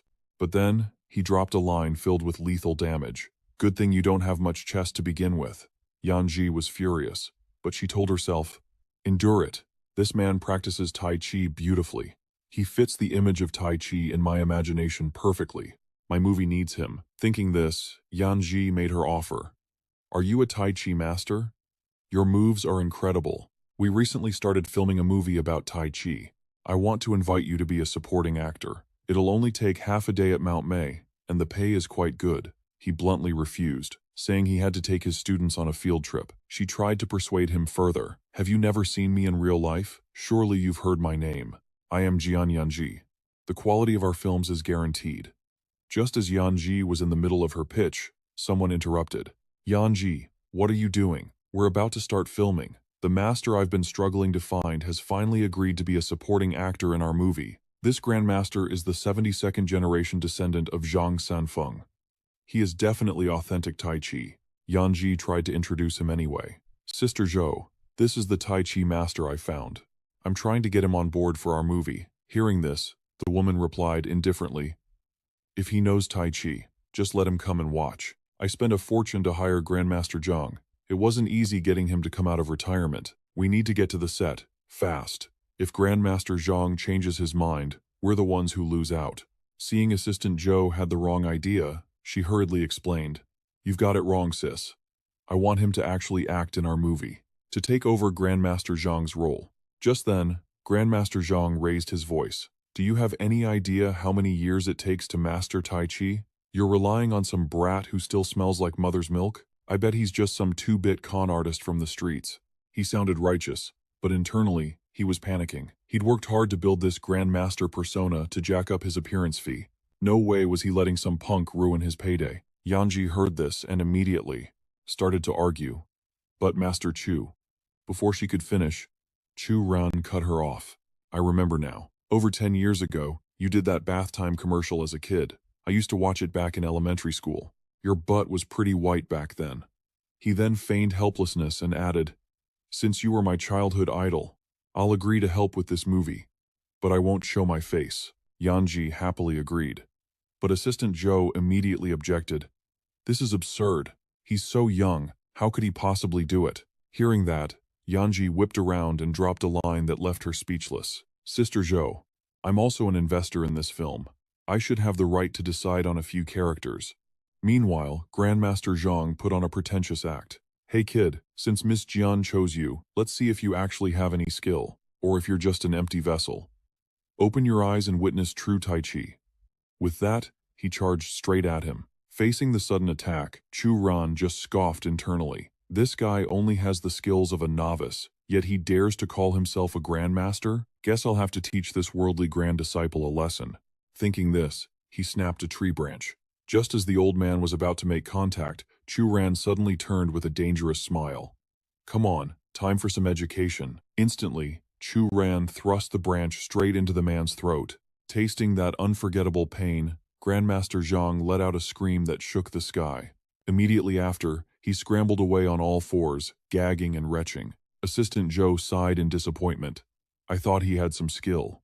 Turns out he was just a scammer.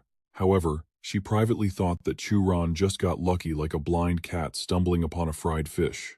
Yanji spoke up excitedly. Sister Joe, we don't have any other choice now. Hearing this, the assistant could only let out a long, defeated sigh. She then extended her hand to invite Chu Ran.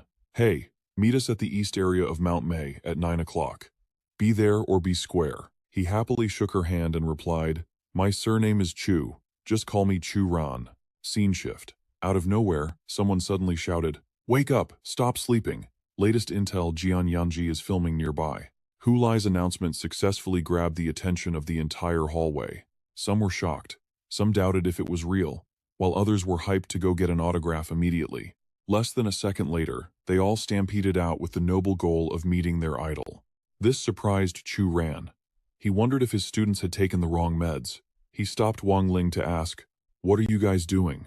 Did you find a wild Pokemon or something? Why is everyone so agitated? She hurriedly explained, the hottest star right now, Jian Yanji, is here. It's totally different from your Yang Ling.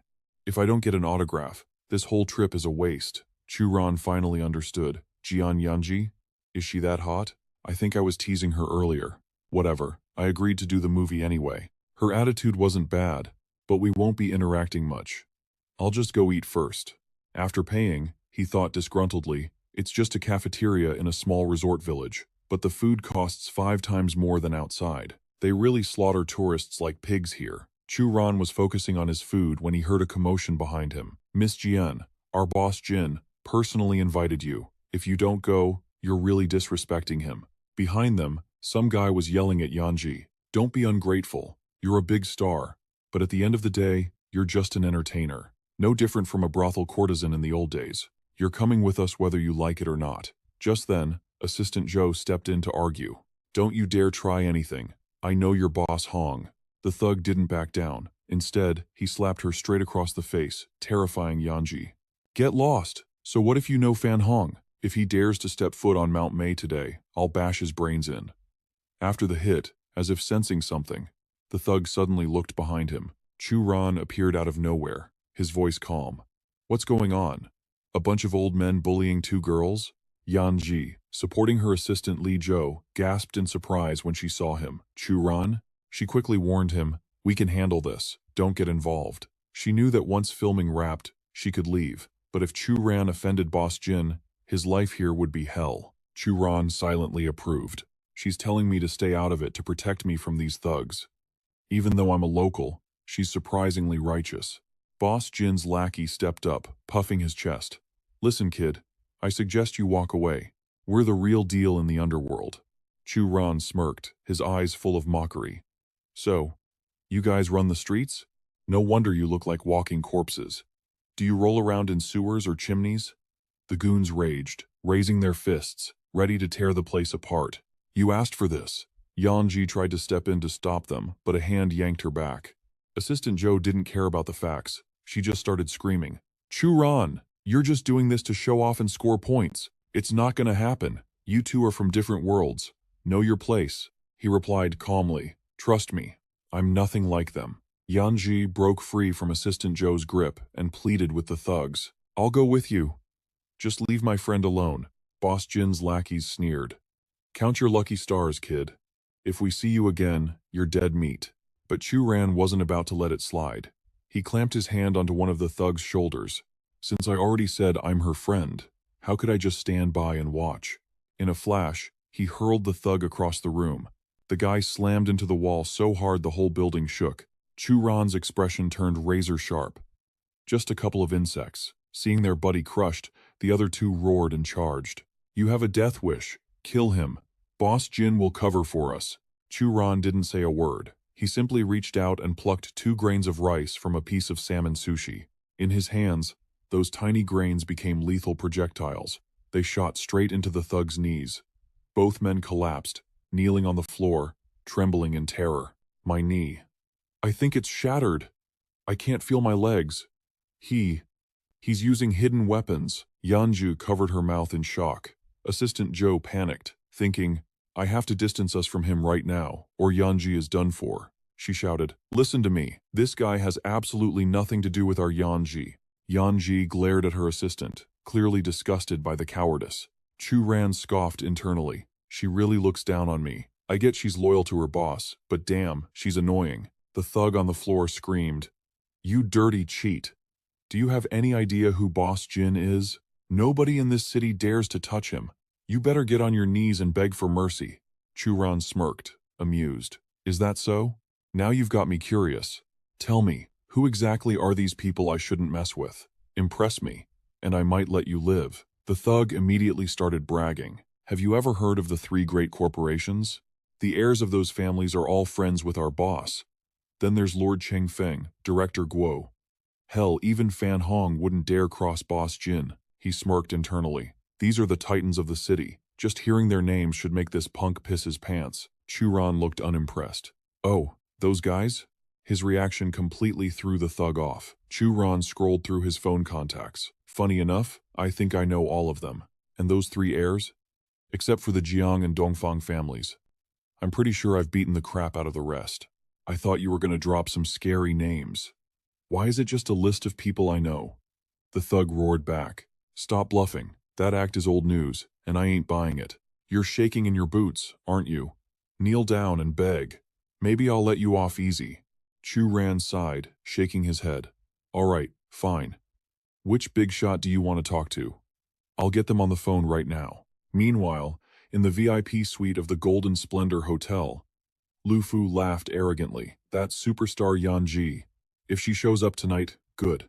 If not, she's never leaving my turf. Grandmaster Zhang chimed in, licking his boots.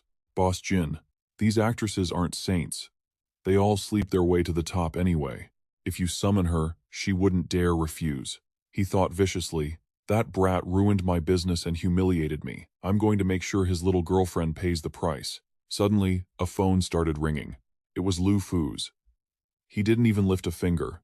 The beauty beside him answered it for him. Grandmaster Zhang sneered internally. Superstar? Please. She's just a glorified hooker. But suddenly, Lu Fu shot up from his seat, his voice booming as he interrogated the caller. He slammed the phone down. It seems our little superstar doesn't want to join us, Grandmaster Zhang. Looks like we'll have to go fetch her ourselves. I want to see exactly who has the guts to cause trouble on my turf. Back at the restaurant, the thug still pinned under Chu foot kept running his mouth. You're dead! Boss Jin is on his way right now. You wanted me to call him? Well, you just signed your own death warrant. Assistant Joe seized the chance to tear into him. You've lost your damn mind. You actually provoked Boss Jin enough to bring him out here? Do you really think just because you can fight, you can solve every problem in the world? Just then, Jin Liufu arrived with a swarm of lackeys. Who dares cause trouble on my turf? A henchman quickly slid a chair over for him. Puffing on a cigar, he asked coldly, So, you're the one stirring up shit? Speak up. How do you want to handle this? Chu scoffed calmly. I wondered who it was. Turns out it's Jiang Dogshit. No wonder this damn fatty won't let it go. You're the one pulling the strings. Grandmaster Jiang roared. You're about to die, yet you still have a sharp tongue. Boss Jin, if you don't beat him to a pulp, he'll never submit. Furious, Jin Lufu ordered his men. Break his limbs first. Then I want to fillet the meat off his bones. But before he could make a move, he turned around in shock. Jiang Kun had just arrived, his voice icy. Jin Lufu, I didn't realize you were so majestic. He trembled like a leaf. President Jiang?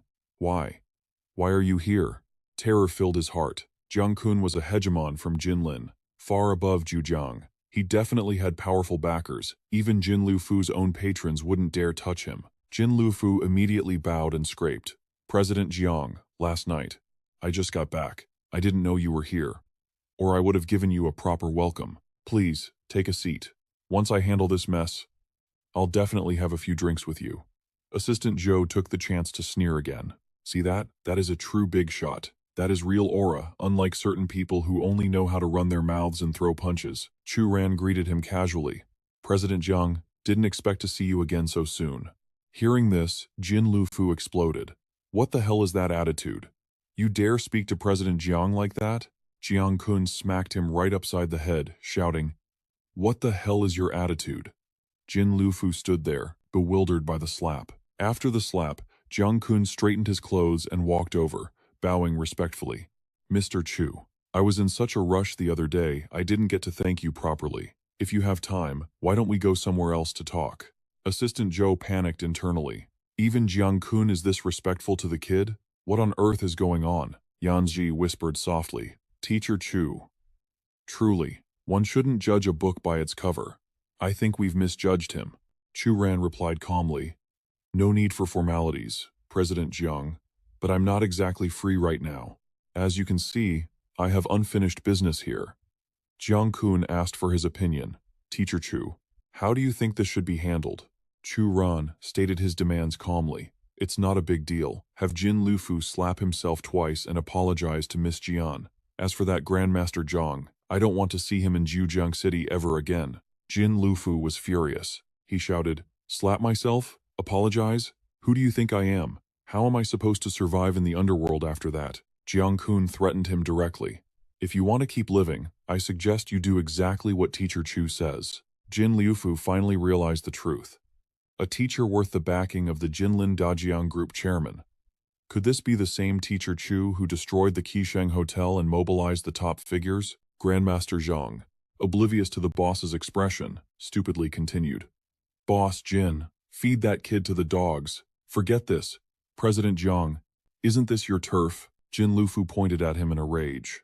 Boys, drag this piece of dog shit Jiang out and feed him to the dogs, he screamed, still in denial. Boss Jin, what are you doing? Have you lost your mind?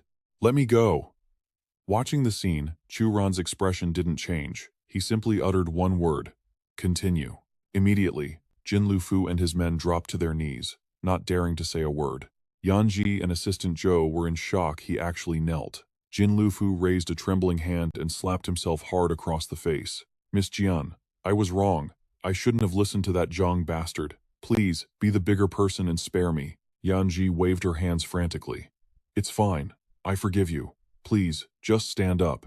Jin Lufu didn't dare rise. Instead, he glanced fearfully at Chu Ran. Chu Ran didn't press further. Get up. Consider this a lesson. If I see you again, an apology won't be enough. Jin Lufu felt like he'd been granted amnesty. Thank you, Teacher Chu. It was my fault. Let me arrange a banquet right here as compensation. Jiang Kun waved his hand, telling him to handle it. He turned to thank Chu Ran profusely. I owe you a huge favor. If you ever need anything, just say the word, and I, Jiang Kun, will be there. Jin Lufu marveled silently. This Teacher Chu is a monster. Yanji and Assistant Joe were stunned. What is Teacher Chu's background? How can Jiang Kun say such things to him? It's surreal. Suddenly, Yanji's phone rang. Seeing the caller ID, she couldn't help but frown. Why is she calling me? Yanji wondered. She stood up politely. Excuse me, everyone. I need to take this. As she turned, Chu Ran caught a glimpse of her screen. That was Yang Ling calling. He noted silently. A moment later, Yanji returned. I apologize for the interruption. Noticing her strained smile, Lu Fu asked with concern, is everything all right? Is there trouble with the investment? Let me explain for Miss Yanzhi. That call was from a fellow actress you all probably know, Yang Ling. Lu Fu grinned. I know her. She's a real beauty. Yanji sighed in frustration. Her PR team is working overtime to clean up her image right now. But everyone in the industry knows her dirty little secret. She sleeps her way to the top. She tried to use my connections to get into this production before, but I shut her down.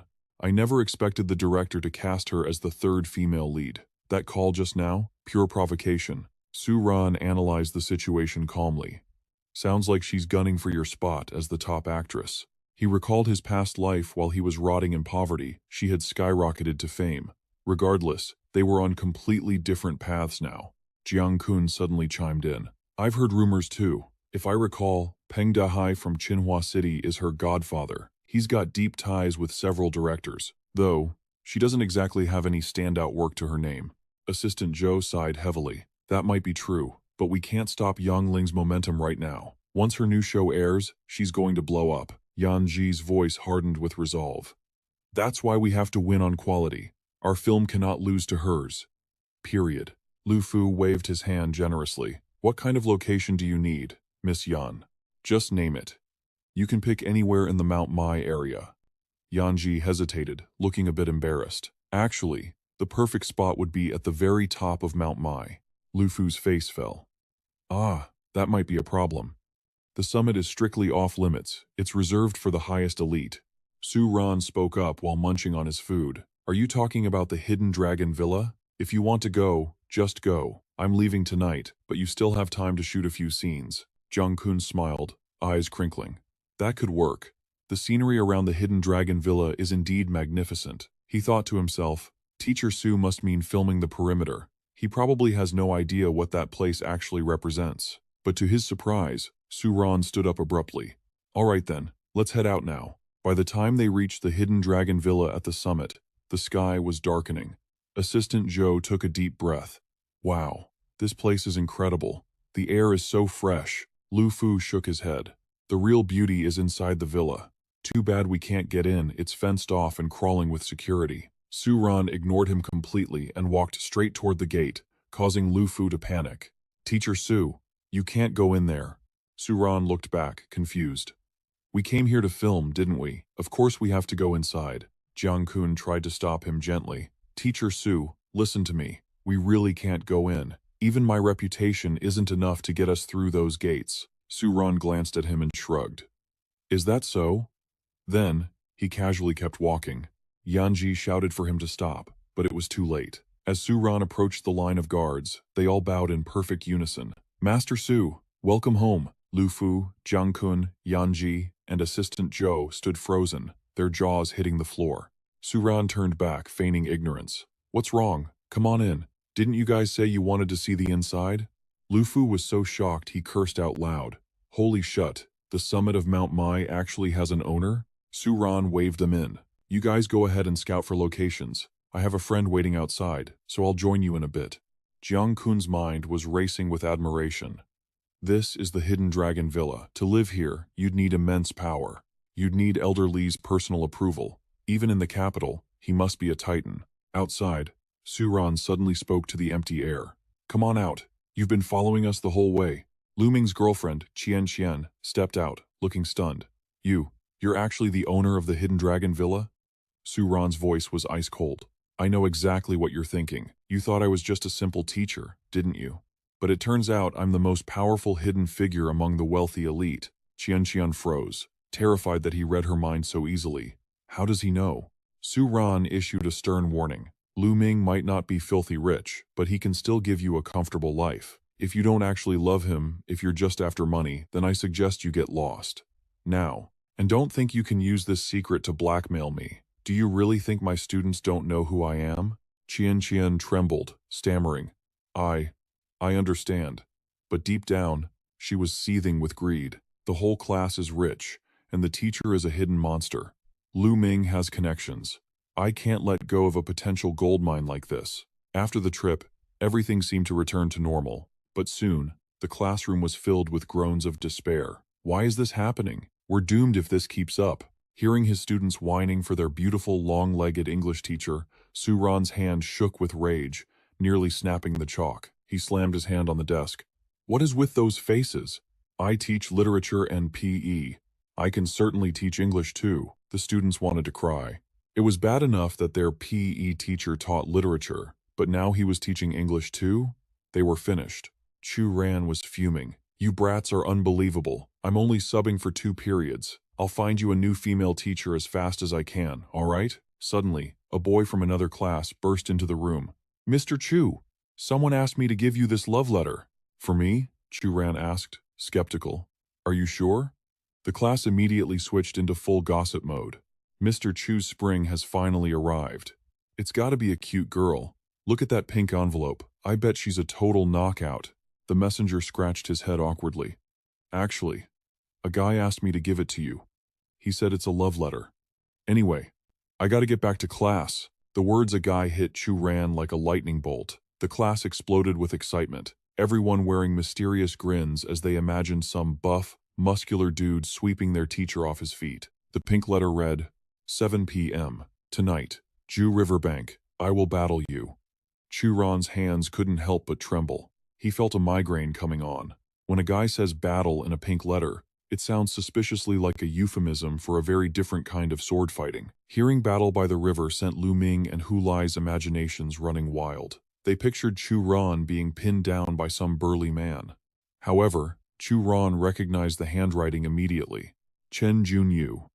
That guy just won't quit, Chu Ran thought. The Kaisheng Hotel has already collapsed.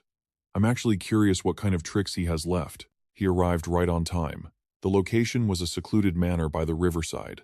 Fan Hong opened the car door respectfully. Mr. Chu, it's just the remnants of the Kaisheng Hotel again. You really don't need to get your hands dirty. Given their current state, I can just send a few guys to wipe them out. We'll toss them into the Ju River. No one will ever know. Chu Ran shook his head calmly. If they dared to send a challenge letter, they definitely came prepared. Don't underestimate them, Junhao shouted from a distance. Teacher Chu, you spineless coward. You actually brought backup? Junyu joined the cursing, though he was secretly terrified. This Chu Ran is so sinister. Why is Fan Hong here? Junyu thought, panicking. He could have crushed us before, and now that he's merged with the Zinde group, he's untouchable. Fan Hong stepped forward menacingly. Listen, you little punk. Spit it out. Why are we here? Once you're done talking, we're feeding you to the fish. Junhao sneered, trying to look tough. Chu Ran, I bet you're wondering why the two of us invited you out here today, aren't you? He puffed out his chest. Today is the day you die right here. Chu Ran shrugged, looking bored. Really? Just the two of you? Or do you have backup hiding somewhere? Junhao started looking around nervously. Where are they? Junhao hissed. Junyu looked pale. I don't know. The brothers exchanged panicked glances, realizing they'd been hung out to dry. Suddenly, a heavy fist smashed into Junyu's face, rearranging his teeth. Hu laughed loudly. Hey kid, if you're gonna be a villain, try using your brain first. He hogtied Junhao and Junyu like pigs. Then he turned to Chu Ran. Boss, you got any questions for him? If not, I'm tossing them in the river. Even facing death, Junyu kept running his mouth. Chu Ran, you won't be celebrating for long. Do you have any idea who you've messed with? Suddenly, a sharp whistling sound cut through the air, grabbing everyone's attention. A group of figures was charging across the surface of the river from the opposite bank. It looked like a squad of elite assassins. Chu Ran smirked. Well, look at that. Your backup finally decided to show up. The leader, William, pointed at Chu Ran and ordered his men to charge. On his command, the assassins drew their blades and lunged toward him. Fan Hong and Ah Lang turned pale, stammering in terror. Mr. Chu, they're running on the water. Are those things even human? Seeing their fear, Junyu regained his arrogance instantly. Ha ha ha, Chu Ran, Fan Hong, you're all dead meat. Our backup is here. There's nowhere to run. Sick of his voice, Chu Ran delivered a swift kick to Junyu's face. He stomped on Junyu's head repeatedly. Shut up. Just shut up. Can't you see I'm trying to enjoy the show? These guys' acrobatics are pretty decent. His subordinates stood there, stunned. Acrobatics? Only Mr. Chu would call it that. Though I admit, their costumes are pretty convincing. One of William's henchmen lunged right in front of Chu Ran. Die! Anyone who offends our ancestor has only one path, death. Chu Ran didn't even glance at him. He spoke calmly. Just a bunch of circus jugglers. Breaking this trick is easy. Watch closely. He extended a hand toward the river and uttered a single word, sink. Instantly, Fan Hong and the others felt like idiots for being scared. So the real god was standing right next to us the whole time, Fan Hong thought. We're the ones who look like clowns. Junwoo's backup didn't stand a chance. Chu Ran just drowned them all in a massive wave. William's face went dark as he watched. Damn it. He actually dared to kill 3 of my sect members? Those 3 had limitless potential. William roared, his energy flaring as water surged around him.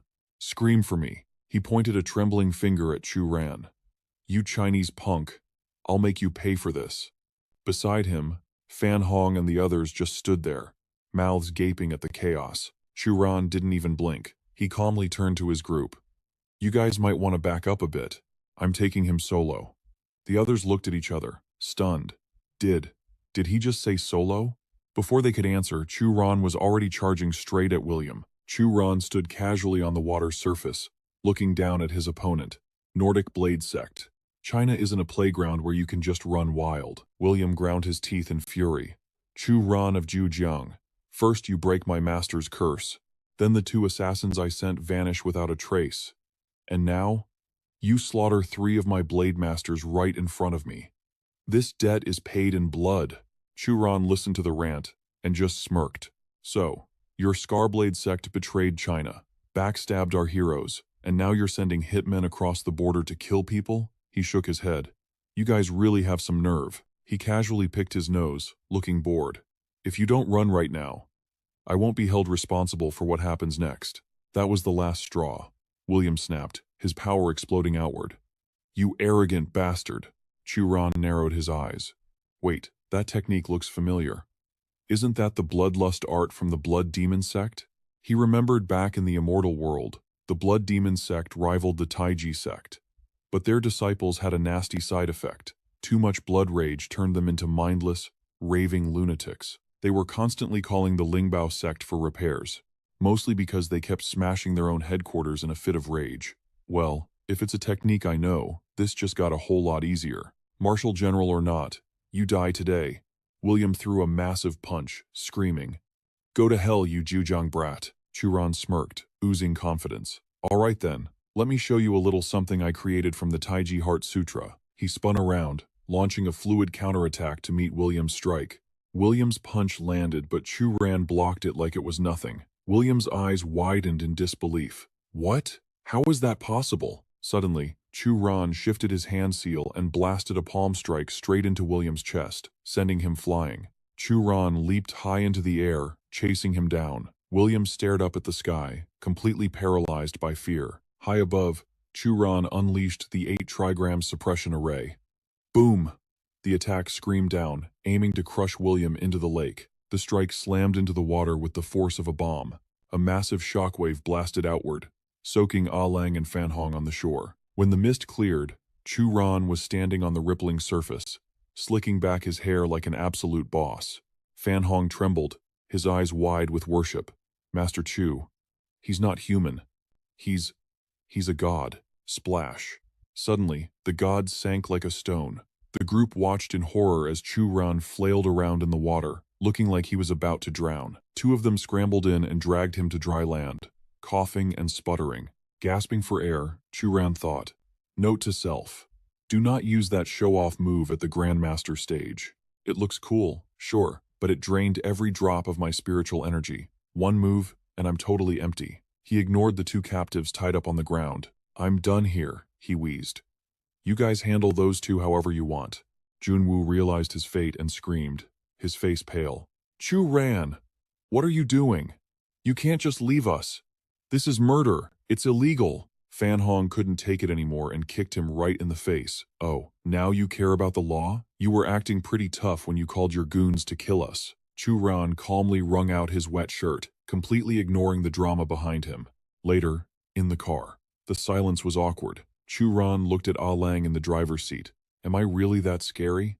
Ah, Lang stuttered, gripping the wheel. No, I just realized you went really easy on me back at the KTV. Chu Ran leaned back, staring out the window. I definitely underestimated the martial artists on Earth. The immortal gates opened 1,000 years ago, leaving behind powerful legacies. There are definitely people here I can't handle yet. He caught his reflection in the glass. If the Yama Immortal Venerable got killed on Earth, I'd be the laughingstock of the entire universe. As their car wound through a small neighborhood, his mind drifted back to the problem at hand. At his current pace, reaching Grandmaster level would take years. That simply wouldn't do. It looked like setting up a spirit formation was his only option. A sly grin tugged at Chu Ran's lips. Hidden Dragon Villa was a prime location, sure, but it was missing one crucial ingredient: spirit stones.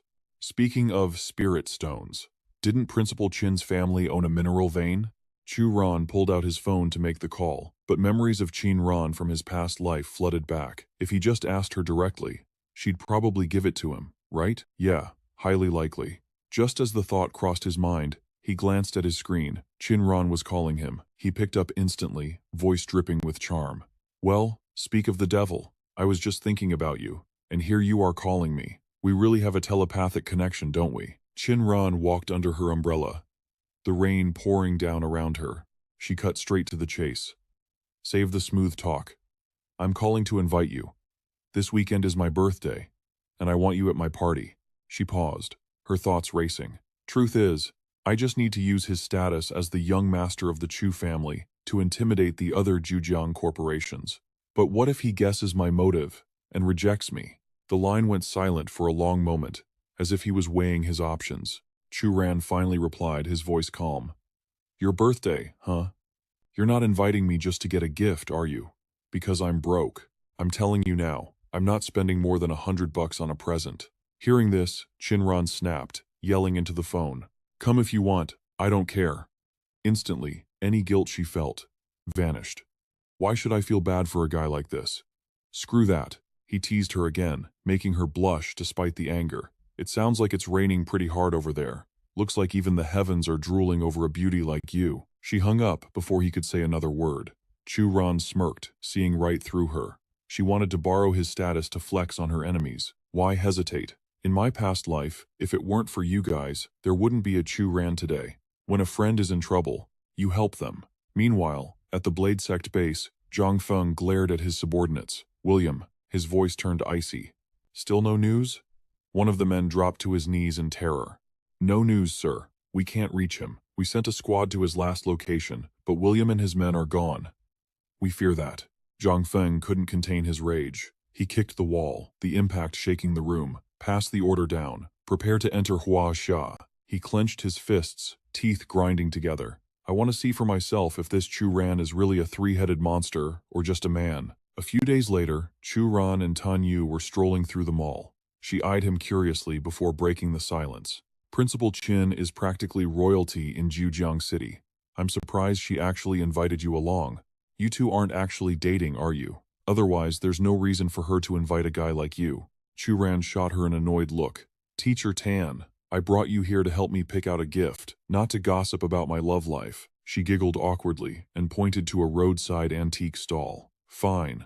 Fine. Let's buy something there. I guarantee whatever you pick will blind everyone with its brilliance. To her surprise, Chu Ran actually nodded and walked toward the stall. Tan Yu's jaw dropped, and she rushed to stop him. I was joking, Teacher Chu. That party will be full of VIPs. If you give a gift from a street stall, you'll be the laughingstock of the night. He ignored her protests, his eyes scanning the items on the mat.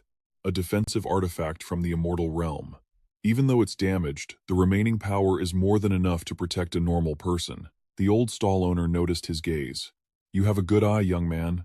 That right there is the treasure of my shop. If you want it, make me an offer. Tan Yu shoved Chu Ran aside, outraged. You want 50,000 for this junk? Why don't you just go rob a bank instead? Chu Ran gently moved her back. Relax. This is how business works.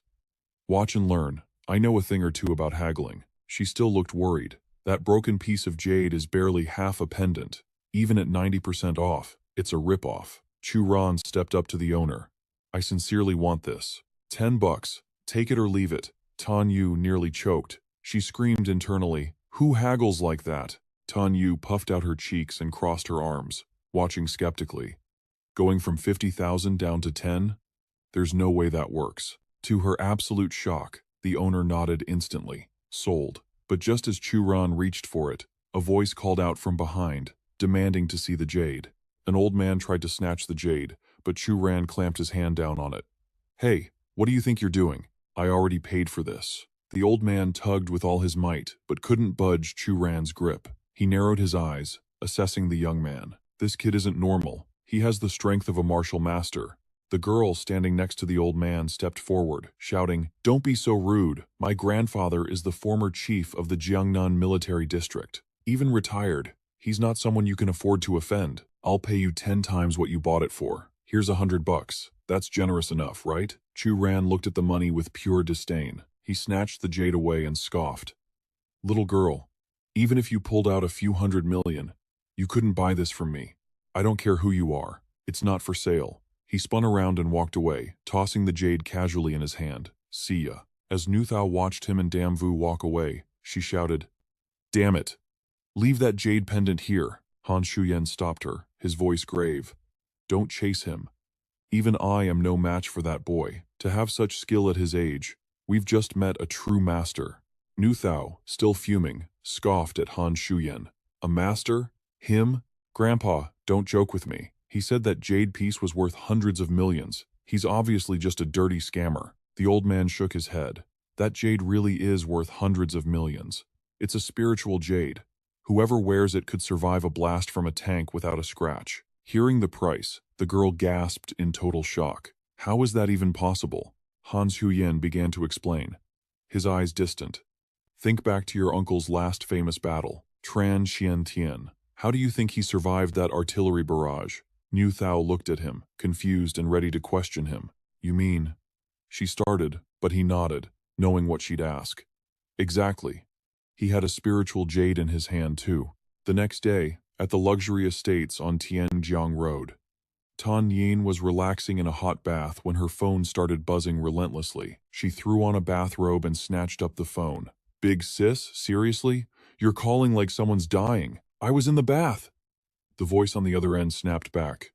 "Who are you calling big sis, huh?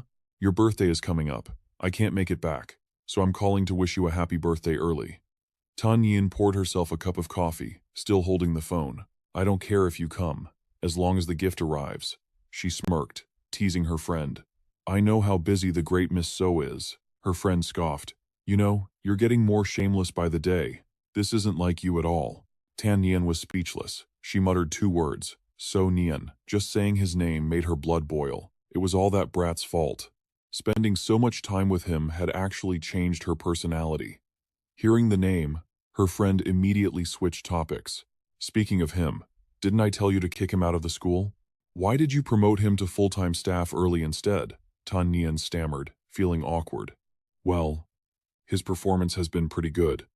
And even though I'm the principal, I can't just do whatever I want." Her friend sighed. "Whatever. Forget it. Since it's already done, we'll just have to see how it goes. Back to your birthday. You're getting older. If you don't get married soon, you'll be a withered flower. Saggy chest, flat butt, nobody will want you." Hearing the insults, Tan Nian screamed into the phone. "I'm going to kill you."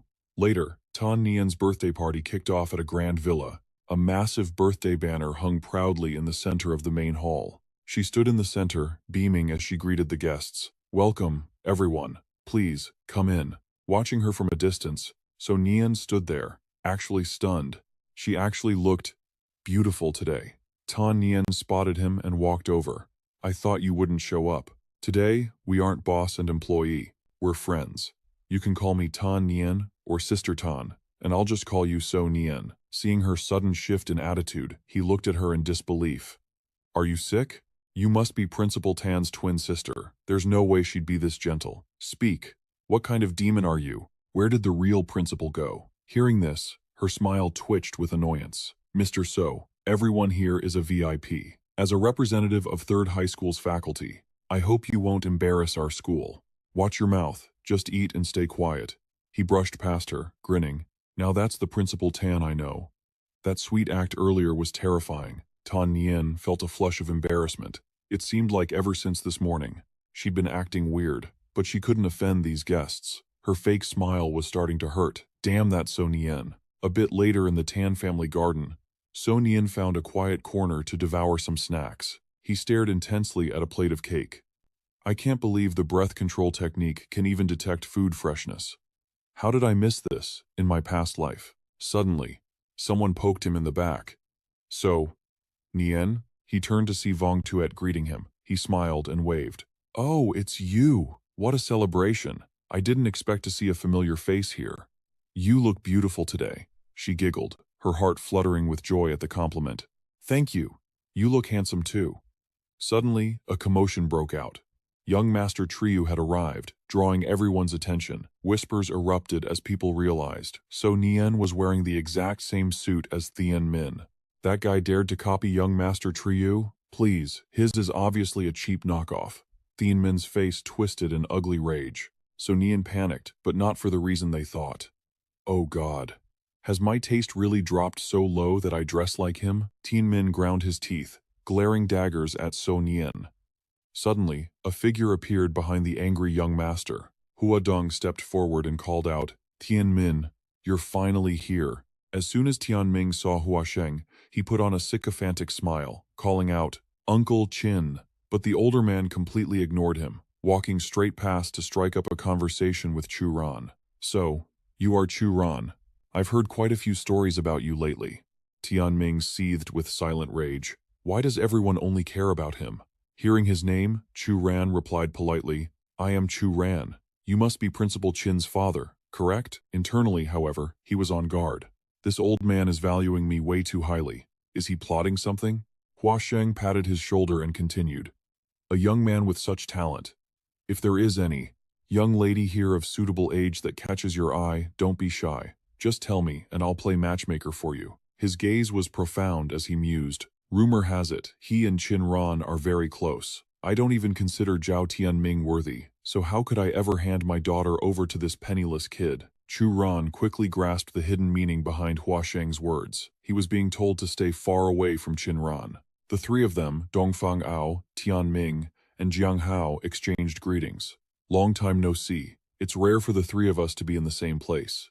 Pan Hong explained to Chu Ran. The three young masters of Zhujiang are all here. None of them are easy to mess with. However, Dongfang Ao is strange. I heard that when you had a conflict with Dongfang Xin, he went to the principal to cause trouble, but after returning, he actually started helping me. Chu Ran swirled his wineglass, offering a non-committal response. Perhaps Principal Qin said something, but in his heart, Chu Ran suspected it had to do with the Chu family backing him. Hua Sheng stood on the stage, beaming.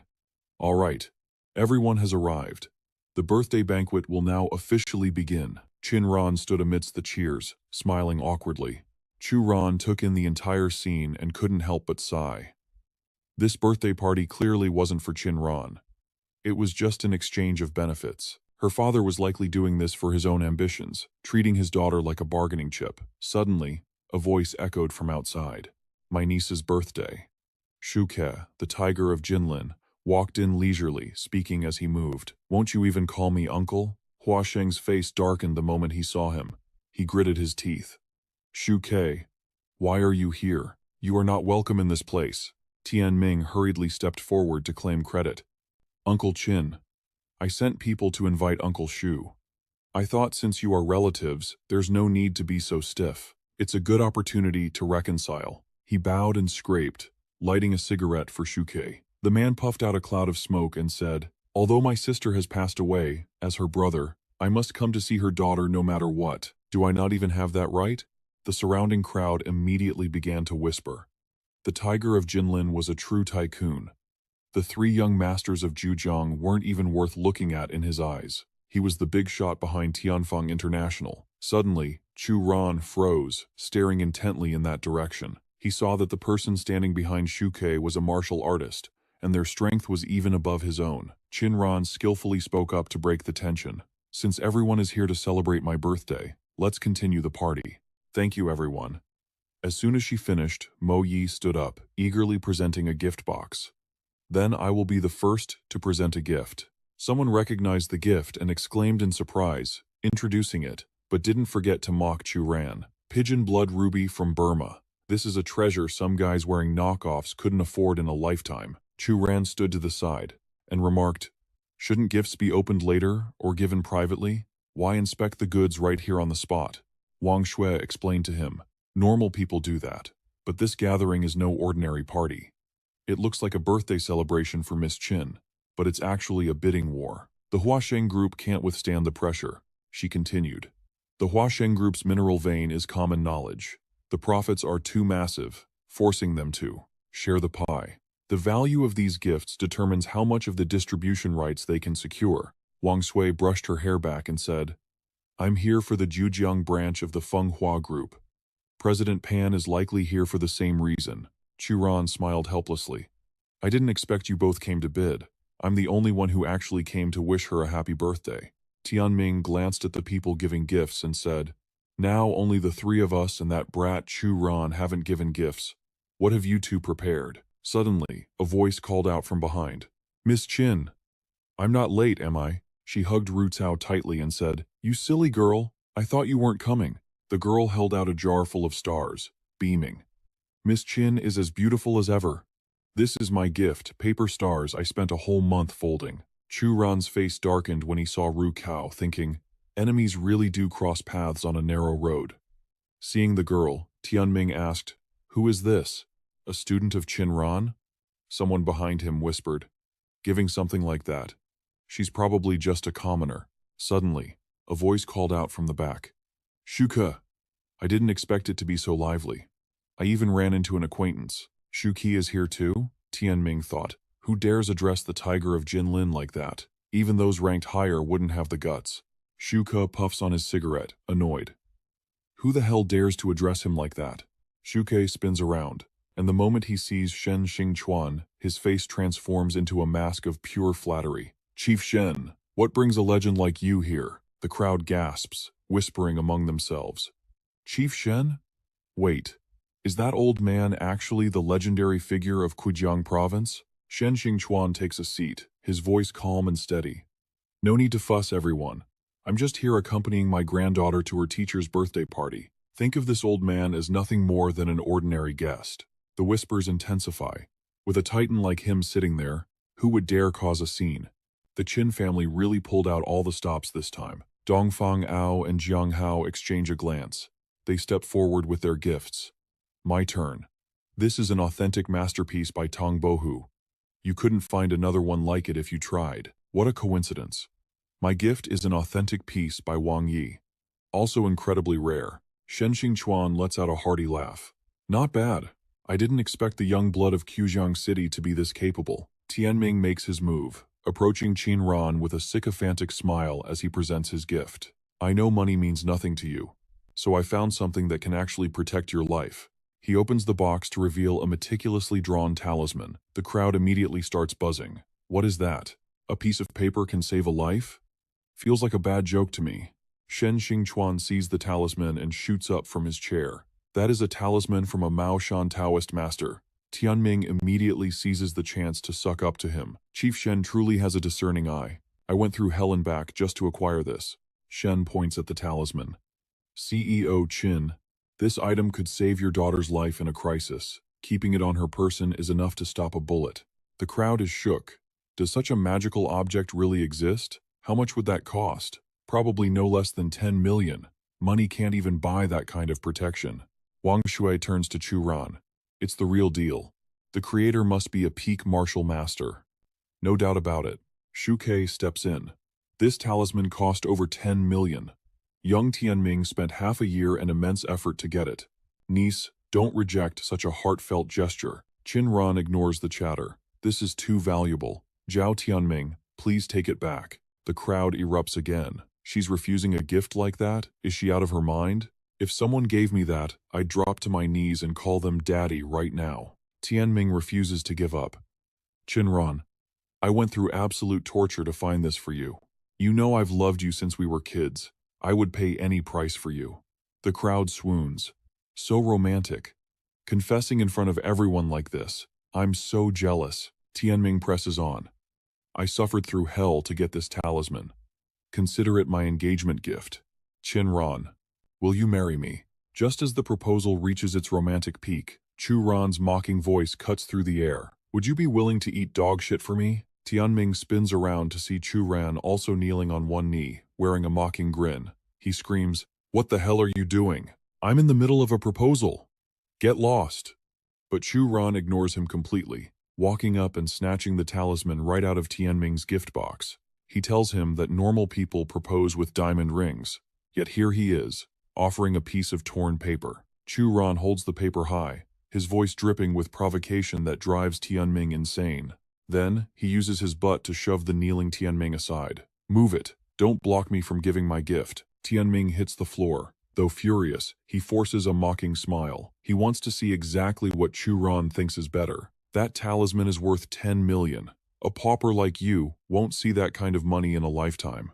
Chu Ran ignores him and steps up to Qin Ran, handing her a piece of broken jade. "Here. I bought this for 10 yuan at a street stall. It's still way better than that paper scrap." Qin Ran gently takes the jade from his hand, examining it closely. The guests clutch their stomachs, roaring with laughter at the gift's price tag. No one is enjoying this more than Tianming. He stands up, sneering at Chu Ran. "With a piece of trash like that, you'll never be worthy of Qin Ran in this lifetime." Suddenly, Shen Xingchuan leaps from his chair, pointing a trembling finger at Chu Ran in a rage. "You brat! How could you do such a thing? You're going to be the death of me." Tianming and the crowd smirk, thinking the old man is offended by the cheap gift. "Look at that, Chu Ran. Even Chief Shen is furious." But then, Shen Xingchuan drops a bombshell. He demands to buy the jade from Chu Ran right now for 3 million. The entire party freezes, jaws dropping in total disbelief. Shu Ke, confused and thinking there must be a mistake, asks, "Chief Shen, have you taken a close enough look? Isn't that just a piece of broken jade?" But Shen Xingchuan whips around, exploding in anger at him instead. "What business is it of yours? Shut your trap." But Shen Hengchuan can't wait another second. He lunges forward, grabbing Chu Ran by the collar, desperate. 300 million. Will you sell it or not? Chu Ran just calmly picks his nose, telling the old man he already gave his answer, not for sale. Besides, only offering 300 million? Are you trying to scam me, old man? If I took this jade pendant to auction, it'd fetch at least 1 billion. Easy. Shen Hengchuan refuses to give up. He raises the bid to 500 million, claiming that's his limit. After all, the jade is damaged. At most, it has one use left. Chu Ran isn't swayed by the money in the slightest. He asks if the old man has never heard the phrase, "Money can't buy what isn't for sale." Even if Shen Hengchuan had all the money in the world, without the goods available, he can't buy a thing. If Shen Hengchuan really wants it, he'll have to cough up 10 billion. The entire banquet hall is left stunned, jaws on the floor. They can't understand why anyone would drop 500 million on a broken piece of jade. Shu Ke is still in shock, convinced that Shen Hengchuan has finally gone senile in his old age. Hearing the murmurs, Shen Hengchuan spins around, lashing out at the crowd. "You ignorant fools! What do you know? This is the spiritual light jade pendant." Hearing the name, Shu Ke suddenly freezes, realization dawning on him. That broken jade. Actually the legendary spiritual light jade pendant? No wonder it commands such a price. In fact, 500 million is a steal. He explains to the room. If Zhao Tianming's talisman can block a bullet, a complete spiritual light jade pendant could stop a missile. Even in its broken state, it can withstand the crushing force of a tank. Back in the day, General Chen relied on this very jade to escape a certain death battle, cementing his legacy as an undefeated myth. Hearing this, Qin Ran immediately tries to hand the jade back to Chu Ran. She insists it's too precious. She can't possibly accept it. Qin Ran thinks to herself, confused. Even though she knows she can't keep such a treasure, why does she feel this warm flutter of happiness in her heart? Suddenly, Chu Ran leans in close to Qin Ran. The proximity makes her face flush bright red. Is he about to confess? Unexpectedly, Chu Ran frowns and scolds her. "Are you an idiot?" Leaving Qin Ran completely stunned. He whispers to her, "I gave it to you, so just take it. Then, sell it to that guy named Shen. Shen Hengchuan will owe you a favor, and a favor from someone of his status is crucial for your family's current situation." Having tipped Qin Ran off, Chu Ran immediately turns to leave. He says he's delivered the gift, so he's heading out. Before going, Chu Ran thoughtfully paves the way for her. He announces that if Shen Hengchuan still wants to buy it, he can deal with her. From the looks of it, she seems willing to sell. Hearing that, Shen Hengchuan immediately pivots to Qin Ran, pleading with her to sell him the jade. Mission accomplished. Chu Ran happily wanders off to eat cake, but Zhao Tianming isn't nearly as cheerful. He clutches his own gift in a rage.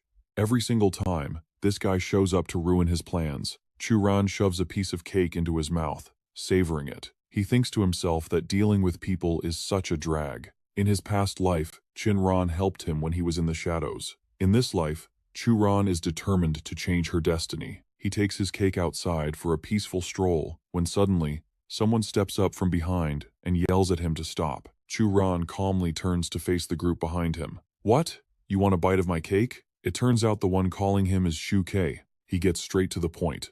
Qin Ran will only marry Zhao Tianming.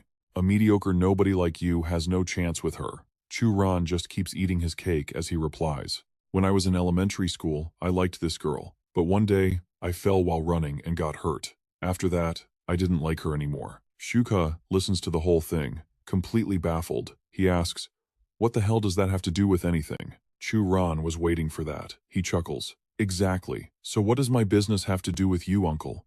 Enraged, Shu Ke orders Mr. Mo to teach Chu Ran a lesson. But the moment Mo lunges to attack, Chu Ran sends him flying with a single kick. Mr. Mo can't believe he got hit. He grits his teeth, glaring at Chu Ran. The boy holds his cake plate in one hand while readying a counterattack with the other. Chu Ran takes the opportunity to mock him. There's always someone stronger. There's always a higher sky. So this is the level of a Jinlin City expert? Pathetic.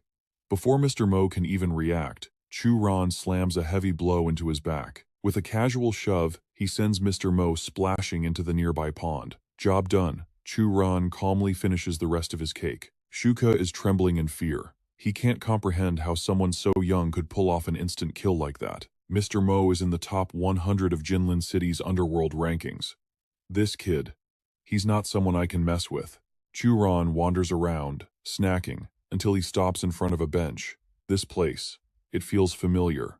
In his past life, on the day he hit rock bottom, he met her here. She was broken too.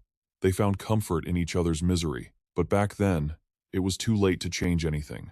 But this life will be different. Suddenly, he turned around to face the back seat. You've been tailing us the whole way. Come on out, President Qin. It was Qin Ran's father. He stepped out of the shadows, looking serious. I pride myself on my judgment, but I was blind with you, he said. Who are you really?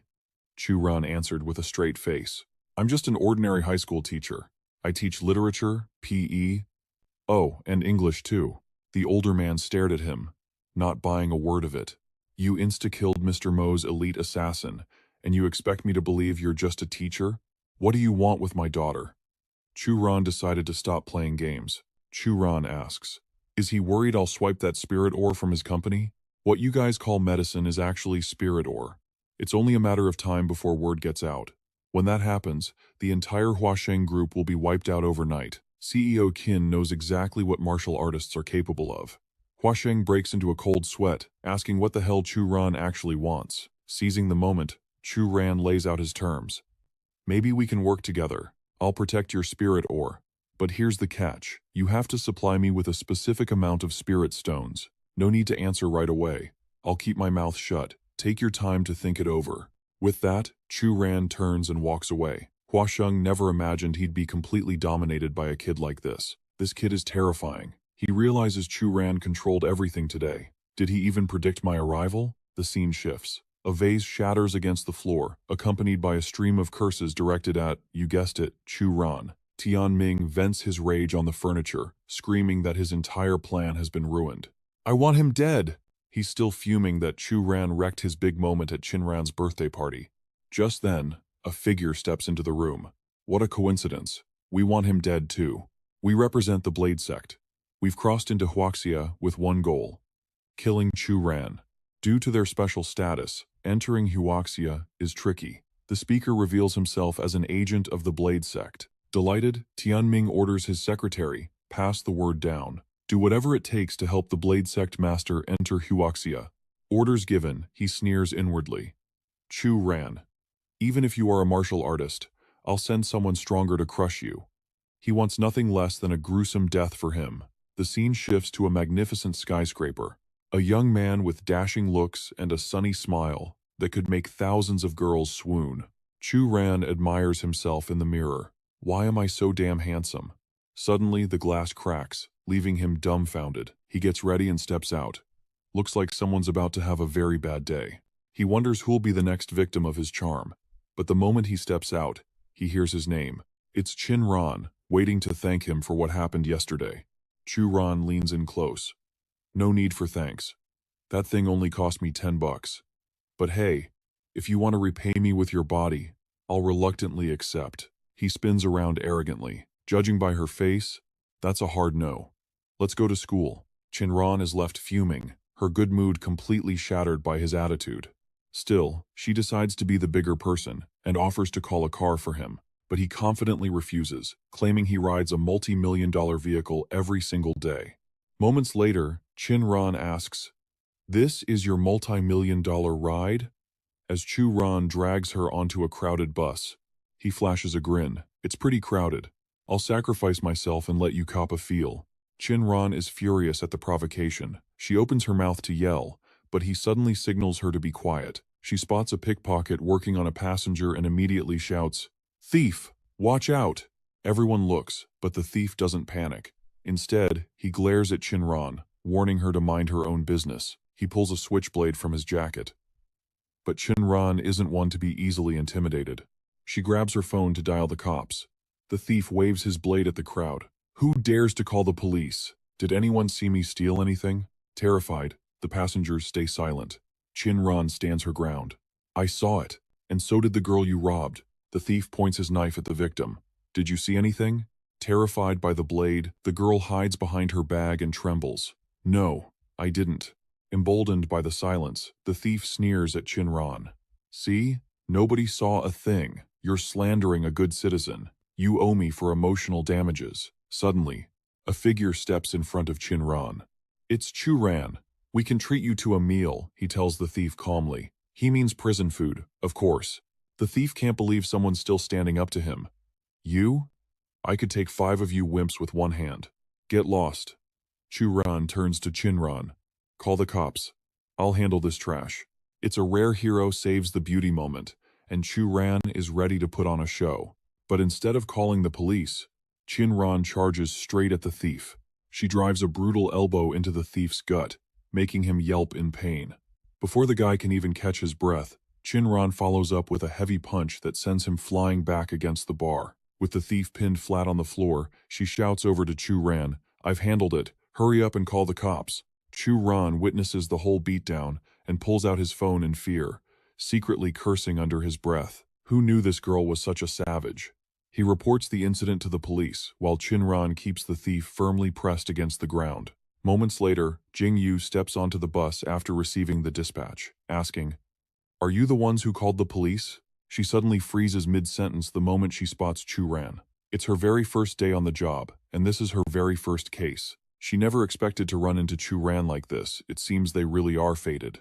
Chin Ran, still holding down the thief, turns her head to look at Jing Yu. Fated? This girl is beautiful, carrying that special, pampered aura of a daughter from Jiangnan. That police uniform makes her smile shine even brighter. This is a powerful enemy. Thinking this, Chin Ran nudges Chu Ran, asking why he isn't introducing them. Chu Ran quickly introduces her to Chin Ran. "This is Xiao Jing Yu, my middle school classmate from back home." Chu Ran has no idea why she's suddenly in the city. He then quickly introduces Chin Ran to Jing Yu. "And this is my boss, the high school principal I told you about last time." Hearing herself being introduced, Chin Ran immediately kicks the thief aside and puts on an incredibly haughty expression. She pushes up her glasses and greets Jing Yu with cool elegance. Although Chin Ran is smiling on the outside, she feels a twinge of jealousy knowing Jing Yu is Chu Ran's old classmate. Did they know each other even before she met him? Jing Yu happily shakes hands with Chin Ran, saying, "Nice to meet you. Thank you for taking care of my old classmate these past few days." But just like Chin Ran, Jing Yu is smiling while secretly analyzing the situation. A superior riding the bus with an employee? Something isn't right. They keep shaking hands, but sparks are flying between their gazes. Jing Yu speaks first. noting that their relationship seems very close. Ran claps back, saying it's just average since they work together, but Officer Xiao should definitely stay in touch with him more. Seeing them shaking hands so warmly, Ran laughs. You girls are so weird. It's your first time meeting, yet you're already getting along so well. Unexpectedly, both Jing Yu and Ran turn to glare at Ran simultaneously, snapping, "In what world does it look like we're getting along?" After the greetings, Ran remembers to ask Jing Yu why she was transferred to this place. She happily explains that after the incident back in their hometown, she suddenly received a transfer notice to come here. It's probably thanks to Ran. Hearing this, he guesses it was likely Guo Panlei's doing. That guy really is thoughtful. Jing Yu's transfer here is actually a promotion. Ran smiles and asks if she's had breakfast yet, then invites Jing Yu to eat with him. Just as he's about to walk off with her, Ran hears his name called. It's Ran, who has been ignored this whole time and is now burning with rage. She speaks in an incredibly dangerous tone. "I haven't had breakfast either." Eventually, they all stop at a small roadside stall. Ran and Jing Yu are happily munching on rice balls, but Ran stares at the one in her hand, wondering if this thing is actually edible. Lost in thought, Ran blushes and jumps when Ran says, "I told you that you aren't used to eating street food." Being called out so directly makes her feel embarrassed. She tries to retort, but when she looks up, Jing Yu is nowhere to be seen. Ran explains that she had to get to work, so she left early. He tells Ran to just throw it away if she can't eat it, but she suddenly takes a massive bite, startling him. Ran chews and says, "Who says I can't eat this? If you and she can eat it, then so can I." Ran is incredibly competitive. She refuses to lose to Jing Yu no matter what. Ran is left speechless. After swallowing the bite, Ran notices a strange taste. She looks over and sees the stall owner kneading rice with sweat pouring down like rain, and then he sneezes right into it. She immediately spits everything out. Later, they take a taxi to school. Ran pats Ran's back as she keeps coughing, laughing. "I told you that you couldn't handle it." Even so, Ran remains stubborn, insisting that next time she will definitely be able to eat it. The security guard watches the two of them acting close and getting out of the car together, feeling a bit suspicious. Is this some beautiful principal and lucky teacher romance script? Ran and Ran enter the school, unaware that someone is snapping photos of their every move. The camera flash flickers continuously in the shadows. The scene shifts to another office, where the candid photos of Ran and Ran from this morning are spread out on a desk. Tianming points furiously at the photos, wanting to curse. She won't go to a luxury hotel with him, yet she's out eating street food with Ran. Gritting his teeth, he hisses with a calculating edge. "Since Ran dared to touch my woman, I'm going to go after his woman too. Before the Blade sect makes their move, I'll make you taste the bitterness of betrayal." His secretary asks Tianming if they should send someone to kidnap her, but he gives a sleazy, despicable reply. He claims women need to be wooed with affection after all. What makes a woman's heart flutter more than a hero saving a damsel in distress? The scene shifts to No. 3 High School, where today's schedule is neatly posted on the wall. Ran scans the schedule and mutters a curse. Why is it nothing but his classes today? Why does he have to teach this much when he's getting paid peanuts? His students suddenly pop up behind him and ask, "Teach, are you feeling the despair yet?" Ran jumps and spins around, yelling in shock he had no idea when they snuck up on him. Ma Xin wears a totally perverted expression, thinking about something nasty, noting that they are the ones who are truly in despair. Back in the classroom, the students were still gossiping. The homeroom teacher of Class 5 is the campus beauty. She wears short skirts every day and has this baby voice that makes you want to faint. The student looked back at his own teacher with clear disappointment. Ran exploded, shouting at Ma Xin, "Hey, what's with that look? Are you judging me? You think I don't want a beautiful female colleague too?" The students covered their mouths to hide their giggles as they ran off, still teasing him. Ran shoved his students back toward the classroom, his face twitching with frustration. Ran promised he'd do his absolute best to speed up the hunt for a drop-dead gorgeous English teacher, then shooed them away. "All right, show's over. Clear out." Luo and Fei Fei sat at their desks, giggling and teasing Ran. They joked that his expression, half furious, half helpless, was actually kind of adorable. Hearing that, Zhu Yang immediately tried to make a cute face too, chiming in to remind her, "Hey, I'm pretty cute too, you know." But Luo just called him childish, and that two-word insult hit him right where it hurts. Just then, Chu Ran put on a devious grin and assigned the homework. Listen up, brats. For morning reading, you're writing the entire Red Cliff Ode from memory. The last 10 minutes are for English vocab dictation. Fail. And you're staying behind for deep cleaning duty. The class immediately erupted in protest, accusing him of abusing his power just to settle a personal grudge. Chu Ran completely ignored their whining and continued his lecture with laser focus. A true scholar does not bow to power or arrogance. You do what I say. He slammed his hand on the desk, drilling into them that knowledge is the only thing that matters. We scholars never bend our knees or compromise our integrity for authority or temptation. He was on a roll until Ran suddenly appeared at the door. She called out to him, mentioning something about his salary. The moment he heard the word salary, his mood did a complete 180. Chu Ran wiggled shyly, asking, "Is the school finally giving me a raise? I mean, I don't mind doing extra work since I'm new, but exactly how much are we talking here?" Ran quickly confirmed he'd get a small bump in pay, but she cut him off. That wasn't the main point. The Mid-Autumn Festival is coming up. The school is hosting a gala, and every class in grades 10 and 11 has to prepare a performance. She pushed up her glasses, her eyes flashing with a sharp, commanding glint. Your class needs to come up with something good. Hearing about the show, the students instantly forgot their anger, buzzing with excitement and shouting out ideas. Chu Ran walked Ran out into the hallway. "Let them have their fun for now," he said. "At the end of the day, I'm the one deciding the performance anyway, right?" Ran knew exactly how shameless Chu Ran could be, so she gave him a warning. "Don't you dare prepare some ridiculous nonsense." He just chuckled. "Come on, do you really think I'm that irresponsible?" Ran's deadpan stare screamed, "Yes, that is exactly who you are." They were chatting away, when a mocking voice suddenly cut through the air from behind them. "Long time no see, class monitor Tong. Still stuck here as a lowly literature department head? Look at that gut. I bet your family life isn't exactly blissful either, is it? I'm different. The school leadership personally invited me all the way from Jinlin City. It was the new teacher, Yi Ming, talking down to Guo Hao. Every word out of his mouth was either a jab at Guo Hao or a humble brag about himself.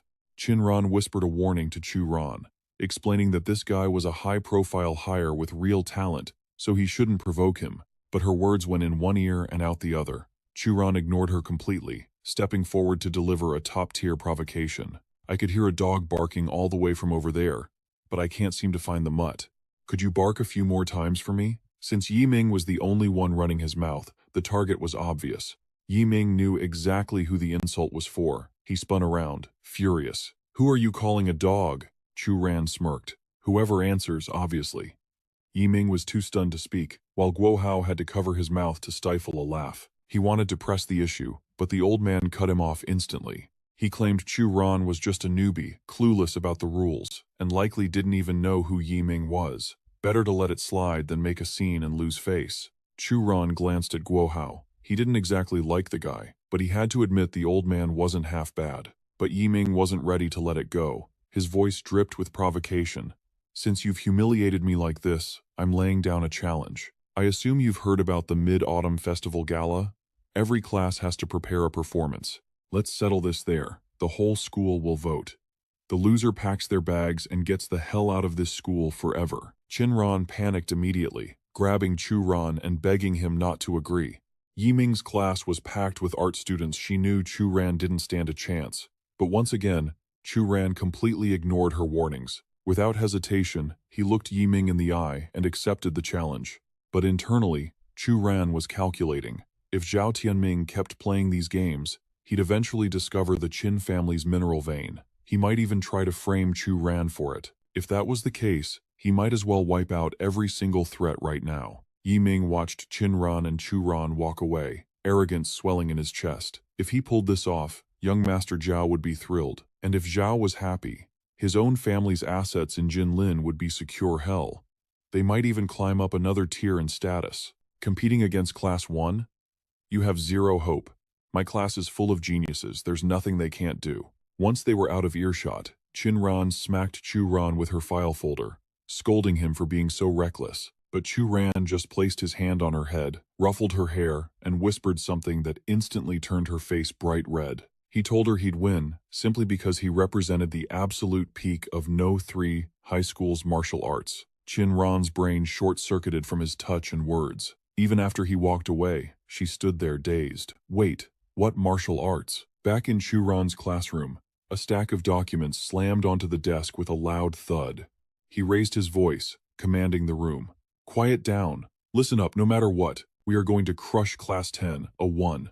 Do you guys have the guts to win? The students looked at him like he was crazy. You mean the class full of long-legged models who can sing, dance, and play instruments? How are we supposed to beat them? Churan's face darkened, his voice dropping to a threatening growl. Are you implying your legs aren't long enough? Instantly, the girls in the class fired up, ready for war. It's just Class 1.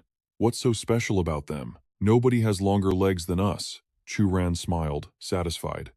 Now, that's the spirit of my students. Of course, he wouldn't actually be practicing with them. He had a date with a gorgeous woman to attend to. After school, Churan walked out the gate to find someone waving at him from beside a flashy supercar. It was Wang Shui.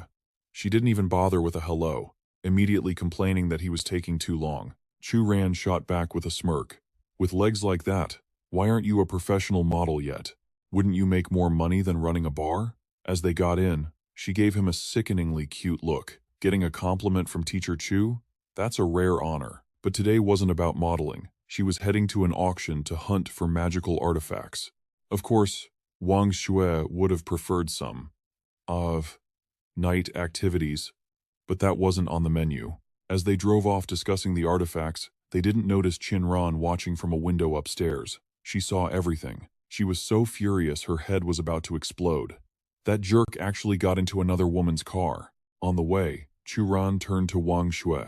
What's the deal with this Phoenix auction in Linhai? Since when do they sell magical artifacts? She shrugged. Honestly, it's nothing special, just a small-time auction house. But an old friend went out of their way to leak this specific intel to me. Churan gave a vague nod, lost in his own thoughts. He needed to level up his power fast if he wanted to stand a chance against the Blade Sect, the Hidden Dragon Villa, the mineral veins. He had to exploit every resource he could get his hands on. If this auction had a special artifact, even better. As Wang Shui's car pulled up to the venue, a loud voice boomed out, calling their attention. It was Xiao Li. He rushed over to Wang Shui, beaming. You finally made it. I thought you were going to stand me up again. The woman clinging to Xiao Li waited for Wang Shui to step out before whispering. He talks about you every single day. I've never seen him this lovesick before. Wang Shui flashed a dazzling smile. Well, I had to show up this time. Why don't you guys head in first? Without waiting for a reply, she grabbed Churan and walked past them, leaving Xiao Li no chance to speak. The woman who had been next to Xiao Li immediately turned to cozy up to Zhao Tianming. Tianming wrapped an arm around his mistress and sneered at Xiao Li. Your game is weak, man. Keep this up. And that beauty is going to belong to someone else. You can't just pamper a woman forever. When push comes to shove, you gotta use some special tactics to make her yours, brother. Xiao Li pulled out a cigarette, lighting it up as he replied. I've got my own game plan. But I can't cause a scene this time. My old man has already warned me a dozen times. Taking a deep drag, he dropped the bomb. Young Master Jiang from Jinlin is showing up this time. Hearing that name, Tianming instantly lost his cool. That bastard Jiang Hao. He's not dead yet? Xiao Li wasn't done. He added more fuel to the fire. And the Fenghua group from Qinhua City, they're sending people too. Though, I have no clue exactly who they're sending. He tapped the cigarette, letting the ash fall. Xiao Li's expression darkened as he turned to Tianming. With so many big shots here today, we can't touch Wang Shui. There'll be chances later. But that guy walking next to her? He's a serious eyesore. Meanwhile, in the waiting lounge of the auction house, Wang Shui and Churan were seated, waiting for the event to start. She leaned in, softly introducing him to the Phoenix Club. This is the top club in Linhai City. It might not compare to the big leagues, but it's not bad. As they chatted, a man with a massive beer belly waddled over. He approached, extending a hand as he asked Wang Shui, care to join me for a cup of tea, beautiful? She gave a polite, social smile and declined. I'm sorry, but I'm already here with my boyfriend. But the guy wouldn't take a hint. He lingered, sneering. Oh, and who exactly has the luck to win your heart? Wang Shui immediately scooted closer to Churan, wrapping her arms around his. Seeing this, the fat man puffed out his chest to intimidate Chu Ran. I am the general manager of the Da group in Jinlin City. If you know what's good for you, I can even arrange a nice little job for you. Chu Ran took a slow sip of his tea, glanced sideways at the man, and spat out a single word. Scram. Enraged, the manager grabbed Chu Ran by the collar, hauling him up as he roared, "You little punk! What the hell did you just say?" Chu Ran instantly flipped him the bird, unleashing a stream of colorful insults right in his face. With a mug like that, you think you run the world? You should take a selfie and use it as a demon-warding talisman at home. The manager ground his teeth in fury, but he was too stunned to speak. Finally, he stormed off, tossing back a threat. "You just wait."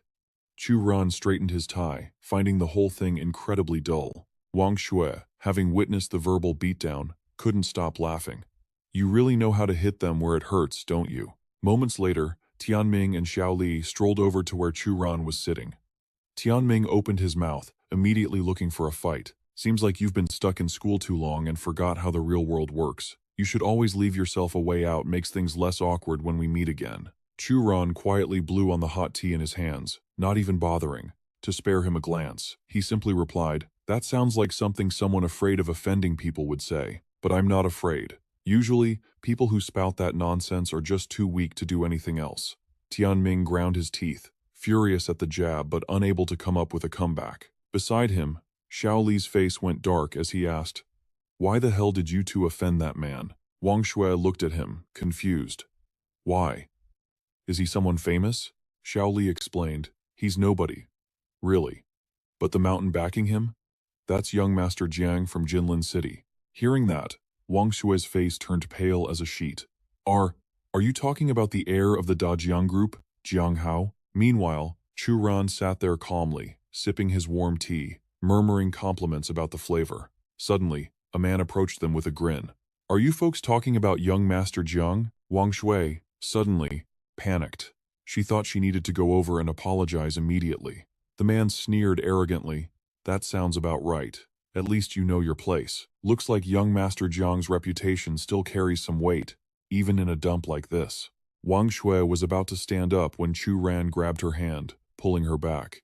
His expression was grim. "Sit down. Who the hell is Jiang Hao that you need to apologize to him? If he wants an apology, tell him to drag his ass over here himself." Chu Ran firmly pushed Wang Shui back into her seat. Xiaoli screamed in disbelief. "Are you out of your mind?" He quickly turned to the man, Brother Wu, his voice trembling. "I don't know this guy. I had no idea he was this reckless." Brother Wu seemed satisfied with the excuse, but he still wanted Chu Ran's head. But before he could finish his threat, another voice cut in. "Who's got such a big mouth? I've lived this long and never met anyone so bold." It was Jiang Hao, standing right behind Brother Wu. Xiaoli immediately pointed a finger at Chu Ran, shouting, "It's him! He's the one with the filthy mouth." Brother Wu and Xiaoli smirked internally. Chu Ran is dead meat. He actually dared to offend young Master Jiang, but the moment Jiang Hao saw him, he dropped to his knees, sobbing, leaving everyone in total shock. He lunged forward, clinging to Chu Ran's leg like an octopus. "Master, I didn't know you were here. I haven't even had the chance to thank you properly yet." Brother Wu rushed over to help Jiang Hao up, whispering that people were watching and that Chu Ran was just a high school teacher. But Jiang Hao violently shoved Brother Wu away. He roared, "So what if I kneel to the man who saved my life? I haven't even kowtowed yet." Brother Wu stood there frozen, his brain short-circuiting with 1,000 question marks. Chu Ran waved his hand dismissively. "No need for the kowtow. Just get up. You're making a scene." That was all it took. Jiang Hao bounced up like a spring. Whatever Teacher Chu said, he treated as an absolute command. Once he was up, Jiang Hao squeezed in to sit right next to Chu Ran, unceremoniously shoving Wang Shui aside. He eagerly offered, "Teacher Chu, if you see anything you like, just say the word. I'll buy it for you. If I'm short on cash, I'll just squeeze some out of my old man." Wang Shui watched them, stunned. Even someone like Jiang Hao was willing to kneel and kowtow to Chu Ran? She couldn't read him at all. Just what kind of secrets was Chu Ran hiding? Chu Ran took a calm sip of tea. He told Jiang Hao he'd just heard there were some unique items up for auction and wanted to broaden his horizons. He decided it was best not to mention the Dharma artifacts directly, but Jiang Hao saw right through him. "You're here for the Dharma artifacts too, aren't you?" Chu Ran was so shocked he sprayed his tea everywhere. Jiang Hao immediately waved Little Li over. He needed to explain exactly what artifacts were up for grabs to Chu Ran. Little Li didn't waste a second. There are two main items in this auction. One is a piece of pottery from the Qing dynasty, and the other is a stone pillow. We've already had top experts appraise the pottery to confirm its authenticity. Its main effect is soothing the mind for a peaceful sleep. Chu Ran listened, then gave a dismissive shrug. Decent craftsmanship, but useless to me. Little Li moved to the next item, his voice dropping to a whisper. But this stone pillow has a massive background. Experts say it was once used by the tyrant King Zhou himself. Jiang Hao's eyes went wide. He leaned in, urgency in his voice. Is that for real, or just some scam? I can't believe something that ancient survived. Little Li continued hyping it up. It's said to cure 100 diseases and even has powers of rejuvenation and beauty. Nearby, Tianming's mistress gasped, covering her mouth in sheer shock at the claims. But Chu Ran just rubbed his chin, deep in thought. A stone pillow that cures all ills. Could it be the spirit transformation pillow from the Taiji sect? That artifact can gather massive amounts of spiritual energy to temper the owner's physical body. If I place it at the core of the hidden dragon, Villa's formation, wouldn't that perfectly balance both offense and defense? It could even double the array's ability to absorb the spiritual energy of heaven and earth. Noticing the spark in Chu Ran's eyes, Jiang Hao slapped his chest confidently. Master Chu, if you want it, say the word. I'll secure it for you, even if I have to bankrupt myself. But before he could finish, a sneering voice cut through the air. My, what a big tone you have. Jiang Hao, haven't seen you in a year. Didn't realize your mouth had gotten so much bigger than your wallet. The speaker was Fan Gaowei of the Feng He group. Jiang Hao gritted his teeth, glaring at the man who dared to humiliate him. Little Li watched the standoff nervously. He knew exactly who this was, the second son of the Feng He group's chairman. In terms of status, he was a whole tier above Jiang Hao. Wang Shui, sitting nearby, shrank back in fear. Her face went pale. Why was he here? Chu Ran instantly picked up on her terror. He frowned, confused. Wasn't she also from the Feng He group? Why be so terrified of her own people? Finally, Fan Gaowei's eyes landed on Wang Shui. A sleazy grin spread across his face. Well, I didn't expect to find you here. He walked over and squatted right next to her, his voice dripping with slime. How about you skip going home tonight? Stay with me. Warm my bed for a night. Sitting right next to them, Chu Ran furrowed his brows, disgust rising in his chest. Wang Shui trembled with rage. Watch your mouth. I am your older sister. But Fan Gaowei just sneered. Sister? Please. You're just a leech trying to squeeze into the Feng He group for a few pathetic shares. And let me tell you, your chances are zero. He leaned in closer, his voice dropping to a predatory whisper. But if you really want to be part of my family, there is one way. Just marry me. Fan Gaowei stared at her like a starving tiger eyeing a piece of meat. She gasped, horrified, but managed to spit out, You bastard. Aren't you afraid I'll tell grandfather? Smash! Fan Gaowei slammed his foot onto the tea table. Hearing grandfather only made him laugh harder. The old man is overseas. Even if he weren't, he can't control me. Besides, you don't have the Fan family bloodline. Marrying you isn't illegal. Wang Shui was paralyzed, tears welling up, unable to form a single word. Suddenly, splash. A teacup flew through the air and smashed right into Fan Gaowei's face, drenching him in hot tea. He clutched his face, howling in rage. Who dared to throw that? Get the hell out here. Chu Ran finally stood up, his voice ringing out clearly. The Fan family really is getting worse with every generation. You dare disrespect your own sister?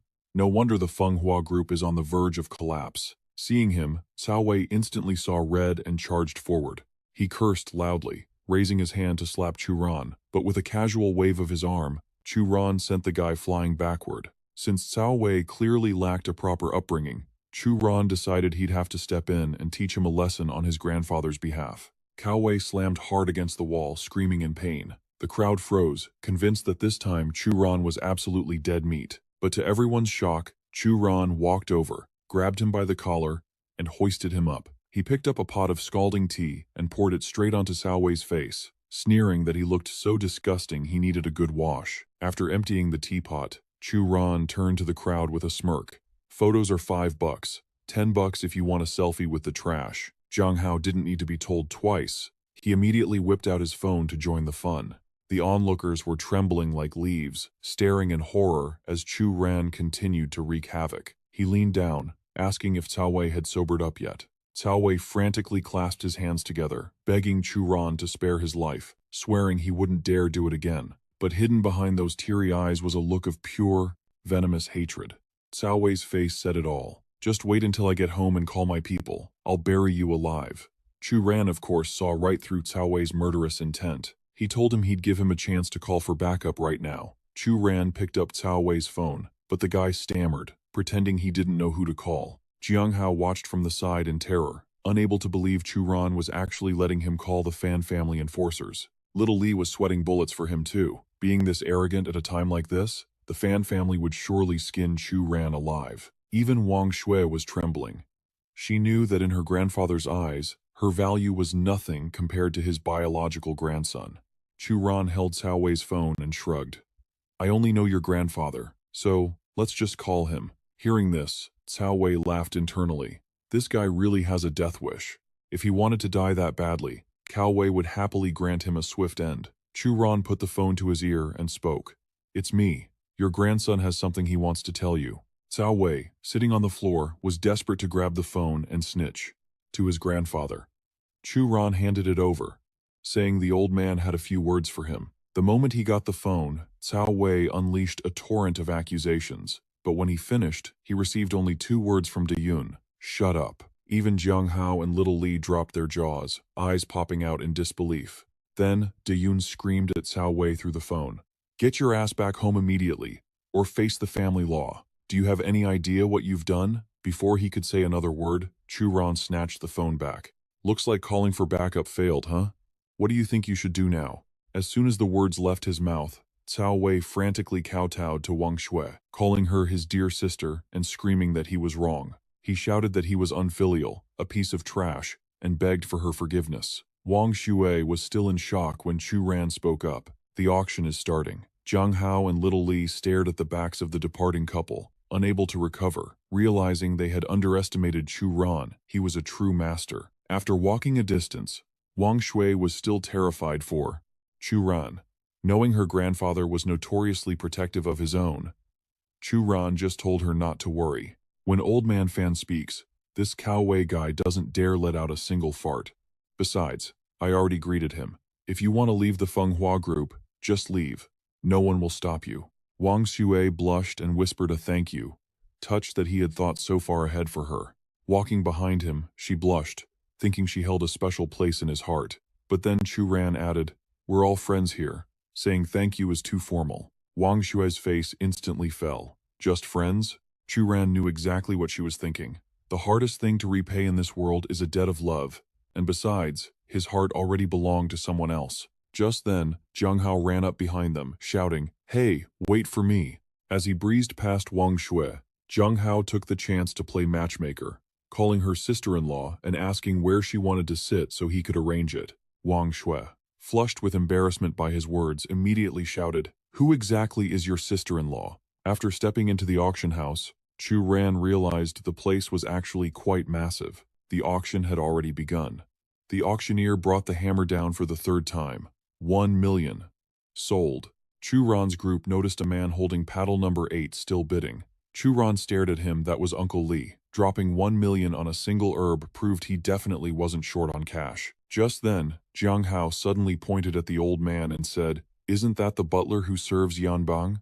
Hearing this, Wang Shui asked, the Yanbang you're talking about, is he the chairman of the top economic power in Huaxia, the Kaiyang trading group from Songhu City? Chu Ran's face darkened as he listened. He recalled from his past life hearing that this entire company once went on leave because Yanbang's son had died. Could this be related to that event? Judging by the timeline, it was highly likely they came here specifically to buy medicine for Yanbang's son. Even when the price soared to 10 million, that butler at number 8 kept his paddle raised high. Finally, the price locked in at 10 million, going to the butler. The auctioneer congratulated the old man on acquiring such an enviable item. However, what came next was the true treasure of this event. A time-blue ceramic vase was brought out with a starting price of 50 million. Jiang Hao swore he had to have it. But Uncle Li instantly raised his paddle and bid 100 million without blinking. Jiang Hao and everyone else in the room were shocked, speechless. The auction had just started. How were they supposed to compete with that? Chu Ran, however, was thinking, "It looks like the illness is serious, isn't it?" Immediately, the ceramic vase went to the old man, and next up was a stone pillow, starting the bidding at 100 million. Jiang Hao refused to give up and decided to bid. But before he could breathe, Uncle Li raised his paddle and dropped 300 million, crushing Jiang Hao so hard he nearly coughed up blood. In an instant, the stone pillow also fell into the hands of the butler at number 8. Jiang Hao watched the old man pack up his winnings and leave, growling in anger. He might as well just rob us. Chu Ran watched them go, then stood up, telling Jiang Hao that he had business here and would need to stay for another day or so. "Jiang Hao, you take Wang Shui back to Zhujiang City." Before the two could even respond, Chu Ran had already turned and walked away. He followed Uncle Li outside, calculating in his mind. He absolutely had to get that refined agarwood, but there was no need to make enemies with this kind of person. Moreover, the other party likely bought it to treat an illness. Perhaps this was a disease he could actually cure. The scene shifted to the Linhai Hotel, where Uncle Li's car pulled up to the entrance. As soon as he got out, the old man saw someone standing in front of him and cried out, "President Yan, why did you come down here?" The man looked exhausted and weary as he told the butler that the two kids were asleep, urging Uncle Li to go grind the medicine quickly. He had only heard rumors that this stone pillow might have some effect, though he didn't know for sure. As they spoke, they were startled and spun around at the sound of Chu Ran's voice cutting in. "That stone pillow won't cure the disease. You two should give up." Uncle Li quickly rushed forward to shield President Yan, shouting, "Master, step back. This man followed me here. I fear he's an assassin." Seeing Uncle Li so guarded, Chu Ran hurriedly tried to explain. But before he could say a word, the old man launched an attack. Chu Ran analyzed the strike. It vaguely resembled the palm technique of the Snake Granny clan from the Immortal Realm, yet it was miles behind in skill. Speaking calmly, he quickly dodged to the side, smiling as he told Uncle Li, "You won't hit me." The old man didn't stop. He continued to unleash a barrage of attacks at Chu Ran, demanding, "Who are you? What do you want here?" Chu Ran simply created a yin-yang circle to explain to Uncle Li that he held no malice, then waved his hand to neutralize the strike aimed at him. "It's just that back at the auction, you bought the item I wanted, so I followed you here to take a look," Chu Ran explained after pushing Uncle Li back, with a burst of energy. The old man stood up straight, thinking that if he wasn't an assassin, this would be easier to handle. Uncle Li clasped his hands and told Chu Ran, "We are using these items to treat an illness, so they are not for sale." Chu Ran didn't rush. He simply and calmly repeated, "I already told you, that thing cannot be used to cure sickness." He explained clearly to the two of them, pointing at the stone pillow hanging on Uncle Li's shoulder. "That is an item used as the eye of a formation array, not for healing." Hearing Chu Ran's words, Uncle Li let out a soft sigh. It wasn't that they didn't know. President Yan, standing beside him, chimed in, "Even so, we have to try.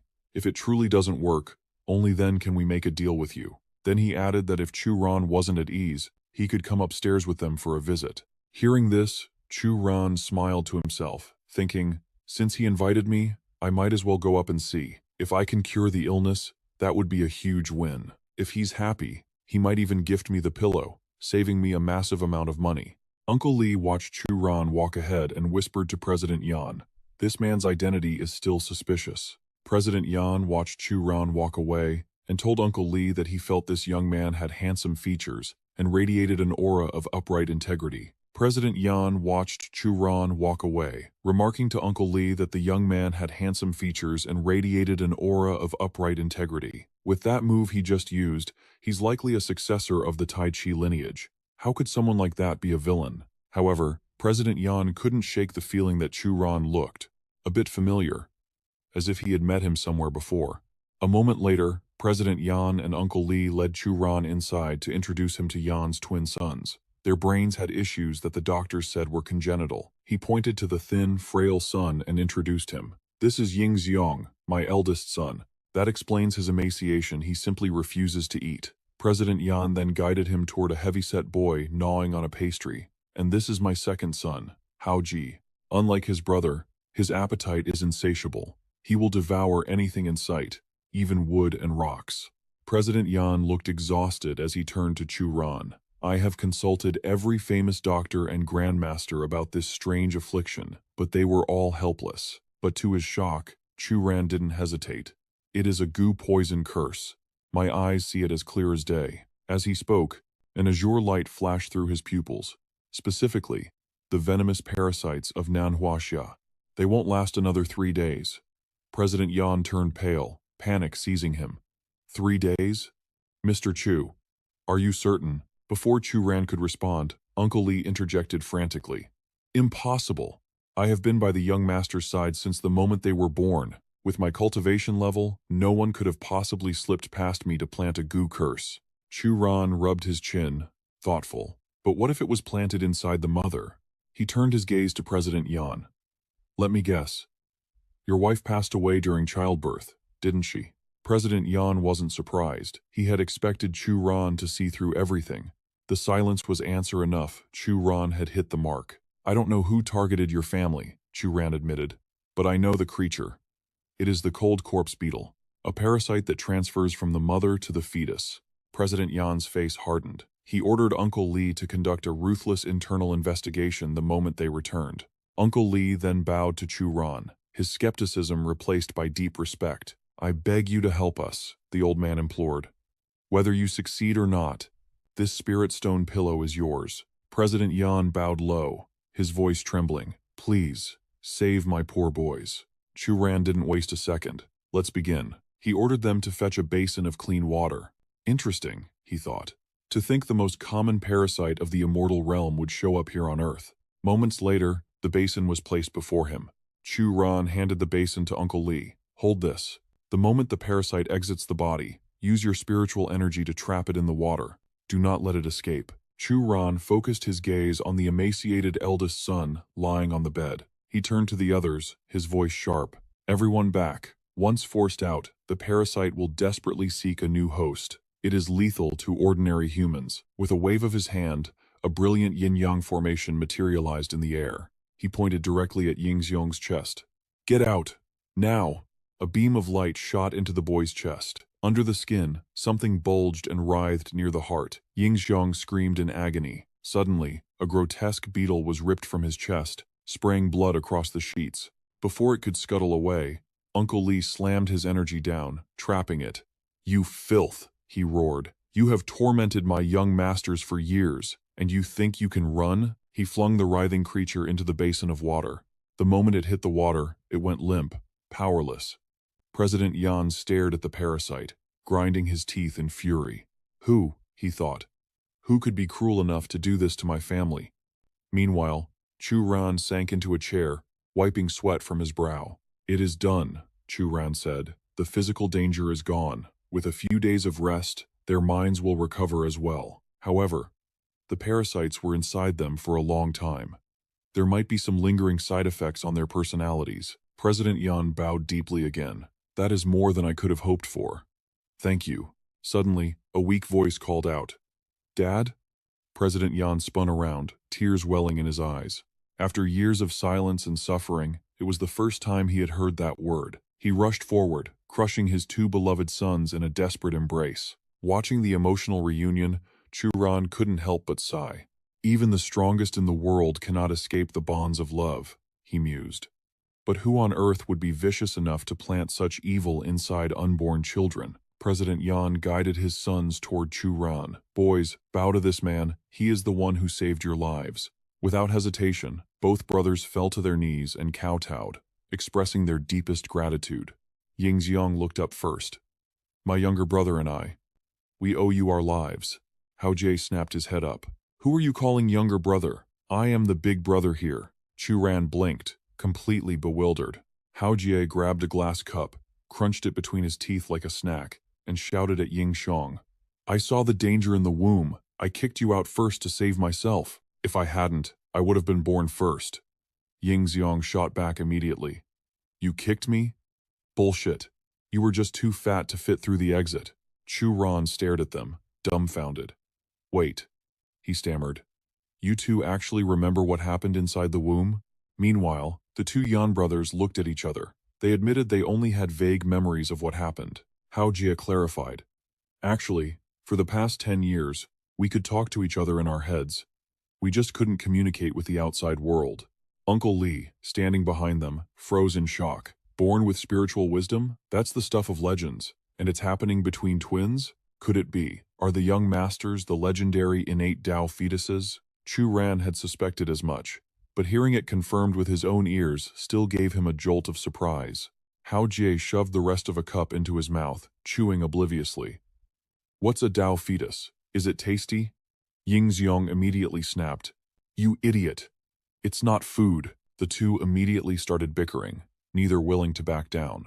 President Yan pointed at his chaotic sons, his face red with embarrassment.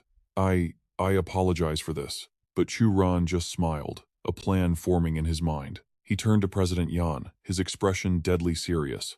Mr. Yan, if you agree, I would like to take them both as my disciples. President Yan was stunned. He stood there, mouth slightly open, at a loss for words. But before he could answer, the Yan brothers dropped to their knees. They slammed their heads to the floor in unison, shouting, Master, please accept us. Ying Xiong instantly lifted his head, grinning. I'm the senior disciple. Hao Ji. You be the obedient junior. Seeing President Yan still hesitating, Uncle Li quickly leaned in and whispered into his ear. He's so young, yet possesses such incredible skill. Where becoming a grandmaster is just a matter of time. The old man insists this is a godsend they can't ignore. And just like that, Chu Ran successfully takes on 2 new disciples. He tells them to rest and recover first. Once they're healed, they should come find him in Zhujiang, and he'll personally train them then. With everything settled, Chu Ran heads out, clutching that stone pillow. He gives a casual wave goodbye to the Yan family. The father, his sons, and the butler all stand at the door, beaming as they see him off. President Yan, however, looks deep in thought. He slowly voices a nagging suspicion. He swears he's seen Chu Ran's face somewhere before. Uncle Li immediately tries to reassure him. It's not that strange for strangers to look alike in this massive world, even without sharing blood. It's probably just a coincidence. Changing the subject, he asks if they should bring the 2 young masters to the upcoming trade conference hosted by the Tang family, just to broaden their horizons. President Yan is too distracted to hear him. He racks his brain until it hits him. Chu Ran looks exactly like Tang Yongde. Uncle Li immediately shoots that down. That's impossible. The Tang family is obsessed with their lineage. But President Yan pauses. There is one possibility. Old Master Tang had 4 children, and the third one was a daughter. Uncle Li's eyes go wide as the realization strikes. You mean Tang Wanru? We've never heard a whisper about her getting married, and she must be pushing 40 by now. If he really is Tang Wanru's son, then building a relationship with him is definitely the right move. President Yan decides not to overthink it. He tells Uncle Li to just sniff around when they get to the capital. Either way, they owe Chu Ran a huge debt. The scene shifts to Hidden Dragon Villa, Chu Ran's massive estate, where a commanding voice cuts through the air. Everyone, leave. Do not disturb me unless I call for you. Chu Ran clears the house the second he gets back. What is he planning? Once they're gone, he locks the doors tight. He figures once he uses the stone pillow to activate the grand array, not even artillery shells will be able to breach this place. He holds the artifact, along with several talismans, ready to set up the 9-spirit transformation array. Just as he's focusing, his phone buzzes in his pocket. He pulls it out and freezes when he sees the caller ID, Chin Ran. Panic sets in. He completely forgot he was supposed to be teaching class today. He can't ignore this. He picks up, forcing a nervous chuckle. Skipping class? She's probably thinking I had too much fun last night. Where are you? Chin Ran's voice sounds calm, casual even, but inside, she's a raging storm. Out all night with a beautiful woman and now skipping work? He is in big trouble. Chu Ran can sense the fury beneath her tone. He stammers, admitting he's at Hidden Dragon Villa. Before he can explain, click, she hangs up. Chu Ran stares at the blank screen, confused. Does she think he's lying to her? He thinks for a second and decides he better send a sweet text to smooth things over. He hits send, feeling pretty proud of himself. What a considerate guy he is. Back in her office, Chin Ran reads the text. Her fingers tremble with rage. He tells her to trust him, insists he's at the villa, and then has the audacity to ask if it's that time of the month before answering his own question, saying it shouldn't be. He even texted her a reminder. Go to the hospital and get a full checkup. Reading that, Chinran snapped. She hurled her phone 6 feet across the room and screamed, "Get lost!" The outburst nearly gave the person about to enter a heart attack. Terrified, the guy spun around and scrambled away before he became the next target. Today wasn't the day for the principal or teaching classes. He needed a break. Back at the Hidden Dragon Villa, after smoothing things over with Chinran, Chu Ran got straight to work refining the spirit-refining pillow. He sat cross-legged on the floor, focusing his energy on the stone pillow. As he channeled his power, a golden aura began to wrap around the artifact. Suddenly, it shot up into the air, the glow intensifying into a blinding radiance. Chu Ran let out a long breath. Finally, it's done. The process brought back memories of his early days in the sect. But there was no time for nostalgia. He pointed to the sky, commanding 3 talismans to follow his lead. The talismans shot forward, splitting into 3 directions to encircle the floating stone pillow. An instant later, the artifact erupted with its most powerful light yet, illuminating the entire Hidden Dragon Villa in a brilliant flash. Shielding his eyes from the glare, Chu Ran gazed up.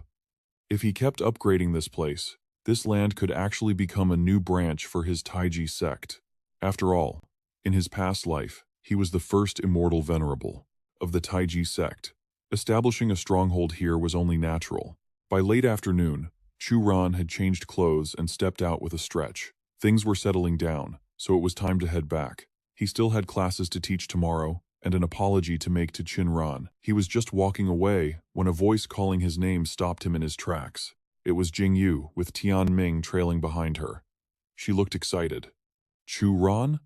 What are you doing here?" "That's the Hidden Dragon Villa up there, isn't it? I thought no one was allowed in." Hearing this, Chu Ran pointed up the hill.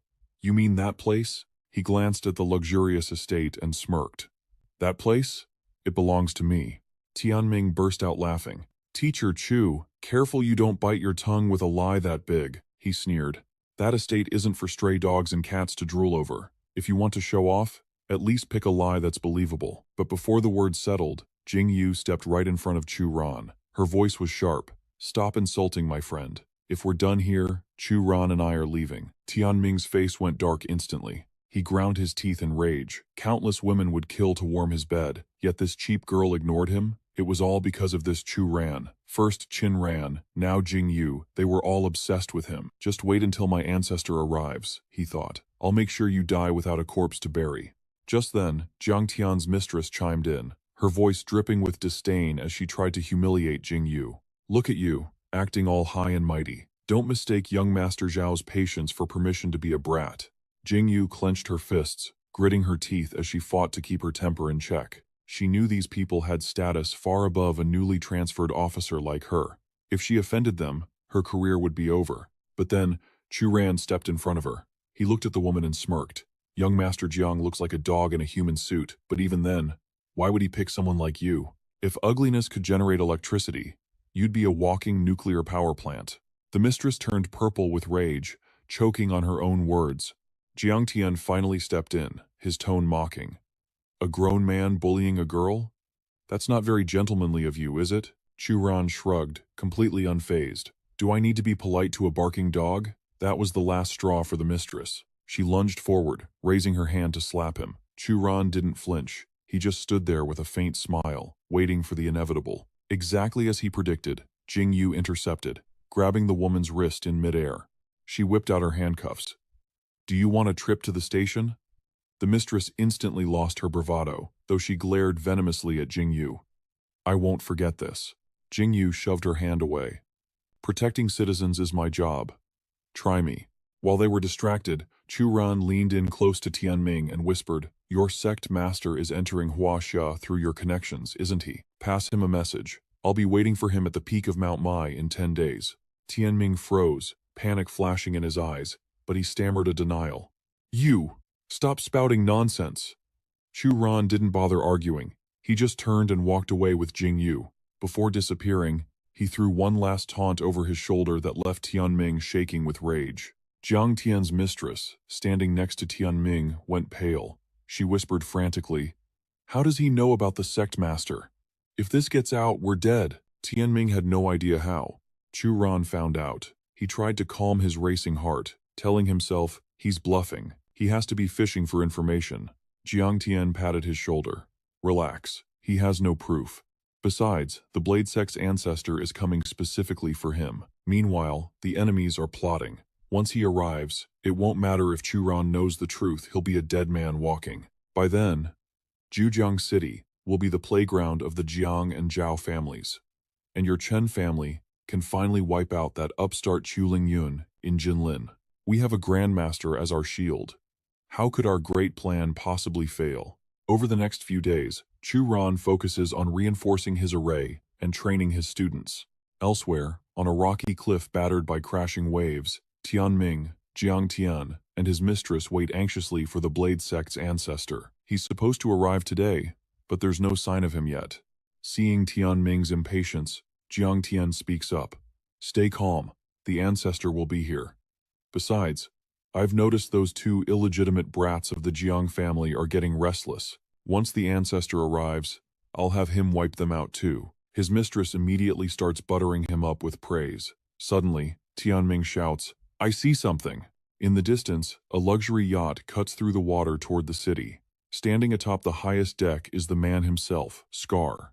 40 years ago, he was wounded by Liang Baowen's schemes, and then fought a massive battle against Chen Zhantian. He suffered a crushing defeat and fled Huaxia. But today, he returns. Scar has vowed, this time if he meets a god, he'll kill the god. If he meets a Buddha, he'll kill the Buddha. With a burst of power, Scar leaps from the ship, soaring through the air, and landing on the shore without a drop of water touching his feet. Tianming and his crew on the shore couldn't believe their eyes. Scarblade leaped ashore, approaching the group with a grim expression. Are you Zhao Tianming? Tianming immediately bowed in respectful greeting. However, setting foot on Huaxia soil only deepened the hatred burning within Scarblade. He gritted his teeth and sneered. A mere Grand Martial Master dared to challenge me? He truly didn't know his place. Since that's the case, send word to every single one of my enemies in Huaxia.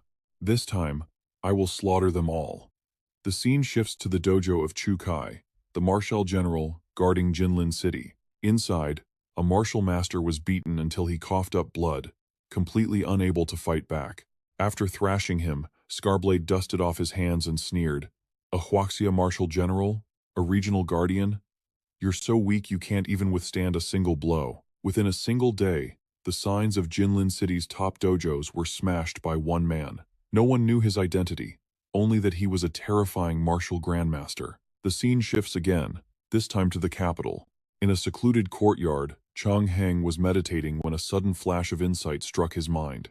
Instantly, Chang Heng sensed it. Scarblade had returned. During their battle years ago, that man had just become a grandmaster, while Chang Heng was merely a new Grand Martial Master. Over a decade had passed, and Scarblade's power had surely grown even more terrifying. This all started with Lord Shang. Since he was Chang Heng's friend, the old man knew he had to help resolve this mess. The setting changes to a raging waterfall between mountain cliffs, where a figure sat meditating beneath the torrent. It was Grandmaster Lei. Sensing Scarblade's presence, his voice dropped low.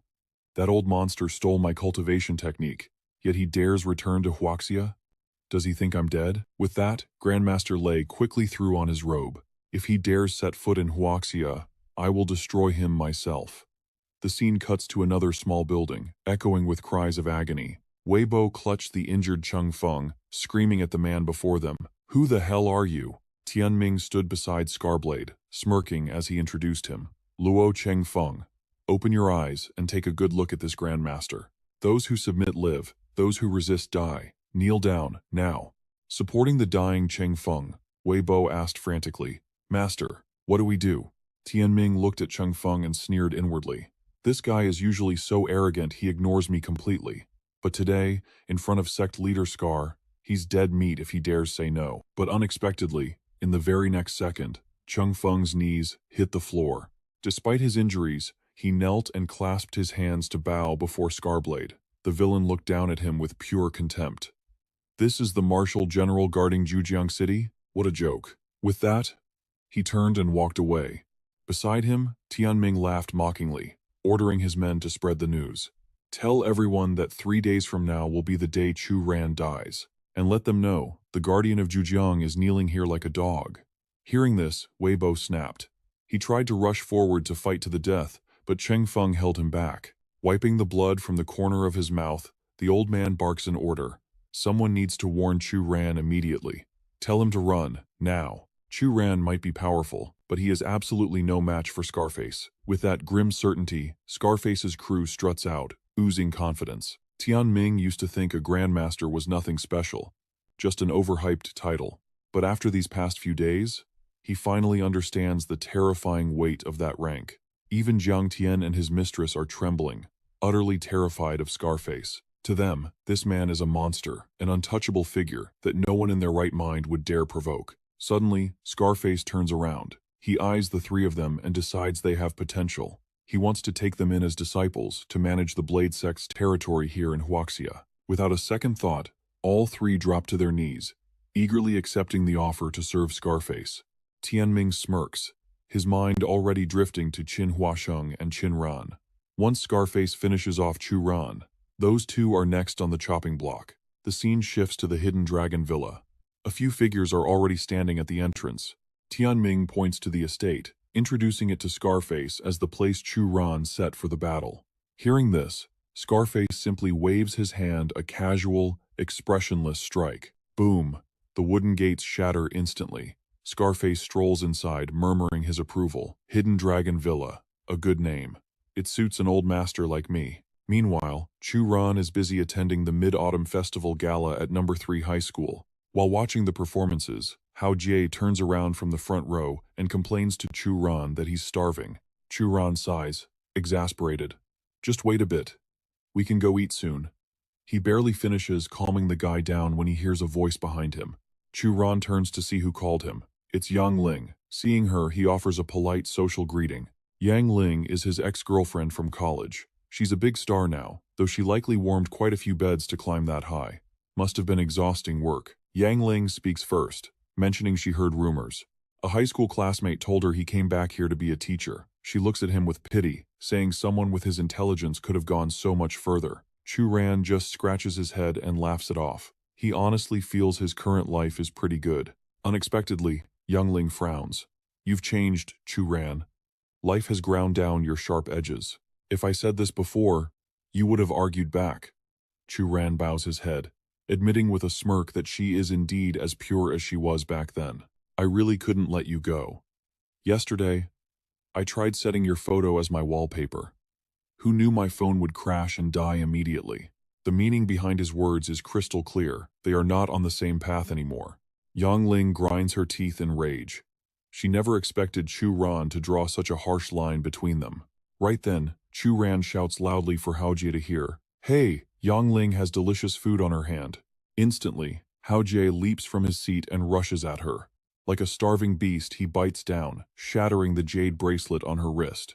Having found food, Hao Jie finally settles down, looking obedient. Chu Ran pats Hao Jie's head, completely ignoring Yang Ling's screaming insults. Realizing she's being ghosted, she spins around and storms off, declaring she's cutting all ties with him. Hao Jie finishes eating, lets out a burp, and tells his hero, "The food was tasty, but that woman, not a good person." Just then, Chu Ran's phone rings. He checks the screen. It's Cheng Feng. The old man is struggling with his heavily injured body, warning Chu Ran that the Blade Sect has arrived. They've already breached the Hidden Dragon Villa. Hearing the strain in his voice, Chu Ran knows it's bad. He scolds the old man. "Why did you go to the villa when you're already hurt?" Cheng Feng quickly stammers. "No, it's not that." Chu Ran thinks for a moment, then interrupts. He has a favor to ask Cheng Feng. Chu Ran speaks calmly into the phone. "Notify every big shot in Qujiang City. Tell them Chu Ran invites them to Mount Mei at 8 p.m. tonight.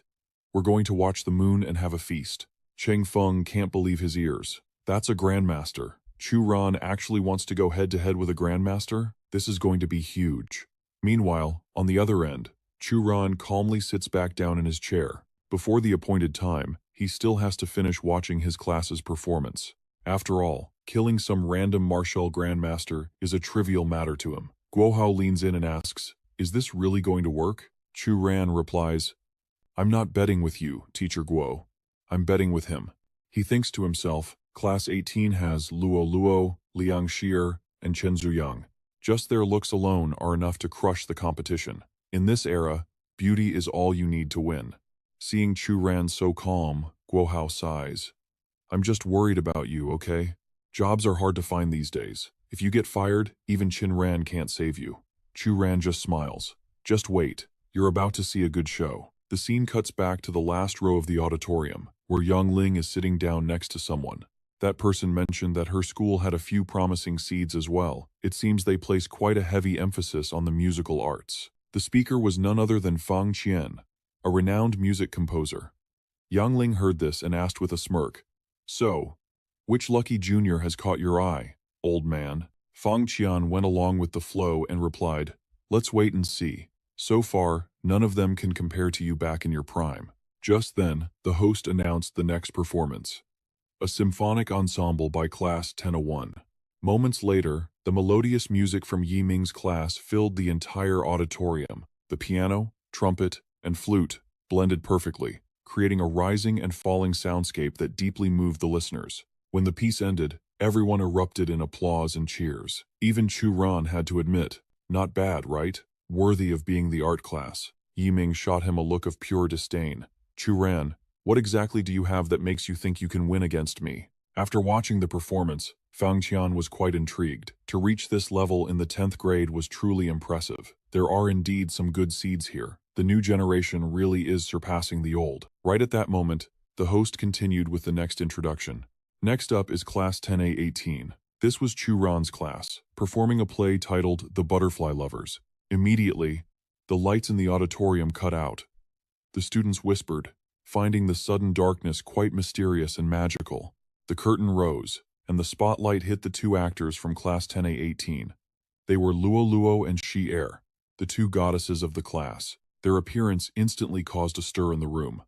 The act began with Wang Ling as the narrator, telling the tale of Liang Shanbo and Zhu Yingtai. The students below couldn't stop laughing when they saw Hu Lai and Ma Xin dressed up as a rock and a tree. On stage, Zhu Yang, playing Liang Shanbo, gently held the hand of Luo Luo, who was playing Zhu Yingtai. He looked at her with eyes overflowing with love. A moment later, the villain Ma Wenkai stepped out, speaking in a cruel, vicious tone. "Today, you all must die.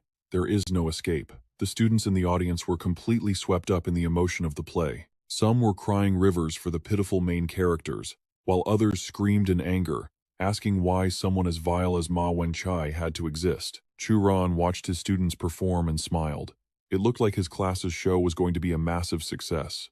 As expected, when these kids actually got serious, there was nothing they couldn't achieve.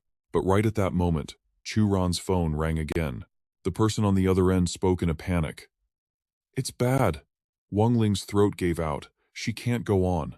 But there's still one final song left.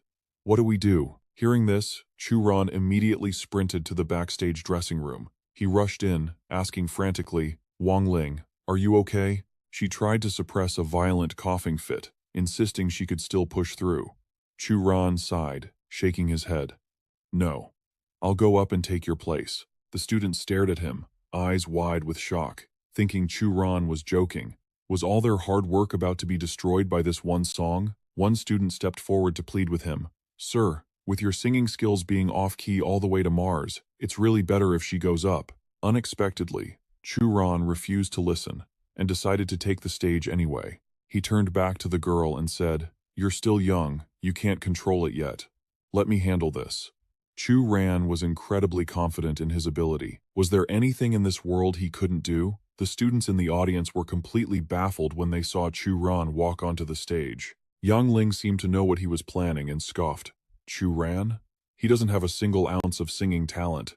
If he wants to humiliate himself, he shouldn't do it like this." Chu Ran began to sing the first few lines, and the result was not looking optimistic. The students below were suffering, some covered their ears, others looked like they were foaming at the mouth, groaning in pain. "Stop! Please, don't sing anymore." Wang Ling and the others standing in the wings watched Chu Ran on stage and could only weep in despair. They never imagined their play would fail at the hands of their own teacher. Naturally, the audience couldn't stand Chu Ran's voice either. Yang Ling sat there snickering to herself. Chu Ran had clearly overestimated himself. Sitting next to her, Fang Qian simply frowned but didn't say a word. At that moment, Chu Ran reached the operatic climax of the song. He decided to just go for it. Suddenly, a piercing, resonant operatic voice echoed out, weaving through every corner of the room. The attendees' eyes went wide in disbelief. His voice perfectly recreated the agonizing pain of separation between Liang Shanbo and Zhu Yingtai. Chu Ran recalled his past life, remembering when Qin Ran used her own body to block a fatal blow for him. He remembered the time when they were most madly in love. The attitude of the students below flipped faster than a pancake. They were now weeping, moved by the haunting and soul-stirring lyrics. As the song ended, Chu Ran saw a vision of Qin Ran from his past life. He whispered to her, "I will return soon." As the final note faded, the entire auditorium rose to their feet, erupting in thunderous applause and cheers. In the audience, Qin Ran sat in her chair, gently wiping tears from her eyes with her sleeve. She hadn't realized that deep in Chu Ran's heart, a certain silhouette always remained. She couldn't help but feel envious of that girl. To the side, Yang Ling blushed and giggled to herself. "I can't believe he still hasn't forgotten me." She was absolutely convinced that Chu Ran was still in love with her. As the performance ended, Fang Qian jumped up in amazement. Putting vocal technique aside, simply in terms of emotional expression, he had never met anyone in the music industry better than Chu Ran. "This is a true genius." Surprised, Yang Ling asked Fang Qian, "Teacher, do you want to sign him?" The old man stood up, beaming. "Absolutely. He just needs to sing. We don't need to manufacture hype, or even worry about his appearance." Fang Qian can't wait another second. He needs to get Chu Ran's signature on a contract right now. Backstage, Chu Ran is instantly swarmed by his students, their eyes wide with total hero worship. He loosens his tie with a chuckle and tells them, "It's not as simple as you kids think. You can't survive in the music industry on talent alone." Zhu Yang grins mischievously. "So, Mr. Chu, besides talent, are you secretly loaded too?" Ma Xin nods in agreement, about to quote some proverb. But before he can finish, Chu Ran bonks both of them on the head. Hard. "Looks like I need to teach you brats a lesson on respecting your elders." But just as he's scolding them, a voice calls out from behind, "Your students are right. Don't waste a voice like that, you need to debut." Chu Ran turns to see Yang Ling standing there with a stranger. She introduces the man as Fang Qian, the top music producer in all of Huaxia. "This is your big break," she insists. The students gasp, their eyes lighting up in awe. But Luo Luo and Zhu Yang stay totally calm. "Are you guys missing the point? They're here to sign a contract with Mr. Chu." Instead of calming down, the other students get even more hyped. Their homeroom teacher is about to be a superstar. Chu Ran politely greets Fang Qian but drops a bombshell. "My heart isn't in music, so I can't accept." The students stare, unable to believe their ears. Chu Ran just turned down overnight superstardom. Yang Ling grits her teeth, ready to explode, but Fang Qian stops her just in time. The producer urges him to reconsider. "The market is starving for a singer like you. You're guaranteed to be a star." Chu Ran looks completely bored. "Not interested," he says flatly, turning to walk away. But Yang Ling won't let it go. She rushes in front of him, blocking his path. "Are you going to be a deadbeat teacher your whole life?" She hisses. "This is your chance to change your destiny. Why are you so obsessed with being a bottom-feeder teacher?" Chu Ran looks at her calmly and delivers a cold reality check. "First, my future isn't for you to judge. Second, teaching is not a lowly profession." He throws a jab at her own career, implying it's dirty, while teaching is far more noble. He brushes past her shoulder and keeps walking. But Yang Ling isn't done. She screams after him, "Do you have any idea what you just threw away?" Seething with rage, she vows that one day, he'll come crawling back on his knees, begging her for help. Chu Ran glances back one last time. "Don't judge others by your shallow standards. How could a sparrow ever understand the ambition of a swan?" Yang Ling watches him leave, grinding her teeth in pure fury. The scene shifts to the hidden dragon villa on Mount Mei. The driveway is packed with luxury supercars. Ah Lang helps Pan Hong out of the car. Pan Hong is confused. Did Chu Ran really invite all these heavy hitters just for dinner? The venue is already crawling with the top bosses of Jiujiang City. One of them approaches Pan Hong. Knowing Pan Hong is close to Chu Ran, the man asks, "What's this really about? What's going on?" Pan Hong hesitates. He can't give an answer because he has no clue either. Another man adjusts his tie. Suspicious. This guy's got some nerve. Is he gathering us all here just to flex his power? That's Zhao Yigong, the CEO of Guotai Group. Another voice chimes in. It's possible. This, Mr. Chu, is just a nobody who used some cheap tricks to make a name for himself in Zhujiang. I say we all just leave. The speaker is Jiang Fengrong, CEO of the Wangxiang Group. Hearing these rich snobs badmouth his master, Principal Guo snaps. If you have a problem, then leave. No one is forcing you to stay. Fengrong steps closer, sneering. I know he's your boy, Principal Guo, but don't you think you're being a little too biased? Before he can finish, someone shouts, Look, Mr. Luo is here. Cheng Feng and Wei Bo stride into the courtyard. They're here to explain the real reason for this gathering. It's all for one man. The Jinlin underworld has been in chaos recently, Cheng Feng announces. A terrifyingly powerful figure has emerged, crushing masters left and right. Even Mr. Fu, the guardian of Jinlin, was defeated. Yigong is stunned. Even Mr. Fu lost? He and Fengrong exchange shocked glances, realizing they have no idea what they've walked into. Cheng Feng coughs violently, gasping out that this man invaded his home and inflicted these heavy injuries. The crowd freezes in shock, their faces draining of color. They can't believe what they're hearing. Feng Rong suddenly steps forward, assuring Cheng Feng to rest easy, they will avenge him. But Cheng Feng just lets out a scornful laugh. Avenge me? That monster was brought into Huaxia by your precious sons.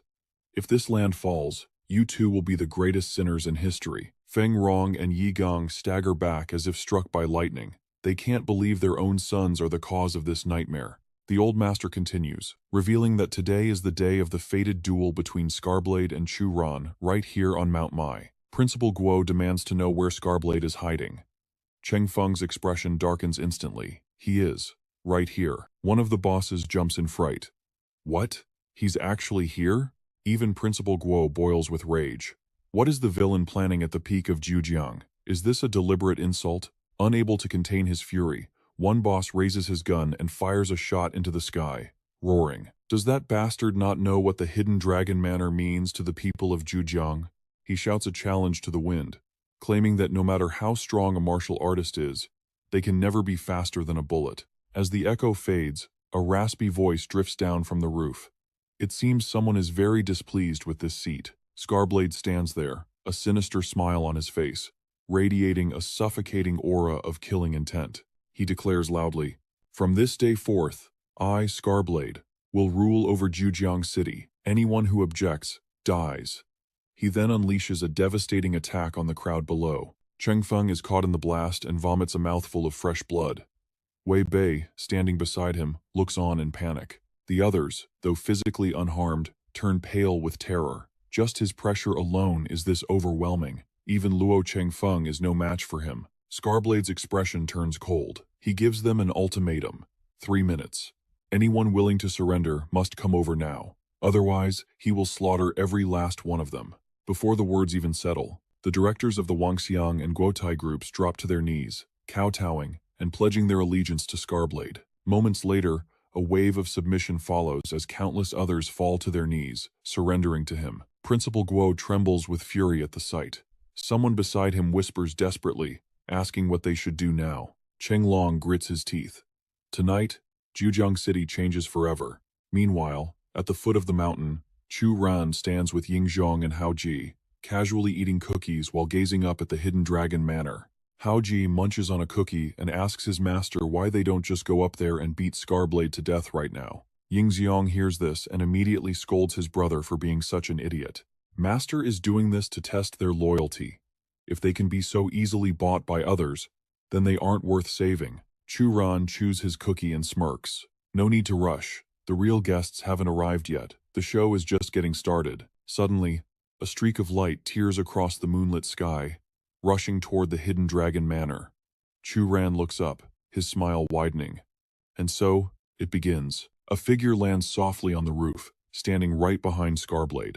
Chang Heng stands with his hands clasped behind his back, his voice deep and steady. Zhang Feng, I never thought that after all these decades, you would still have the guts to step foot in Huaxia again. Zhang Feng spins around, demanding to know who the old man is and how he knows his true name. Chang Heng replies calmly, Who I am doesn't matter, but perhaps you recognize the name, Yan Huang of Huaxia. The crowd below erupts in gasps of awe. They can't believe they are seeing a member of the legendary Yan Huang right here in person. Principal Guo immediately bows respectfully to Chang Heng. "Senior, please, I beg you, suppress this villain." Immediately, the countless others who refuse to bow to Zhang Feng join in, their voices rising in a desperate chorus. "Please, suppress him." Chang Heng glances at them. "Everyone, fall back. This battle will be devastating." Zhang Feng seems to recognize the old man now. He strokes his beard and laughs. "You think you alone can stop me?" The disciples of the Tianming sect hurriedly ask Zhang Feng, "Master, that man is also a grandmaster. Can we win?" Hearing the doubt only fuels Zhang Feng's excitement for battle. Zhang Feng cackles with disdain. "He is just a mere Chang Heng. He is nowhere near being a match for me. Since you've come here seeking death, I will gladly grant your wish." In stark contrast to Zhang Feng's bloodlust, Chang Heng remains perfectly calm. "I am not the only one who will face you today.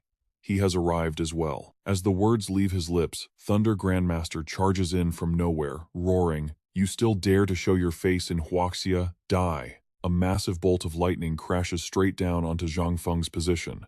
The shockwave blasts back, everyone standing nearby. The power of a Grandmaster is truly terrifying. Suddenly, a figure crackling with electricity leaps out from the cloud of dust and smoke. Yet, Zhang Feng stands there, completely unscathed. He sneers at Thunder Grandmaster. "It's just the heavenly absolute thunder technique. Why do you haunt me like a lingering ghost? It's a pity. My inheritance is far superior to yours. Your precious heavenly absolute thunder is nothing but trash to me now." Zhang Feng flicks his wrist, and countless bolts of lightning erupt from his palm, weaving together into a terrifying net, the Heavenly Thunder Earth Net, that shoots straight for Grandmaster Lei. Trapped in the iron grip of the lightning web, the Grandmaster can't fight back. He can only scream in agonizing pain. Zhang Heng freezes in shock. Zhang Feng has actually mastered the ultimate technique of the heaven-severing thunder. The villain lets out a sinister laugh, sneering that he has even stronger moves in his arsenal, but trash like them isn't worthy of witnessing them. He's saving the real power for Chen Jiantian. Meanwhile, the two men beside Principal Guo are so terrified they drop to their knees, surrendering to Zhang Feng. He raises his hand to the sky once more, weaving a fresh, crackling web of lightning. "Aside from the Chen family, you little minions don't deserve to keep breathing." Zhang Heng scrambles backward in terror, but Zhang Feng has already lashed out, screaming two words, "Die now." Zhang Heng squeezes his eyes shut, bracing for death, but the blow never lands. Just inches away, Chu Ran steps in and shatters the attack. The boy smirks, asking casually, "Who's causing a ruckus on my turf?" Tianming spots him and immediately screams at Zhang Feng, "Master, that's him. That's Chu Ran." Chu Ran looks at Zhang Feng with a mocking smile. "Your face is a disaster for humanity. It's a full moon tonight. Are you trying to cosplay as a werewolf?" Provoked, Zhang Feng clenches his fist in rage. "You dared to break my spell and kill my disciple. Today is your funeral." The cowards who were kneeling just moments ago turn to Chu Ran and plead, "You shouldn't be here. Run! Quickly!" Chu Ran hears them and just scratches his head, laughing awkwardly. "My bad. Sorry I'm late. I just wrapped up the Mid-Autumn Festival bash at school." Principal Guo and the others gawk at him, jaws hitting the floor. It's a life-or-death situation, and he's talking about a school party? Chu Ran's expression finally hardens as he addresses them. "Relax. Since I'm here, Zhang Feng isn't walking out of this place alive." The group analyzes the situation grimly. Even two grandmasters couldn't touch this monster. Can Chu Ran really handle a threat this massive? If he fails, everyone standing with him is dead meat. One of them thinks silently, "I won't betray Huaxia, even if it means death." Just then, Zhang Heng supports the battered Grandmaster Lei, limping over to Chu Ran.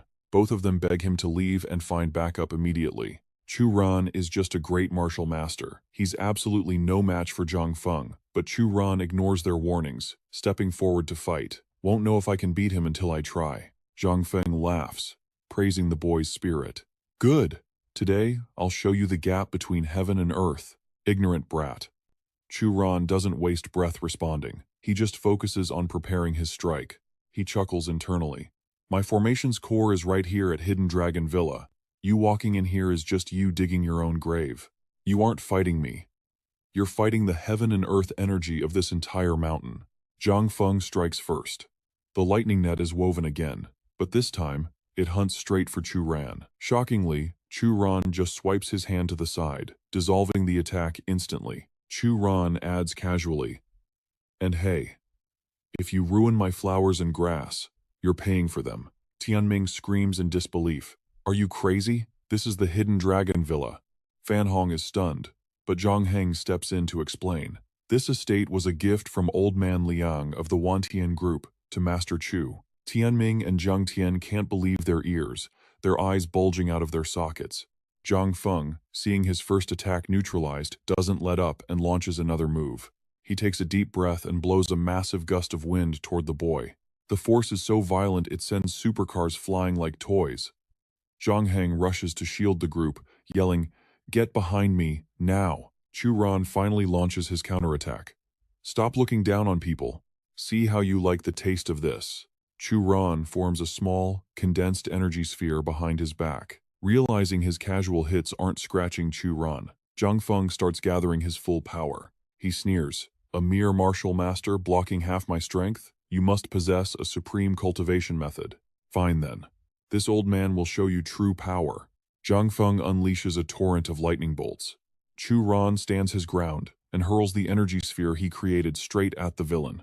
The attacks collide in midair, creating chaotic explosions. Zhang Feng retracts his aura, laughing. "I've met plenty of arrogant brats like you, and every single one of those geniuses is dead by my hand." Zhang Feng tells Chu Ran to hand over the peerless cultivation method immediately, and he might just leave him with a whole corpse. Instead of answering, Chu Ran simply smirks and asks, "Have you ever heard this saying? A young man without arrogance is a young man wasted." As he speaks, he flips Zhang Feng, the bird. Seeing that the soft approach failed, Zhang Feng sneers. "Fine, I actually enjoy slaughtering arrogant geniuses like you." He immediately unleashes a new technique. Grandmaster Lei watches in horror from below. That's the ultimate secret art of the Heavenly Thunder, the Black Thunder Skynet. Zhang Heng screams at the crowd. "Everyone, fall back, move it, now."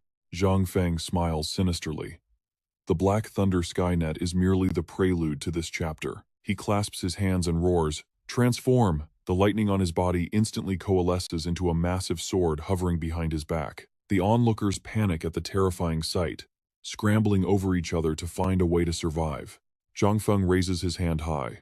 "Last chance. Hand over the technique, or turn to ash right now." Chu Ran mocks him with a grin. "Tell you what, if you kowtow 3 times and call me Grandpa, I might keep your corpse intact." Zhang Feng explodes with rage.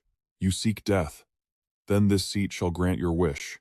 With a wave of his hand, he drives the lightning sword straight at Chu Ran's heart.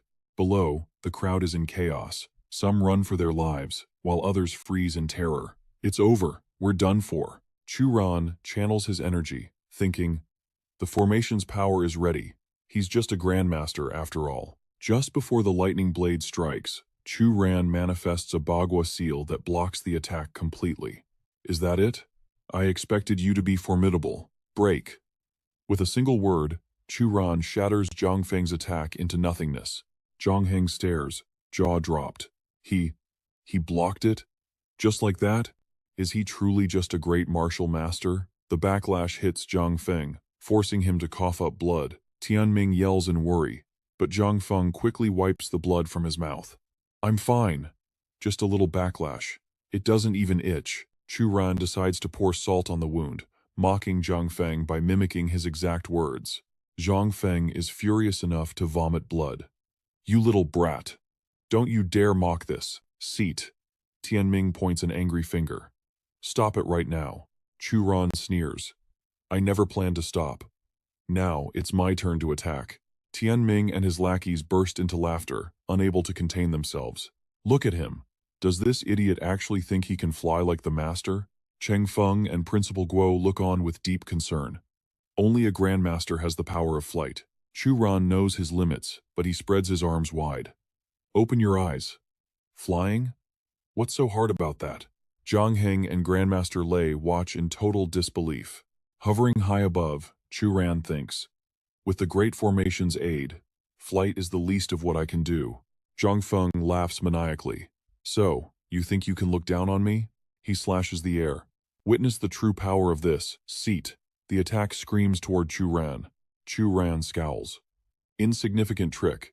You think this can turn the sky upside down? But the moment the attack connects, Chu Ran freezes.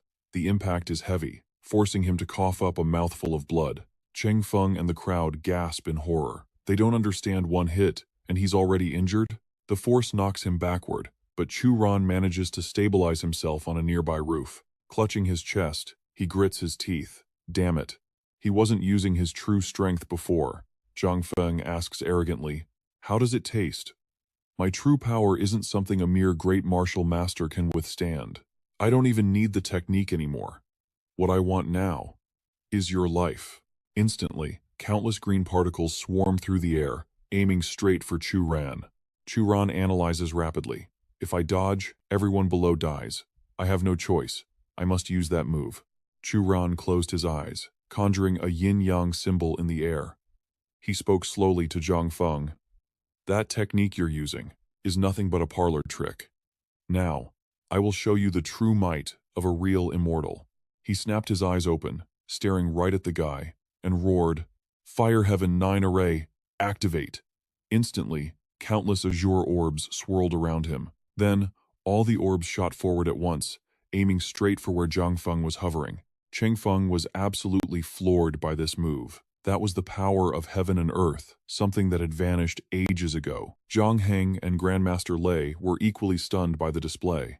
Grandmaster Lei had to admit, if Chu Ran survived this battle, he would become the future pillar of Huaxia. Meanwhile, Chu Ran soared into the air again. But this time, Chu Ran was draped in a layer of invisible armor. He locked eyes with his opponent, and a transparent barrier expanded to cover the entire campus, blocking every single one of Zhang Feng's lightning orbs. The guy froze, unable to believe this kid could use such a high-level formation.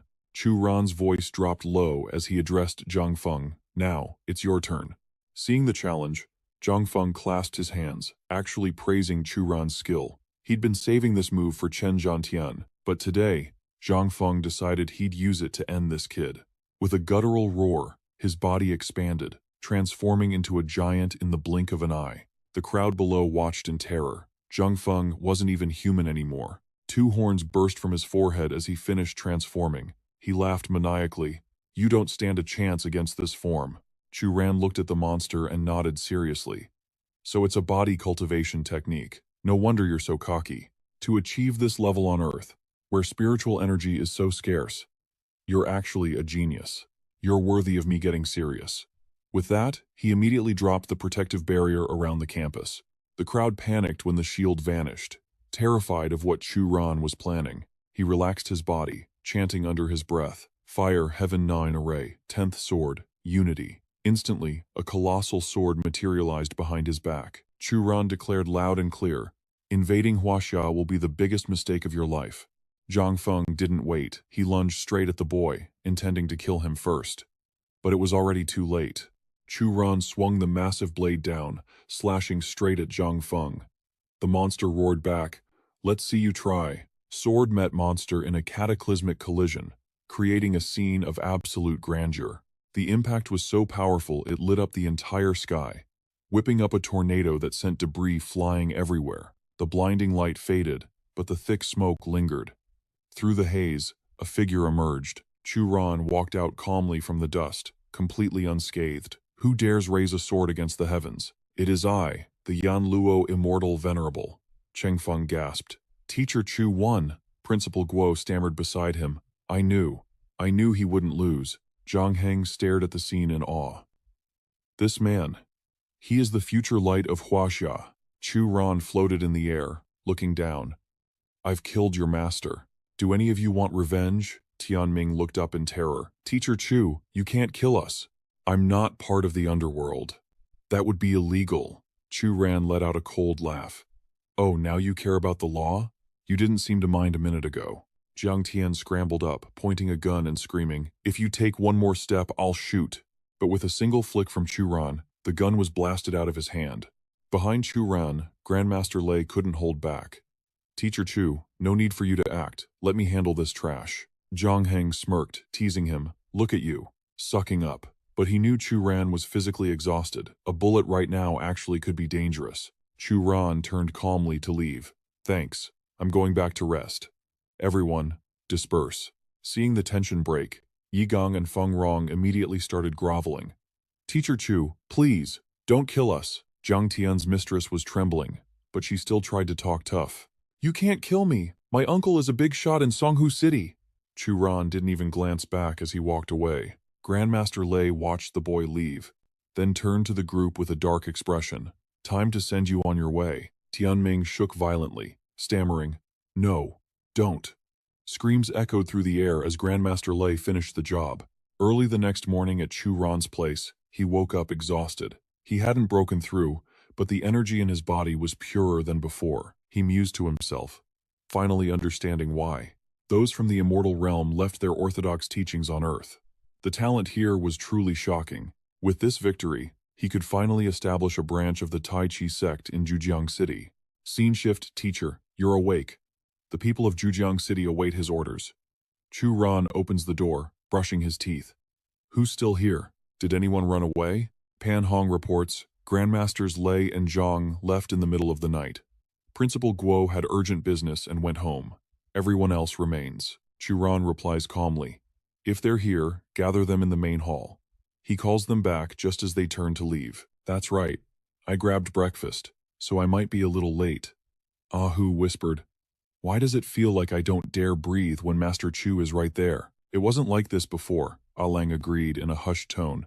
Even though Master Chu acts gentle, he smiles the exact same way when he kills people. It makes my heart pound out of my chest. It's terrifying. Pan Hong shot them a look. Cut the chatter. We all know exactly who Master Chu is deep down. His face turned serious as he continued. Either way, our Hongyuan group bet on the right horse this time. Down in the main hall, whispers filled the air. They hadn't witnessed the events of last night with their own eyes, but just the thought of it was enough to make their blood boil with excitement. Master Chu is just too godlike. Suddenly, Chu Ran descended the stairs, his voice projecting inward. Is everyone here? Seeing him enter, they hurriedly bowed in deep respect to Master Chu. His expression remained unchanged as he greeted them. We're all family here. Please, take a seat. Chu Ran stood in the center of the hall to make the announcement. This meeting was to clarify one thing. Everyone present belonged to the same camp. Our goal is simple, to make Zhujiang City even richer and stronger. Pan Hong looked surprised. Richer and stronger? Cheng Feng spoke up. Do we really need to be richer? Though, stronger definitely sounds good. Even learning half of Master Chu's skills would be incredible. Seeing their confusion, Chu Ran continued. This time, we'll be relying heavily on our President Qin. He's the one with the money and the influence. Hua Sheng, hearing his name, stepped forward. I wouldn't dare hide anything. Our Qin family has secured a massive spirit stone mine. After discussing it with Master Chu, we've decided to share the profits with all of you. The crowd gasped in shock. The rumors were actually true. The potential profits here were astronomical. One person spoke up hesitantly. I stayed up all night researching. The underground world is far more complex than we imagined. A single 100-gram spirit stone is worth 10 million. So, how much is an entire spirit vein worth? But moving this merchandise is risky. Something of this tier could attract the attention of grandmasters. Chu Ran immediately replied, I understand everyone's concerns. It just so happens to be the Mid-Autumn Festival and National Day break. I will personally make the trip to the spirit vein. Hua Sheng stood up, beaming. That is excellent news. The spirit vein is located on the Qiaomu Islands, out at sea. If Master Chu handles this personally, it will be far more secure. Chu Ran continued. As for the profit distribution, Huasheng Group will take 50%. You all will split 40%. The remaining 10% will be used to recruit martial artists. How does that sound? Pan Hong was shocked and hurriedly spoke up. That won't do. Master Chu. With a split like that, you won't get a single cent.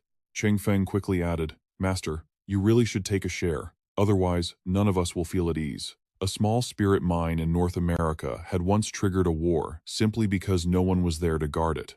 A girl watched them bicker, her face darkening. She thought to herself, the internal war in North America 10 years ago, it wasn't caused by territorial disputes. It was because of spirit mines. She glanced at Chu Ran.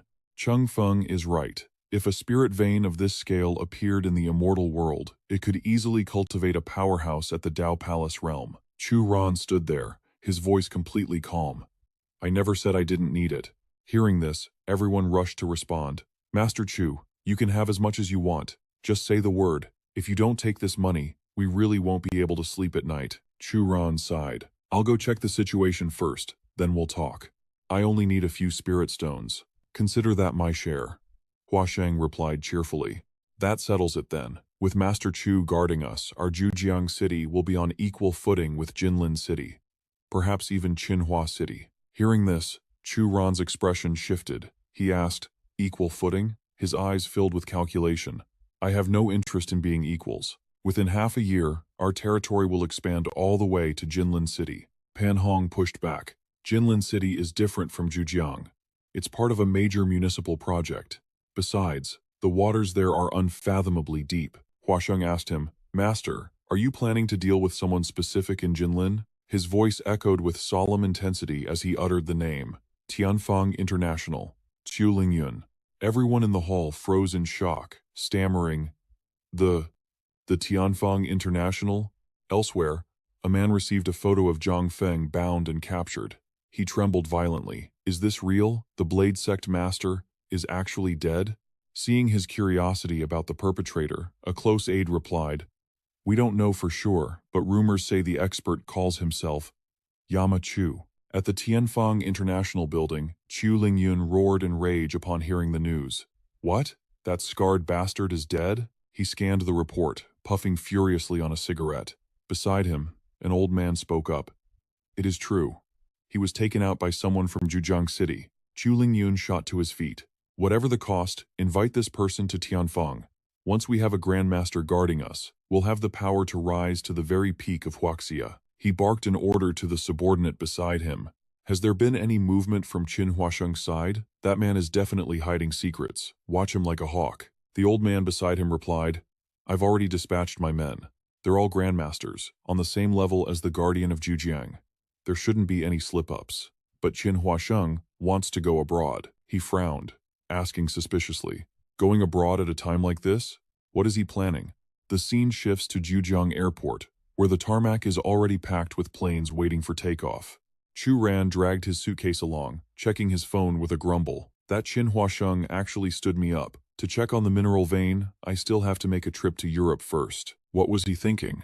Suddenly, a voice called out from behind, making him spin around.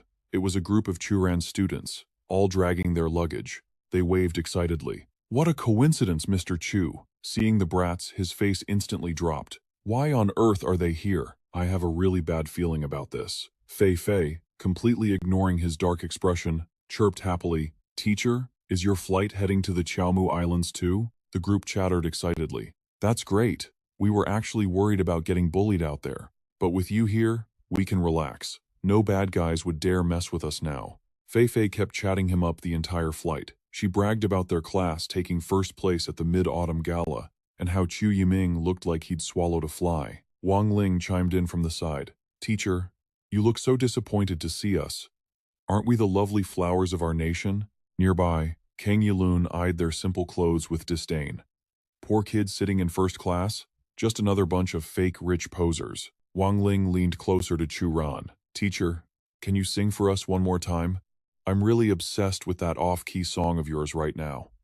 Seeing her, Yilun revealed his perverted nature, thinking, these two chicks aren't bad. Looks like I'm getting lucky tonight. He pulled out a business card and introduced himself. Hello ladies, I'm Kang Yilun, a star agent from Golden Wind Entertainment. Wang Ling perked up, asking curiously, You're Mr. Kang? Yilun replied smugly. Indeed. I must say your aura and appearance are absolutely exquisite. If you have the time and interest, you should visit my agency. I heard your voice. It's quite good. You know how to sing, don't you? She immediately got excited and quickly nodded yes. Hearing that, he smirked internally, thinking she'd taken the bait. Yilun started his pitch. There's actually a huge gathering at the Qiaomu Islands this time. Come say hello to me when we land, and bring your friend along. It's all high society people. At this point, Chu Ran finally woke up and immediately warned Wang Ling. High society, low society. What nonsense. Wang Ling, don't talk to this weird old creep. Yilun curled his lip, gritting his teeth in disdain. Sir, this is none of your business. Then he pointed at Wang Ling, who was making a mischievous face. How is it none of my business? These are my students. Are you people blind or something? Hulai and Fei looked at each other, confused. What does teacher mean? Suddenly, out of nowhere, Chu Ran was wearing a Taoist robe. He began analyzing Yilun's facial features before delivering the final verdict. This is the face of a villain. I'd say this man is destined for a bloody disaster, or even a fatal calamity. Yilun jumped up, shouting for the flight attendant to change his seat. This man's fashion sense is seriously lowering my class. I, Kang Yilun, refuse to sit next to someone like this. Chu Ran didn't back down. Well, your face value is offending my aesthetic standards. Could you trouble yourself to lower that discriminatory beauty of yours a bit? It's the first time I've discovered I can get motion sickness just from looking at a face. Fei couldn't help but cover her mouth and giggle. Yilun, rendered speechless by the insult, could only huff in anger and sit back down. Chu Ran sighed with exaggerated regret. I thought you were going to hit me. Didn't expect you to be so patient. What a pity. How boring. Suddenly, a voice from behind answered him. It's not a pity at all. Standing there were 3 armed robbers, shouting threats. This is a hijacking. Shut up and hand over everything valuable, now. Hearing this, a female passenger screamed in terror. The robber immediately slapped her across the face. Shut your mouth. If you don't have money, you can all just die. He shoved the woman's head down, pointing his gun at the other passengers. Anyone dares to make a sound, and I'll blow her brains out. The others were so terrified, they started tearing up. Why us? Why a hijacking? How did this happen? Another thug walked around with a black bag, collecting valuables while barking threats. Hand over the goods. If we have to find it ourselves, you're all dead meat. Chu Ran is already running the numbers. He needs to bait all their guns toward him if even one slips away. This gets messy fast. He closes his eyes, extending his senses. Step 1. Get a head count on these scumbags. 5 targets total. 3 right here with guns, 1 in economy, and the last one in the cockpit. But something feels off about him. He eyes the hijackers, mind racing. They're armed to the teeth, and that guy in the cockpit, he's a martial master. This isn't just a robbery, it's a hit. Finally, one of the thugs stomps over to Chu Ran. He points at the black bag, barking. Hand over everything valuable. Now. Yilun frantically rips off his expensive watch in terror, while Chu Ran just points at his own shirt with a look of pure innocence. Bro, look at this fit. It's all knockoffs. Do I look like I have money? The hijacker shoves him aside in disgust. Broke loser sitting in business class? Get the hell out of my face. Yilun actually smirks at that. Even the robbers think Chu Ran is trash. Then he eagerly dumps his valuables into the bag. I wouldn't want you gentlemen to waste a trip. Please. Take it all. He clasps his hands, pleading, Big brother. As long as you don't hurt us, we'll cooperate fully. But the thug isn't looking at the bag, he's staring at Yilun's gold tooth. He pries Yilun's mouth open to rip it out, ignoring Yilun's muffled screams that it won't come loose. Chu Ran watches the scene, eyes narrowing in sheer disgust. Blood splatters onto the thug's shirt, probably from Yilun's gums. Suddenly, another hijacker storms in. What's taking so long?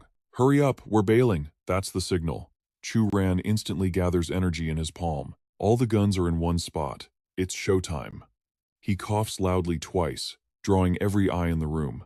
Gentlemen, I have a question. Should I say it or not? One thug spins around, gun raised. Sit down or I'll blow your head off. Everyone thinks he's got a death wish. Wang Ling whispers in panic. Teacher Chu, sit down. Don't provoke them. Chu Ran just shrugs.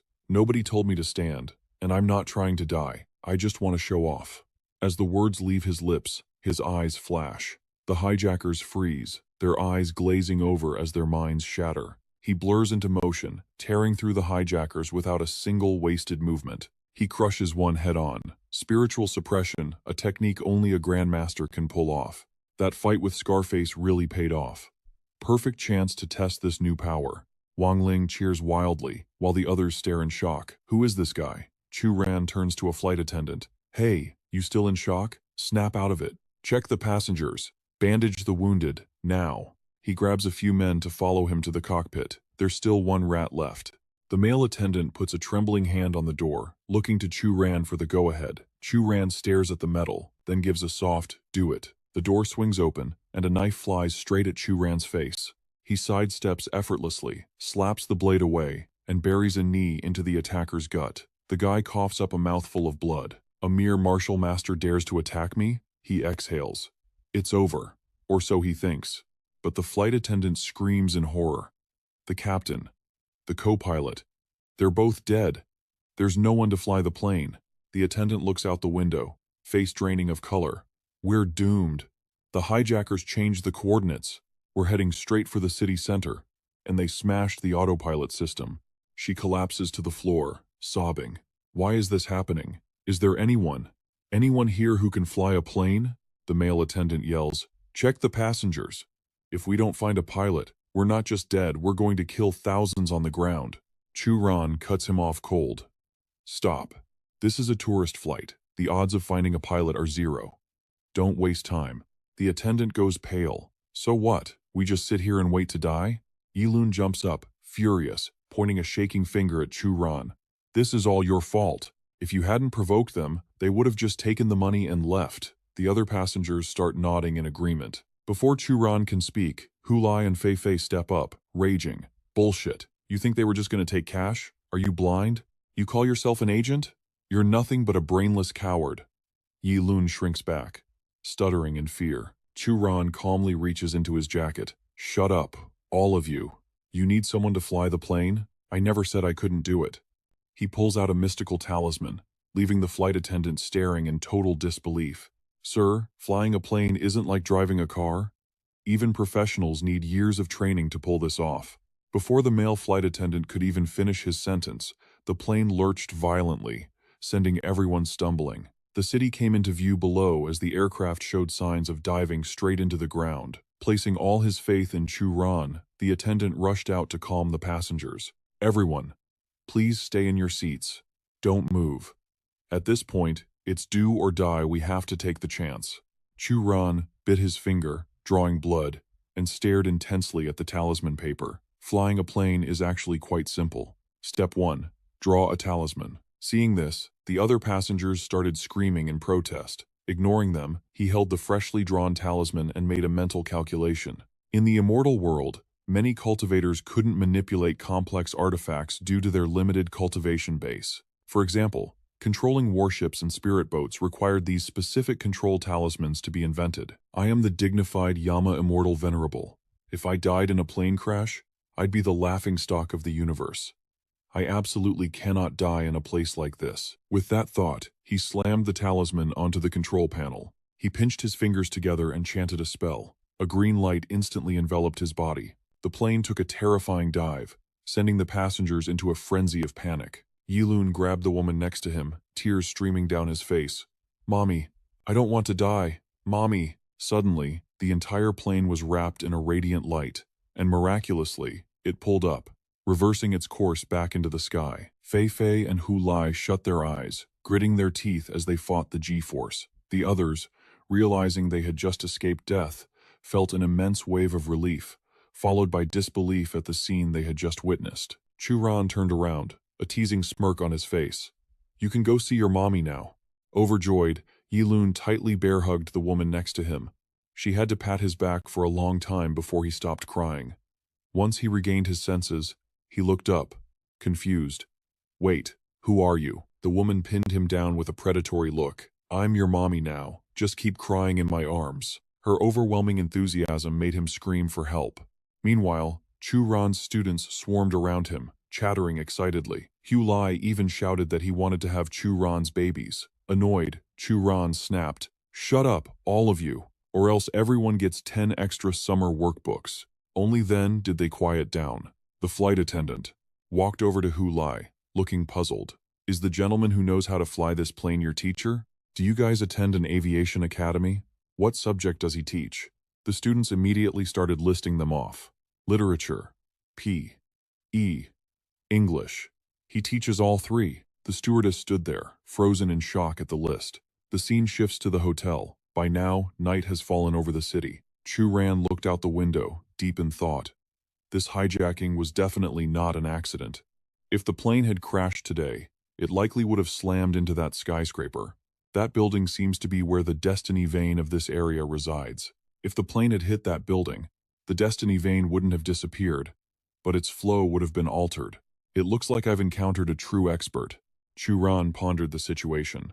However, here's the problem. Using 100 lives from a plane crash for a blood sacrifice to forcibly reverse the destiny of the Qiaomu Islands. Even a grandmaster wouldn't know such a method. To think this tiny Qiaomu archipelago hides a powerhouse at the Xiantian realm. The more I think about it, the stranger it gets. If that's true, then this is big trouble. With my current strength, facing a Xiantian realm expert is basically suicide. Suddenly, the phone behind him started ringing, breaking his concentration. He picked up the phone, thinking, is Jiang Kun calling about the dragon vein? This man was willing to kneel before others for the sake of his son. His character isn't bad. He would make a good representative for me in Jinlin City. As soon as he answered, Chu Ran asked directly, CEO Jiang, are you looking for me to discuss the mineral vein? Jiang Kun hesitated before replying, yes, but not entirely. I just wanted to ask, are you currently in the Qiaomu Islands? We happen to be here as well. If you have time, I would like to meet with you. Chu Ran immediately agreed to the request. Jiang Kun happily confirmed the time for tomorrow evening. After hanging up, Jiang Kun secretly made a vow. He never expected to know a Grandmaster one who could one-shot the ancestor of the Blade Sect. He had to cling to this golden thigh, no matter what. His secretary walked in. CEO Jiang, here is the schedule for tomorrow. The main event is the ball on the cruise ship. Several CEOs from major companies will be attending, and they hope you can spare some time to make an appearance. He reviewed the file for a moment and made a decision. Tomorrow, I still have to meet Teacher Chu. I'll just show my face at the cruise party briefly. On the other side, Chu Ran had his own calculations. This Jiang Kun has quite a bit of influence. Meeting him here is convenient. We can discuss things in detail. Suddenly, a rapid knocking sound came from the door. He looked up. The group of students appeared, waving tickets in their hands. Wang Ling excitedly showed them off. These are tickets to the cruise ship ball. I heard a lot of big stars are going to be there. Fei Fei enthusiastically handed a ticket to Chu Ran. We got one for you too, teacher. Come with us and see how the rich people live. Chu Ran throws up both hands, his expression stiff as a board. He desperately wants to turn down her kindness, but his students are dead set on dragging him along. They don't give him a split second to say no. Cut to a luxury yacht drifting on the open sea. Chu Ran takes a bored sip of water, unable to stop himself from groaning. I definitely didn't come here for a summer vacation. He has an intense premonition something is absolutely going to go down on this boat. On deck, two blonde bombshells with killer curves are chatting and laughing. Their beauty is enough to make anyone gasp. Over here, Hu Lai and Ma Xin start whispering, trying to guess what the ladies do for a living. One guesses model, the other thinks internet celebrity. They're completely oblivious to the look of pure contempt the girls are shooting them. Suddenly, Chu Ran appears behind them and smacks them both upside the head. Wait until you finish your exams before you start ogling. Right now is grown-up time for us teachers. You brats need to dial it back a notch for me. Fei Fei excitedly points across the deck. Look over there. That's the entrance to the banquet. The big stars and the filthy rich are definitely all over there. Wang Ling is just as hyped. Let's go check it out, hurry. Only Chu Ran looks unimpressed. 2 entrances, huh? I'm afraid it's not that simple. A waiter steps up to block their path.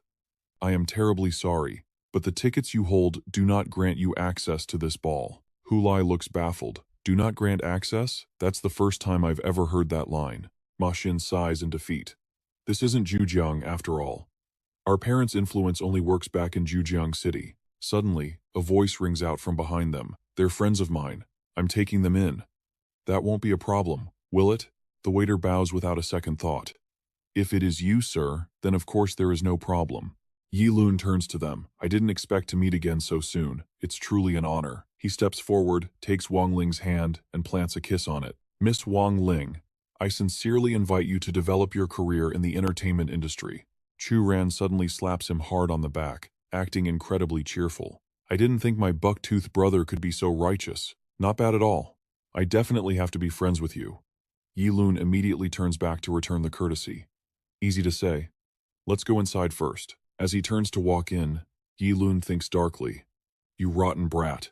You've ruined my plans time and time again.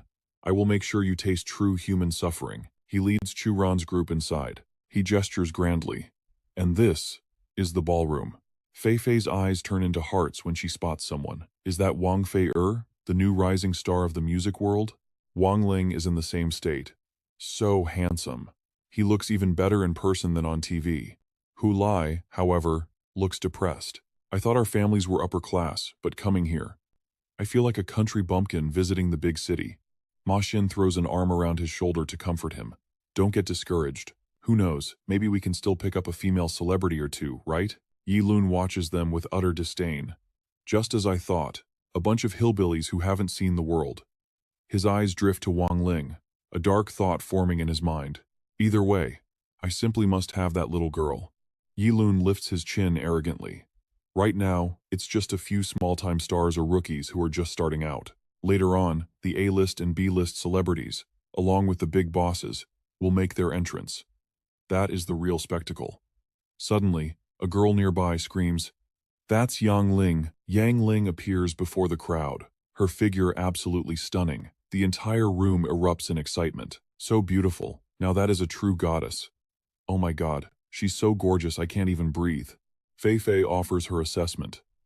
Even though I think her personality is trash, I have to admit, she sings really well. Her acting isn't bad either. She recently landed a role in a Hollywood movie. By next year, she'll definitely join the ranks of the A-list stars. Chu Ran takes a bored sip of wine, cursing silently. Talk about enemies crossing paths. Just then, Yang Ling notices Chu Ran's group. Yi Lun is the first to get excited. Look, look! Miss Yang Ling is looking at me. She's actually looking at me. This leaves the two people next to him completely speechless. She starts walking toward them, shocking Yi Lun to his core. Could it be that the great superstar Yang has noticed my talent? Fei Fei leans casually against the bar. Is Yang Ling actually looking at Kang Yi Lun? Wang Ling scratches her chin, confused, looking at Kang Yi Lun. I get the feeling, that's not it. Yang Ling walks right past Yi Lun and speaks up. We meet again. Over here, Chu Ran raises his wine glass in a toast. Indeed. How lucky am I to run into the great superstar again? She sneers at him. I thought you were actually, like you said, chasing a peaceful life. But look at you now, showing up in a place like this. He gives her zero face and shoots back. Is that any of your business? She scoffs. I just feel sorry for you, that's all. Chu Ran, no matter what you do, you will never be able to keep up with my footsteps. Yi Lun saw his chance to shine. Since Yang Ling clearly held a grudge against Chu Ran, this was the perfect moment to impress her. He didn't hesitate, raising his voice immediately.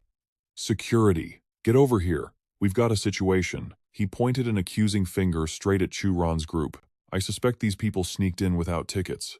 Throw them out, now. Chu Ran lowered his gaze coldly. So, they were lying in wait for us. The nerve of this bastard. Fei Fei was so furious she started stuttering. You were clearly the one who brought us in here. Yi Lun sneered with contempt. I don't have friends like you people. Security, what are you waiting for? Christmas? Kick them out. The guards immediately blocked Chu Ran's path. Please leave the premises. This isn't a place for people like you. If you don't comply, we will use force. Yi Lun feigned ignorance and turned to Yang Ling. Miss Yang, that guy was talking to you earlier, wasn't he? Is he a friend of yours? Yang Ling denied it instantly. I don't have any friends as poor as that. Hu Lai gritted his teeth in rage. That Yang Ling really is a piece of trash. He turned to Chu Ran for guidance. Teacher Chu, what do we do now? Chu Ran stayed calm. Don't panic. We might not be friends with a second-rate celebrity like her, but we are friends with a top-tier superstar. Ma Xin's face went pale. Teacher Chu, is this really the time for jokes? Hu Lai groaned in despair. Since when are we friends with a top-tier star? The guard lost his patience and roared, Quit yapping. If you don't leave, my baton is going to get up close and personal with your face. The surrounding guests started whispering. I've never seen anyone so shameless. Heard he's a teacher too. How did he even get in? It's disgusting. Suddenly, a voice rang out from behind. Stop right there. Jian Yanji appeared, claiming Chu Ran's group as her friends. The crowd instantly erupted. It's Jian Yanji, the country's top actress. She actually came to the ball? That's a genuine A-list star. She's leagues above Yang Ling. Yi Lun froze in shock. How is this possible? How does a country bumpkin like him know Jian Yanji? Yanji walked over and greeted him warmly. Teacher Chu, long time no see. Chu Ran extended his hand. Miss Jian, you're looking more beautiful than ever. These are my students and your biggest fans. The students' eyes sparkled as they looked at Chu Ran with newfound worship. He really knows a top-tier star. Suddenly, A scornful voice cut through the air. So, is this your sugar mommy? The comment drew everyone's attention, including Churan and Yanji. Yang Ling barged into the conversation. Miss Jian, I wonder what kind of relationship you have with teacher Chu here. Before anyone could answer, Yang Ling smirked. A young man and woman. What else could it be? Especially a beauty like you and a man who only knows how to be a lapdog. The crowd began to whisper again. I didn't expect Jian Yanji's taste in men to be so poor. She's pursued by so many tycoons. This guy is done for. Come on, a man and a woman alone? What else could they be doing? Yang Ling is truly vicious. Ignoring the gossip, Yanji replied firmly. We have a professional partnership. In fact, I have great admiration for teacher Chu. Yang Ling wasn't letting it go. Partnership? What kind of partnership? Just as Yanji was about to reveal the truth, Chu Ran cut her off. What does that have to do with you? Our business dealings are a trade secret. Why would I tell an outsider like you? Yang Ling scoffed haughtily. Fine, don't tell me. But let me warn you, sister, some people look nice on the outside, but are absolutely filthy on the inside. Yanji countered calmly. Is that so? Or maybe some girls just have bad judgment. Realizing she couldn't win against Yanji, Yang Ling turned her venom back on Chu Ran. I don't know what dirty tricks you used to cling to Miss Jian, but it only makes everyone despise you more. Chu Ran, you're on your own. As she stomped away, Yanji looked puzzled. Is it just me, or does she seem jealous? Chu Ran replied flatly, it's not jealousy, it's resentment. She just hates seeing me doing well. After all, I am her ex-boyfriend. Yanji was visibly shook. You're her ex? Hu Lai and the others were equally stunned. Teacher is really Yang Ling's ex-boyfriend? Holy crap, that's some major tea. Hu Lai leaned in close to Chu Ran, whispering with a grin. So, teacher, did you hit that? Chu Ran didn't hesitate to smack him upside the head. Homework increased by 10 times. Watching the scene, Yanji smiled. You and your students have such a great relationship. Chu Ran paused, his hand still raised mid-slap, and looked at her skeptically. You call this great? A moment later, she changed the subject. Teacher Chu, our movie is hitting theaters soon. I don't mean to brag, but this film is guaranteed to be one of the best productions in all of Huaxia. Chu Ran replied indifferently, I think you might have a misunderstanding of what not bragging means. Despite his sarcasm, Yanji continued excitedly. Plus, it's releasing on the same day as that Hollywood blockbuster your ex-girlfriend is starring in. The box office war was about to explode. Chu Ran immediately began maneuvering to push Li Zhu to record-breaking revenue heights. Hearing this, Yanji emphasized the goal of high box office numbers. Standing to the side, Yang Ling watched their harmonious vibe and sneered, thinking that once her movie premiered, Yanji's top spot would belong to her. Chu Ran knew that sooner or later, Yang Ling would realize she had messed with the one person she absolutely shouldn't have. Suddenly, a curvaceous silhouette approached from behind, swaying seductively as it drew near. The moment she saw the newcomer, she gloated internally. Looks like karma travels fast. Yanji's biggest headache had just arrived. The person who appeared was none other than Hai Lu, the infamous lustful goddess of the entertainment industry. The crowd instantly began to buzz. Hai Lu is here too? Wasn't this the woman famous for being an omnivore, someone who never refused anyone as long as they had status? Yanji saw her and frowned, wondering why someone like Hai Lu would show up here. Chu Ran glanced at Yanji's expression and immediately guessed there was bad blood between them. Finally, Hai Lu broke the silence first. Well, Superstar Jian. Long time no see. Yanji had no desire to get tangled up with her, so she replied bluntly, I don't recall us having anything to talk about. Hai Lu put on a mysterious act and said, come on, we're all old friends here. This time, it was young Master Shi who personally asked me to call you over. Yanji immediately denied it. Young Master Shi? Which one? I've never heard of him. Hearing this, Hai Lu replied with a sugary fawning tone, Shi Bin Hong, the young master of the Northwest. Has Superstar Jian really never heard his name? He specifically asked me to invite you. It was only then that Yanji realized it was that man. Yi Lun seized the opportunity to rush forward and beg, Miss Sun, please take me with you. I've worked with him before too. Yang Ling followed suit, flattering her shamelessly. Sister Sun, you can't forget about me, okay? If young Master Shi is here, I absolutely have to meet him once. Hai Lu replied leisurely, easy enough. You two are currently hot topics, after all. Young Master Shi will surely be delighted to see you both. But, does Superstar Jian want to refuse? Don't tell me you've been playing the saint so long that your temple is about to be demolished? Yanji was furious at the woman's blatant provocation. Seeing her anger, Hailu became even more smug. Wow, look at you. You can't even curse back properly. Why keep pretending to be high class at this hour? Seeing Yanji losing ground, Chu Ran casually dropped a bomb. Excuse me, Miss Sunday. Stop wiggling around when you talk, your silicone pads are about to pop out. Yanzi blinked, blushing as she realized. Did he just step in to help me? Meanwhile, Hailu was absolutely livid. Who the hell are you? Chu Ran didn't answer. Instead, he started threatening her with a calm smile. Don't be so fierce. If you keep shouting, I might accidentally splash this bottle of makeup remover on your face. Wouldn't that ruin your look? Hailu was seething with rage, but she couldn't do a thing to him. A second later, Chu Ran added another strike. Oh, my mistake. With a face like yours, disfigurement would actually be synonymous with plastic surgery. Everyone in the lobby burst into laughter at his savage remark. This made Hailu even angrier, but she was powerless to retaliate. Just then, Yang Ling suddenly spoke up. Daring to stand up for Yanji? Do you have any idea who you've offended? Young Master Shi isn't someone you can touch. Chu Ran replied calmly. You're too arrogant. I advise you not to look down on the people of this world. She didn't listen to a word he said, replying arrogantly. Look down? On who? Should I look down on a high school teacher like you, or look down on your pathetic family? The surrounding crowd began to whisper. So, he's just a teacher? I thought he was someone important. Yang Ling delivered the final blow. Ask yourself, is there any woman who would actually like a man like you? Seeing his face darken, she felt incredibly satisfied. Did he think clinging to Yanji would let him reach the heavens in a single step? Today, right here, I will push you into the abyss so deep, you'll never crawl out again in this lifetime. Wang Ling, witnessing the scene, was furious. She told herself she couldn't let that woman humiliate him like that. Luckily, Fei Fei stopped her just in time. At that exact moment, Yanji grabbed Chu Ran's hand and spoke up shyly. I like him. Yang Ling couldn't believe her ears. What did you say? Yanji blushed, but emphasized her words clearly.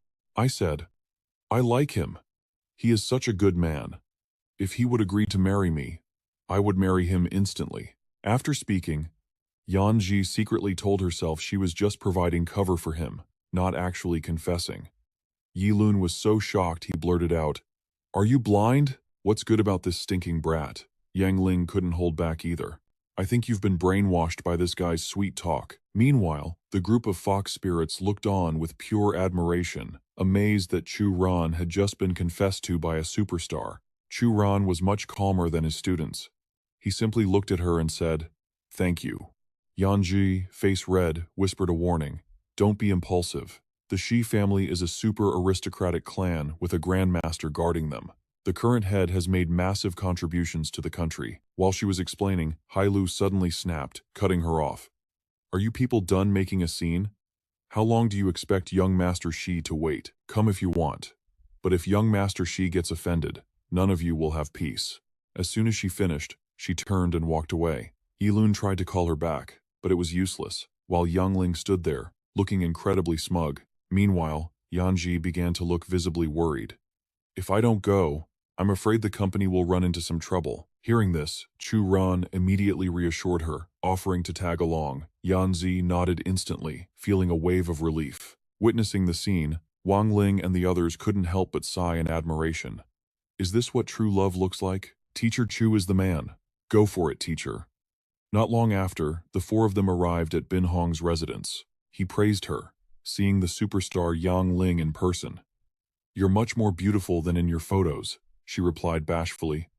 You flatter me, sir. Yi Lun, standing nearby, immediately tried to introduce himself. And me too, young master. I'm Yi Lun. Unfortunately, he was completely ignored as the attention shifted immediately to Yan Ji. You must be the superstar Yan Ji. Is this guy beside you your bodyguard? She hesitated, unsure how to respond. Seeing her distress, Chu Ran stepped in decisively. I am her boyfriend. Bin Hong looked at him with deep suspicion. Superstar Jian has a boyfriend? How come I've never heard of this? Chu Ran calmly replied that since he was currently pursuing her, It was normal for Bin Hong not to know. Yanji was truly touched. She knew he was saying that just to save her. Otherwise, Bin Hong would never stop pestering her. But Bin Hong was in an arrogant mood. Who the hell do you think you are? You're just chasing her? That doesn't make you her boyfriend. Yanji is the woman I've set my sights on. You'd better learn your place, kid. However, Chu Ran dropped a subtle hint. If the real young master of the Shi family hears someone is using his title, I wonder what would happen. Bin Hong flinched, clearly rattled, but he snapped back. What are you implying? Chu Ran didn't hold back his sarcasm. A mistress's son daring to claim the title of the eldest heir? If the true young master of the Shi family hears about this, what do you think he'll do to you? His voice rose, fueled by rage and embarrassment. You have some nerve. But the reality was, exactly as Chu Ran said, Bin Hong was not the legitimate heir. Ordinary people wouldn't dare mention it, because that was the one trigger that would drive him absolutely insane. Even Yanji is regretting giving that intel to Chu Ran now. It sparked a massive catastrophe. But remembering how he stood up for her, she decides to damn the consequences and help Chu Ran shoulder this burden. Meanwhile, Bin Hong barks out a brutal command. Throw Chu Ran into the sea and let him feed the fish. His lackeys spring into action, ready to strike, when a booming voice shatters the tension. Who dares? Shi Bin Hong. If you dare show disrespect to Master Chu, you can forget about any business deals between us. The bystanders are shocked that Jiang Kun of the Dajiang group knows this kid. But even with Jiang's influence, Bin Hong isn't someone to be trifled with. Sure enough, Bin Hong is on the verge of exploding at Jiang Kun for trying to stick his neck out for this nobody. Jiang Kun firmly demands he apologize to Chu Ran. It's the only way their partnership survives. Bin Hong scoffs at the idea of apologizing. He grits his teeth and snaps at Jiang Kun, not to overestimate his own importance. He believes he can stand firm in the Shi family without Jiang's support, so he orders his goons to charge in and destroy everyone. Jiang Kun realizes this kid has some serious nerve, relying on his family's status to look down on a powerhouse like him. Yanji finds herself in immediate danger as a thug sneers at her. A pretty face like yours offending the young master? Big mistake. But a hand moves faster than words, intercepting the blow just in time. Chu Ran executes a perfect throw to instantly take down the enemy. Nearby, a massive shadow looms over Bin Hong. It's the buffalo-sized body of his own guard, used by Chu Ran as a human projectile, hurled straight at him. He cracks his knuckles and grins. Eldest young master Shi, right? If you're itching for a beating, I don't mind helping you loosen up those joints. Sensing disaster, Yanji begs him to stop. There is a grandmaster guarding this place, beings who are revered like emperors. From what she knows, the grandmaster backing the Shi family leads a special division. He is no ordinary martial artist. After crawling out from under his henchmen, Bin Hong spits out a warning. Kneel and kowtow now, and I might still let you live. The grandmaster guarding my family is none other than Grandmaster Zhang Heng. Hearing this, Jiang Kun suddenly bursts into uncontrollable laughter. Yilun thinks the old man has gone mad with fear. Who else would laugh like a maniac upon hearing a grandmaster's name? Jiang Kun wipes a tear and says, "What a pity. If you idiots knew just a little more, you wouldn't be courting death like this." Chu Ran actually planned to go easy on him, but hearing the name of Bin Hong's backer, he decides to deliver a proper beating out of respect for that grandmaster, of course. The young master can only stammer in terror. He chokes out a desperate, "Don't come over here," before a blood-curdling scream echoes through the air, leaving the rest to the imagination. With the deed done, Chu Ran tells his group it's time to leave. Sycophants like Yilun and Yang Ling finally rush to check on Bin Hong. Even with his face beaten into a swollen pig's head, he swears he will kill Chu Ran. Off the boat, a frantic Yanji warns him that Shi Bin Hong will definitely seek revenge, and he has now officially offended the entire Shi family. Run. Go abroad. Go anywhere. If you need money, I can help you. Just go. Jiang Kun clicks his tongue, praising Chu Ran for living up to his reputation, which only makes Yanji more furious at their calmness. She insists the situation is critical because Chu Ran provoked the Shi family, a clan backed by a grandmaster, but Jiang Kun calmly explains. In this world, few can afford to offend Master Chu, and the Shi family certainly isn't one of them. Yanji freezes, confused. How is that possible, Master Chu? It's just that Chu Ran cuts her off mid-sentence. He tells her to head back first, assuring her he is perfectly fine. Besides, if she doesn't return, her agent will freak out. His concern makes her blush slightly. but Yanji still loyally promises that if he ever needs anything, she will be there to help. Yet Churan seizes the chance to tease her, asking if that statement counts as a confession of love.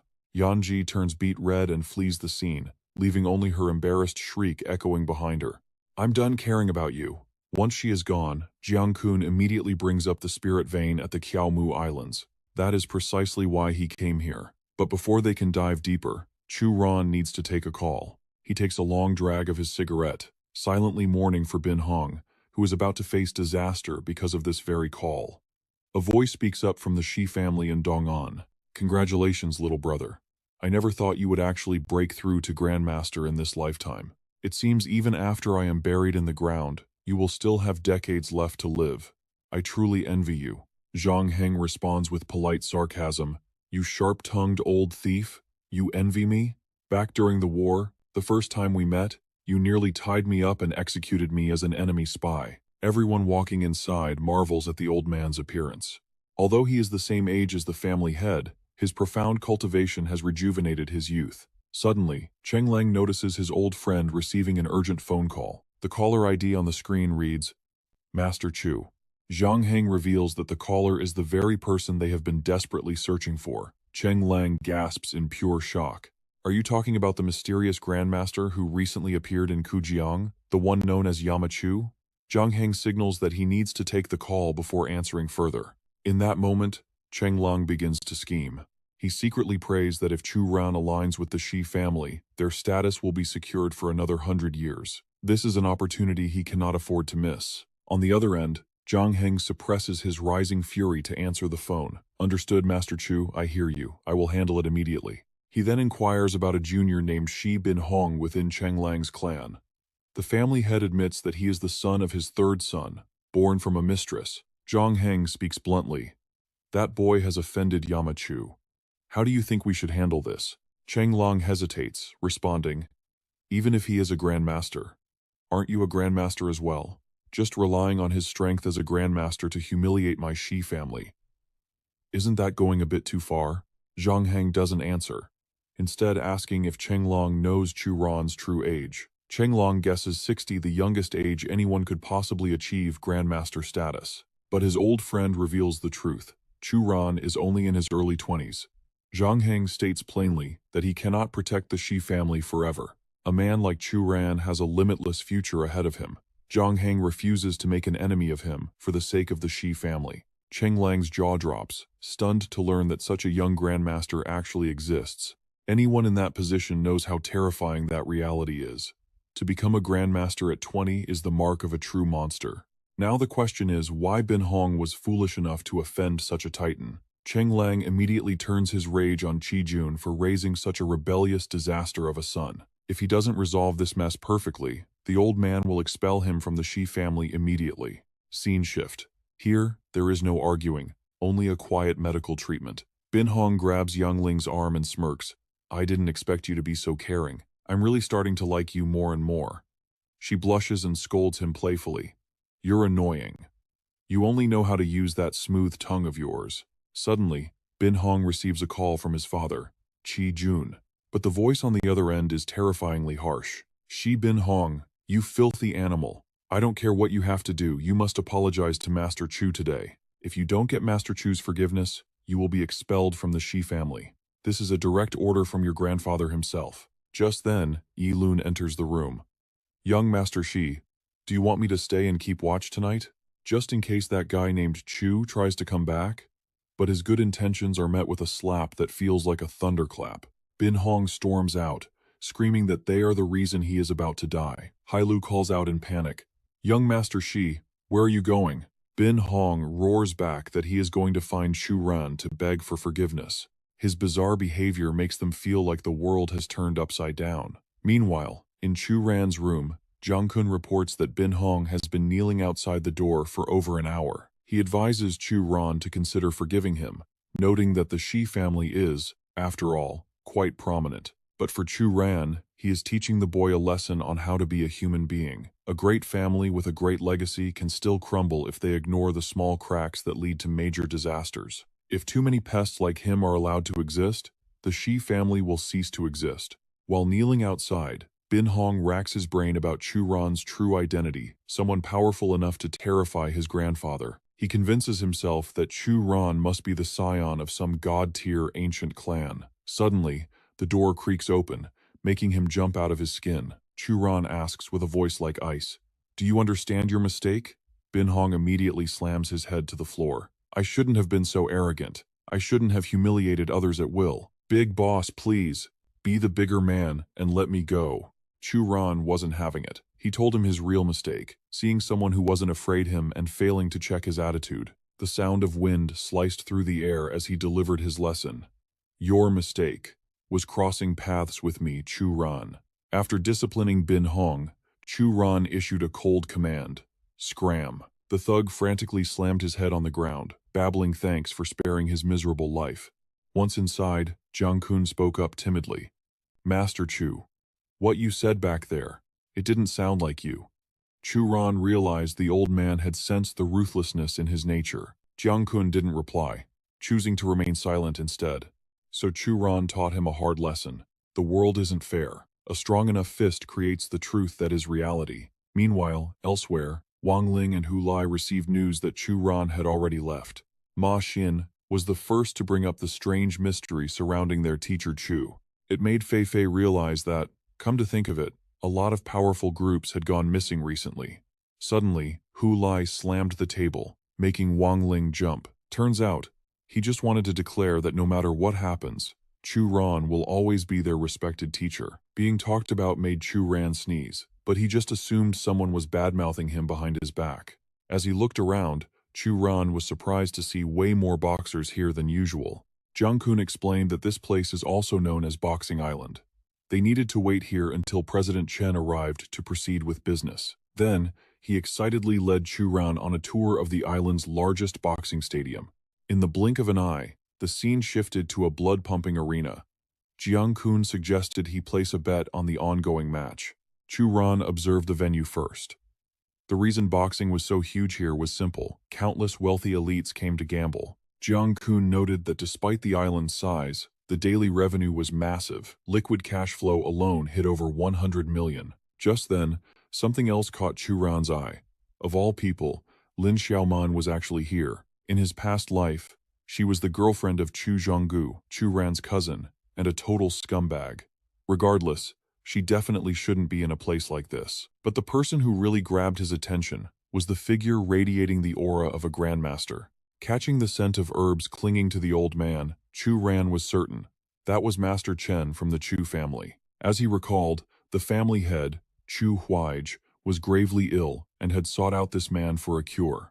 Huaij was currently the sole remaining branch of the Chu family. As for Chu Ran's father, the hopeful heir, he had left the clan due to internal conflict.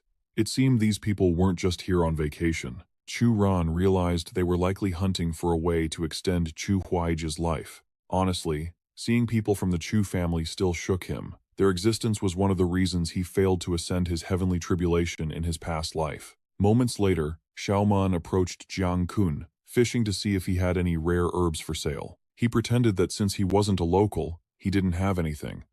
But in reality, he did have a wild mountain ginseng, but he was saving it for his son's health and refused to sell.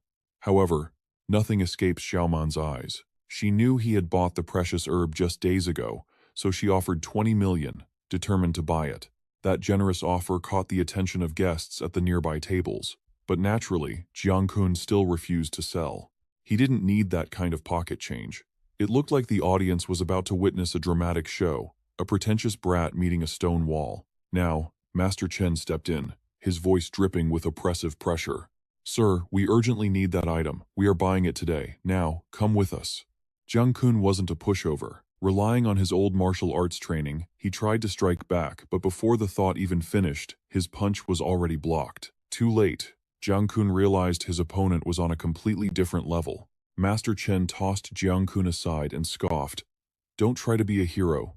You'll just get hurt, and nobody wants that." Knowing he was up against a true martial artist, he could only pray for Chu Ran's help. Otherwise, he was done for. Just as expected, Chu Ran stepped in. "Forcing a sale?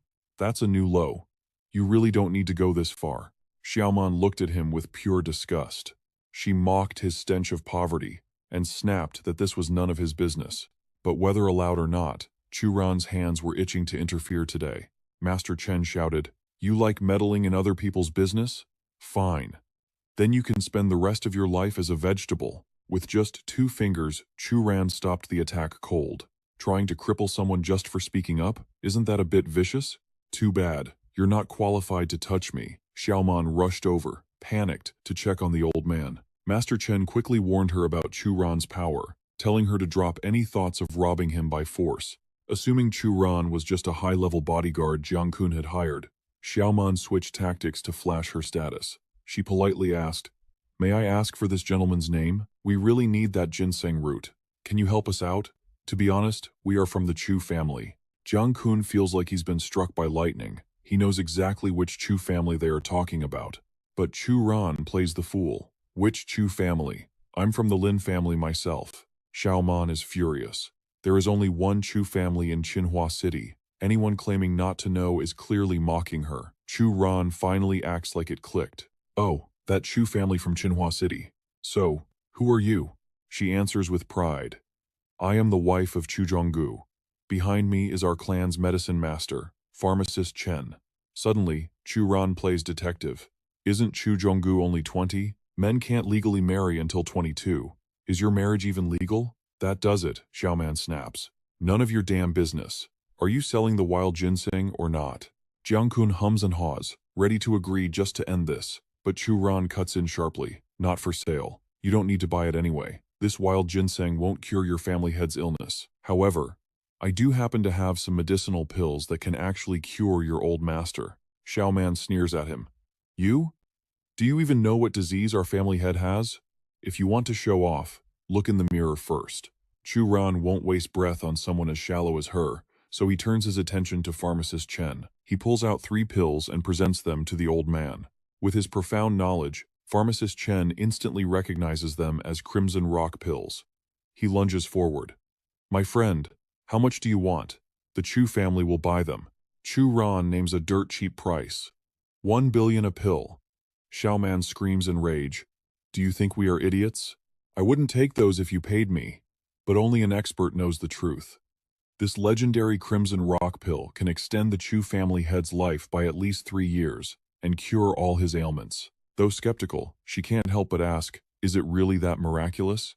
The old man stresses it like he is the one selling it. "Absolutely. This is a divine pill for longevity. It is harder to find than gold." Only Chu Ran knows that in the immortal world, these pills are common trash sold on every street corner. Pharmacist Chen immediately declares he will take all 3, but the sum is too huge to scrape together on such short notice. Xiaoman understands the situation.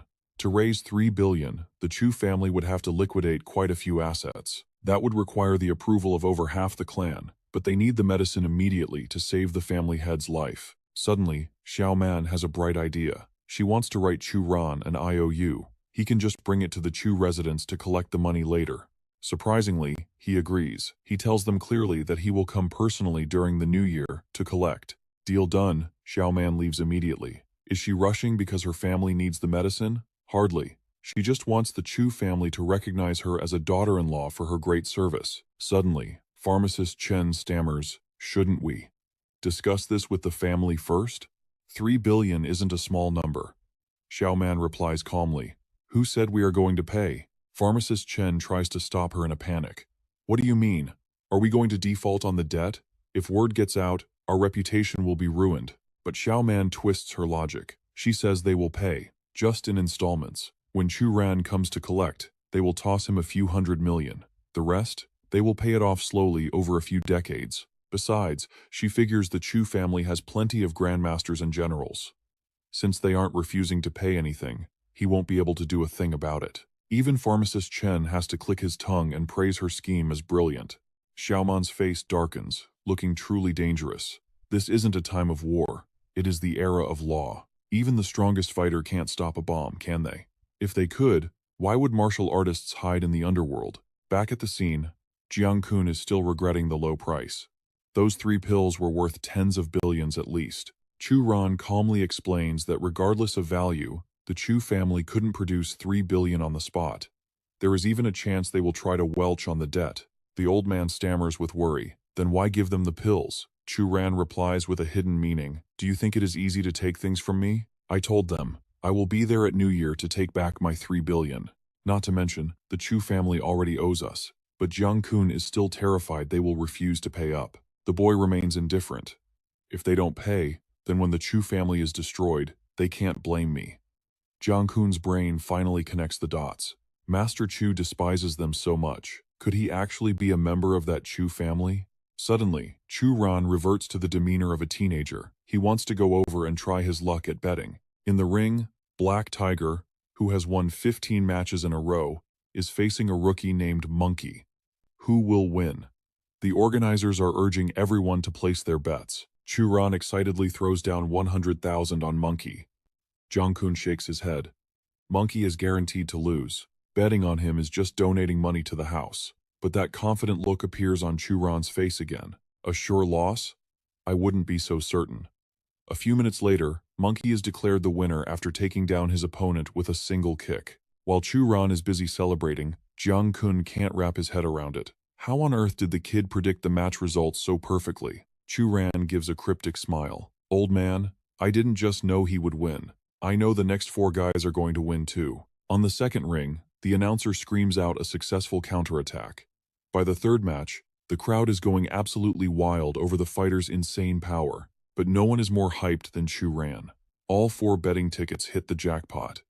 Jiang Kun runs the numbers they just raked in a cool 5 million. Chu Ran is just happy about the easy money, but Jiang Kun knows better.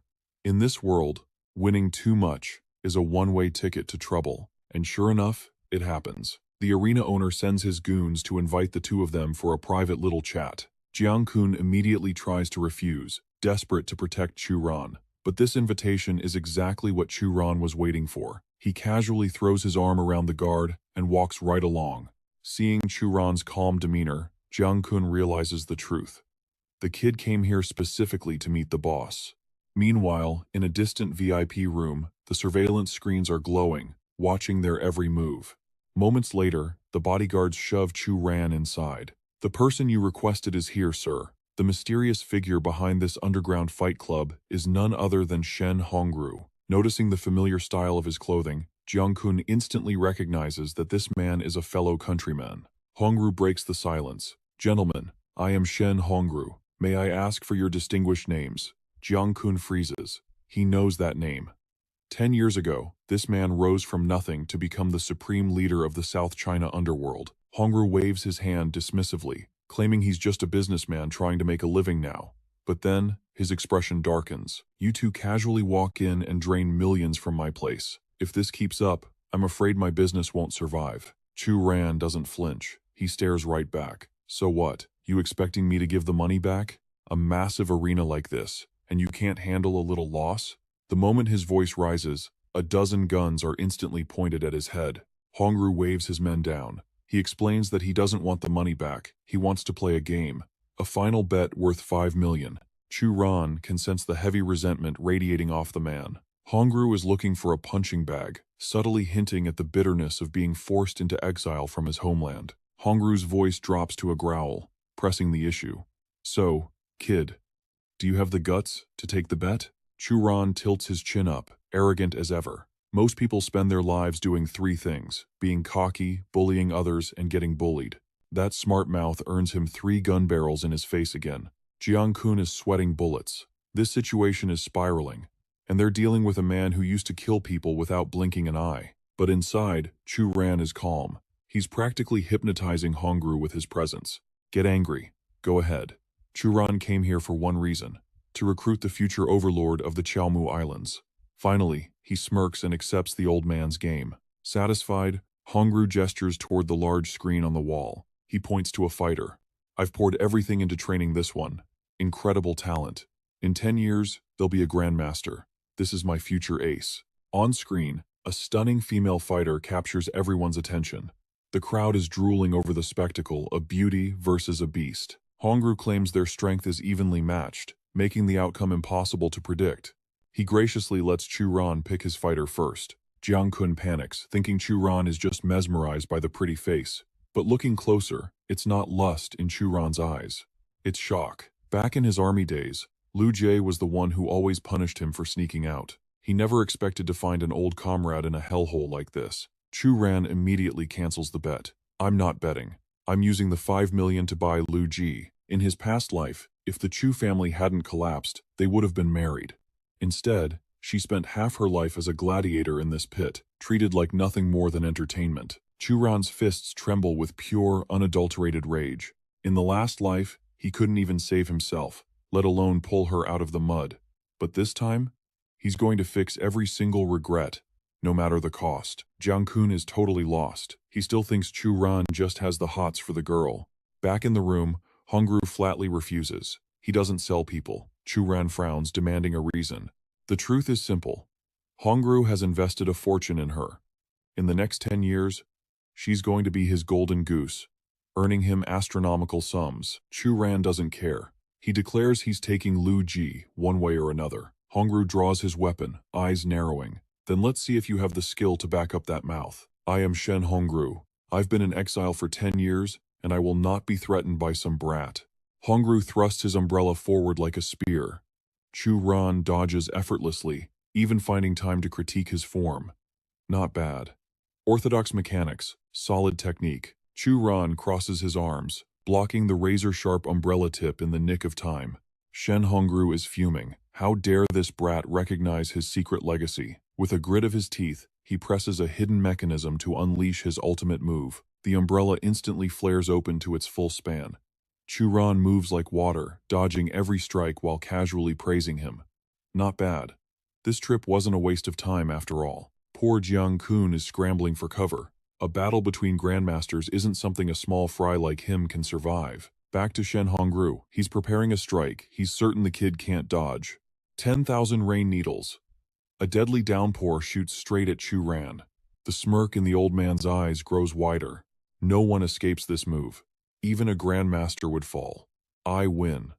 But Chu Ran just keeps complimenting the technique while weaving through the attack. As the needle rain explodes, Chu Ran simply leans back and dodges it all. Shen Hongru feels a sudden spike of pure terror. How is that possible? In that split second of distraction, Chu Ran flashes right behind him. His hand clamps tight around Shen Hongru's throat, declaring the match over. The old man sighs, accepting defeat, and agrees to let Chu Ran take Lu Jie. But Chu Ran is generous. He offers to pay 500 taels, plus a little extra compensation. Suddenly, a man's voice roars from outside. Shen Hongru, hand over this turf today, or I'm taking it by force. The bodyguards instinctively raise their guns. Shen Hongru barks a stern warning. Wang Yong, you're just a loser defeated by my subordinate. Do you want to be humiliated again? Get the hell out of here. Chu Ran reads the room instantly. It's Shen Hongru versus Wang Yong. They used to be equals, but with a single glance, Chu Ran realizes the guy broke through to the Marshal General rank just days ago. Wang Yong smirks arrogantly. Old man, open your eyes and look at my true power. Shen Hongru turns pale with fear. You've stepped into the Marshal General realm? Impossible. Wang Yong unleashes his aura, declaring today is the old man's death date.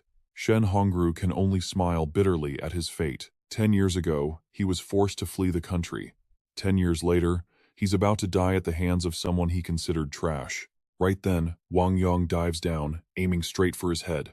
But young Chu Ran chimes in. Hongru, don't give up so quickly. Just as Wang Yong is about to land, Chu Ran deploys a yin-yang shield.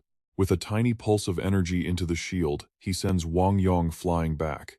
The guy is furious. Chu Ran used his own force against him. Even though the kid looks like a mere martial master, Chu Ran turns to Shen Hongru with a promise. Submit to me, and I'll save your life.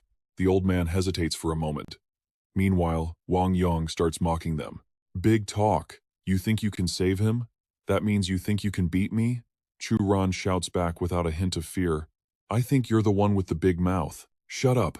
It's not your turn to speak. Wang Yong grinds his teeth in pure rage. Turning back to Shen Hongru, he presses him. So, little Shen, do you agree or not? If not, I'm walking away. The hesitation is natural. Submitting means handing over everything he owns. Refusing means dying at Wang Yong's hands. But thinking of the subordinates who have stuck by him for years, He can't bear to let them die with him. Chu Ran knows what he's afraid of. He clarifies he doesn't want the assets, he just needs Shen Hongru to guard a specific item for him. Make your choice. Hearing that his fortune is safe, the old man realizes this is a deal he can take. Shen Hongru bows his head, begging Chu Ran to save his life. That's all Chu Ran was waiting for. He turns and challenges Wang Yong to make the first move. Being looked down on like this is a first for Wang Yong. Murderous intent explodes from him. Chu Ran chats casually. You're just a martial general. Since the person backing you won't show their face, I'll just have to deal with you. Before the sentence is even finished, he summons hundreds of flying daggers. He makes them dance around him, mocking the guy. It's as easy as flipping his hand. Shen Hongru, though safe now, is terrified. He realizes if Chu Ran wanted him dead earlier, he'd be a corpse. He's only alive because the kid allowed it. Wang Yong is shocked. A kid this young using object control? Even he can't do that. After letting the daggers hover for a moment, Chu Ran commands them to launch. Wang Yong arrogantly declares he's no pushover. Come at me, I can take it all. Chu Ran just sighs another idiot. As Wang Yong's fist smashes forward, the daggers split into two streams, dodging the impact completely. Then they swirl like a tornado, slashing his arm repeatedly. The pain is so intense, he can only scream in agony. Chu Ran doesn't forget to teach him a lesson. Brute strength isn't the answer to everything. The battle isn't over. 3 or 4 rows of daggers loop behind Wang Yong. His entire body is now covered in cuts, front to back. Rage explodes within him. Wang Yong decides to put his life on the line to kill Chu Ran, but the boy just speaks calmly. Trash doesn't get a chance to risk it all. Right now, his only option is to serve up his own life on a platter. Chu Ran dances his daggers through the air, weaving a deadly net right in front of the guy. From the outside, all you can see are countless slash marks painting a backdrop of crimson blood. Once the guy hits the dirt, Chu Ran just casually critiques him, noting that the power of a martial general really isn't all that impressive. Seeing their boss drop dead, the rest of his goons scramble to save their own skins. Seeing the dust settle, Jiang Kun rushes out, only to find Hongru bowing and scraping, endlessly thanking the young man for saving his life. But according to Chu Ran, this isn't over yet. Killing Wang Yong means the Grandmaster standing behind him will come looking for revenge sooner rather than later. Hearing that there's a Grandmaster backing that guy, Hongru starts sweating bullets immediately. Chu Ran, however, isn't bothered in the slightest. He was planning to hunt that Grandmaster down anyway. Why? Because the moment he killed Wang Yong, that hidden master severed one of his karmic threads. Suspicions start brewing in his mind. If Earth has experts like this, that guy might be the same one who caused the plane to crash into the building. If you want to play dirty tricks behind my back, then I'm even more eager to see your face. Job done. He orders them to bring Lu Jie to him. Hongru immediately barks at his subordinates to make it happen. Right now, the old man just wants to curry favor with Chu Ran. Minutes later, bodyguards usher Lu Jie into the room where he's waiting. Hearing the reputation of the person inside, Lu Jie walks in with a heavy dose of suspicion. But the moment she realizes it's actually him, her hand flies up to cover her gasping mouth. Hongru and Jiang Kun read the room perfectly. They leave the young couple some privacy, practically arm in arm as they go grab a drink. Meanwhile, she takes a hesitant step backward. Chu Ran summons every ounce of gentleness he has and speaks softly. Long time no see. Then, he takes the initiative and walks toward her. Outside the room, Hongru earnestly begs Jiang Kun to reveal the boy's background. Jiang Kun doesn't hold back. You've already pledged loyalty, and you still don't know who he is? You've heard of the King of Hell, Chu of Jiangnan recently, haven't you? Hongru gasps, realizing this is the monster who slaughtered the Blade Sect's ancestor. Jiang Kun just nods, confirming his worst fears. Now Hongru realizes he just provoked a titan. He was inches away from returning to Mother Earth permanently. Seeing Hongru dripping with sweat, Jiang Kun actually worries for the old guy's health. Hongru panics, claiming he's fine, just feeling a little hot. This time, he's determined to study this new boss named Chu properly, so he can hug that golden thigh tight. Back in the room, Lu Ji shyly murmurs, "You seem more mature now." Chu Ran nods awkwardly before quickly shifting the topic to Wang Bing. "He told me your life hasn't been great. Is something wrong?" Lu Jie's face turns bright red as she answers. "I've been okay these past few years. But after being transferred by the Chu family, a young master from the Ma family tried to impose his unspoken rules on me. Hearing this makes his blood boil. She's too beautiful, and it makes her a magnet for these dog-like lowlifes. Lu Ji whispers that she refused those advances, so the higher-ups fired her. Hearing that, he frantically asks what happened next. Lu Jie explains that she went to Jinlin and ran into a guy named Ling Yun, a creep who loves collecting beautiful women. Chu Ran knows that name. In his past life, that bastard targeted his little sister, leading to the total destruction of his family. Suddenly, Lu Ji grips his hand tight. She explains she's fine, she was locked up for 3 days but found a chance to escape. Chu Ran grabs her hand, comforting her with a promise to take her back to Zhujiang. He feels the danger hasn't fully passed, so taking her with him is the safest bet. Lu Ji, however, doesn't get why they're going to Zhujiang. Chu Ran explains he's finding her a better job. Since she used to be in the special forces and is great at languages, it fits. She still doesn't see the connection. Turns out, Chu Ran wants her to be the English teacher for his class. He's convinced the students will love her. She's a bit stunned. Taking a special forces soldier and making her an English teacher? That's a little eccentric. Chu Ran teases her with a hidden meaning. Don't you think talent should be put to good use? If you don't want to go, I'll drop it. Lu Jie hastily agrees. Honestly, she doesn't care where she goes. As long as Chu Ran is there, it's enough. They fall silent, exchanging a look full of deep affection. Cut to a yacht. Someone announces that just ahead lies the island they purchased. Hongru is talking about the recent war in North America, mentioning it was all fought over a specific mineral deposit. And now, the man standing before him holds that very resource. Hua Sheng, sensing the suspicion, carefully offers a reminder. Let me correct you, you're involved in this now too. Jiang Kun speaks up with total confidence. With you and Master Chu presiding over this, no one can touch us. Just then, the purchased island looms into view. It's been given a beautiful name. Huasheng Island. He explains there are no workers on the island, just a few security guards.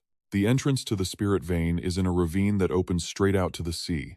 Huasheng leads everyone to the chosen spot. Suddenly, Chu Ran exhales sharply.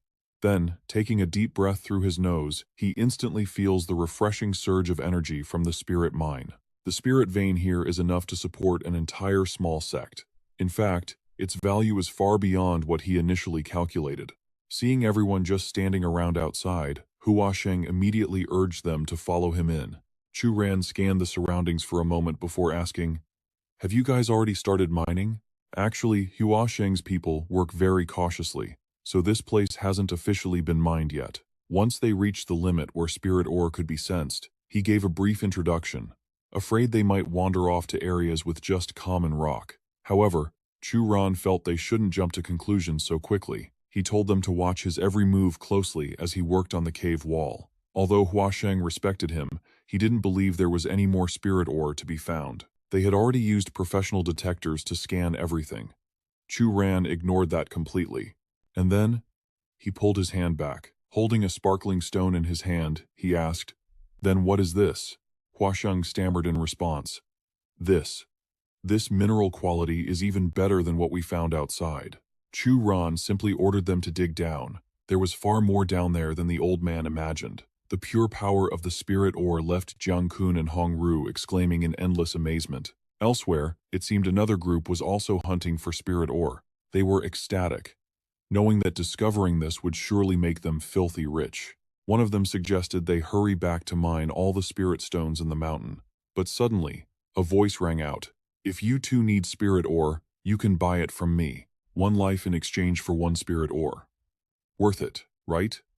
Both of them froze, spinning around in high alert. But it seemed their lives ended right there. He had just given them 2 one-way tickets to hell. When Hongru and Huasheng ran over, they were shocked to see 2 strangers.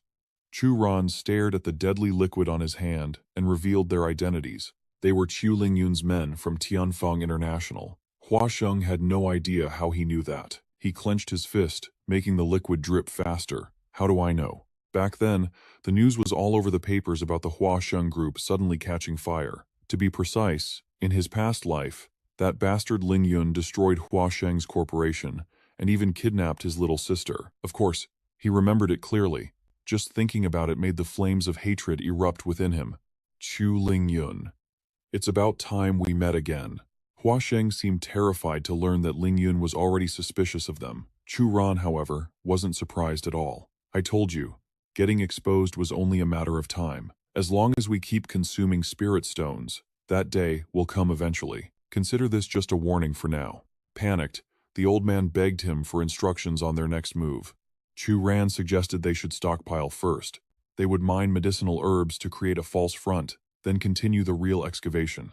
As long as their power was strong enough, no one would dare touch them. Then, he said he would stay behind for a day to set up a small formation, ensuring no outsiders could barge in. That evening, dim lights flickered within the cave. Chu Ran clasped his hands loosely together to activate the Kun formation. Once the formation was complete, patterns drawn by his true energy appeared on the ground. The specialty of this formation was illusion. He knew very well that anyone who stepped inside would be trapped in a fog.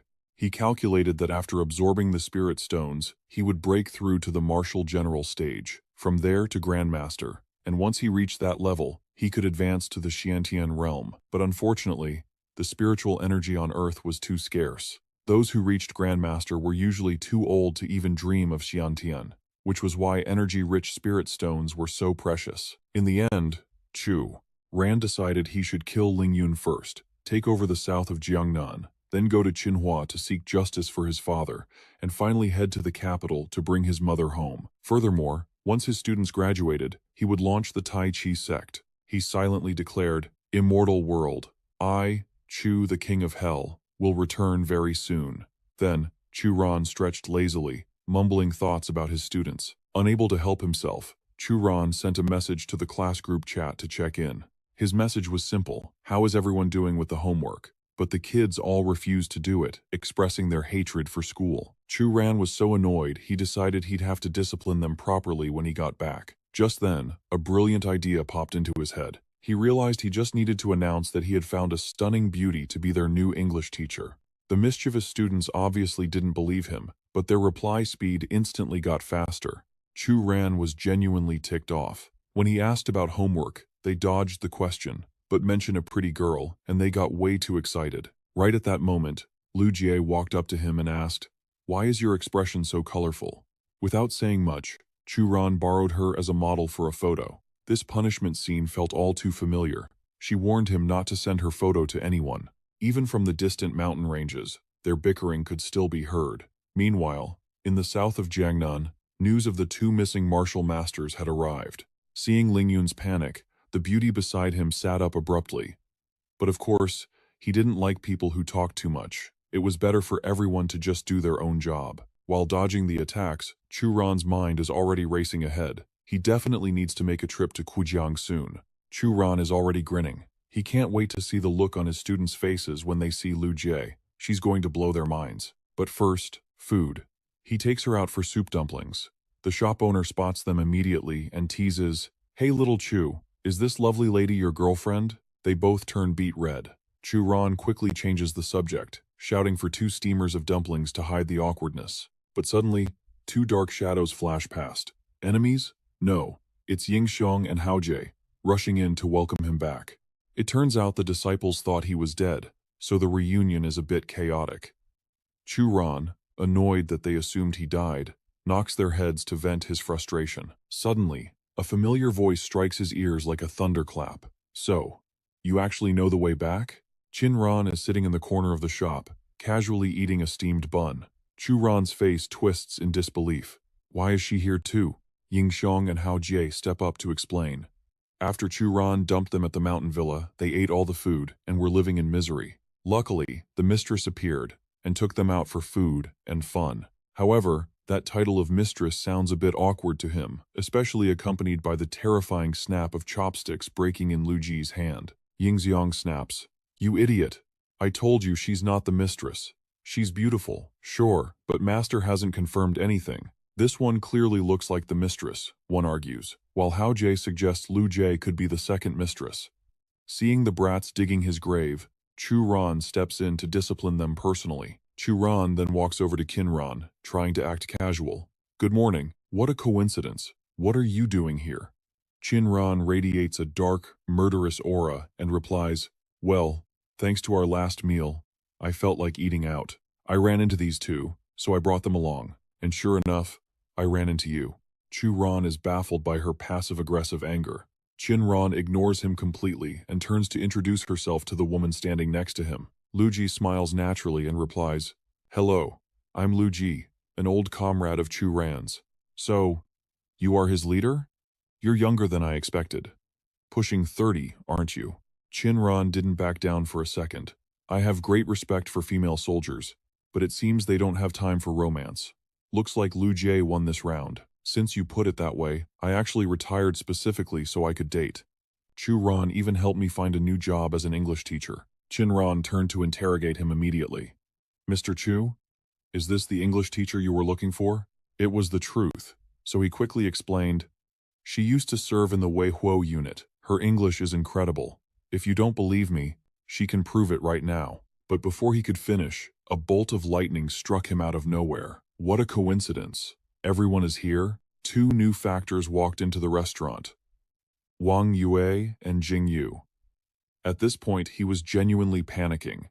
"You have got to be kidding me. Did they make an appointment to play mahjong or something?" The seating arrangement was a disaster. Chinran sat with Jing Yu. Wang Yue sat alone in the middle, and on the other side were Chu Ran and Lu Jie. He didn't even know what kind of torture this was anymore. Two little troublemakers dealt him a critical hit. First mistress, second mistress, even third and fourth mistress are all here. Wang Yue started the offensive, talking about Teacher Chu. "My trip with him to Linhai was unforgettable. He always protected me from the bad guys." Before she could even take a bite, Jing Yu shot back. "He has taken special care of girls ever since he was little. When we were kids, he even demanded to marry me. I only got transferred to the city thanks to him and his friend. I still remember stealing a kiss from him back then. The way he blushed was so cute." Chinran didn't expect someone to launch such a direct attack. Wang Yue immediately added fuel to the fire. "Such an elite man. I wonder which girl is actually worthy of him." Chu Ran was so embarrassed he played dumb, quickly suggesting they talk about something else. "Isn't it time for work? Why isn't anyone rushing?" When no one moved, he awkwardly stammered, "Just look at the time, you'll see." Thanks to that excuse, the girls finally started to leave their seats. But Lu Ji asked them to wait a moment. Turns out, she wanted to create a group chat so they could go out for tea together when they were free. Watching them exchange contact info, Chu Ran realized he was absolutely doomed.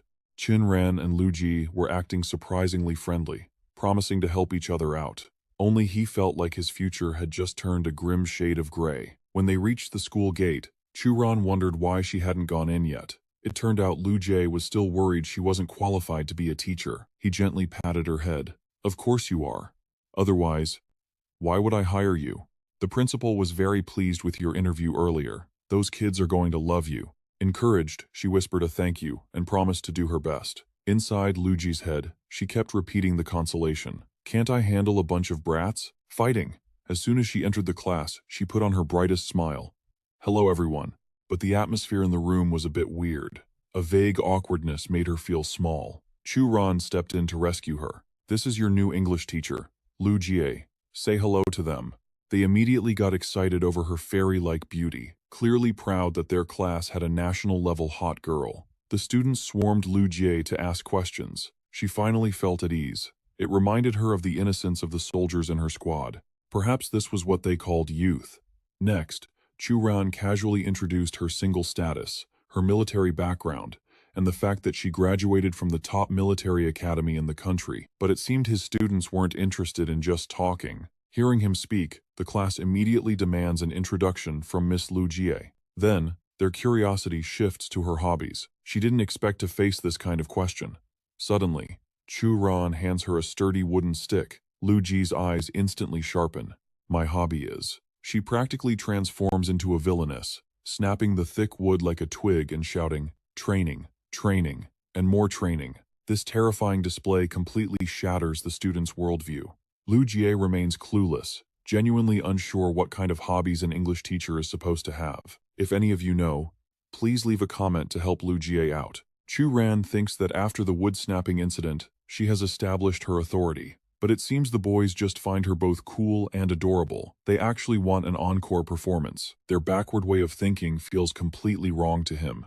Just then, he gets shoved out of the room because the students want to bond with Miss Lu. The door slams shut, separating him from the class, making him feel like the old wave dying on the beach as the new wave takes over. Defeated, Chu Ran has no choice but to return to the teacher's office.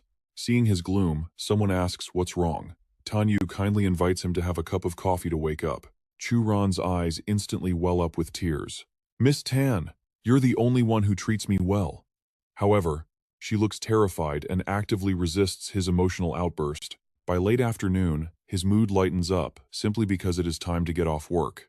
But calculating the timeline, Chu Ran realizes there are only 2.5 years left. More importantly, that young Master Chu should be arriving here soon. However, his current concern is hoping Lu Ji knows the way home after work.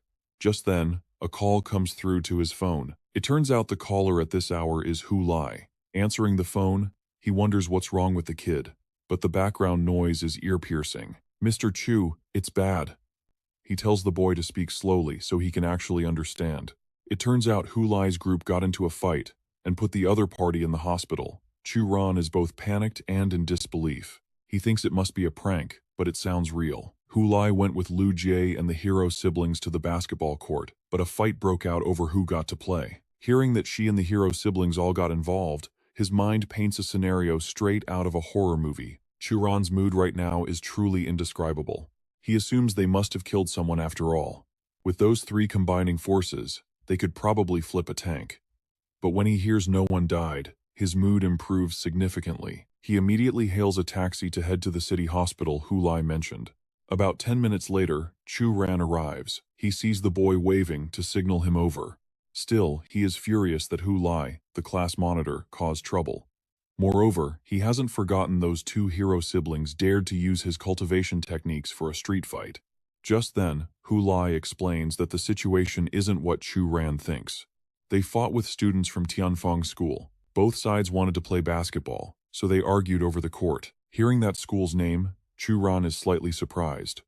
Hu Lai knows his teacher is clueless, so he explains.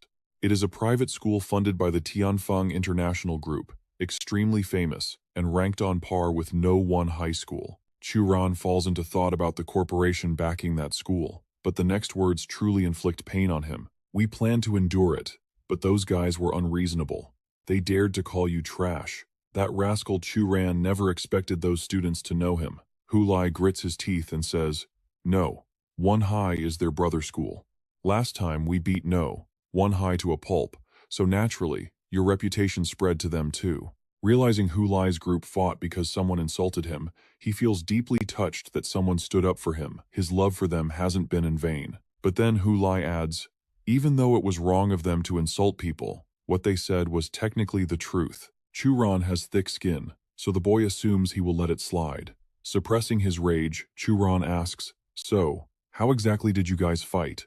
According to the story, the rivals saw Hu Lai looking scared, so they insulted him more, then started teasing Lu Jie and the girls. Seeing that they fought to defend the girls, he thinks their youth is truly full of passion. However, the truth is a bit cruel. Hu Lai just didn't want to lose a trash-talking contest, so he turned it into a spit-flying verbal war. The other side couldn't take it anymore and started shoving. Basically, the other group threw the first punch. Chu Ran has a massive headache because of these brats. You guys, seriously, tell me, who on our side actually fought? Did my two disciples fight too? It turns out Hu Lai didn't lift a finger. He just stood there cheering for the others.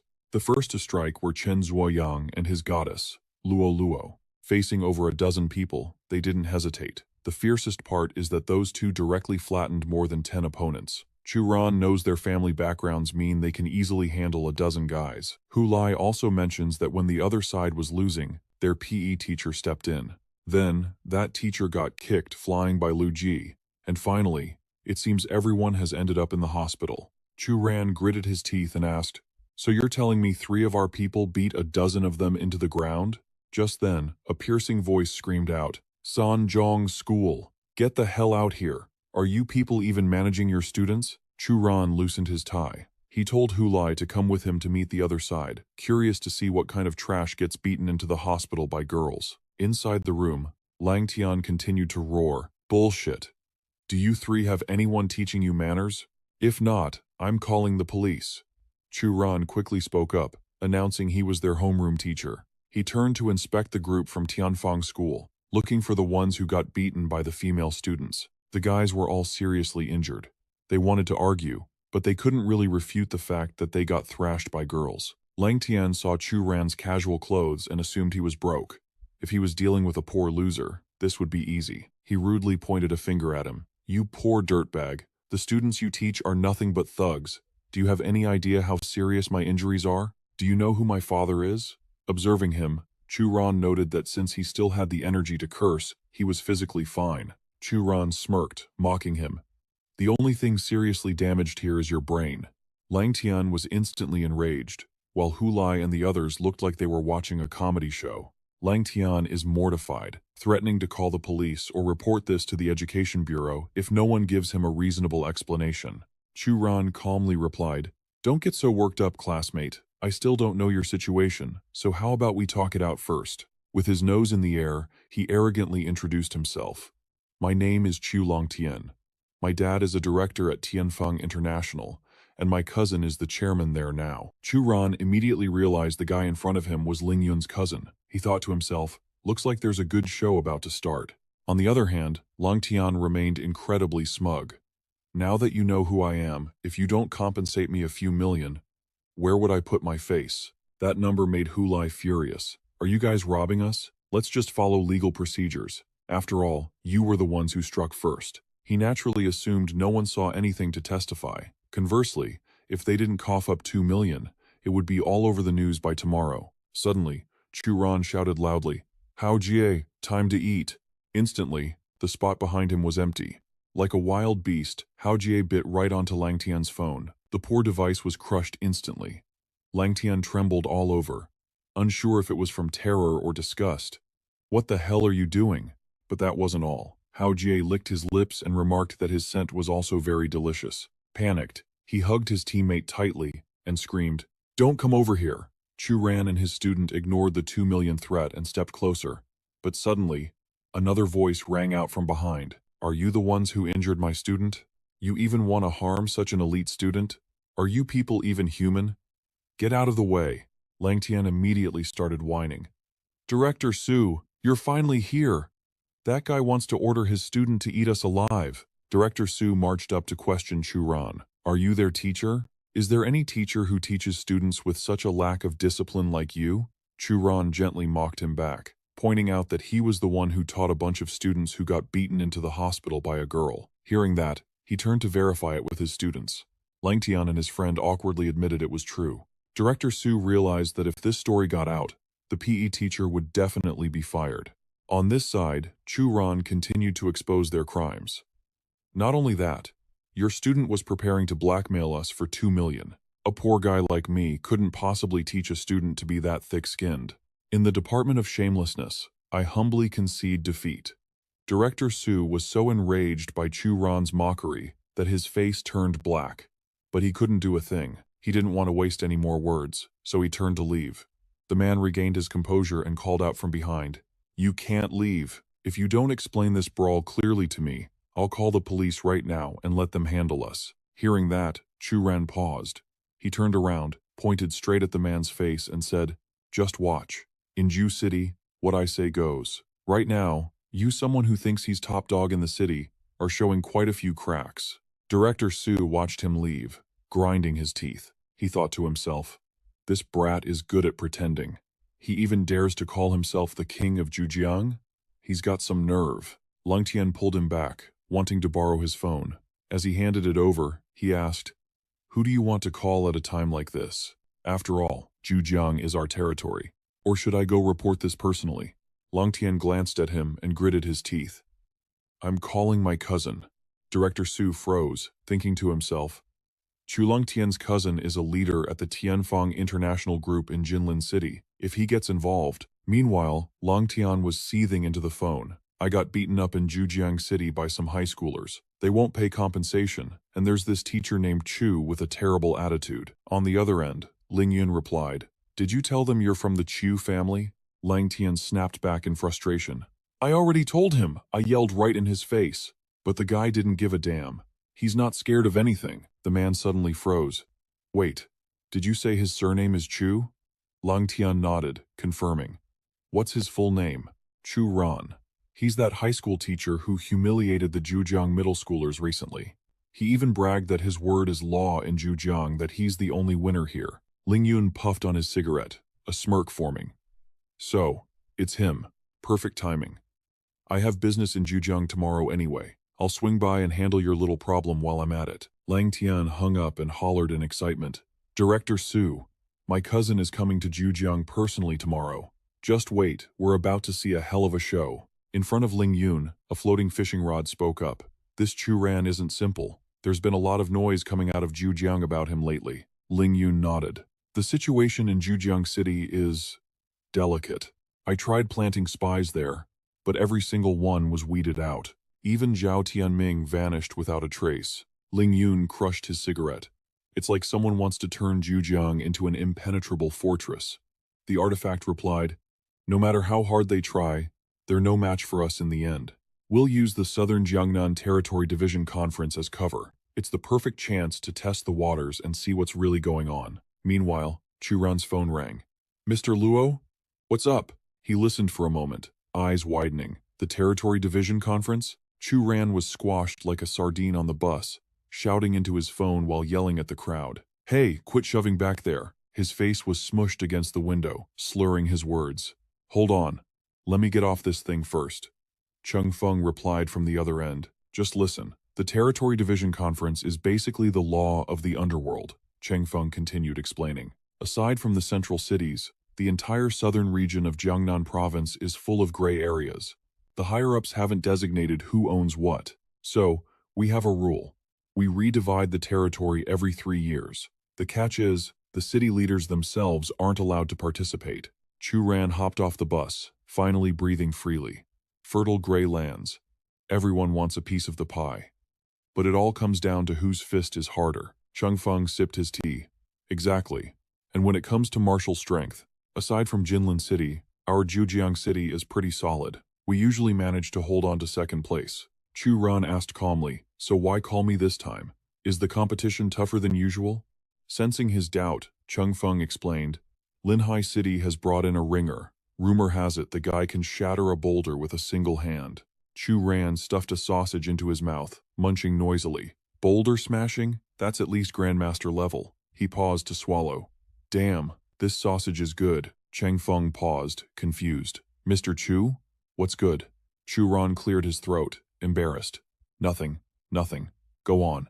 Cheng Feng got back on track. It looks like Jinlin City isn't sending a Grandmaster this time either. The situation is critical. I need you to step in and help us secure second place. Chu Ran shrugged. Got it. I'll do it. But I'm taking first place.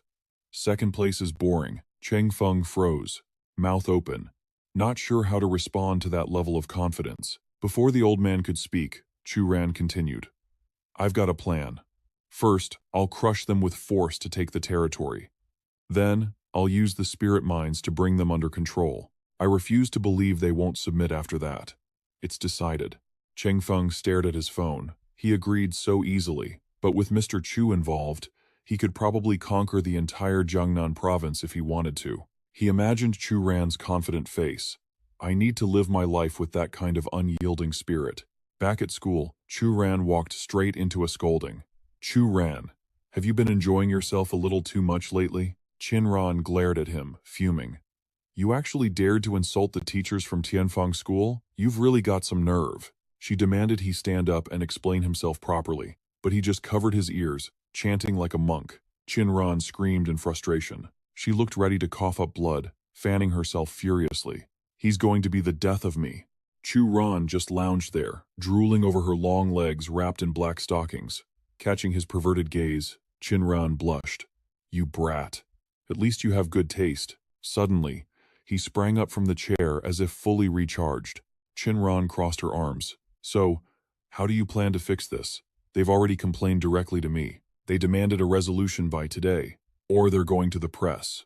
Chu Ran looked shocked. As our principal, are you really going to let them bully you like that? She sighed, slumping her shoulders. What choice do I have? They're a top provincial school. Their name alone is enough to crush us. Chu Ran quickly moved behind her, massaging her shoulders. Principal Qin, calm down. We're not the bad guys here. They started it. Qin Ran asked coolly. Are there cameras in the gym? Chu Ran's face darkened. He hesitated. Don't think so. She rubs her temples, letting out a weary sigh. That won't work. It's just he said, she said. I trust our students, of course, but the fact remains those people got hurt. He immediately counters. Luo was the one who dealt the damage. That brat Chen Yang is faking it. He's not hurt at all. He grabs her arm in frustration. But if they want to play dirty games, let them come at me. Chu Ran leans in close, his face inches from hers, making her blush a deep crimson. Flustered, Chin Ran turns her head away. Right now, you're my person. You don't need to shoulder this alone. Hearing this, Chu Ran freezes, his own face flushing red. Panicking, she covers his mouth before he can speak. Shut up. I meant you're a teacher at our school.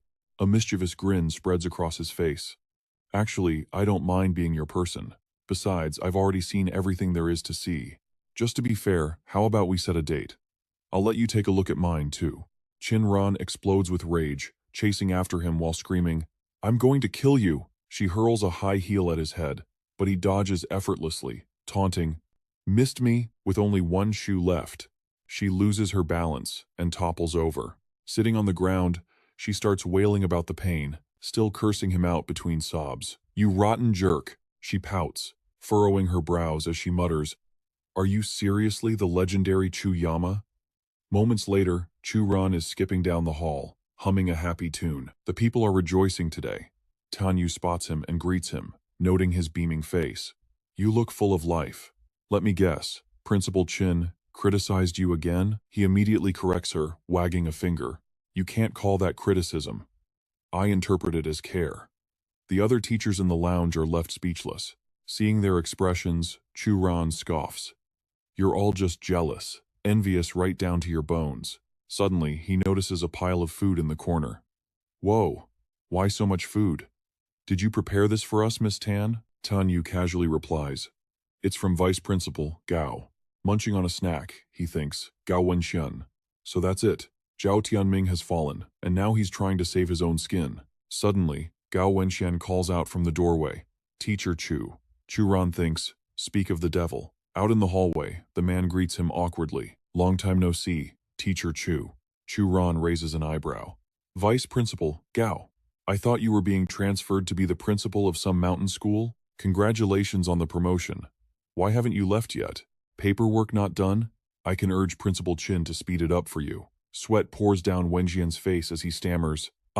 No, that's not what I meant. He recalls Chin Ran's words. Whether you stay or go depends on Teacher Chu. If he agrees, I agree. Wenxian clenches his fists. If I don't try now, I'll be stuck in the mountains forever with no way back. Back in the present, he fawns over Chu Ran. To be honest, Teacher Chu, I've always prioritized education over money. I truly love these students. He forces tears into his eyes. I can't bear to leave them. If you let me stay, I swear I'll dedicate my life to education. I was wrong before, but I had no choice. You know how twisted Zhao Tianming is. Chu Ran looks at him with a calm, mocking expression. How long did you practice that script? Wenxian stutters, unable to speak. Chu Ran leans in, whispering slyly into his ear. You were Zhao Tianming's man, weren't you? A simple background check reveals everything. Why bother acting? Wenxian looks like he's seen a ghost. His lips tremble, but no excuses come out. Finally, he gives up defending himself and lets out a long, defeated sigh. Wenxian turns to leave, ready to resign. Watching him go, Chu Ran thinks. He relied on Zhao Tianming, but he's not evil at his core.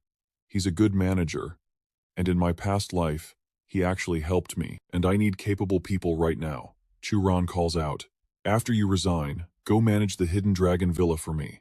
Wenxian freezes, spinning around in disbelief. What? Chu Ran replies calmly. If you're ready, you can head straight to Hidden Dragon Villa. He excuses himself to get to class, leaving the man dumbfounded. Wenxian's mind races. The butler of Hidden Dragon Villa? The Riverside Pavilion? That position alone is far more prestigious than being a high school vice principal. Filled with renewed fire, he shouts, Teacher Chu, I promise I won't let you down. Chu Ran walks away satisfied.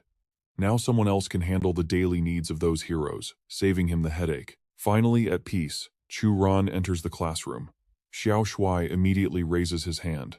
Chu Ran nods at him, and the boy beams. Teacher Chu, we want to learn English. Hulai chimes in. Yeah, our literature grades are fine, but our English sucks. A lot of us want to study abroad after graduation, so we need more time for English. He immediately understood the cunning intentions of those students. Chu Ran shouted angrily, "Silence! I know exactly what you're up to just by hearing you talk.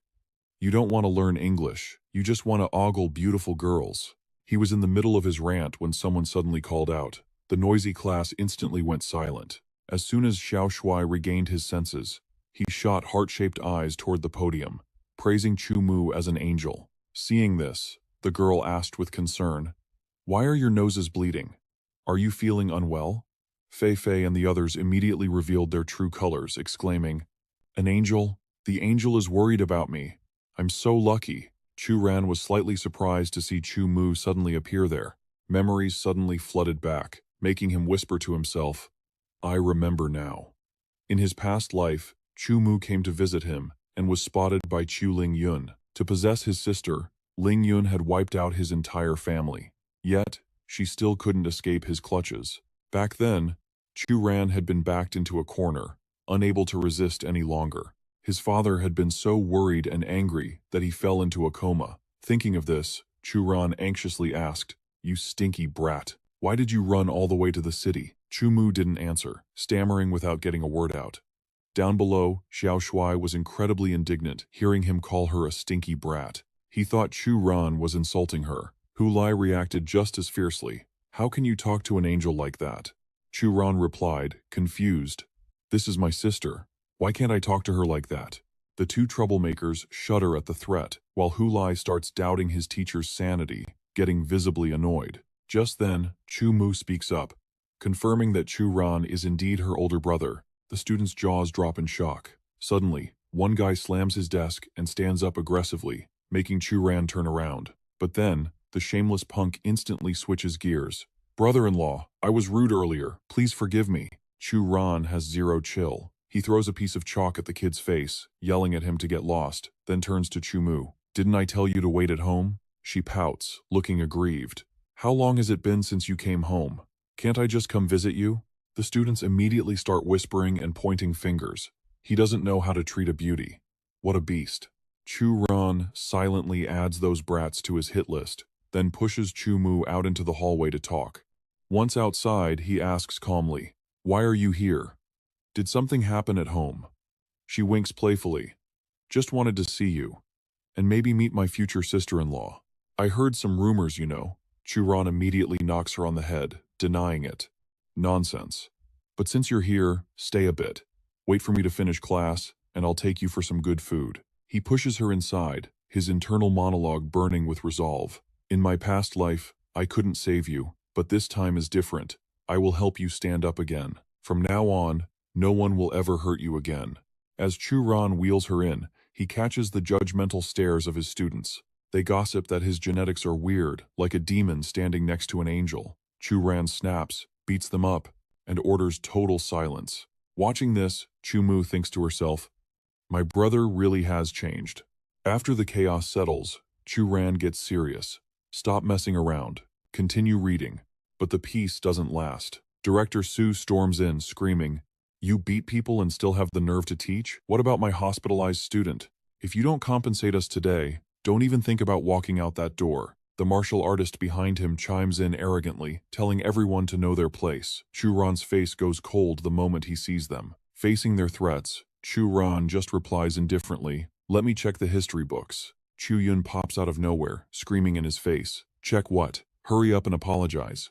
Chu Ran ignores her, calmly reading his book. He scrutinizes the pages, seeing the words "man-eating" written between the lines of history. The woman freezes for a second, confused, but then marches up aggressively. "What did you say? I dare you to say it again." Chu Ran coldly flicks the book, sending her flying across the room. "Don't interrupt my class. You're wasting my students' youth." Hu Lai smirks from his desk. "Is that it?" She talks big, but goes down easy. Lang Tian whispers to the martial artist, "Sir, go teach him a lesson." The martial artist immediately curses Chu Ran, calling him an ungrateful brat who needs a beating. He jumps up, ready to beat Chu Ran to a pulp. Lang Tian watches confidently, thinking, he's a martial artist. How can a normal teacher fight him? Just as the fist is about to connect, The guy thinks he's won. But no one expects Chu Ran to simply smack him with the book. The martial artist faceplants, crying for his mommy in agony. The students go wild with excitement. Chu Ran takes the chance to ask, "Do you students know what this is? Knowledge really is power." Down below, the guy clutched his face, groaning, "How can anyone be this shameless?" As soon as he finished speaking, the martial artist whipped out a weapon to challenge him. Seeing this, Chu Yun immediately screamed for him to stop. She was terrified of blowing this out of proportion, but it was too late. He had already hurled the weapon straight at Chu Ran. Seeing this, he scolded him in anger. "You're really digging your own grave." With that, Chu Ran simply raised his book to block. The weapon instantly ricocheted back, striking its owner. The martial artist's face turned purple with pain as he thought bitterly, "How is this even possible? Just one move crippled my arm." Even so, he refused to give up and launched another attack. "Damn it, go to hell." Chu Ran calmly reached out to counter with a look of utter disdain. Against these amateur moves, in the blink of an eye, he shattered the guy's weapon into pieces. Only then did Chu Ran officially go on the offensive. He delivered a brutal blow to the martial artist, then raised his voice to kick this honored guest out. The impact sent him flying straight out the door. Dusting himself off, Chu Ran calmly addressed the class. "All right, the pests have been dealt with. Let's get back to the lesson. And my dear students, remember not a word of this to the principal, okay?" Xiao Shuai and Hu Lai watched with starry eyes, praising him non-stop. "Mr. Chu, you're so cool. Good job, Mr. Chu." Meanwhile, Chu Ran thought to himself, "So they actually dared to make a direct move on me? This was definitely Ling Yun's doing. If you dare threaten my students and my family, don't blame me for being ruthless when the time comes." The scene shifts to outside the school, where a voice suddenly rang out in accusation. "You dare try to kill someone right here at the school?" The martial artist replied indifferently, "Miss Chu. Boss Chu ordered me to do it. He'll take responsibility for whatever happens." Both Lang Tian and Chu Yun were stunned to hear that. Big Brother did this? Just then, a phone call interrupted their conversation. Answering the phone, he immediately reported, "Boss Chu, I failed. But I did manage to test his strength." Ling Yun asked, "So, how is he?" The martial artist scoffed. "He's just a petty amateur." But he failed to notice the jets of blood suddenly spurting from his own body. A second later, the martial artist let out a blood-curdling scream as his body erupted in blood. Hearing the agonizing screams on the other end, the voice on the phone asked in panic, "Hello? What's happening?" The screams, pure agony just to listen to, pierced Ling Yun's eardrums, leaving him completely in shock. "Damn it, what the hell is going on? Chu Ran, was it? Sooner or later, I'm going to kill you." The scene shifts to a 5-star restaurant. Chu Mu happily chirped, "Big brother, Dad said you should keep your salary for yourself from now on. You don't need to send money home anymore. He found a pretty good job recently, so we have enough to get by." Nearby, a few guys ogled her, clicking their tongues in pity at the state of Chu Mu's legs. Chu Ran replied gently, "It's fine. I'm not short on cash. I'm not exactly an ordinary person anymore, so you and Dad can rest easy." Hearing that, the little girl beamed. "I knew my big brother was capable of great things." A moment later, Chu Mu teased, "So, how long until I get a sister-in-law?" Chu Ran could only look at her helplessly. "I'm still young. Don't start rushing me to get married like Dad does." Then, Chu Mu's tone turned somber. "Brother, Dad said you should come home early this year. Little aunt just gave birth again." Chu Ran didn't reply. He just calmly continued cutting his steak. He recalled how his relatives had shunned them when he was a child. In the end, Chu Ran concluded that in the entire Chu family, aside from Yun Yun, only little aunt had ever treated the three of them with kindness. With that in mind, he asked, "Have those scumbags finally come to their senses?" Seeing his change in attitude, Chu Mu tried to smooth things over. "Brother, I know you don't want to go back, but they're still Dad's relatives. After all." Unexpectedly, Chu Ran didn't refuse. Instead, he said, "Of course we're going back. There's going to be a good show to watch this year." The girl looked confused. "A good show?" He answered silently in his heart. "Everything the Chu family owed us in my past life. I'm going to take it all back." The two siblings were enjoying their meal when they suddenly heard a voice laughing. "Boss Zhu, it's a pleasure to be hosted by you again." Boss Zhu replied warmly, "It's the least I could do. Serving you, Boss Chu, is my honor." Ling Yun smiled back amicably. "Boss Zhu, you're as witty as ever." As Ling Yun chatted with Boss Ju, he successfully drew the attention of everyone around. "Wait, is that Chu Ling Yun?" A girl at a nearby table exclaimed. "I didn't expect him to be so young. A true prodigy. And isn't that guy next to him Tiger Shu Ke of Jinlin?" Chu Ran thought to himself, "I've finally run into these mongrels. Just you wait. I'll make sure you taste true suffering." Chu Mu watched with worry as he grew so angry that he bent the knife in his hand. Just then, Ling Yun's gaze landed on the girl. He silently marveled, "This girl. She's a perfect work of art." With that thought, Ling Yun announced, "Gentlemen, excuse me while I go introduce myself to this beauty." Shu Ke eagerly chimed in, "Let me help make Boss Chu look a little more impressive."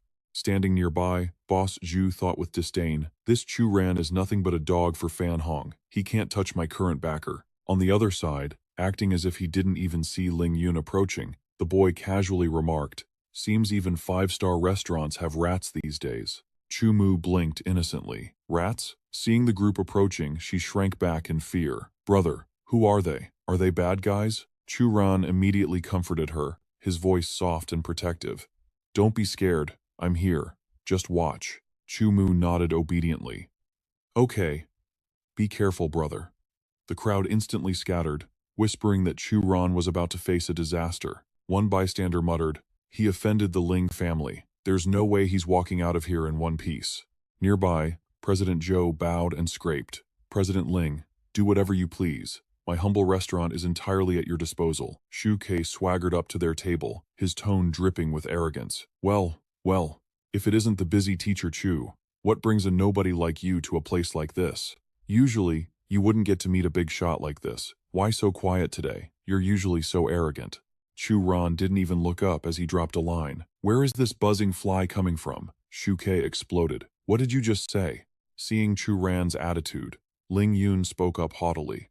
"So, you are the owner of the Hidden Dragon Villa?" The boy didn't answer. He treated Ling Yun like air, showing complete and utter disdain. Ling Yun's face darkened with rage. "Acting tough? You're just a grandmaster. You're not even worth as much as my dog." President Zhou jumped in to defend his master. "Hey, you surnamed Chu. You're pushing your luck. President Ling is talking to you." Chu Ran suddenly grabbed the finger pointing at him. His voice turned icy. "Oh, isn't this President Zhou? About that multi-billion-dollar project of ours. Have you made up your mind?" Zhou immediately flipped the script in panic. "Who's working with you?"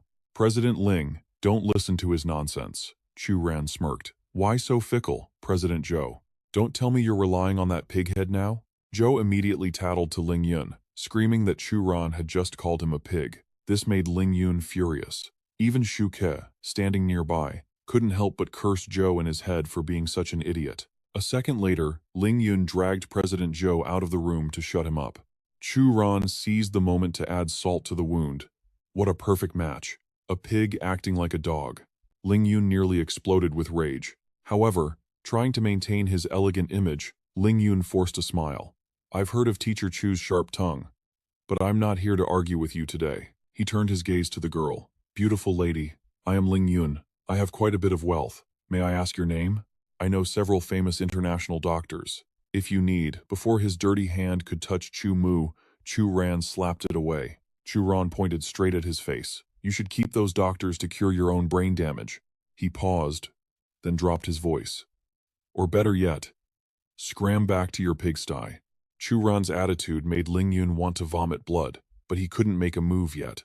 Shu Ke couldn't take it anymore. He rolled up his sleeves. "Chu Ran, don't think your cheap kung fu makes you invincible. In this world, fists aren't everything." Chu Ran calmly picked his ear and sighed. "The flies are really multiplying today." Shu Ke went mad.